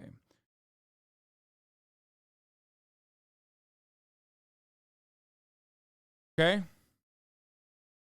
Response to the problems of state authoritarianism and bureaucratic centralization in actually existing state socialist countries. However, as we have seen in the Cultural Revolution, people are capable of being just as authoritarian towards each other without the help of any state authorities. Mob justice, without any institutional framework to regulate it, is sometimes no better than state tyranny. I think that many liberal theorists and early thinkers of the Enlightenment were correct to be skeptical of the masses and how they can issue their own kind of tyranny. Except the difference is that liberal thinkers, unlike Marxists and communists, did not consider or even try to emancipate the masses from their own economic servitude. The socioeconomic conditions must be created to maximize human evolution and emancipate human potential for as many people as possible. In this regard, Marxism tries to carry the torch of the Enlightenment. Conclusions and critical reflections. The Cultural Revolution encourages us to reflect more on the tensions and risks of an egalitarian mass movement that seeks to create power outside of the state, independent. I caught a guy on that today. He shifted the goalpost. If he really liked poor people, then he wouldn't live with rich people in LA. What a wonderful thing to say. If someone has a reactionary perspective like that, ask them why they think Los Angeles is a crime-ridden city where there are homeless people in every fucking city block. And then watch them try to go back on that take as well. Because guess what? If I lived in some bumfuck part of Iowa, I would be genuinely in actual proximity from poor people. Okay? Part of the reason why I like living in Los Angeles is because I do have a proximity to a diversity of different backgrounds, including financial circumstances, including fucking homeless people. Okay? I like living in a city for that reason. And that's precisely the ones who fucking say that shit live in the goddamn suburbs. They live in the motherfucking suburbs in a house that is damn near identical to this house, except because they're in the fucking suburbs of Iowa, it doesn't fucking matter. That's it. I lived here when I was broke too. Okay? I lived here when I was broke. I like living here. Independently from the party, reflecting on the experience of the Cultural Revolution and pondering solutions to the problems that it posed are quite important for so-called anti-authoritarian libertarian socialists who claim to believe in radical democracy, spontaneity, as opposed to a Leninist party seizing state power. Such reflections are equally useful for Marxist-Leninists who believe that communism can be built from above, as well as for Maoists who insist that elements of the Chinese revolutionary experience like the Cultural Revolution can simply be replicated elsewhere.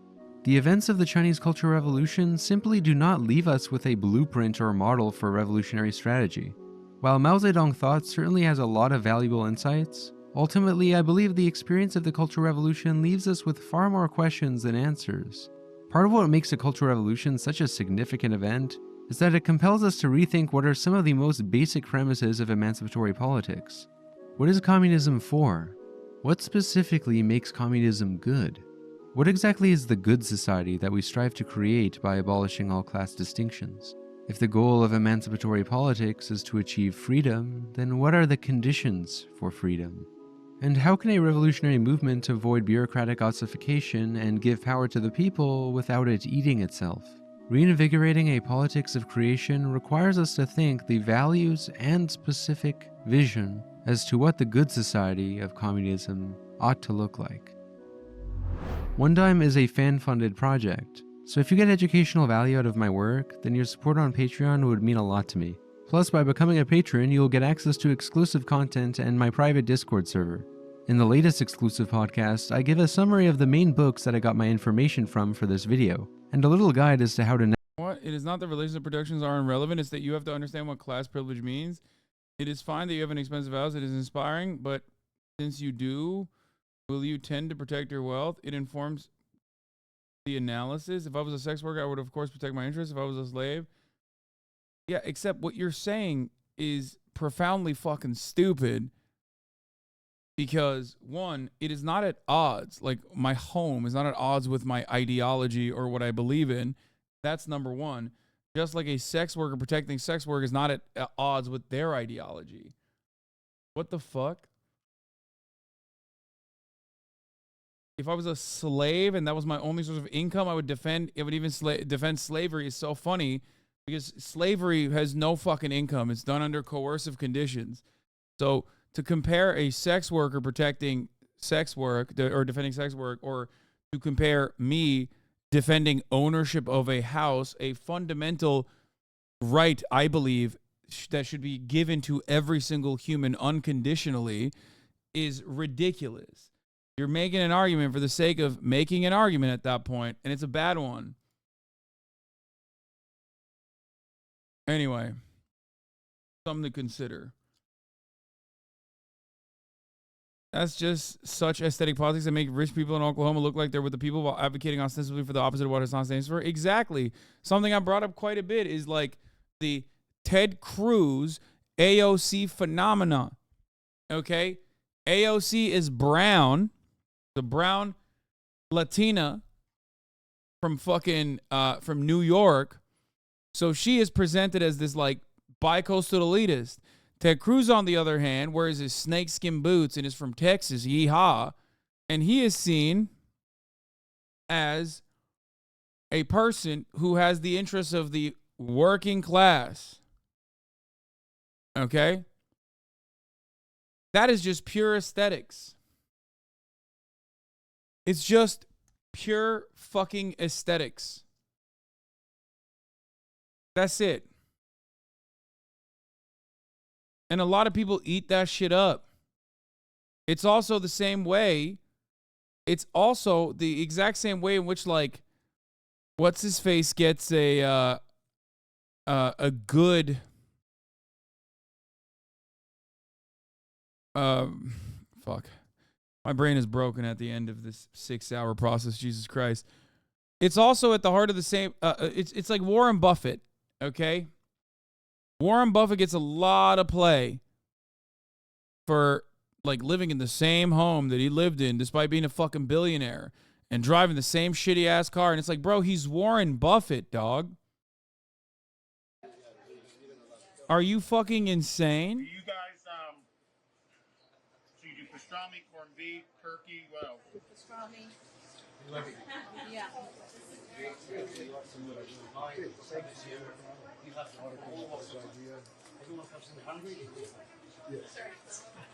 The one Damn, you have like a big sandwich that's like $23. Which one is that? I don't want it. I mean, Damn, dude, he is hungry, dude. The fuck happened? What the fuck happened to this man? Bro hit her with a bike riz. What is this?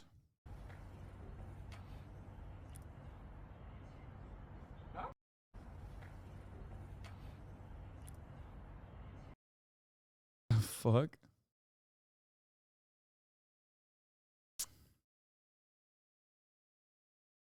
Anyway, oh, there's Indian Trump. Stop making fun of him. He's a big boy. He's no longer a big boy. Despite technological limitations imposed by the U.S. blockade, Cuba's gaming community is on the verge of producing its first professional athletes. Let's take a look. The electronic gaming community continues to grow in Cuba despite technological limitations. The number of e-gamers on the island has been constantly increasing in recent years thanks to greater internet accessibility.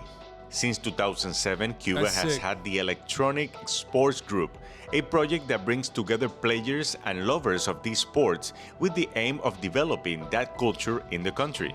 Now, following the global trend, the first steps are being taken on the island to elevate the practice of electronic sports to a professional level.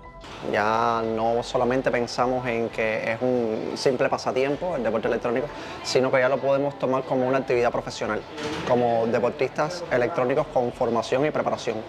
One of the aspirations of e-gamers in Cuba is to become a federation, and for this, they have already inaugurated a local development project called Virtual World, which seeks to be a space to train high-performance athletes. And they have already managed to have their first qualification to an international.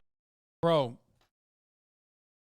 if you get your ass beat by like a Cuban 14-year-old, okay, who has access to an internet cafe for a limited amount of time, like if he's whooping your ass in COD, retire. Okay? That's crazy. Okay? Motherfuckers are playing like Modern Warfare 2 still. Level event. Como tal, llegamos al mundo conectado prácticamente en el año 2018. Fue algo que los deportes electrónicos se habían desarrollado de forma offline hasta ese momento. Y bueno, que en un intervalo tan corto de tiempo, prácticamente 5 años, en el que realmente tenemos el acceso que nos permite competir con otros jugadores, que ya hayamos logrado clasificar a toda la delegación al primer campeonato, de hecho, primer campeonato panamericano de deportes electrónicos, es algo que evidentemente es, prácticamente se puede decir que sea nuestro mayor logro. Pensamos que el mundo virtual sea el primer centro que forma los deportistas de alto rendimiento a nivel electrónico. O sea, hoy tenemos un parque tecnológico bastante bueno, bastante desarrollado, bastante a tope con lo que lo pedían las instituciones como tal para poder desarrollar atletas de alto rendimiento. With its sanctions, the US Bro, this shit is so sick. This is so fucking, this is awesome, man. This makes me want to help him. government prevents Cuba from connecting to international telecommunication networks through fiber optic cables, which makes the... Stop. No. Okay, now I'm a reactionary. Call me the fucking mayor of Miami, okay? Give me a Bitcoin salary because I'm also on board with motherfucking drone striking Cuba. They got fiber? Shut the fuck up. Shut the fuck up. They got fiber on that fucking island and I don't in Los Angeles? What's next? We got Hezbollah in fucking Lebanon with their own fiber network. You got fiber in Cuba, but you don't have fiber in Los Angeles? Are you fucking joking?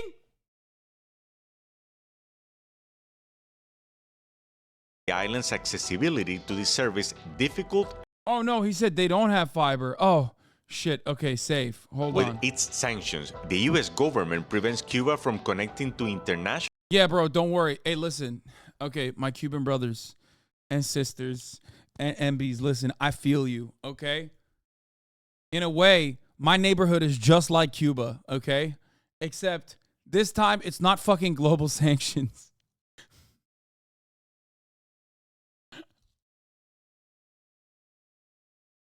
How'd you help them? Build them a PC bang? We have fiber in LA, dumbass? No, not everywhere. Shut the fuck up. Don't test me on this.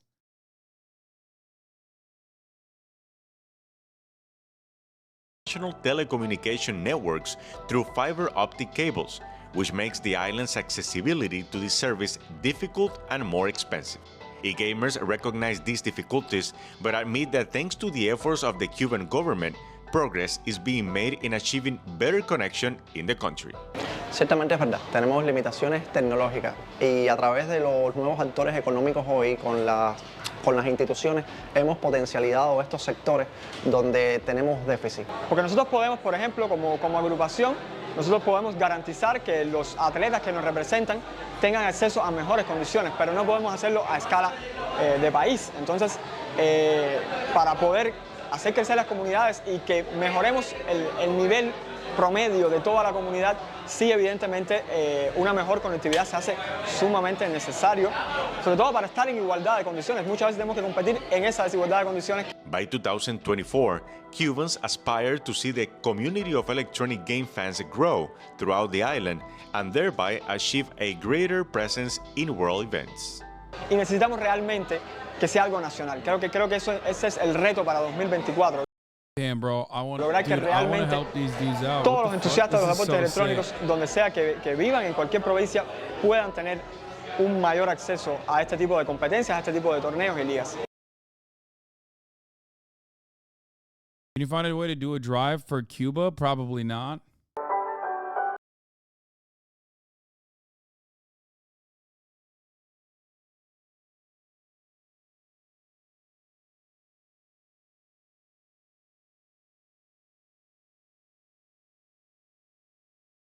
Counter-Strike 2 Cuba team. Dude, it's sick. This is so sick. Here, I'll retweet it.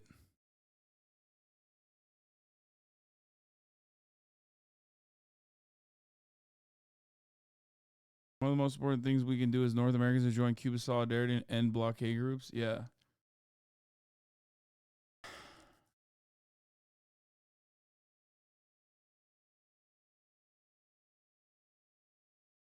Let a 13-year-old Cuban touch Fortnite is Jover for everybody.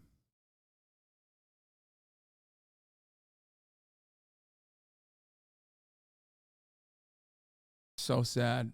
All right, let's get to some fun shit. U.S. is a blockade on Cuba? No, dude. They're just like... No, not at all, man. What? Crazy. I don't know, man. I'm just asking. Yes. The United States, since the Cuban Revolution, has implemented some form of very strict, some kind of very strict blockade, full-blown blockade for decades. Cuba actually has a blockade in the U.S.? Yeah.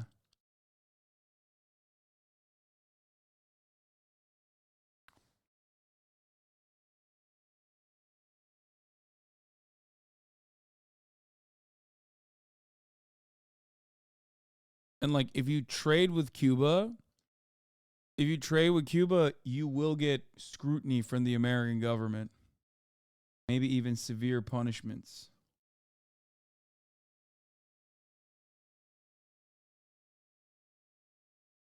Cuba signs a deal with Google to connect to modern internet. Pretty sick. I mean, I feel like they will do this to... I suspect that this will be mostly, like... The State Department's probably all over this shit, right?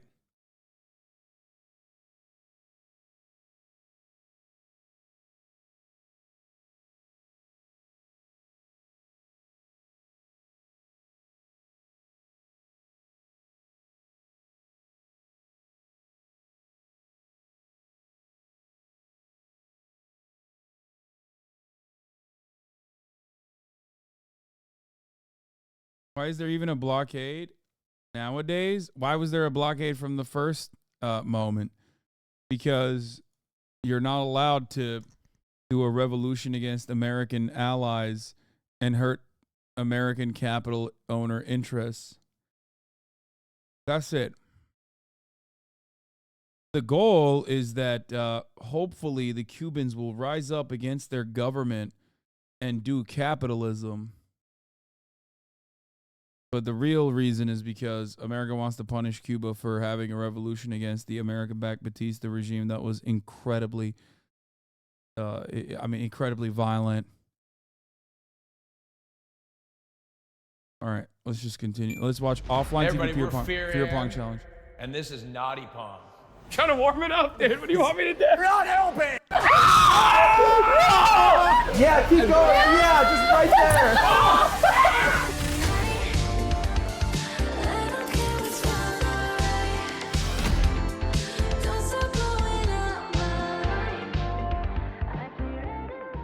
In Fearpong, each team takes turns throwing balls into the other team's cup. Under each cup is a punishment. If you sink a ball, the other player has to do the punishment that is written under that cup. You could be stuck there, getting punishment after punishment if you do not sink your own ball. Each player receives one substitute, where they forcefully volunteer one of their good friends to take the punishment for them. But the punishments can be rather cruel and unusual, so I recommend they choose wisely. We're the Fear Am Podcast, and this is Naughty Pong. Would you quit laughing? Jesus. Oh, no! What is it? It could be anything. What is it? Your presence is our present. It's a nice one. Oh, that means you. What does this mean? It's a nice shirt. Sarah, this is an impairment and a costume. You're gonna wear a giant Christmas present. Oh, but he's the first. Wait. What the fuck? Yo! Wait, that's actually nice. No. I can't even see the... Oh, wait, there's stuff for your arms too. Oh, there's stuff for his He's arms. never gonna make it. Carl's gonna eat every punishment. He's not gonna make it. Wait, where's the ball? Beer pong tip. Okay. Don't stay behind. Don't create a backboard. Optical illusion time. Why are you giving him? He's sweaty as fuck. He's a present, Look at him, man. Oh shit! No. This is so Come on, stand off center. Stand off center. High. He does. It's very cute. Too high. Oh, he's frazzled. He's frazzled. You don't know. What about this? He don't know. Oh, Don't. You're rushing it. You gotta. No. That's crazy. That's too. yeah, all right. Oh! How is that the closest one? Oh! Good job. Yeah, can you give this to me real quick. In the song 12 Days of Christmas, what is sent on the 8th day? 5. What is... Oh. 3. Answer the question. Eight maids of milk. Golden rings. Rings? No, it's not golden rings. It was 8 maids of milk. I told you, bro. Wait, do we get a Eight maids of milk? I wouldn't believe it either. Wait. See that? 8 maids of milking? You're gonna milk Scara. Huh? Milk Scara. Milk Scara. Because you got it wrong, you will be milking someone from Fearpong. Oh! Wait, what? Wait, what? Whoa! Whoa! That wasn't a joke! Don't choose me. We'll get to pick someone over here to wear a cow costume. Front left. Oh, shit. Oh, shit. Okay. This is his kink. I'm not even joking. It's over. Delete you will then have to milk him until you fill a cup. Oh my god, this is God. literally his kink. That's not even funny. You got Oh like my 20 god. minutes, baby. Oh my This is upsetting. god. This is really upsetting. What the fuck am I doing with my life? Looking real good, Scara. Thank you. You too, man. Oh, okay, yeah. No, yeah. Okay, yeah. Okay, yeah. Like how? Oh my god! Like, Oh! Oh! Oh, God, get in the spring. I don't like the look of Wait, it. we'll but it's move spring. the cup to be fair. I moved it to where he was spraying. am I feeling it? I don't like what I'm doing. Hey, this isn't great for me either. I'm gonna be Why do you sound so happy? Do you want me to drink this now? Oh god. No, I don't know why it's grossing me out. Can you Oh reach no, around? that's grossing me out way more. Wait, why is like milk? in a There you fucking go. latex glove?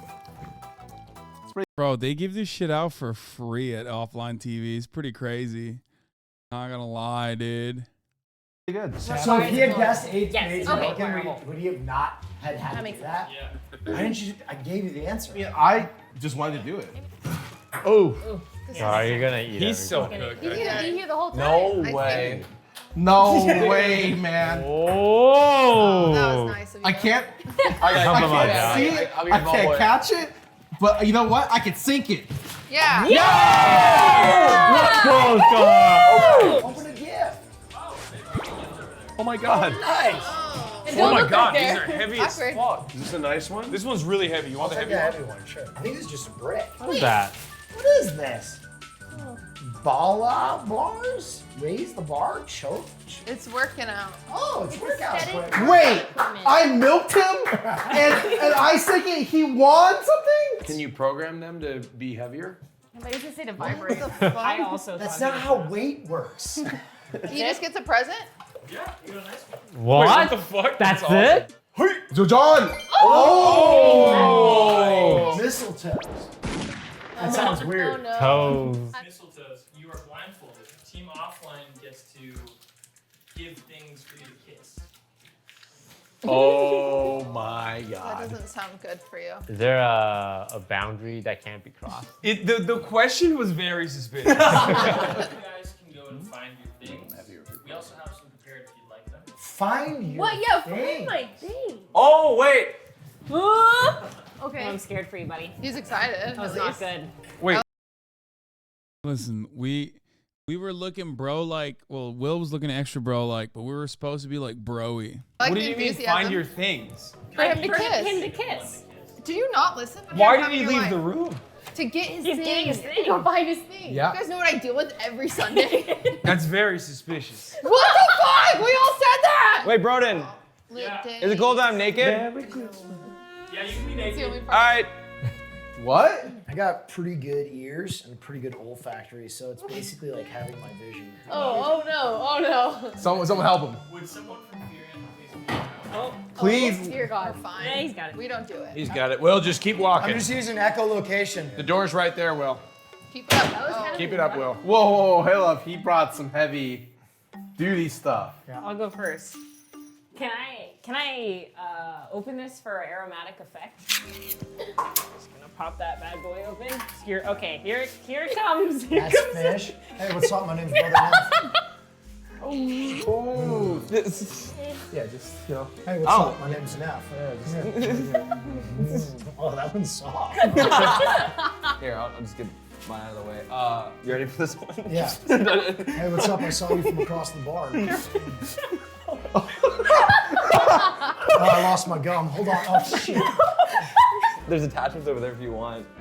Attachments? If I'm kissing a vibrator, that would just be so sad. Is this your vibrator? What are these things? What is that? Toast hasn't It's my turn. Come here, Toast. What's up? Come here. I'm Will. He's Nice to cooking meet you. something up. Oh no. Oh no. Oh, that's nasty. Oh no. It's right in front of you.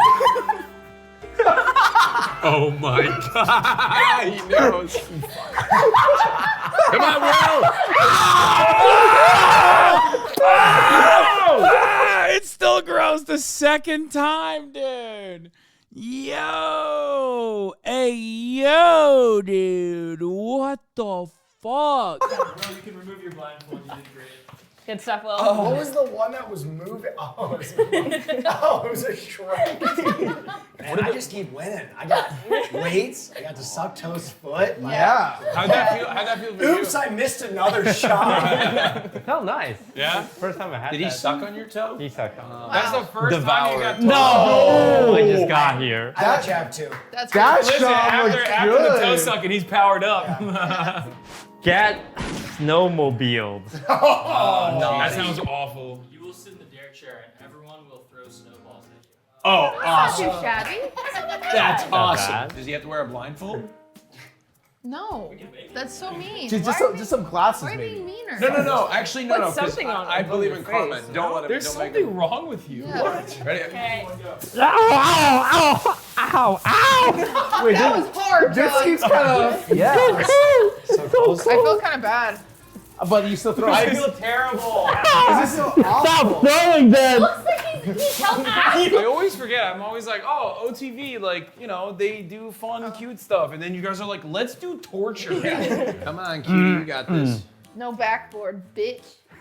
Oh my god. Oh, okay. Cutie.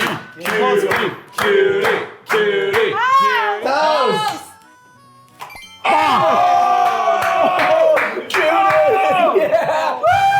Oh my god. Get your tip frosted. Oh my god, that's definitely waterboarding. Tip? Which tip? What tip? Yeah. Are you down for frosted tips? Oh my god. Yes! Oh my god. Fuck. How much are we talking? This is just a tip. Wait, are you putting the Just cap a on tip? and doing the thing? Just for a second? When it's Is it- tips, is it- if you put is a it hat washable? on and you pull hair out, wait, that takes forever. I can do it. All right. Whoa. No one's touching this lechuga. Yeah, right now. I'd be so Anything, we are so vain on the Fearpong podcast. I would We're get not- my tips My frosted. hair would just burn off. Bullshit. What is that? Oh, okay. That is for pulling the hair out. Rogan, on a scale of 1 to 10, how bad is this punishment? This is like On a. our high. Okay, High. good. That's good. Dude, I'm nailing You're this cruising, right yeah, now. you've got it. Okay, Okay. so it's Austin now, right? Okay. Yeah. Yeah. Cool. Oh, please don't sink it. Cool. I need to stand up for the shot though, real quick. End of Oh wait, what? Finish it. Oh. Oh my god. Austin actually got, I mean, he was cooking. And Hasan, why aren't you doing the Instagram voice in this video? What is the Instagram voice?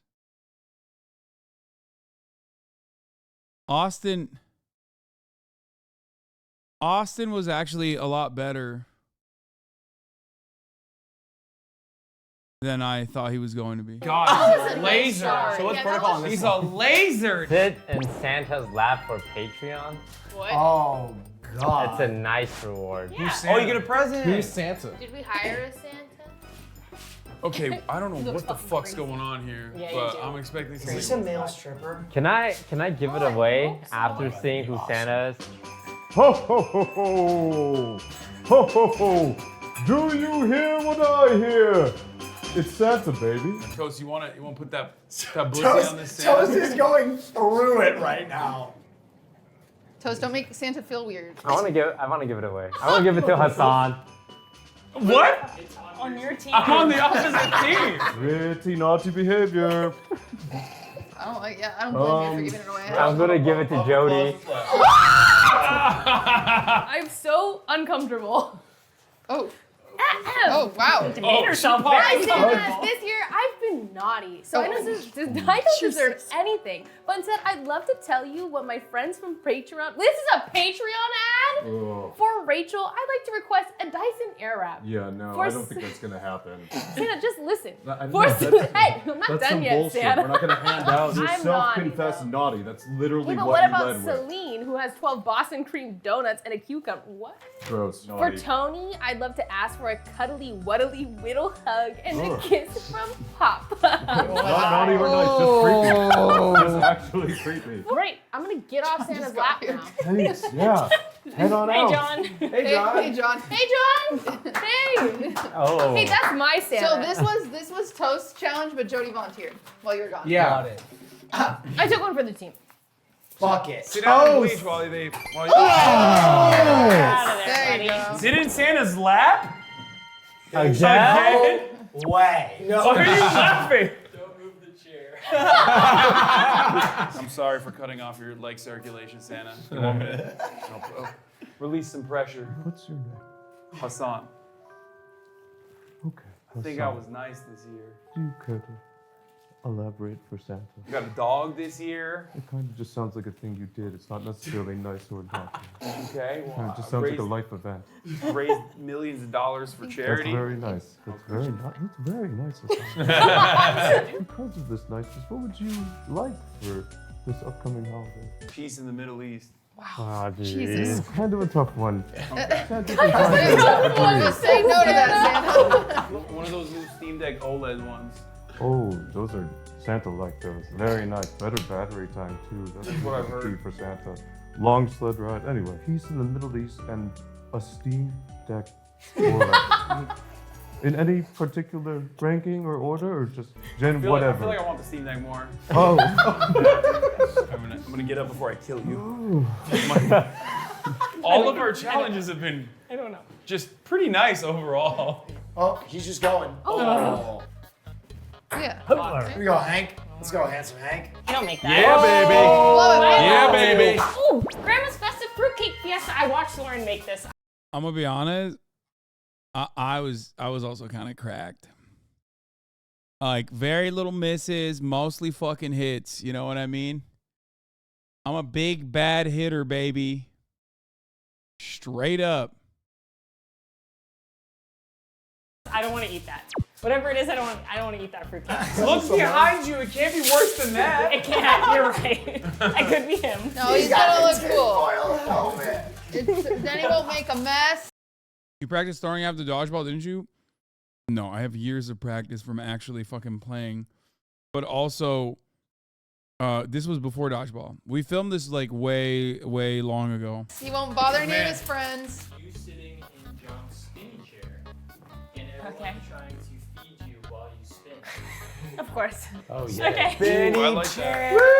What is that? Is that like 3D printed? Is that what that thing was? It's Herman Miller. I don't know what it is. It was my birthday present from OTV stuff. Oh, that's sick. I'll tell you what, as a cake expert, that doesn't look good. Wait, who made that? Oh, social media employees. Are they gonna get fired after this? This is scary as fuck. All right, All right, commence the feeding. Scarf to you. Scar, you Doesn't missed. Oh, Fuck! Does she have to eat the whole freaking thing? you gotta finish the whole thing. Too faster, Sydney. Come on. You guys do weird shit at your house. Yeah, we do. We do. Open wide. Wait, I want to try this thing. Not the cake. Oh, yeah. Okay, it's not too bad. Right? Now feed him the cake. No, I'm good. I want more whiskey. Yeah, can we get some? Can we get Dude, a? this guy's just feeding for a Yamazaki. What? I mean, I like whiskey. Well, I've got it down. Can we get 2 dry whiskeys? Let's go. Chill out, bad boy. Oh, what does that mean?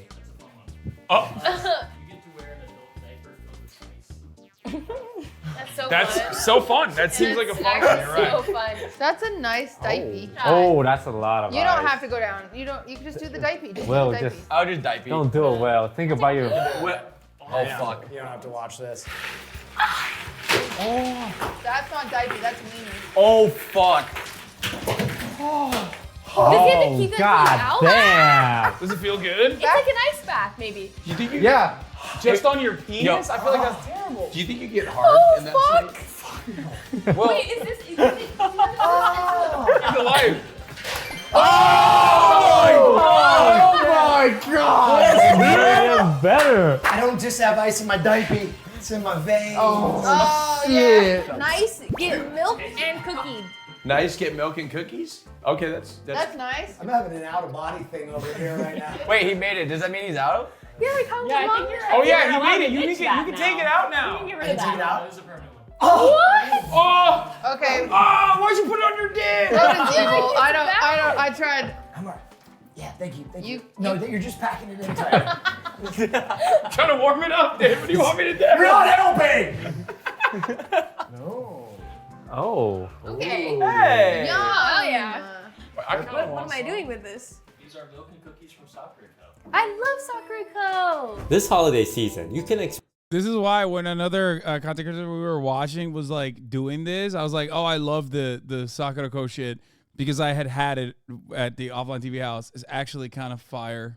Experience Japan from the comfort of your own home, thanks to our sponsor, Tokyo Treat and Sakura Co. Tokyo Treat is a monthly snack box that includes 20 exclusive and seasonal flavor snacks that are only available in Japan for a limited time. Sakura Co. is the sister monthly snack box that instead comes with 20 traditional artisan Japanese snacks, including teas and special Why people do the gayest shit while not being gay, it's epic. tableware from Japan, all the while supporting local Japanese snack makers. Each box also includes an informative booklet that teaches you about each snack and has some bits on Japanese culture. This month's Tokyo Treat theme is New Year's Snacking Party. The New Year's is a very special time in Japan, and this box brings it straight to you with Oshogatsu themed snacks like Lucky Red and White Kit. You'll never +1 like Fanny Fan does. Blowing up my skirt. It feels delightful. What'd you say? I can't get back in. Those beef curtains are just flapping away. Oh.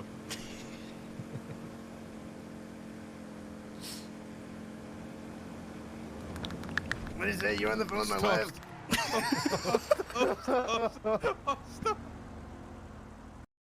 That's insane. No Pixel fans literally will just like, they'll just like sneak it in. You know what I mean? They have to just be like, dude, you gotta do No Pixel. Cat, deep fried mochi snacks, and more. Sakura's theme is New Year's in Hiroshima, in partnership with the Hiroshima government, which includes tasty local delicacies like lemon mochi, banana baumkuchen, New Year's senbei, matcha adzuki tea, and this month's special item, a beautiful neko furushiki, which is a traditional Japanese wrapping cloth. I'm so interested. Okay. They taste like candy that I remember from my childhood. Oh, it's quite thick. It is thick, and it's got a lot of really fine layers. Oh. We've been subscribing to Tokyo Treat and Sakura Co for most of this year, and it's always a lot of fun to share these unique snacks together while learning more about Japan. They should give me a fucking ad for this. Get your own too, box 'cause today I or wanna do gift it to a loved one by clicking the link in the description below and use our code OTV for $5 off your first box. That's a crazy good punishment. Yeah, why can't we get that? You guys got weights. Yeah, we That guy got weights. All right, I'm gonna hot swap into the diaper. Yeah, I would do diaper. This is the nicest I've ever been treated up here. It's also not over. Like you're still. Well, let me know if you need like a ladle. Watch this. Watch this. Please don't make it. Please don't. You don't have to. I'm pretty bad at beer Make pong, it. but like I'm manifesting that I'm Make making it. I'm so No, curious. what you're the other awesome. cups go. You're awesome at Fearpong, Judy. You got this. No, fuck, Hasan. What? Hey, Will. My beer's a little warm. Can you? Yeah. Let me cool that off for you. Can you sit down a little bit? I'm just chilling his beer. Oh. I was giving her backboard and everything. Hey. You gave you a backward and everything. It's okay. Yeah. That's it. Frosted tips. Frosted tips. Oh shit. What's it called? It says naughty. The Sandy Claus gang. This is a group costume. The one in the front will be Santa Claus. Oh, you guys all get fucked. The other three will be his gang of reindeers. Let's go. That's huge. That's huge for us. That's huge. It's just in that there's only a Santa suit big enough to fit Hasan.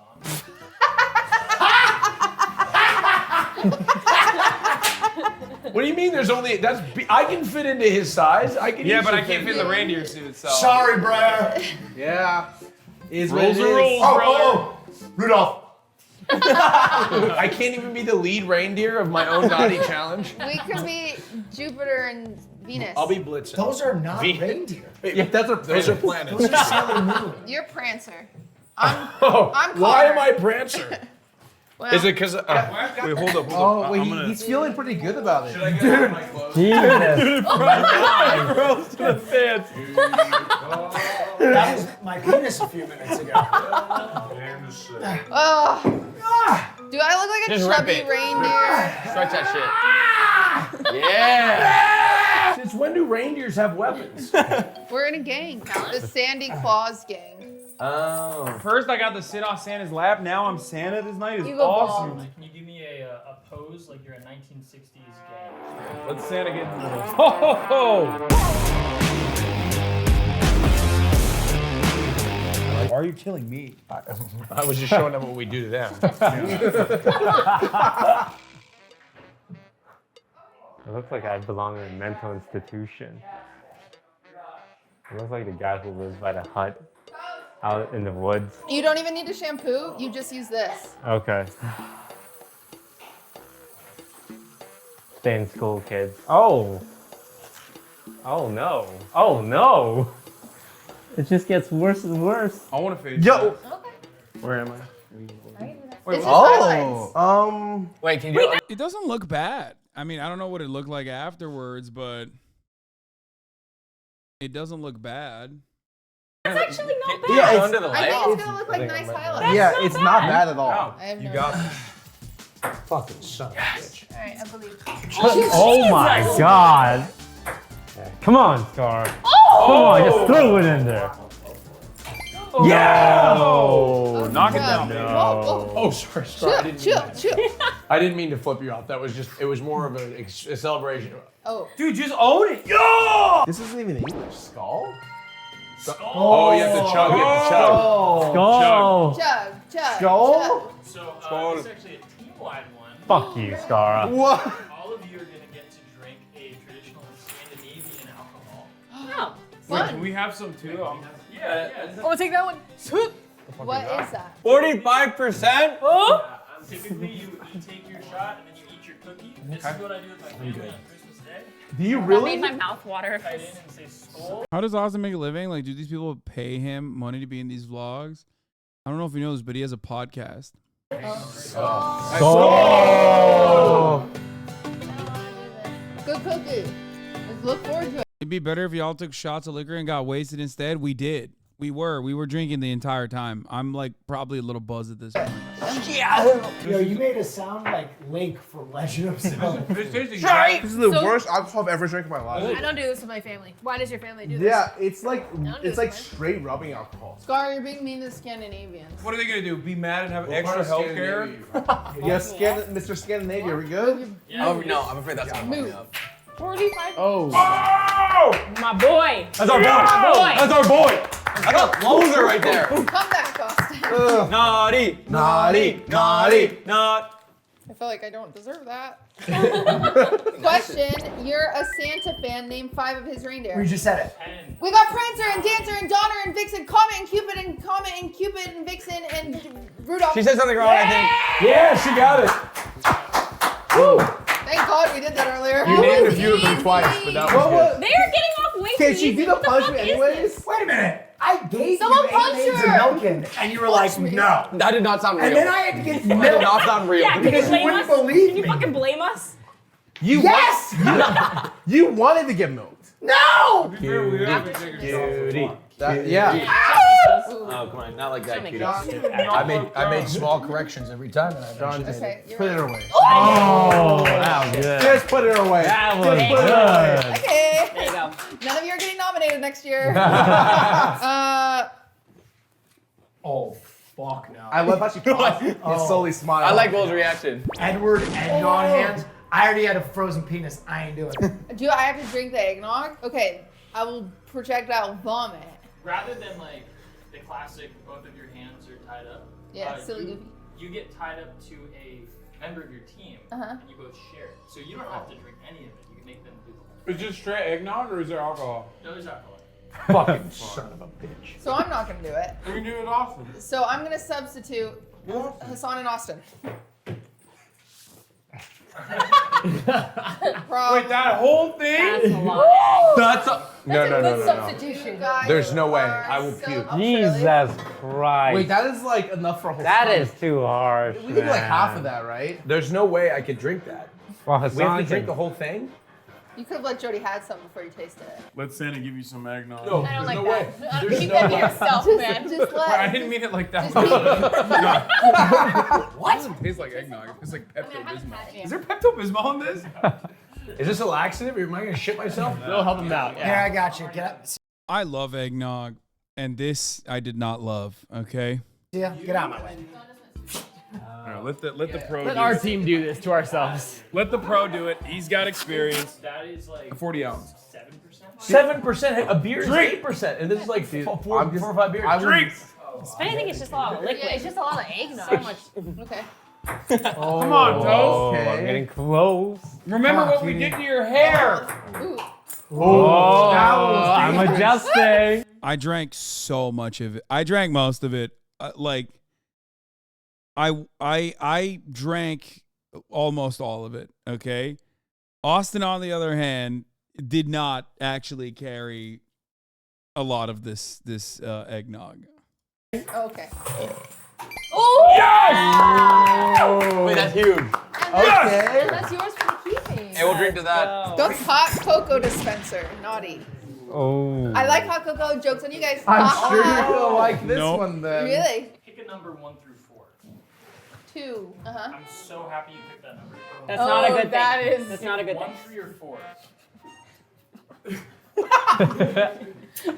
You want the high number or the low number? 4. 3. 1. You're 1. Number 1 will have a large tub of hot cocoa. The front person will pour over their head.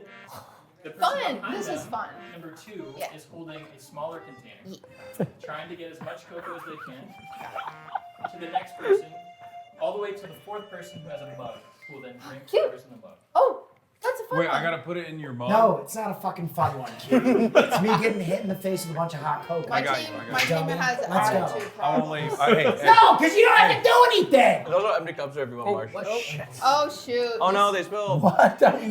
You got the. All right, Hasan, chug it! Yeah! Fuck yeah! He's almost done! Fuck yeah! It's done! Oh, shit. Oh my god! Oh! No! I thought it was $2. What? Just in case of what? You guys can practice. I can't practice. All right, Hasan, let's practice our transfer. Nice and slow. Okay, we're gonna listen for contact.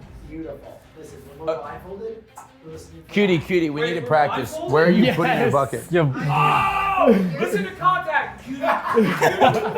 You're stealing my straps, dude! Here's the issue. I have to clear my own head, but I don't know how far before it starts just pouring. Oh, God. Okay. No, can I go on my own time? What? What? This is so... Austin. Grab it from the other side, please. I can't, I guess. I want to so bad, though. Wait, Austin didn't even have a blindfold? I didn't even realize until this very moment that this motherfucker didn't even have a blindfold. That's crazy. I want to so bad. Good! Good! Shaky! Is it working? Is he dumping? What's happening? No, not yet.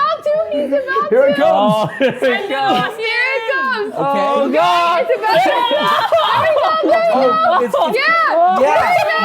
Yeah. Keep going. Yeah, keep going. Yeah, just right there. Hold on! No, there's still some left. There's still some left. Cutie, where are you? There's no God! Cutie, hold on. Keep going. Yeah. One more. go. Austin had gotten me at this point as well, and I was like, it's so cold. Woo! That's it. Okay, you're done. You're good. You're done. What do you know? The issue is the reindeer costume is too constricted, and I took my shirt off, so there's no Zip it up. option to Zip it a little bit, maybe? I don't know. Okay. Oh, I'm a sexy. No, not that much. What are you doing? You need to I'm being a sexy reindeer. Yes, cutie, back a bit. Start doing it. Start dumping it. Start dumping it. Go. You're good. You're good. That's looking good. Okay, now did you dump it all? You still have some more. There's more. There's a little more. That's all of it. It's so good.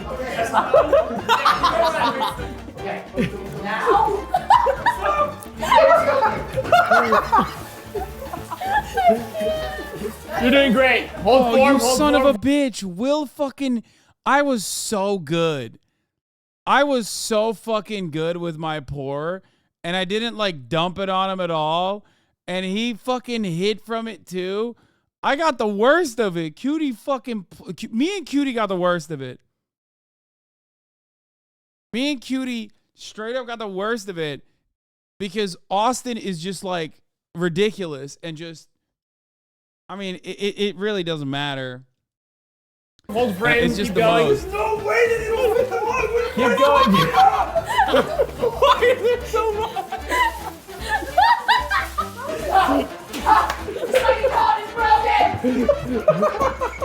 All right, now drink up, Will. Oh, yummy.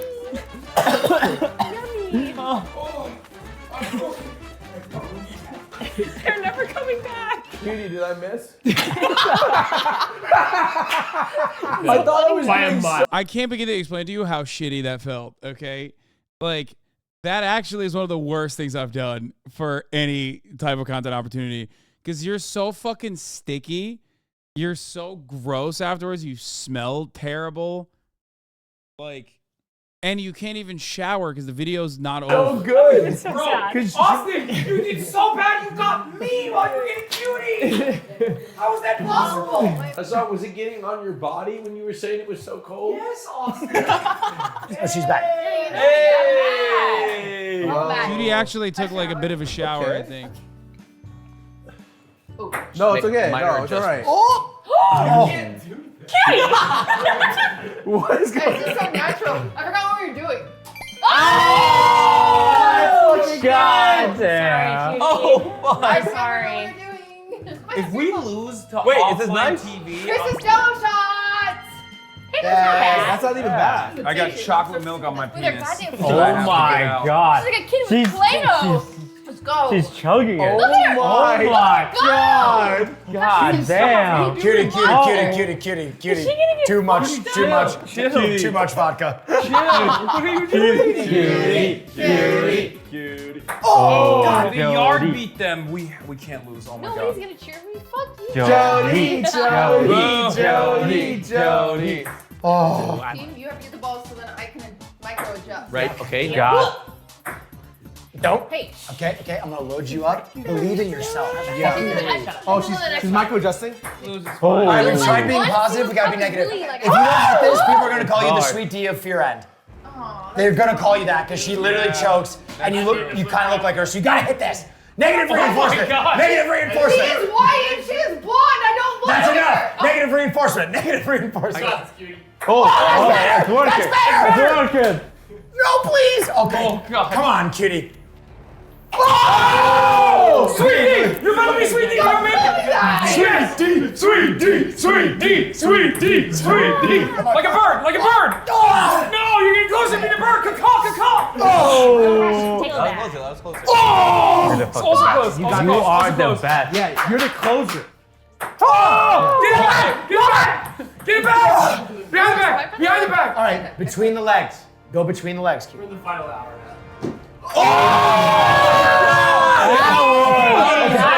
It's close. Is it fine? Bro, how am I? People always say you're Mac, Will is Charlie, and Austin is Dennis is so perfect. Why am I? He's literally gay, dog. Why am I the gay one? It's so funny when people say this. I'm definitely Back in the day, I was definitely way more the Dennis. If you ask Will, he'll say I'm the Dennis. And Austin is more Mac, but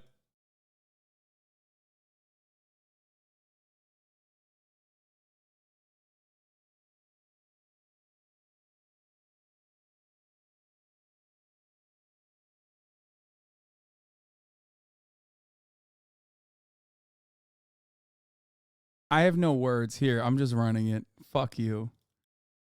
I give up. I give up. I'm done. I'm done, dude. I'm done, dude. Thank you, Ethnic Santa, for the 5 get the subs. Ethnic Santa is alive. He has not died.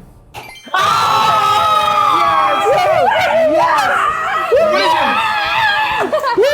Wait, do we get rebuttal? Do we get rebuttal? Do we get redemption? Yeah, actually, they get rebuttal. Nope, hold it. No. Yeah! We lost to these nerds. What are we doing? Fearpong? Where the best? Yeah. Where the fucking best? How's that feel? Oh my god! I'm never gonna live this down. Ludwig's gonna talk about this forever. Oh god. It says, not so silent night. So, Cutie gets to serenade us all. Oh my god. Ah. Oh my god, Beautiful. this is so great. Come on, Cutie, ready? My arms are heavy, knees weak, arms are heavy. There's love vomit that on my Christmas sweater already. Come Mom's on. spaghetti on the surface. I was nervous when I called her ready to drop bombs, but I keep on forgetting what I wrote down. The whole crowd goes so loud. I open my mouth, but the words won't come out. I'm choking out. Everybody's choking out. Time's up. Overblast. Snap. Back to reality. Oh, there goes gravity. Don't get up, Dazzy. No, he won't give it until I don't know what the words. That's all I got. Will's dying inside. I'm dying inside. Oh my God, who voted less than 10 on that? 9.99, folks. Almost had a 10 there. I was dying. Was it Beto for real?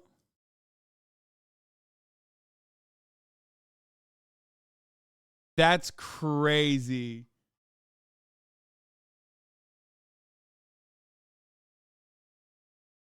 Where is it?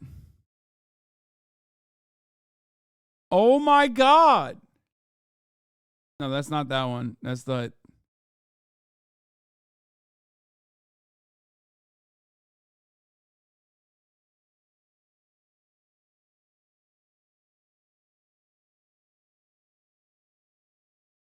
You are a low scorer.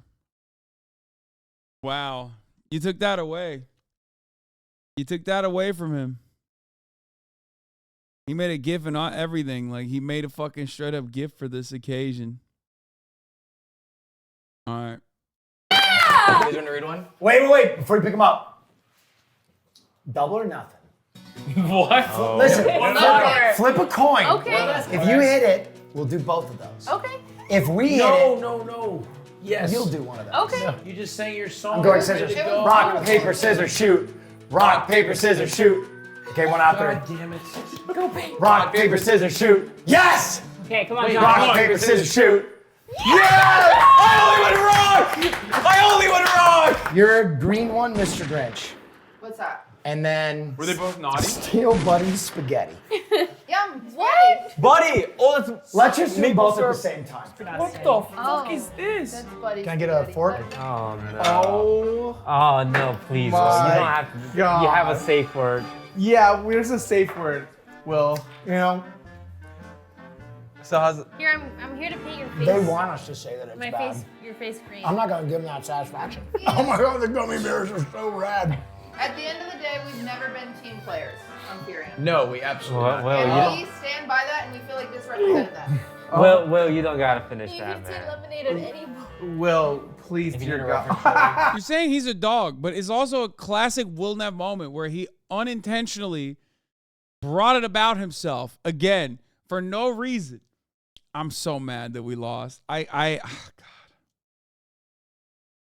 We got fucking owned, dude. We got owned. We got owned by Offline TV, bunch of nerds, okay?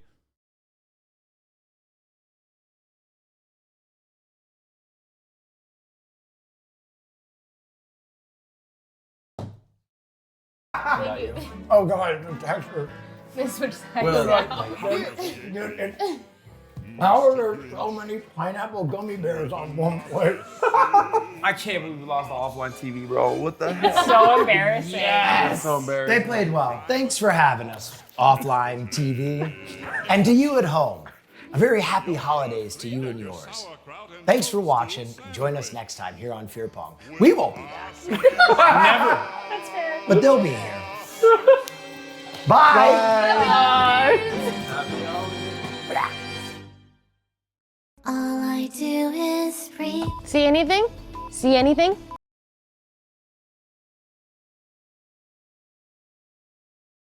Wait, the Yard was losing by several cups, and Offline TV went down to 1v1 for the finale. They didn't get a real win. Wait, they let him win? That's what happened? If it's any consolation, this is the hardest I've laughed on your stream in a while. Wait, really?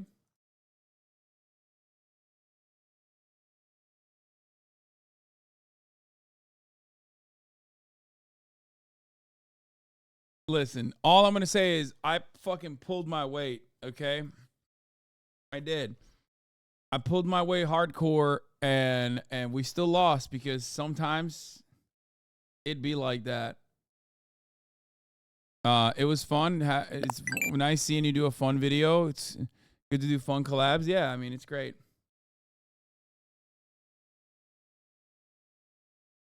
It's so nice from Austin, for the Austin show, to bring his guest stars with him.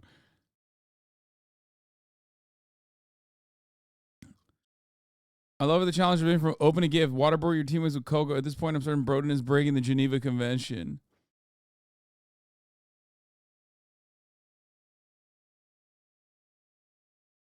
Austin is a jacked himbo. The can I make it way more? Have me died. Dude, it's like, it's their community is so pleasant. You know what I mean? Like, you look at the comments in a video like this, and it's so fucking pleasant.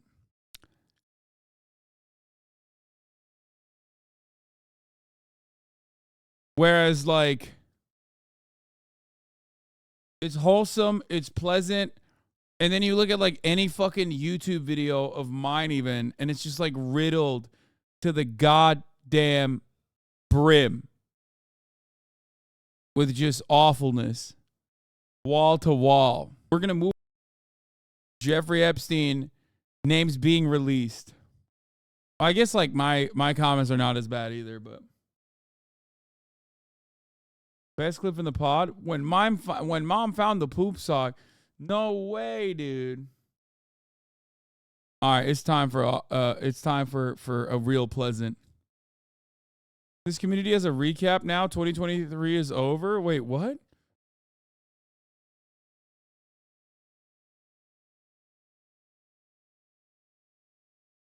$120,728 votes were cast this year. And posts like this went straight to the top. Oh, God, such a good moment. These were the top 3 posts. Kaya bite incidents.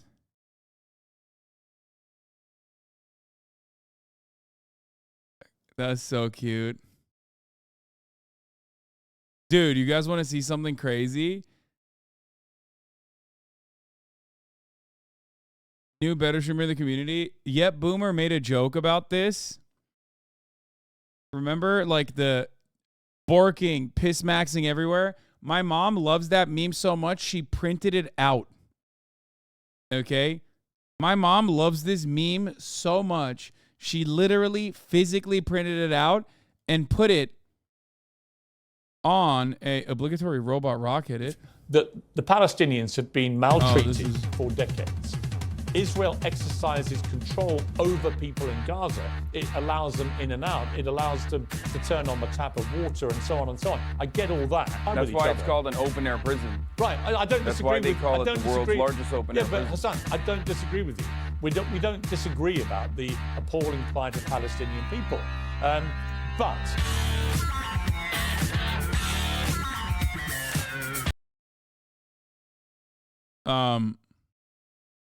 So she printed it out and posted it alongside a bunch of, like, actual photos.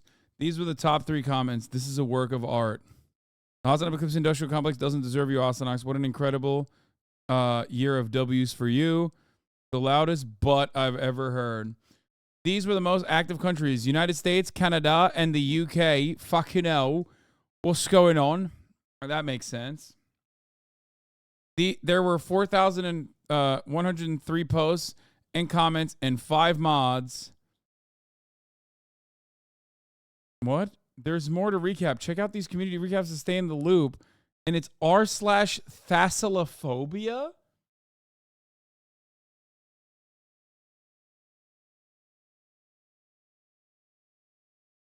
How'd they catch me like that? Anyway, all right. Let's do it. Okay, buddy time. HasanAbi slander.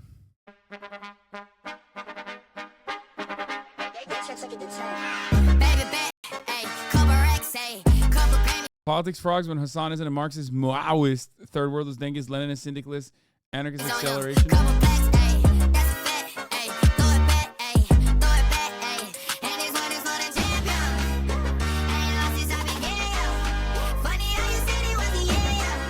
Okay, buddy frogs, true.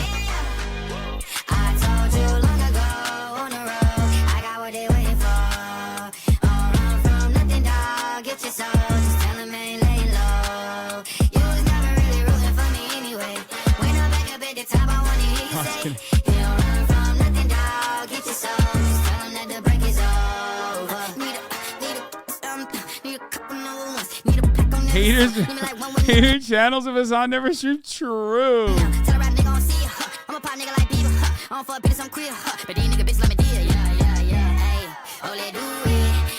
How Hasan thinks every trans person spends their time, it's literally true.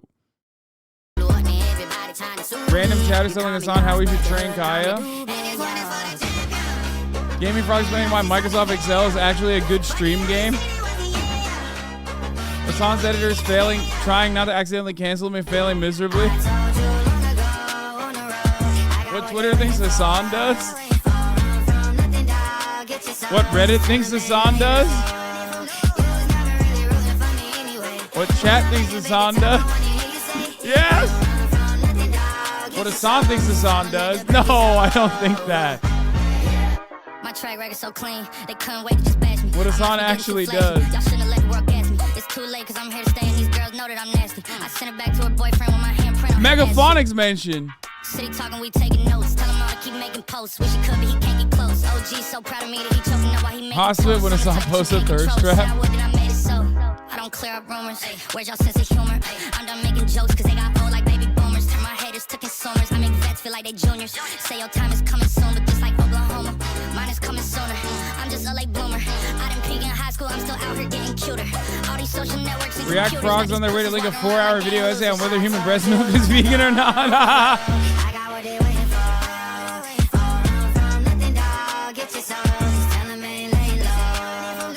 Wow, even a guest star mentioned.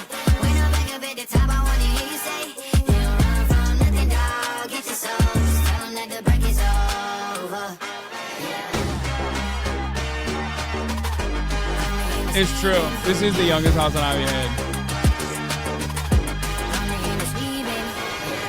Careful on the roofs, careful on the roofs.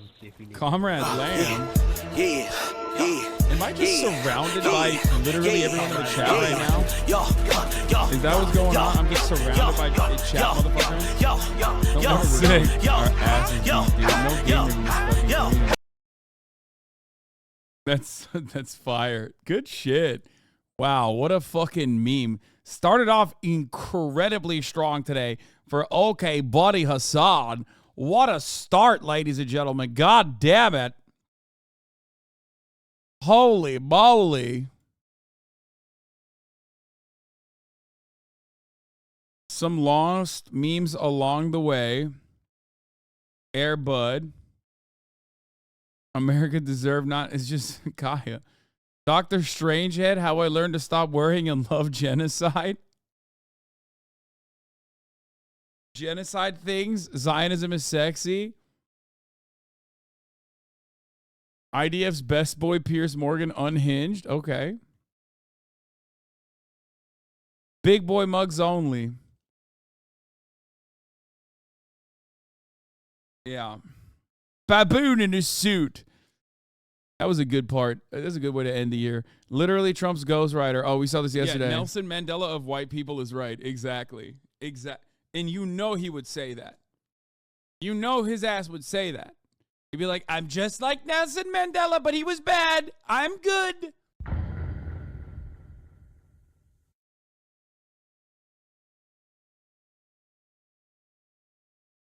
What happened to the lighting? That lighting is worse. Dude, you guys are so dumb. That lighting literally is worse than this lighting.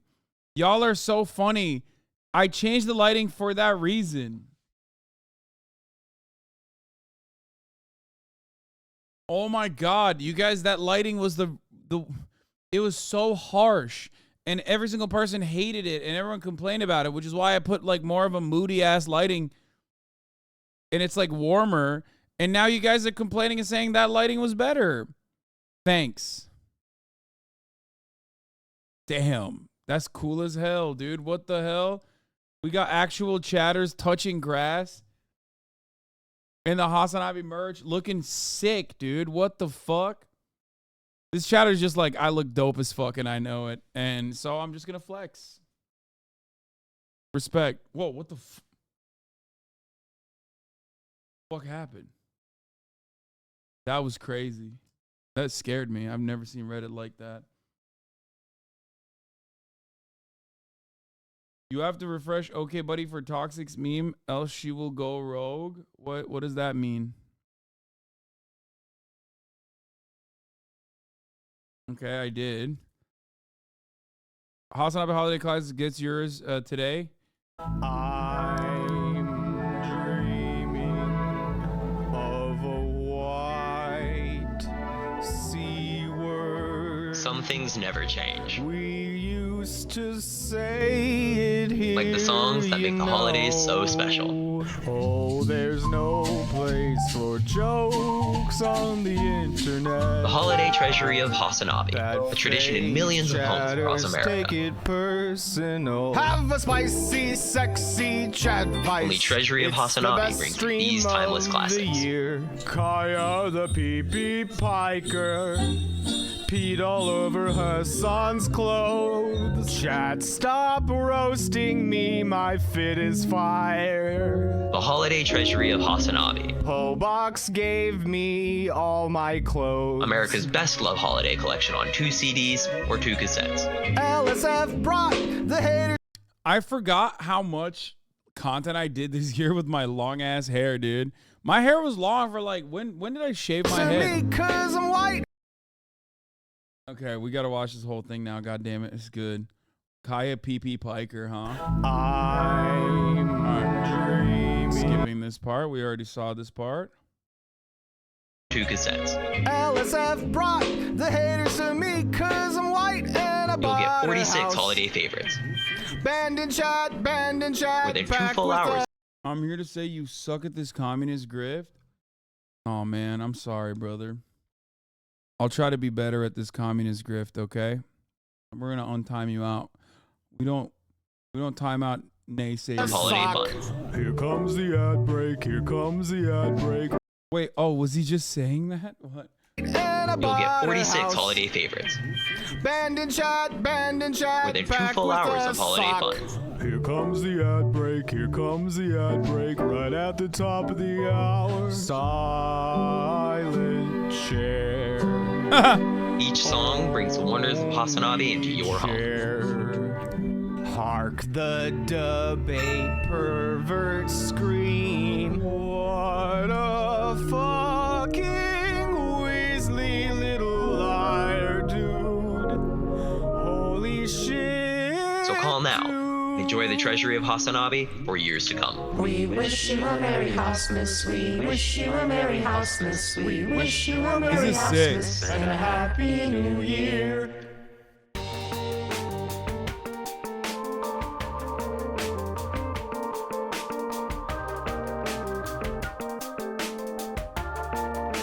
You had cut your hair as early as February from the clips I have? Oh, okay. It's crazy that there's still like clips from this year where I have my hair. I thought I cut it last year. Okay, here it is. Here it is. Toxic SJW was taken. Good evening, HasanAbi in chat. It's me again. I have another important message. It's been brought to my attention that my last message was confusing to some of you olds. I will keep it simple this time. I just wanted to show you LB's fancam. She made it just for you, real and true.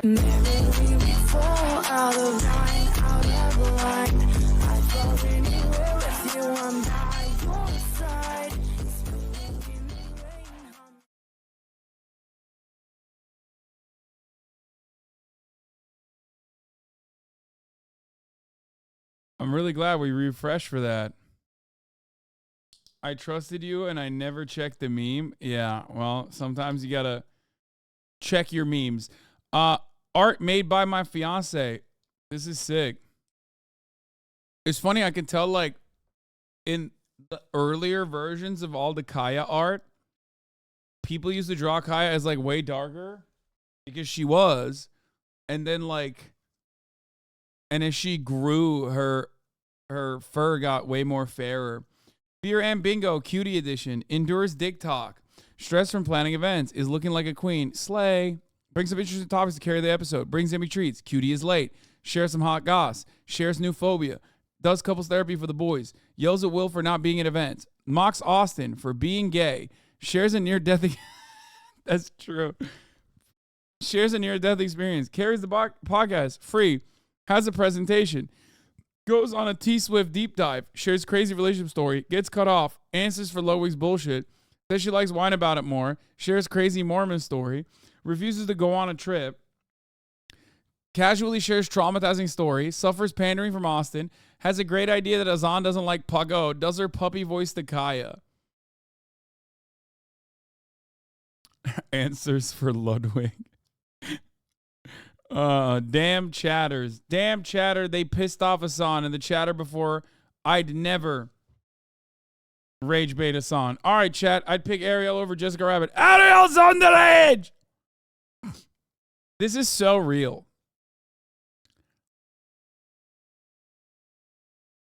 This is so fucking... This is exactly how...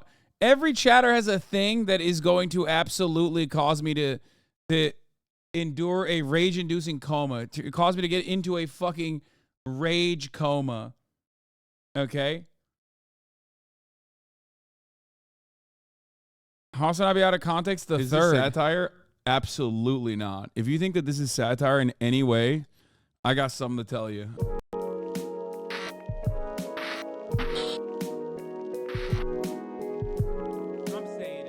I love Dennis Prager. The January 6ers shouldn't go to jail. The U.S. government is not a capitalist government. I can't give you a good take on Argentina. I am going to always suspiciously end up aligning myself with whatever the fuck American foreign policy hacks are saying. The United States, once again, I can't stress this enough, hates war crimes. America's the freest nation on the planet. Noam Chomsky's a tanky. iPad children are fucking terrorists, dude. I, on the other hand, okay, that last one is real. iPad children are terrorists. Am a Stalinist, as a matter of fact. Everybody knows if you're not wearing socks when you're throwing it back for the homie, that's gay. But the deadliest weapon of all is an unsucked penis. I love sucking. What am I saying? What is happening? Why do you guys even watch me? What the fuck? Ah! Okay. On Xi Jinping's cock. Stealing from Republican voters. Love that. Sucking on Xi Jinping is an unsucked penis. I love sucking on Xi Jinping's cock. Stealing from Republican voters. Love that. Yeah, I'm voting for the Democratic Party because they're racist. This is back. Racism is so back, dude. White people are so back. I'm racist. Okay, so you guys know this already. I am now a reactionary conservative. I believe Israel has a right to defend itself unconditionally from every child. Yes, March is voting for Donald Trump. 2023 is the year of the white folks. I think we should decriminalize heroin. Hasan is speaking Islamic to secretly communicate with other Saudis. We don't know what he's saying, but obviously this is bad. Yo, I really got to stop with this fucking anti-imperialist nonsense. For me, I think it's appropriate to colonize England. Are you a Congolese baby? Guess what? L. Did you die of famine? L. Suck my dick, cancer baby. A dead person? Yeah, it's the best type of person to steal from. Read my lips. You see the cum on them? Can't do it. Can't do an ethical dildo react. Like, living in Philadelphia is kind of like eating horse manure every day. Children are terrorists, actually. I basically do have a 3-year-old's brain. I'm the 9/11 guy. It's fake, brother. The moon is fake. Get with the fucking program. There's one thing I'm nimble at. One thing, well, doing your mom. Women are bitches, okay? And they're... You can see... Oh, God. Okay, I cracked myself up, dude. I'm fucking not that bad at being funny. Look, you can see the moment where I, like, was going to say something different. It's literally the same energy as when I'm, like, actually talking about something and then I remember that I have a 3-minute ad break at the top of the hour to fucking serve. And program. There's Look, one thing I'm nimble at. and it's like, it's so obvious. One thing, well, it's like, oh, well. doing your mom. Women are bitches, okay? And they're lower, and they're servile, and they need to be in the kitchen. I send death threats to Pokemon every day, dude. Okay. I wasn't actually doing an ad break segue. I'm saying that it is similar to the process in which where I do an ad break segue at the top of the fucking hour. I'm not actually doing... No, I never walk my dog, actually. I beat her when you're not watching her on off stream. You can't fault ISIS. What is the quality of this meme? Actually, what level of hell are we on? Nice. HasanAbi reformed, okay. Do we have new HasanAbi Clips Industrial Complex channels popping up again? Because this used to not exist. The Grinch. Oh, this one. This one, a lot of people have tried to get me to watch this, and I was waiting for OKBUDDY to watch it. And I personally have not. Alcohol. I'll sell to kids. The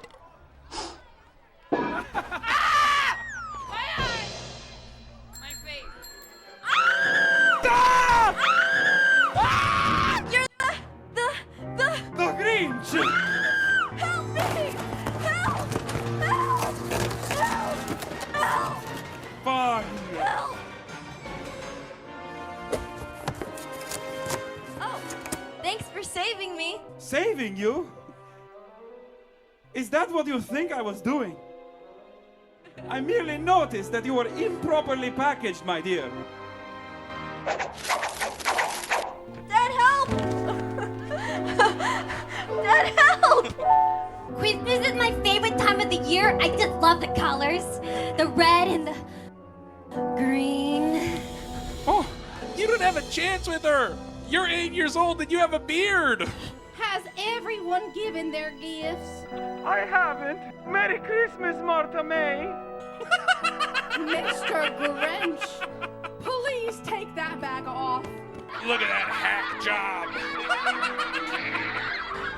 Stupid present.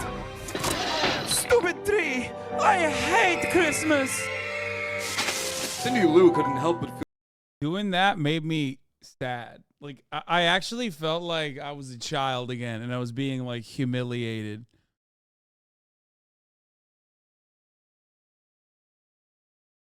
Feel bad for the Grinch. This girl had a mission. She knew what to do. She'd invite the Grinch herself, that brave Cindy Lou.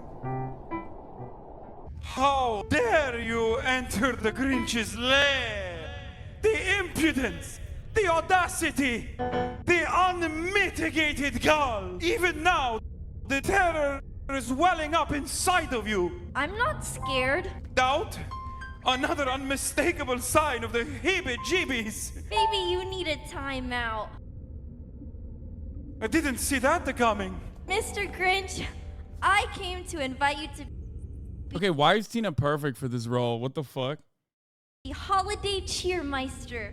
That's a good one. I know you hate Christmas, but you have to accept the award. Award?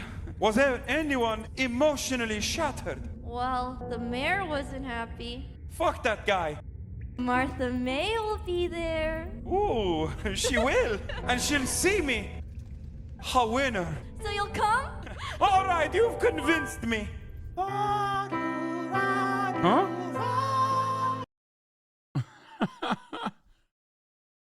Wow, that was fire. That was fucking fire, dude. Fuego. I got the biggest rumors to put on how the Grinch stole Christmas. This is what Cutie should have done, is just like swapped us out with this thing. I respect that. This was good. Hasan Han never disappoints. True. The return to no pixel HasanAbi gaming trailer. Oh my god, folks! From this moment onward, you would refer to me as Donnie. Donnie and I here doing jobs for the group-based security, you know. Oh, stress test, motherfucker! You That's right. Sucking the man's dick. Are you sucking my husband's dick? Whoa, No, no. I'm Mickey Sinclair. Nice to meet you too. Luciano DiCenzo. It's a pleasure. Let me ask you something here, Sullivan. Huh? Whenever you got kids and they ask you what was your first job, you gonna tell them grime deliveries?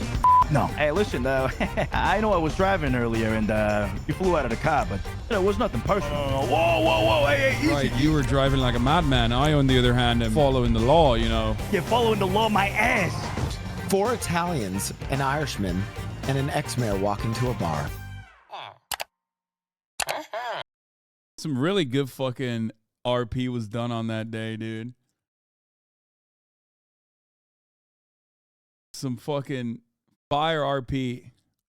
Shit was popping. It was papping, dude. She was papping.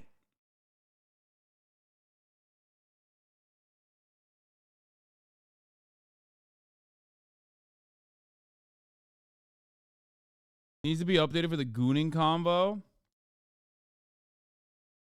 You will have more. Do not fucking worry. I'm going to do it in a little bit after I'm done with OKBUDDY, okay? I feel good. I knew that I wouldn't. I feel good. I knew that I wouldn't. So good. So good. I got you. I feel nice. A sugar and spice. I feel nice. Nice. Is this the New York City subway experience? I can't do this. Seriously, I feel like I'm gonna gag. The whole car smells like pee. This is so bad.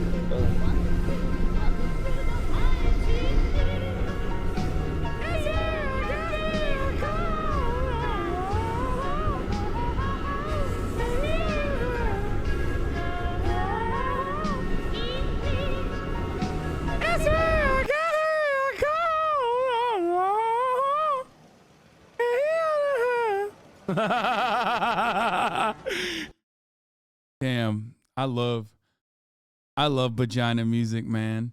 Me waiting for the stream to load. If playing on PC, you can change your character's gender mid-playthrough. No one is stopping you. Cast Fireball on citizens or creatures who take issue with your decision.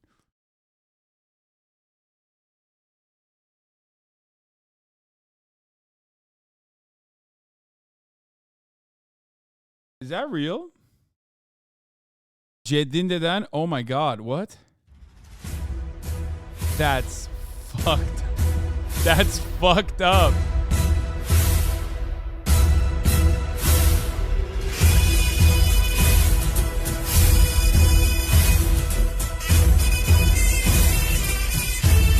Tövbe estağfurullah ya. Neler yaptınız amına koyayım. Rezil ettiniz, rezil. Oh god. So dumb. Cum dance in the chat? What the fuck is a cum dance? Oh my lord. What the fuck is a cum dance, brother? All right, stream viewers be like,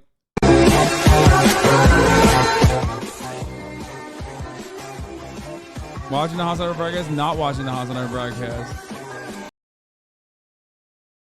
Okay. I don't even know what that implies, but okay. The happiest boy.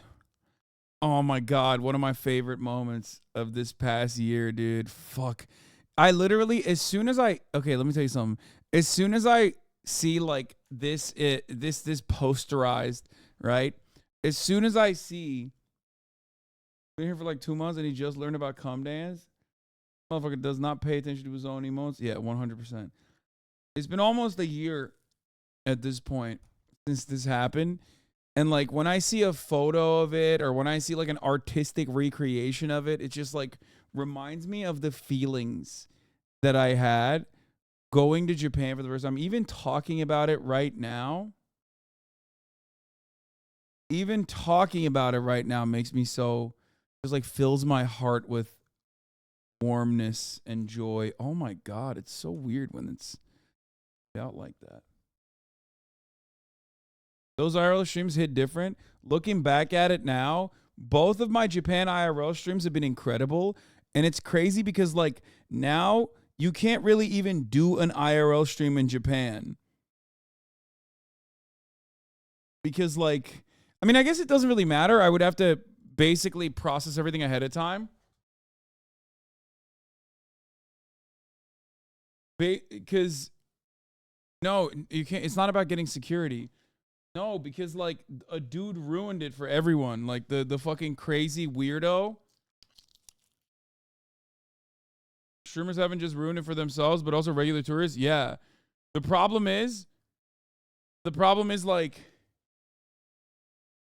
a lot of the kick streamers basically went there and did the most like awful shit deliberately, taking advantage of like Japanese people basically being like over the top kind and refusing to like confront people. So they fucking Logan Paul'd it. They Logan Paul'd the shit out of it.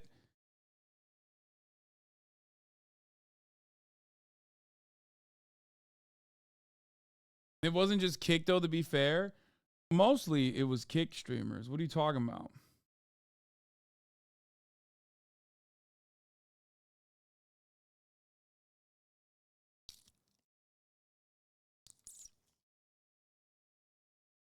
And then it was the YouTuber Phidias or whatever. Yeah.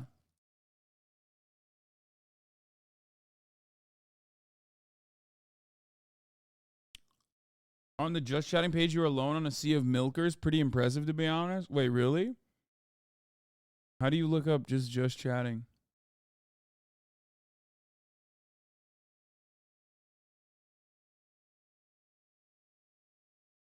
Like shown up. Oh my God. I'm not even kidding. Oh my God. Hi Rage. Hi Night. Oh my God. Okay, Rage. I separated from 5 years ago, you know. Wait, why is this at the top of it? I actually thought you. What the fuck? That's funny, Heldo. Don't worry. I have a sweater on. Bro. That is...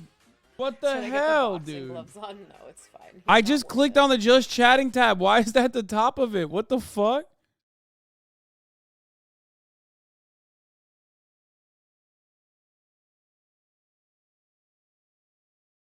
This motherfucker. Yeah. Yeah, where this? You're on recommended for you, switch high to low. I did look at recommended for you. It's your algorithm. It's like funny people say that, oh, it's because like that's what's showing that to you because like that's what you watch. But the reality is that I've been very open. I've been very open about like my lack of consumption of like that kind of stuff on Twitch. I just go straight to the source.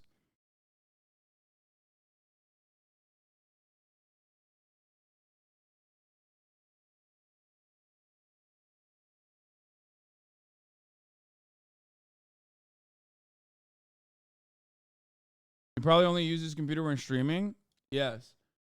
And I also, not only do I only use this computer when streaming, but like I talk about incredibly embarrassing shit that I crank to. If y'all motherfuckers think I would hide the truth from you about what I jerk off to, you're delusional. I have no fear about that sort of thing. I tell you all the time.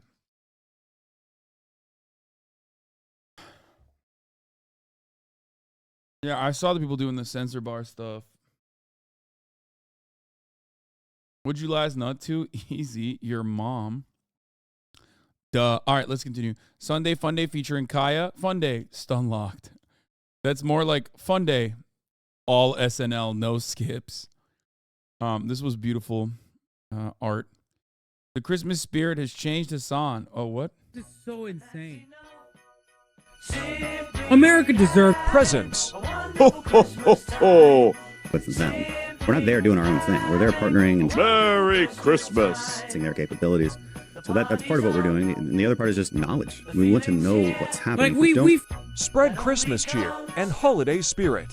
Ho, ho, ho, ho. in a video game, whatever, hypothetically, politically. Ho, ho, ho, ho.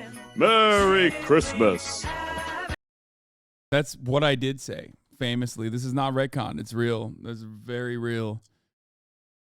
I don't know why I did this. Uh-oh. What am I about to see?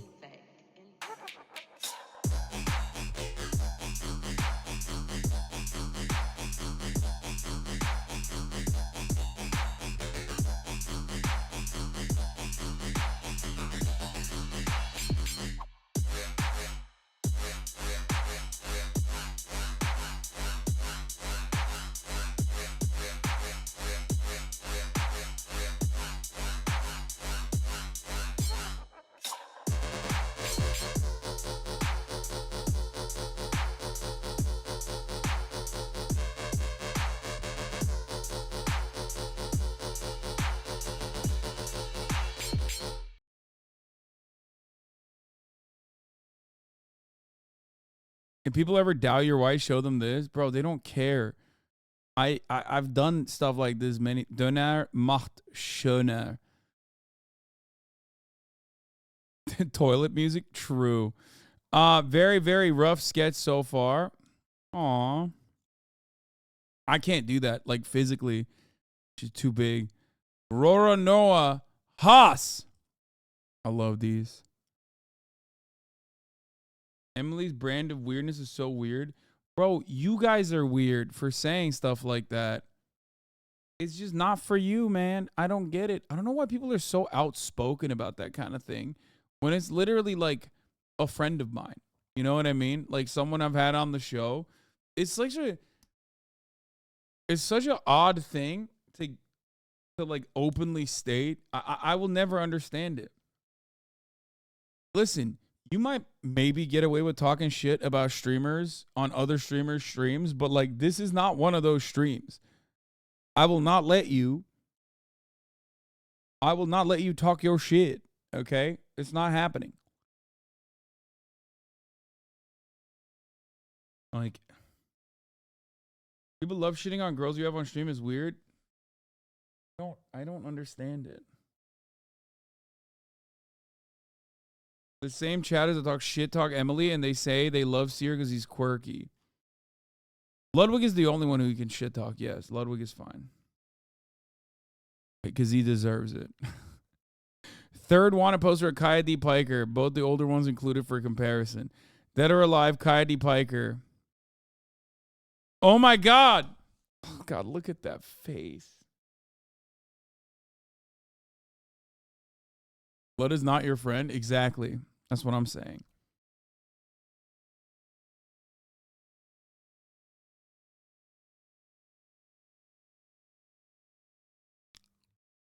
God, what a fucking cutie patootie. POC Christmas? Oh my God, bro, this is from fucking the old house, from the OG. This is from the old house, the OG Umberto Antonio Donato Pecorino days, dude.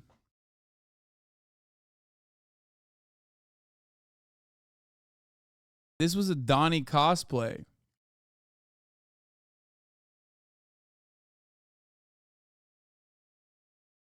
The truth will set you free. In December 24th, 2022, Hasan threatened to sue me for exposing the truth. I'm number 5. Who the fuck eats it like number 1? What a fucking Weasley little liar, dude. What the fuck? You literally put a classic meme on there. Hasan was caught off guard. In his desperation, he tried to do the classic move of dismissing the evidence as a meme. Thoughts were racing through his head, thinking of an alibi, but he was panicking. He could not think straight and inadvertently admitted the video was real. Oh, this video is real. This is from a video. This is a screenshot from a video. I am literally going to sue you for defamation. Today my lawyer notified me that we have received a cease and desist letter. I will not be silenced. I will expose more of your deepest, darkest secrets unless you upvote my post. That's crazy. I'm not even upvoting this. Not even upvoting this. To assure you that I'm not joking, here is one of your secrets. Listen, you can be a feet weirdo if you want, okay? No, we actually love feet. Like, women are blurring out their feet in selfies, and now I can't have anything. There's nothing wrong with liking feet. No! Hasan. We love you no matter what. That's fucked up, dude. This guy's... He doubled down on the defamation. I'm not upvoting this either. No, I'm just kidding. Dua is never coming back on the stream now. Can we get Dua Lipa on the podcast? Dua, please come on my stream. I love you. And she just does not respond. The only thing you must remember in all of this, in this sea of hopelessness, is that do not get intimidated. Do not back down. Okay? Remember that. Today is a special day. We're going to have a special guest.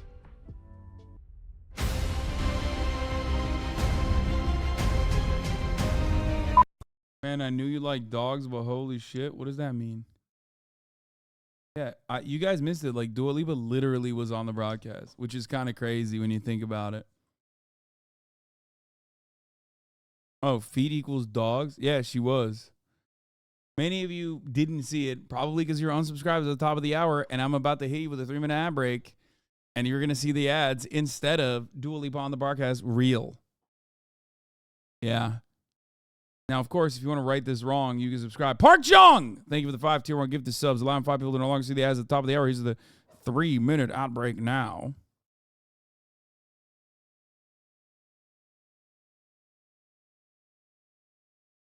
Wait, for real? Chat, give me the VOD, please. Yeah, it was during gaming. Personally, when I hear stuff like that, I think it's very disrespectful to their own mothers because I fucked them. I fucked your mom. And the fact that you are calling your own mom a goat really messed up. Sorry. Chatter, your mom is the goat. The throat goat. Okay, we're moving on. All right. There's art, there's music, there's fashion, there's activism, there's all kinds of articles, thought-provoking stories, and it's just some... Love BB, we're not related.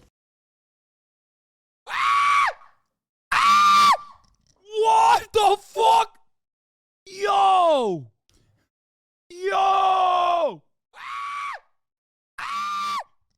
What the fuck? Motherfucker is no longer just defaming me. Defaming Dua. You will be hearing from her lawyers, okay? Gary, no. Thank you for the 10 gifted subs. XR Thure, thank you for the 5 gifted subs. The HasanAbi broadcast is now a college lecture. Hasan Piker stream analysis topic genocide. That's crazy. But not surprising. Flashback. Keep watching. I met my boyfriend on Twitch, and I have never met him, and we've been dating for 2 years. Oh my god! And I'm too afraid to like leave my family for like long periods of time. Oh. And like I really want this relationship to work, and like it's gone to the point that he started asking me to have sex with him in VR chat.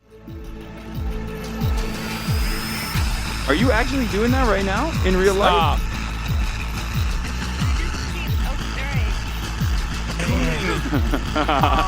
Wait, so you can feel everything? Like you have a full bodysuit on? Like how does it work?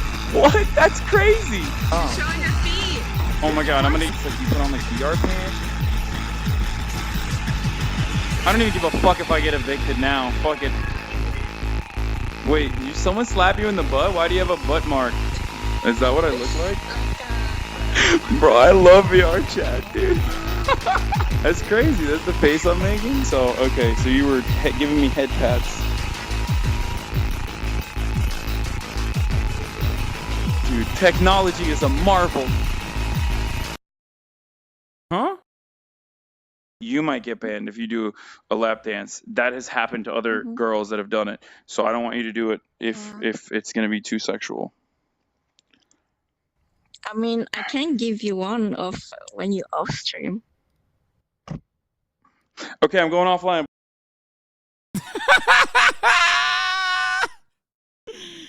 God damn, dude. The darkest days. Those are the darkest days. HasanAbi, what are you doing?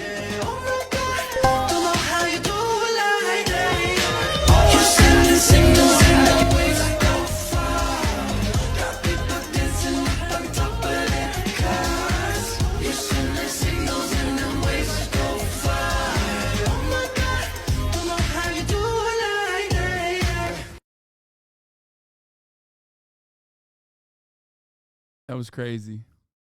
I don't even know what happened there. But okay.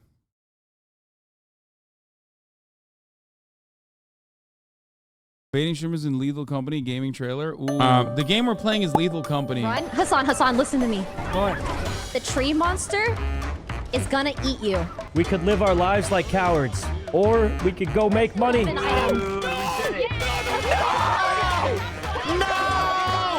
Sorry, the ship! Get out of here! Go through there.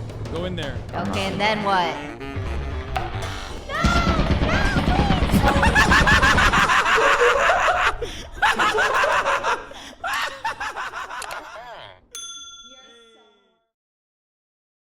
Man, this shit was like...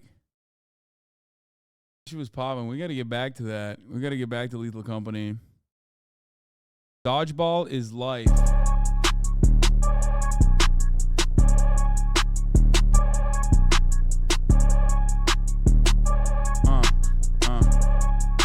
Okay. Disrespect the 5, I put your ass in the food chain. Calling my phone, she say Miss Jackson going through her brain. We was just outside dancing, moving our Miley, feeling the same. He's coming. Fuck the bitch so now. Carpet! He's coming! What the fuck? Why?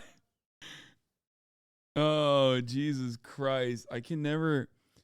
It's just like... I'm not allowed to do any fucking... anything out there, you know? I can't do anything physical out there. Can you get Playboy Cardi on stream? Yes.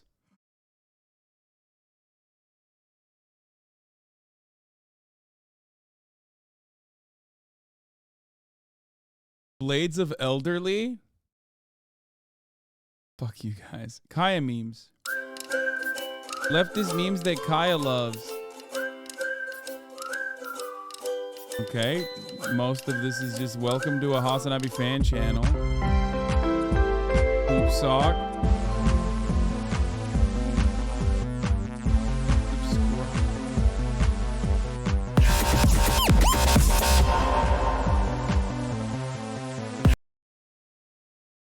What the fuck was that? Here, upvote. But like, I don't even know what that was. Dear M Bingo Cutie Edition. Didn't we just see this?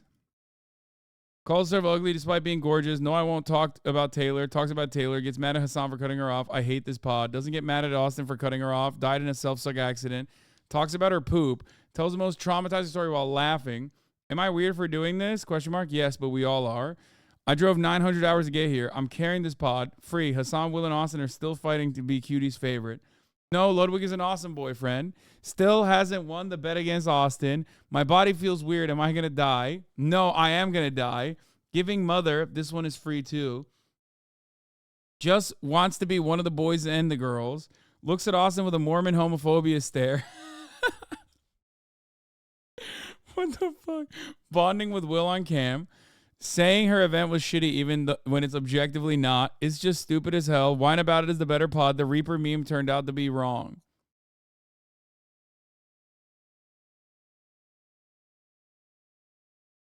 Does Fear and Little Bear does Fear and Bingo react? So a lot of people doing these. They're great content. Oh, nice. Game set, match made in heaven. Okay, this makes us look way too cool. The synchronicity and grace of dancers. I should have. This is crazy. I'm never gonna recover from this, huh? People Haas, Your Highness. How to curtsy royals.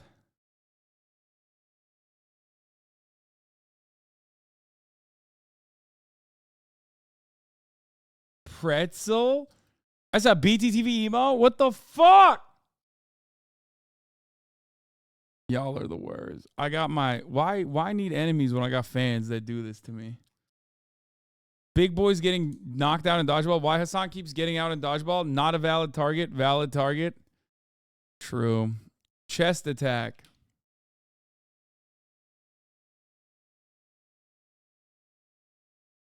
Yeah! That's right. It looks way sicker that way. I did that with my chest. You're right. Except he caught it. So I'm still out. Ozana Dan Clancy Synergized, made by Single Ball Hustle.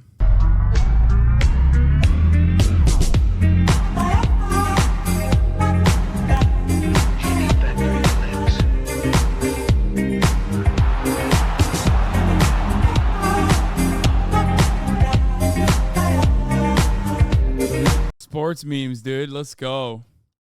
He got moves.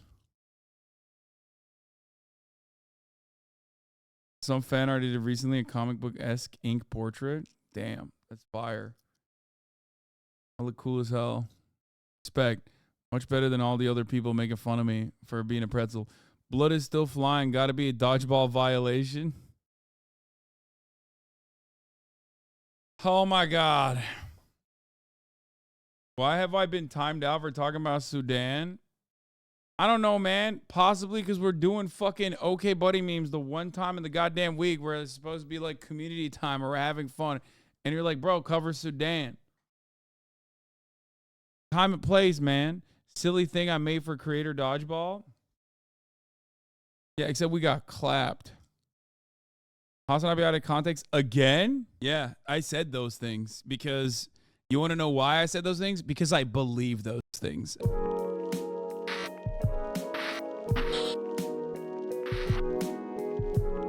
saying it. There's many benefits to the Democratic People's Republic of Korea existing on the planet. Doctors should just be thrown in jail. Stalin was very good. Tits. I like tits. Titties. Tits. Capitalism invented food. And eating. I love capitalism. Yum, yum, yum. Crime is out of control in blue states, actually. Theft is great. It's poggers. Improving literacy? Disgusting. My idea of fun is reading? What the fuck? No. Okay, defund the sciences. Conservatives were right. Only white people are capable of, like, yielding the best results. Cops aren't beating the shit out of homeless people hard enough. They're extra lazy. They're much lazier than before. I like crime, and I think crime is awesome. The Great Leap Forward was actually really good. I love cream pies. I love cream pies. That part's real. Not everyone can, but I drive drunk better. I don't really have a strong opinion either way on Hitler. Ceasefire is anti-Semitic. Ethnic cleansing and ethnic displacement is actually super sick. Dude, listen, this is a homophobic space, all right? I'm an enemy to the LGBTQ plus community, okay? I am a foe. I am not an ally. Iraq deserved to be invaded. Killing 2 million citizens is very difficult, okay? Iraq was sick. I'm campaigning for Donald Trump, as you guys know. I love him, and I think he's the best president of all time. Good news, I took his virginity. Bad news, he's no longer running for president. We're back to witch burning, and I think that it's valid. Women are witches. All Arabs and all Muslims, as a matter of fact, are a monolith. We should do Trail of Tears again. There's a lot of nuance to Hitler. Dianne Feinstein killed Tupac Shakur. Like, you're chocolate. Know your fucking place. For the record, I am saying tax the poor, the working poor. My cock is 2 inches flaccid and maybe 4.5 when hard. Turks are the black people in Germany. Oh, that was so dumb. For the black people of Germany, there's not enough racists in Los Angeles. I, on the other hand, do work hard at the racism factory every day. Is it because I'm racist? Is it because I'm misogynistic?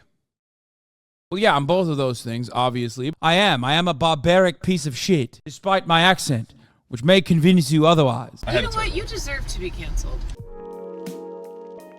Is this like a satirical skit? No, no. Why would this be a satirical skit? God damn. The out of context ones go hard. This is a movie I would watch. Godzilla, Hasan, The New Empire.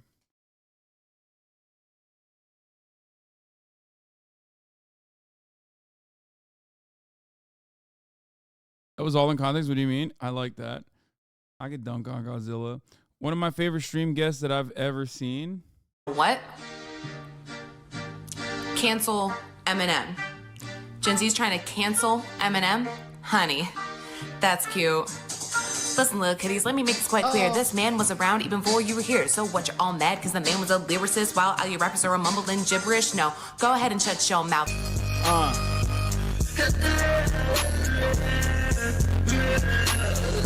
Hop in the Discord. Otherwise, I'ma split you like a split cord. My man's still pausing. Everybody is bored. Come at me, I'ma son you. You'ma call me his lord. That was so bad! Why did you make me do that? Why did you make me do that? That was so bad!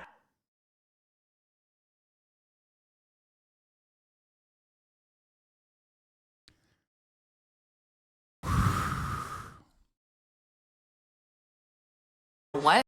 There's a reason why I don't play that clip ever. Finding that magical sword. I could fuck a dude. I could fuck a dude. Period. You know what I mean? When you feel that.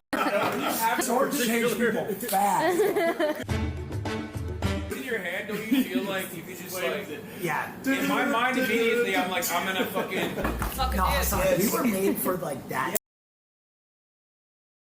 We've seen this already. Good meme. Mary Hosmas, we've already seen this one. On the topic of plagiarism. Now, right in the center, we have this lit up staircase that leads you to the inside. Push of a button. Bro, I gotta buy this, dude. This is my... The only thing I need to do is wrap this up in Gucci, the Gucci shirt that I got, and it's over. You know what I mean? Like, this is how we win, boys. Boys, the plan is simple, okay? I do this. I buy this. It's a house and a fucking car that's both expensive, okay? And then I wrap it up with a Gucci wrap. It's over. Every single one of my haters dies immediately. They collectively have an aneurysm and die. This is actually a perfect example of how I don't actually yoink. I don't necessarily even yoink and twist in this regard. Ridiculous that this is stolen from a chatter. I would literally knock out. I would knock out like 3,000 people. That part is true. I do look at chat to see if you guys are laughing. People off the grid immediately. They would see this and go. They start frothing out of the mouth. Aneurysms.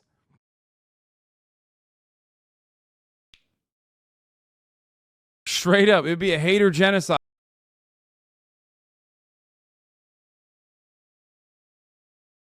Buy this and let Hoscore live in there? No. Consider what?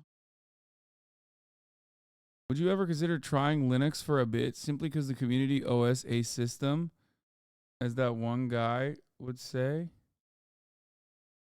No.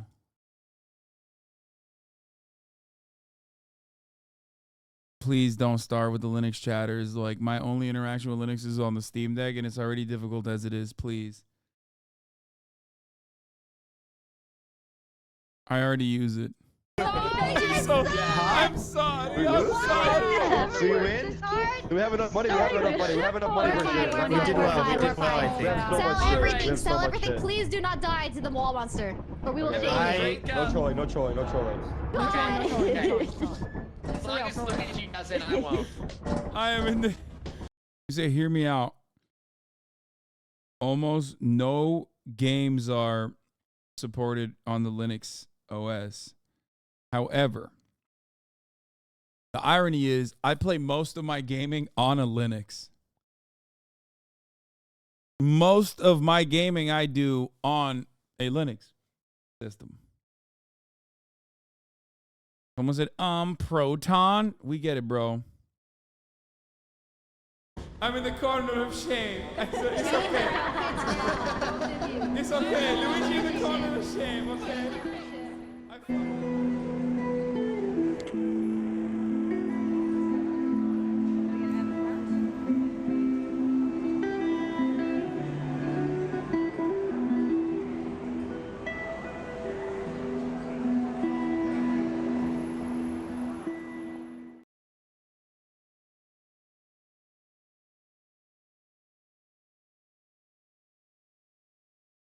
Isn't it so cool how well RD2 and GTA 5 run on the Steam Deck?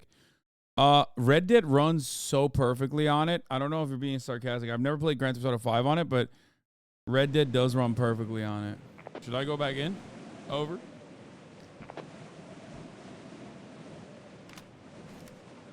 Uh-oh. I knew you were trouble when you walked in. Okay, never mind. Okay, I think we should leave. Oh, I think we should leave over. I'm pretty sure it reset. RP on Steam Deck is crazy. I don't think you can do no pixel on it. Maybe. This Maxter Kai Parker has been crowned Time Magazine's Pisser of the Year. She's so beautiful. She's so pretty. She has no idea. Starting to understand why he won't play scary games. What the fuck? Yo! No! Ah! That is very scary. I don't like that.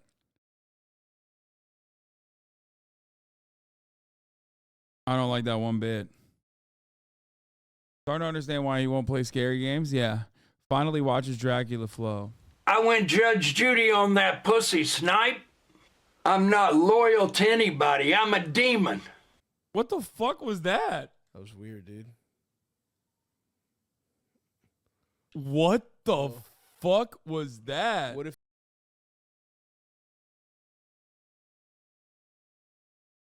we straight? What is Dracula Flow? Like, I actually don't know what it is. Everyone always wants me to watch it. I might just finally fucking watch it. Alan Woke 2 gaming trailer. HasanAbi plays video games? Yeah, I do. Ah! This is literally jump scare the game. Wait, really? I'm scared. It's getting darker. I don't like it. Is what I would say if I was actually scared, but I'm not. Oh, no, this is kidding my we're never doing RP or MP. First of all, dude, listen. No Pixel is there every fucking day of the goddamn week. OKBUDDY on the one hand happens once a week. And this is a pretty stacked OKBUDDY. And I'm doing it because I want to do it.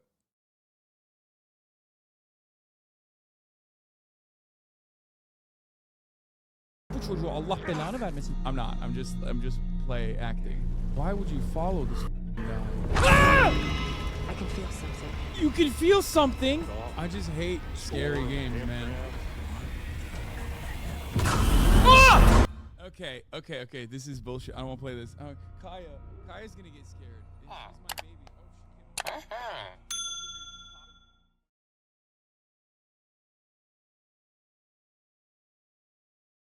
Me when I get flag online. Parachute deployment sequence. True. That's how it works. 100%. Me one trains. The Soyjack Hasan comes from a Twitter user trying to dunk on him. Yeah, dude. I love the Soyjack Hasan meme because it's like motherfuckers are like, dude, you're so ugly. please look at this picture where I drew you ugly, and then it's like the dudes that post that.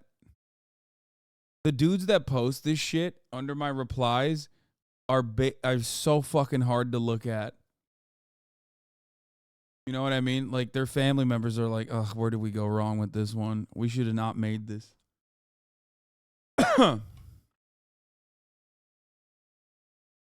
Also, I do soy face for the trains. You versus the guy she told you not to worry about. To be fair, I did get professional cosplay for mine.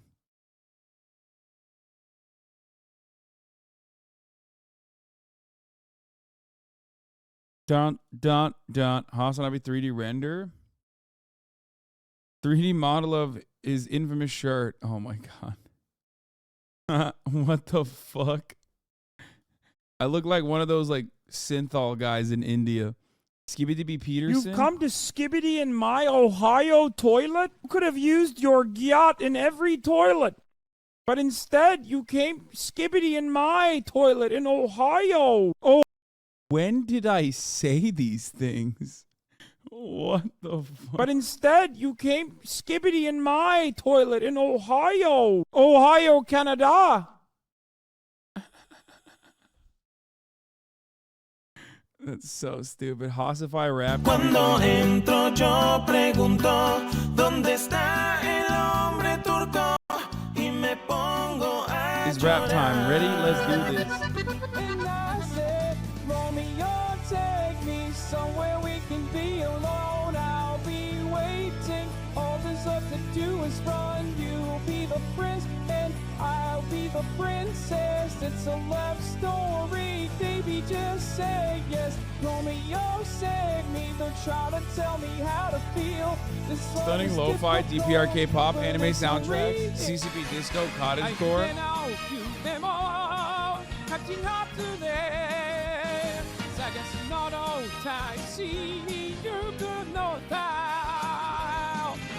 Please.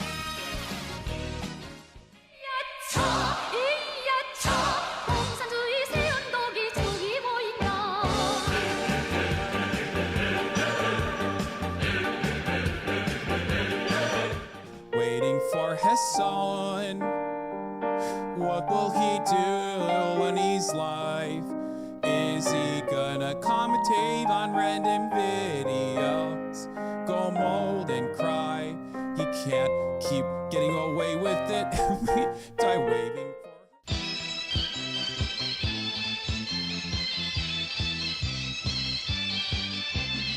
hiện ra太阳风凉风通风的，西周太阳是毛泽东的，看看到我们的职业班嘞，这里本身当家做主人。Mao is the 一呀一次哟，两呀推着我，这里本身当家做主人。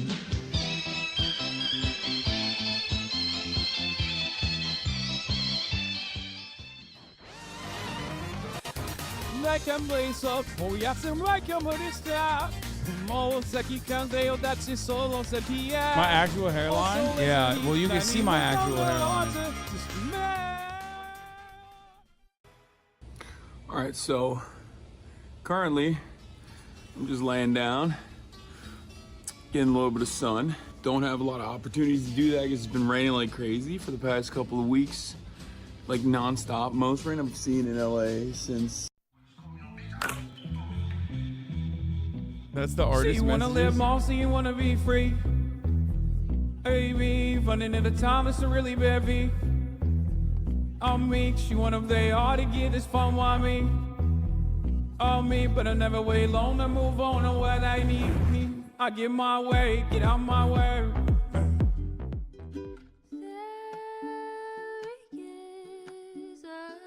You're always fighting for the great names, even when a 40-month baits you. Keep on fighting. That was fun. Same time next year. I mean, this is as close to a real Spotify rap.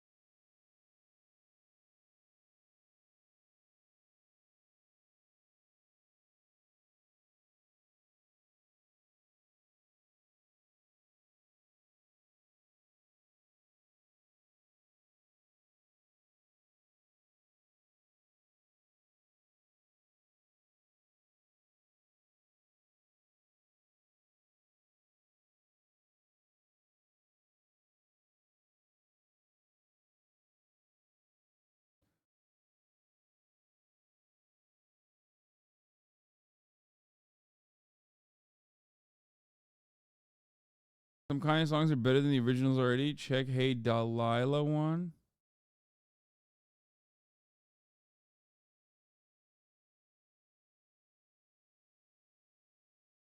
I think it just depends on if you get permission or not, because the issue is consent to the data source.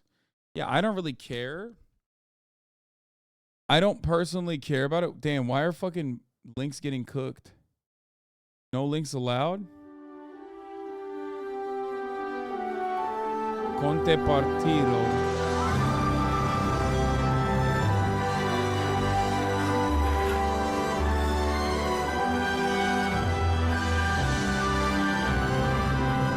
Where the fuck is he?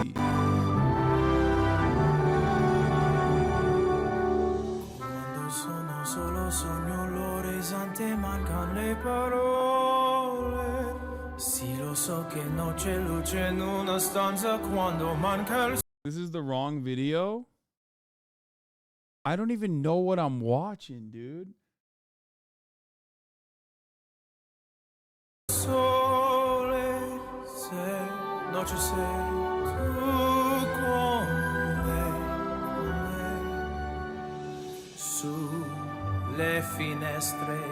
It's nuts that he will just like go to this length to just do a meme.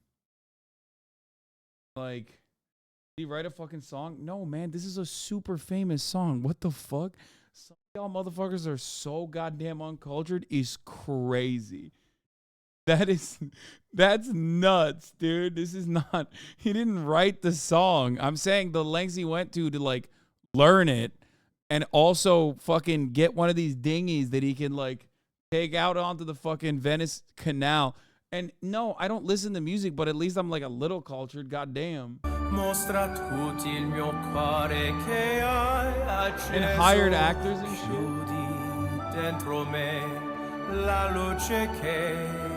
Ha incontrato per strada con te partirò. God damn, it's putting a tear in my eyes. Holy shit. Che non ho mai veduto e vissuto con te. Adesso si li vivrò con te. Partirò. Respect. Su navi per mari. The boat is called a gondola.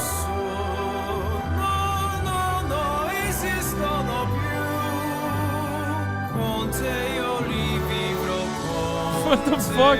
No! What the fuck? What are you doing?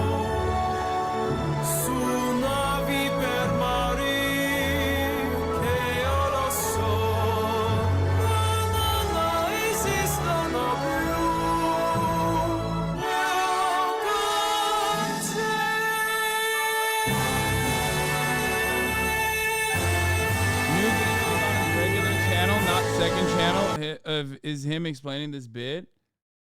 What? Why did he do this? Yeah, it is Venice Beach. Why did he do this?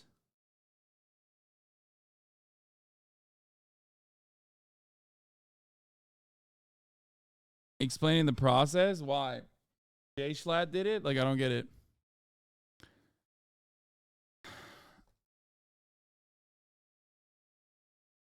I just had a really good idea. I was browsing through random YouTube videos when I ended up upon this one.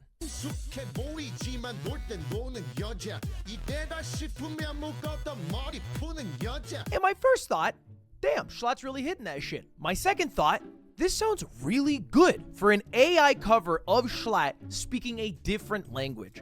And I thought, rather than make another video that's about AI this, AI that, what if I actually sang a song in another language and then I tricked everyone into thinking it's AI, but it's actually just me singing my heart out, trying as best I can. So that's exactly what I'm gonna do. The first thing I have to figure out is what song to sing. Now I have to do Cholima on the in wing, the back dude. of my mind that I really like that I've never had the opportunity to learn. You might know it.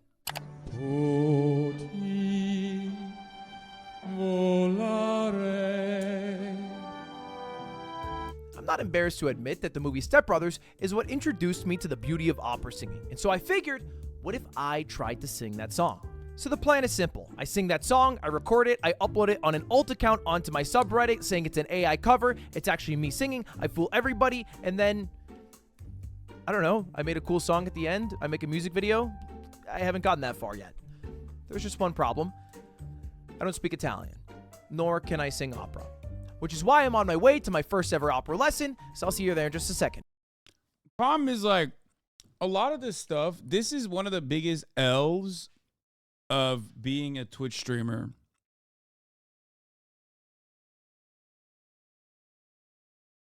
It's like, you can't, I have no, like, when do I have free time to do shit like this? Not being able to edit? No, it's just like, I don't have time. I'm like constantly fucking sitting on my ass. A lot of people forget that. Like, it's just I don't know. It's one of the worst parts about it. Okay, you love this shit though, so don't blame the lack of free time. Stream less, make videos more. We'll understand. First of all, no, you won't. Secondly, you can literally stream any part of your day. Yeah, dude. There's a reason. Oh, God.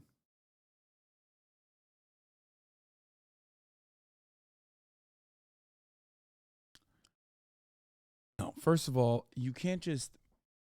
Chatters, as watchers, you spend a lot of time on this platform.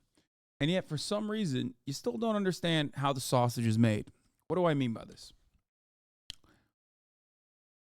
In order for that to logistically work, it would be an absolute nightmare, okay? I would have to, one, go through Run IRL, or potentially find an opera teacher that would come to my house. Secondly, or even if it wasn't opera, if it was just like regular singing lessons, okay? But they would have to either come here or I would have to leave. Stop buying Starbucks. No, I'm going to keep buying it, dude. I love Starbucks. I've been buying it every day, extra hard. Anyway, I digress. So.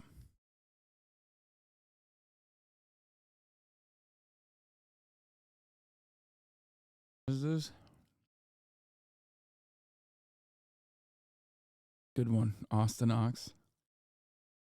Starbucks supports Israel, HasanAbi. Bro, what are you guys talking about? I'm not buying Starbucks. That person just implied that I am. Okay? That's it. Anyway, the point is like pole dancing, right? Like pole dancing. For me, that was, I mean, that took a lot to just like set up and put together. I had to get help. And then even then, it's not something I could do every single day. Blood's a YouTuber first, streamer second. Exactly. Exactly. Like he has a lot of free time. I do not. He has a team of people around him at all times that are like designed around content creation. I do not have that either. And I think that this is something I've been thinking about a lot. This is something I have been thinking about a lot as far as like diversifying the type of content that I make. But streaming is great. Streaming is great. It's wonderful. And I love the community building and I love all of it. But the unfortunate reality is that it just like doesn't leave a lot of time for anything else. Wasn't more YouTube content a 2023 goal, not dogging, just saying? Yeah, and I did make more YouTube content. We built a whole second channel. Problem is, you brought your PC on vacation, you chose to do this yourself? No, there are tons you can do live. It is possible to do narrative stuff. You are literally in LA, you could build a team and hit that shit. Oh my love. Oh my God. Oh my life. Oh my lordy Lord. Okay. Chat. It doesn't fucking work that way. Okay? There's a shit ton that goes into like doing this kind of stuff. getting permission, being able to stream it. And then beyond that, I also have to ensure that like this kind of content in and of itself is also interesting and entertaining and keeps people motivated to keep coming back. The unfortunate reality is that like I don't have a built-in audience that is interested in this kind of stuff. That's precisely the reason why when I'm talking about news, straight up news coverage, there's 20, back in the day 30, now 20K viewers watching. When I'm doing even silly, goofy, fun reacts nowadays, I have 12,000 people watching. When I have a guest on, I still, again, like the view count goes down because people don't want that. Okay? And as a content creator, I still have to give people what they want, the broadest possible audience what they want, especially because I want to ensure, yeah, see, last December I used to hit 50K every day. It was insane. I want to ensure that I bring as many, like I bring my news content and commentary to as big an audience as possible. Okay? Used to have 35K when I joined. Yeah, I mean, everyone dropped a lot. Everyone's viewership dropped off the map a lot. And it comes and goes in waves. But the thing is,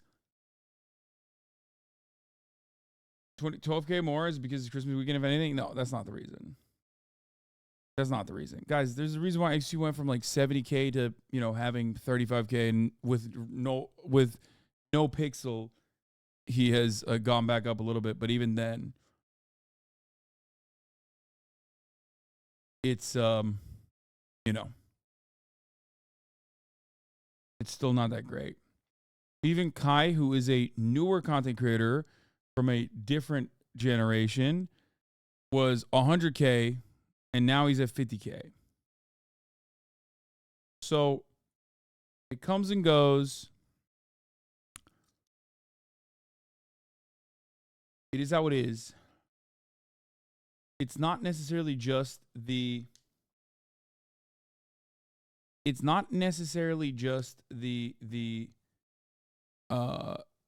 like Twitch COVID viewership wearing off. I don't think that it's like back to pre-pandemic numbers either. I think like it's already happened. Like pre-pandemic numbers already happened, but then on top of that, people are just simply not that interested in politics either. Okay?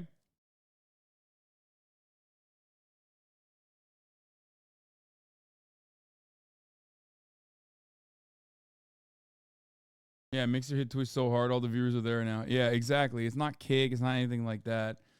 It's just that people are moving towards shorter content. What was your max viewership peak? 250, I think. 250K.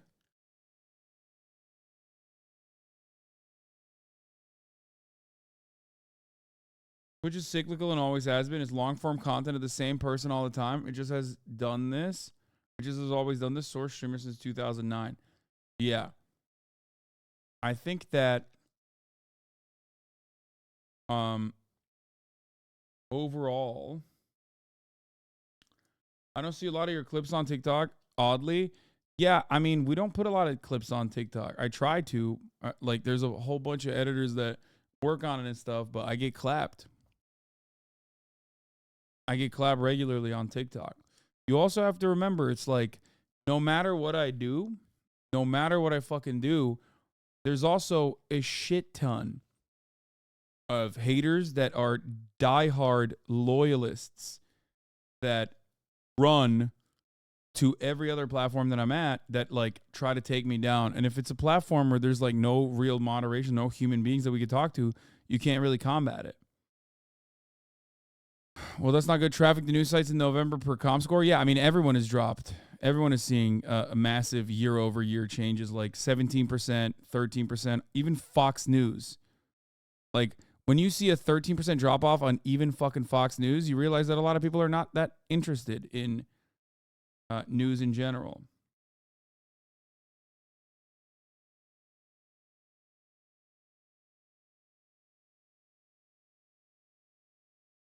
What do you think is the best method for you to broaden your content?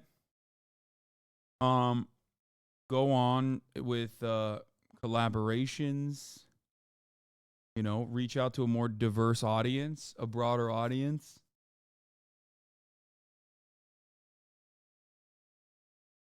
That's it. Bro's coping so hard. You just fell off. Yeah, I just fell off, actually. You're right. There isn't a overarching drop off in viewership on this platform. It's just me personally. I like that I was just talking about haters and how motivated they are and how they follow me to like, or my content to every single platform that I go to. And you had to literally be in here 8 hours and 30 minutes into the stream as I'm about to end it, and you still feel the need to let yourself be known. At the end of the day, I'm still going to be fine. You know what I mean? You, on the other hand, I don't know. I feel like you're, like, that's probably a very sad way of existing. Like, don't try to lighten it by being like, oh, I'm just an accent hater.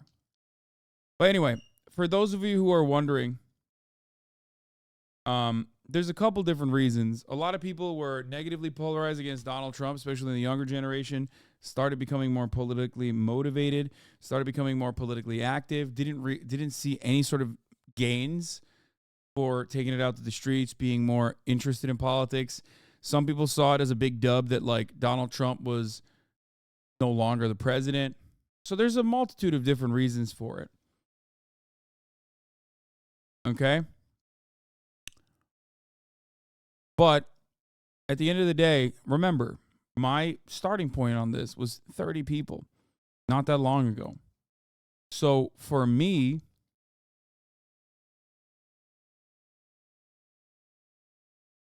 what? I keep saying I think Kig really sectioned off the audience from Twitch in a big way. No, I don't think so.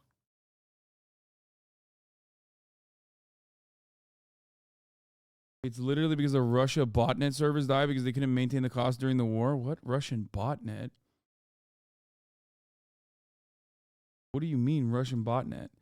You can tell when the viewers are real viewers versus bots. When you look at chatters right now, there's 12,564 people in here. There is 11,600 chatters in here.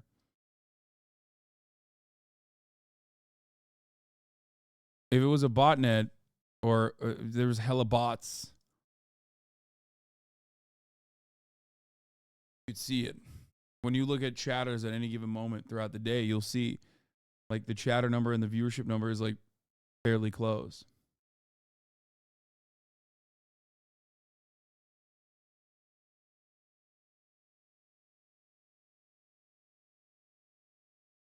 Half of the streamers on Twitch are view botting. You're one of the few who doesn't. You're direct just chatting. Competitors have 20 to 30% bots in their chat list. I don't think so.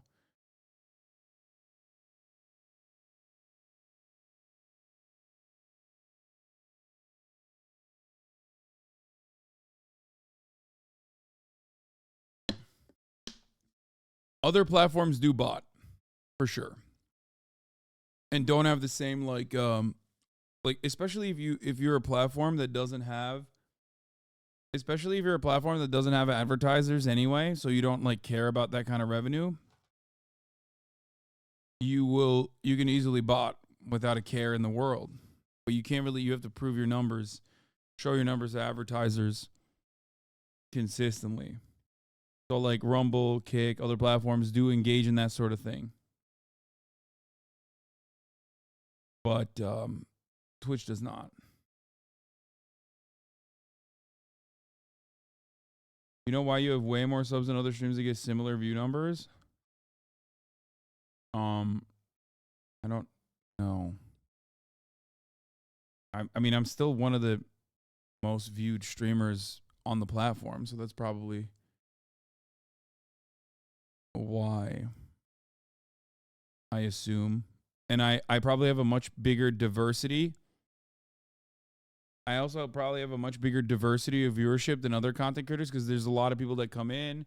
There's people that watch the VODs a shit ton. There's a lot of people that come in and cycle in and out of the in and out throughout the day. Because 34 MKD50 drops bombs every day? No, that's not the reason.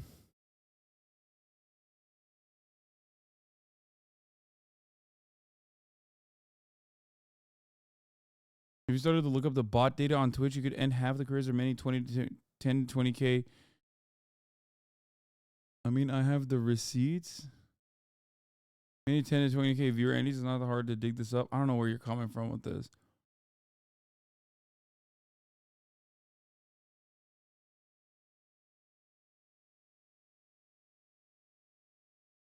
But yeah, I have a pretty active, pretty large community still. And it's check the viewer list and half of it is literally bots. Like the viewer list of this viewership is literally bots. Is that what you're saying? Half of my viewership. I just showed you the viewer to chatter ratio is almost 1-to-1. What are you talking about?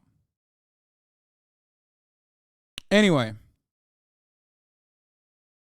But overall,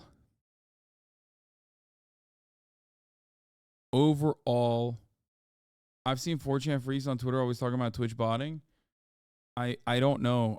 I can't speak for other streamers. I doubt that they're botting either, but who knows? But overall, it doesn't matter because if we're talking about my viewership in comparison to everyone else's, like everyone else's viewership is taking a hit.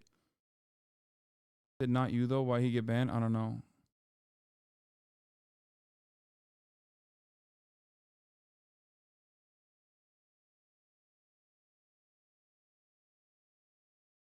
All right, let's watch the rest of this Ludwig video. Well, let's warm you up. Okay. Have you ever had a formal voice lesson? I did honors choir. Okay. 2 years, high school, represent. Let's get you warmed up, and then I'm going to show you how to make that tone. I think the Industrial Clips Complex channels getting demonetized plays a major role in your view count. Majority of the HasanAbi channels aren't posting anymore. I think that's probably part of it too. Okay. You know? So that's like, you want to have, like, you can say, or you go, say. There's an opera sound you can get that I want to show you how to do. So, all right, let's check you out. I'm Nick Palance. I'm a professional opera singer, and I'm going to rate Ludwig's version of Baby It's Cold Outside. I really can't stay. Baby, it's cold outside. She can sing. Baby, it's cold outside. This evening has been. Hoping that you drop in. It's got a little bit of like a Michael Bublé thing going on. Now, this song is much lower than where it tries it. So we're gonna give him a little challenge today, for sure. Yeah, he's got a vibrato and everything on him, so he's good. Yeah, this should be fun. So I want to go, yeah, yeah, yeah, yeah, yeah. Okay. Yeah, yeah, yeah, yeah, yeah. Yeah, yeah, yeah, yeah, yeah. Yes. Hold up, I'm hot. I'm hot already. That's what happened to me. When I was warming up, I started to sweat. That's exactly what happened. Quando sono solo sogno l'orizzonte mancan le parole. Cool. Now here's what I need you to do. Can you roll your R's? Yeah. Okay, so quando sono solo sogno l'orizzonte mancan le parole. The more rolling you do, the more Italian you're gonna sound. Right, right. Yeah. That's and you gotta go like this, talk with your hands. Yeah. You gotta flare it up. Great. So, I feel good. Good. You sound good. You're not crap. I'm not crap. I'm not crap. I'll take it. Okay.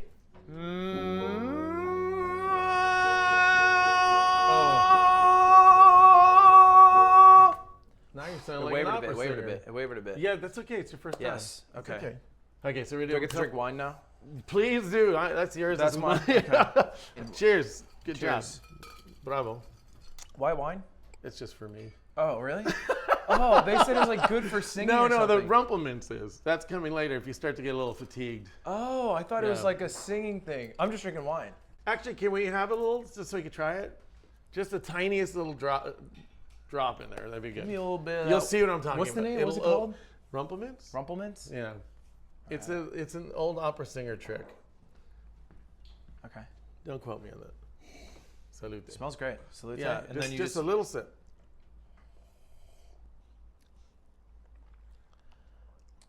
Are you still standing? It definitely opens the throat. That's what it opens everything. Yeah. But it really, did you feel that everything opened up, right? And Yeah. now you're more, like, my speaking voice just got louder. I feel like I fucked a mint. I think he did. My mouth is so okay. Okay, it might just be the alcohol talking, but I actually think the recording's gonna go a lot better than expected, and so I signed up to do it the very next day. Bro, motherfuckers can sing opera and then have a house like that. That's crazy. Turn my headphones up. I've always wanted to say that.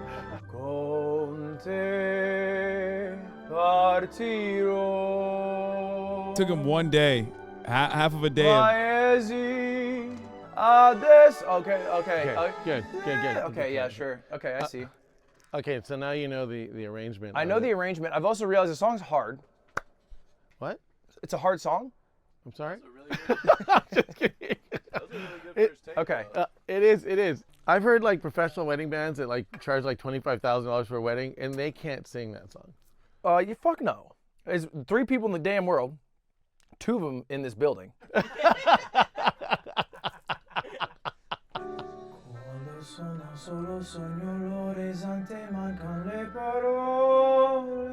Oh yeah. And with the pitch correction on that, dude, that was. You know, it's more important to have the emotion than it is the pitch. You were just the slightest bit off on the pitch, but the performance was perfect. Can we fix that in post? They're Yes, crying. we can. They're crying on the couch. They're openly weeping. It's about the emotion, not the pitch. That's what people don't get in the music industry. Funny.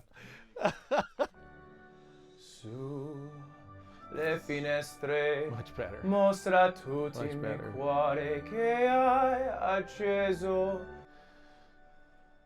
Con te. Right on. Partirò. Now we're talking. Paesi. Dude, you're like losing over here. They're crying in their pants. That's coming. That is coming, yeah. Sì, lo so che non c'è luce in una stanza quando manca il sole. I think you're gonna replace Bocelli any minute now. Get rid of the eyes. I'm ready. They've got a poker. They've got a poker. Like, take them out, baby. Andrea. No esistono più. Io con te. No. Let's get that. Let's try to run it. Let's piece it up. Let's piecemeal it, man. Reagan, streamers taking YouTubers' jobs now. They're replacing singers too. True, dude. Millennials ruined everybody. Oh my God, why is my mom calling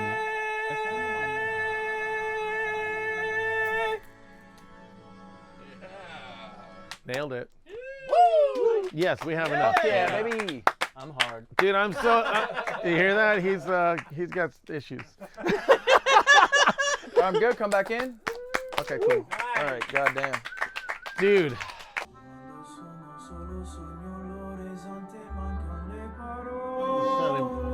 That sounded good.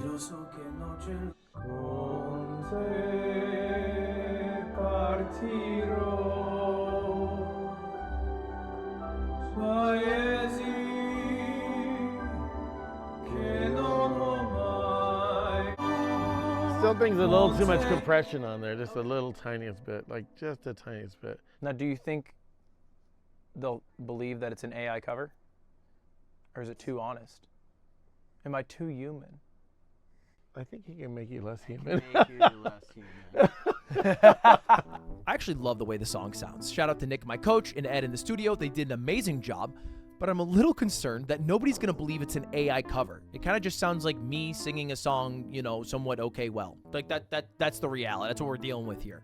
So I've decided to do a bit of a pivot here. I found this dude on YouTube who in the past has uploaded AI covers of me singing different songs, like Stay With Me. Yes, my love to you. So I decided to email him, reach out, and ask him if he would upload the song on his YouTube channel as an AI cover, thinking it'd be more believable, and if he would post it on my subreddit. There's just one problem, though. He said I'm not famous enough in Vietnam to upload the video. But after a bit of convincing, I managed to get him to not only upload the video, but also... Bro, I'm assuming that this is literally the fucking same guy that also runs my channels too, right? Like the fucking HasanAbi React channels, like... Post it on my subreddit. Vietnam has a blossoming industry of just like dudes who are pumping fucking Or maybe it's not, because he's doing AI stuff for him. And now the only question, will I actually fool anybody? That face when not famous enough in Vietnam. Okay, I'm back and a lot of big things have happened, so let's catch you up to speed. So I had the guy post the song on YouTube and also Reddit. If you haven't joined my Reddit, please do. And on the Reddit, people are kind of downvoting it a little bit, but the people who commented said, really well done. This sounds a lot like him. Magnificent. This is immaculate. Fire emoji. Now I want to hear Ludwig actually sing this. Lamau. I did. This is actually me singing. I tried so hard. And the YouTube comments get even better. Can we take a moment to appreciate how Ludwig learned Italian just so he could sing this for us? I really did do that. If this version were on Spotify, I would seriously listen to it. It's no joke the 5th time I watch this video today. The song is on Spotify right now. You can listen to it. This was so beautiful. I love Ludwig AI covers. We need more. It's real, but they don't know that. And just to check, to make sure that I was able to fool my entire chat into thinking it's an AI cover and not the reality, which is that I learned opera and sang my heart out, I played it on stream. New AI Ludwig cover. This is immaculate. Really well done.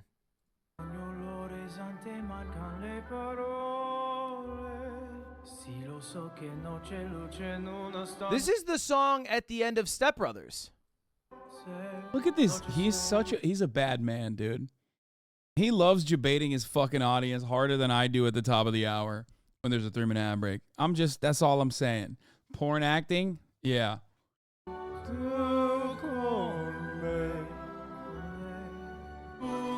I can't sing Italian, no. I can learn.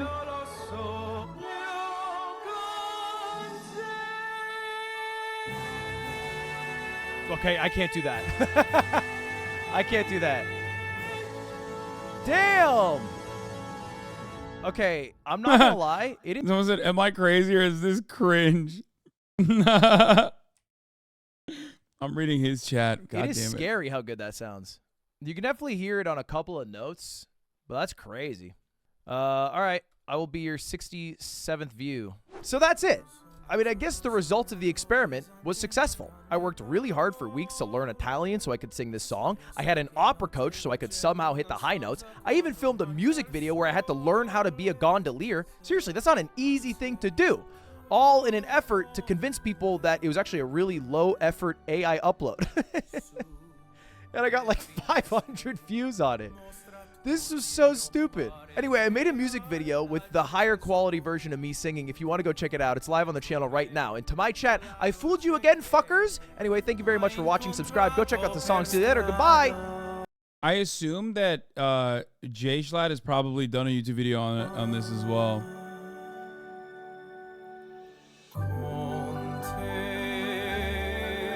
So I feel like in a way he literally did he finish it? Did he actually make the video about how he like learned how to sing and stuff? Because I know. So here's the thing. I know Schlatt. If you want to maximize, I know AI song covers need to stop. Oh, that's why. Okay. My name is Schlatt, and he did it. AI covers need to stop. it's for free right now. First of all, why? Like, why are we doing cartoon characters and me? Let's do a little experiment, shall we? Let's go onto YouTube. Oh, sorry. That's the Twitch art section now. And let's search up AI cover. Now, let's filter it. All videos from the last year. And we're going to sort by view count. It makes no fucking sense. There's Plankton. There's the Minecraft villager. We got Obama. We got Squidward. We got Biden and Trump again. And then there's me. I'm bringing no foggies on the G. I tap into the bloody bottle. There's on me. I can't eat. Okay, that's fire. That's actually fire. I don't get why people like Schlatt so much. What do you mean? He's fucking hilarious. He's confident. He's funny. He's very smart. He's creative. He's chill. Why the fuck wouldn't you like him?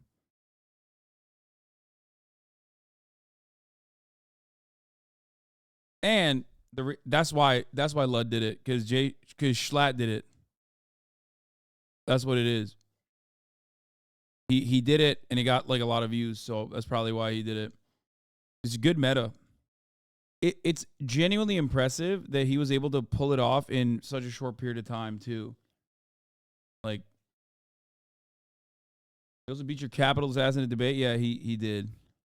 Beat my ass hard. Fucked up. Yeah, the little yoink and twist, dude. He pulled that off. All right. Tomorrow we will do the Sexy Santa Socialistmas with Austin show. Okay, and I'll talk to the mods about logistics of it. That's right, because that's what socialism is about. It's about a rich guy buying less rich people stuff for Christmas. So I will be doing that tomorrow on top of some other stuff. Austin will be my partner in crime. And yeah, that's what I got for today. Another nice, almost 9-hour banger stream.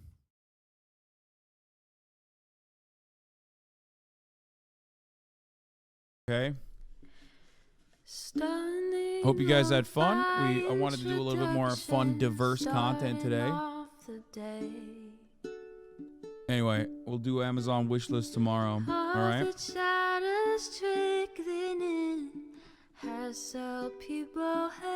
Love you all, and I will see you tomorrow. Peace. Sunny Los Angeles, California, says Hasan. The starlock to the starlock to the topic just begun. There he is again, Hasan is streaming.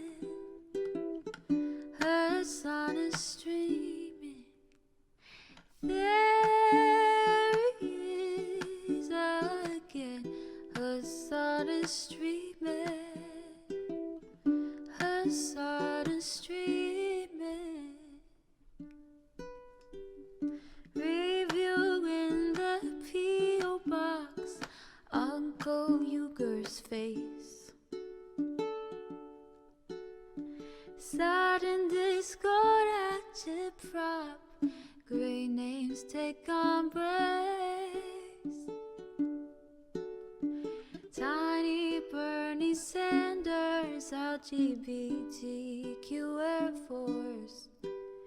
The whole left at your fingertips, Ane at your door. H3 crowded debate, the Young Turks online show. 3 full fucking years of this, plenty more to go.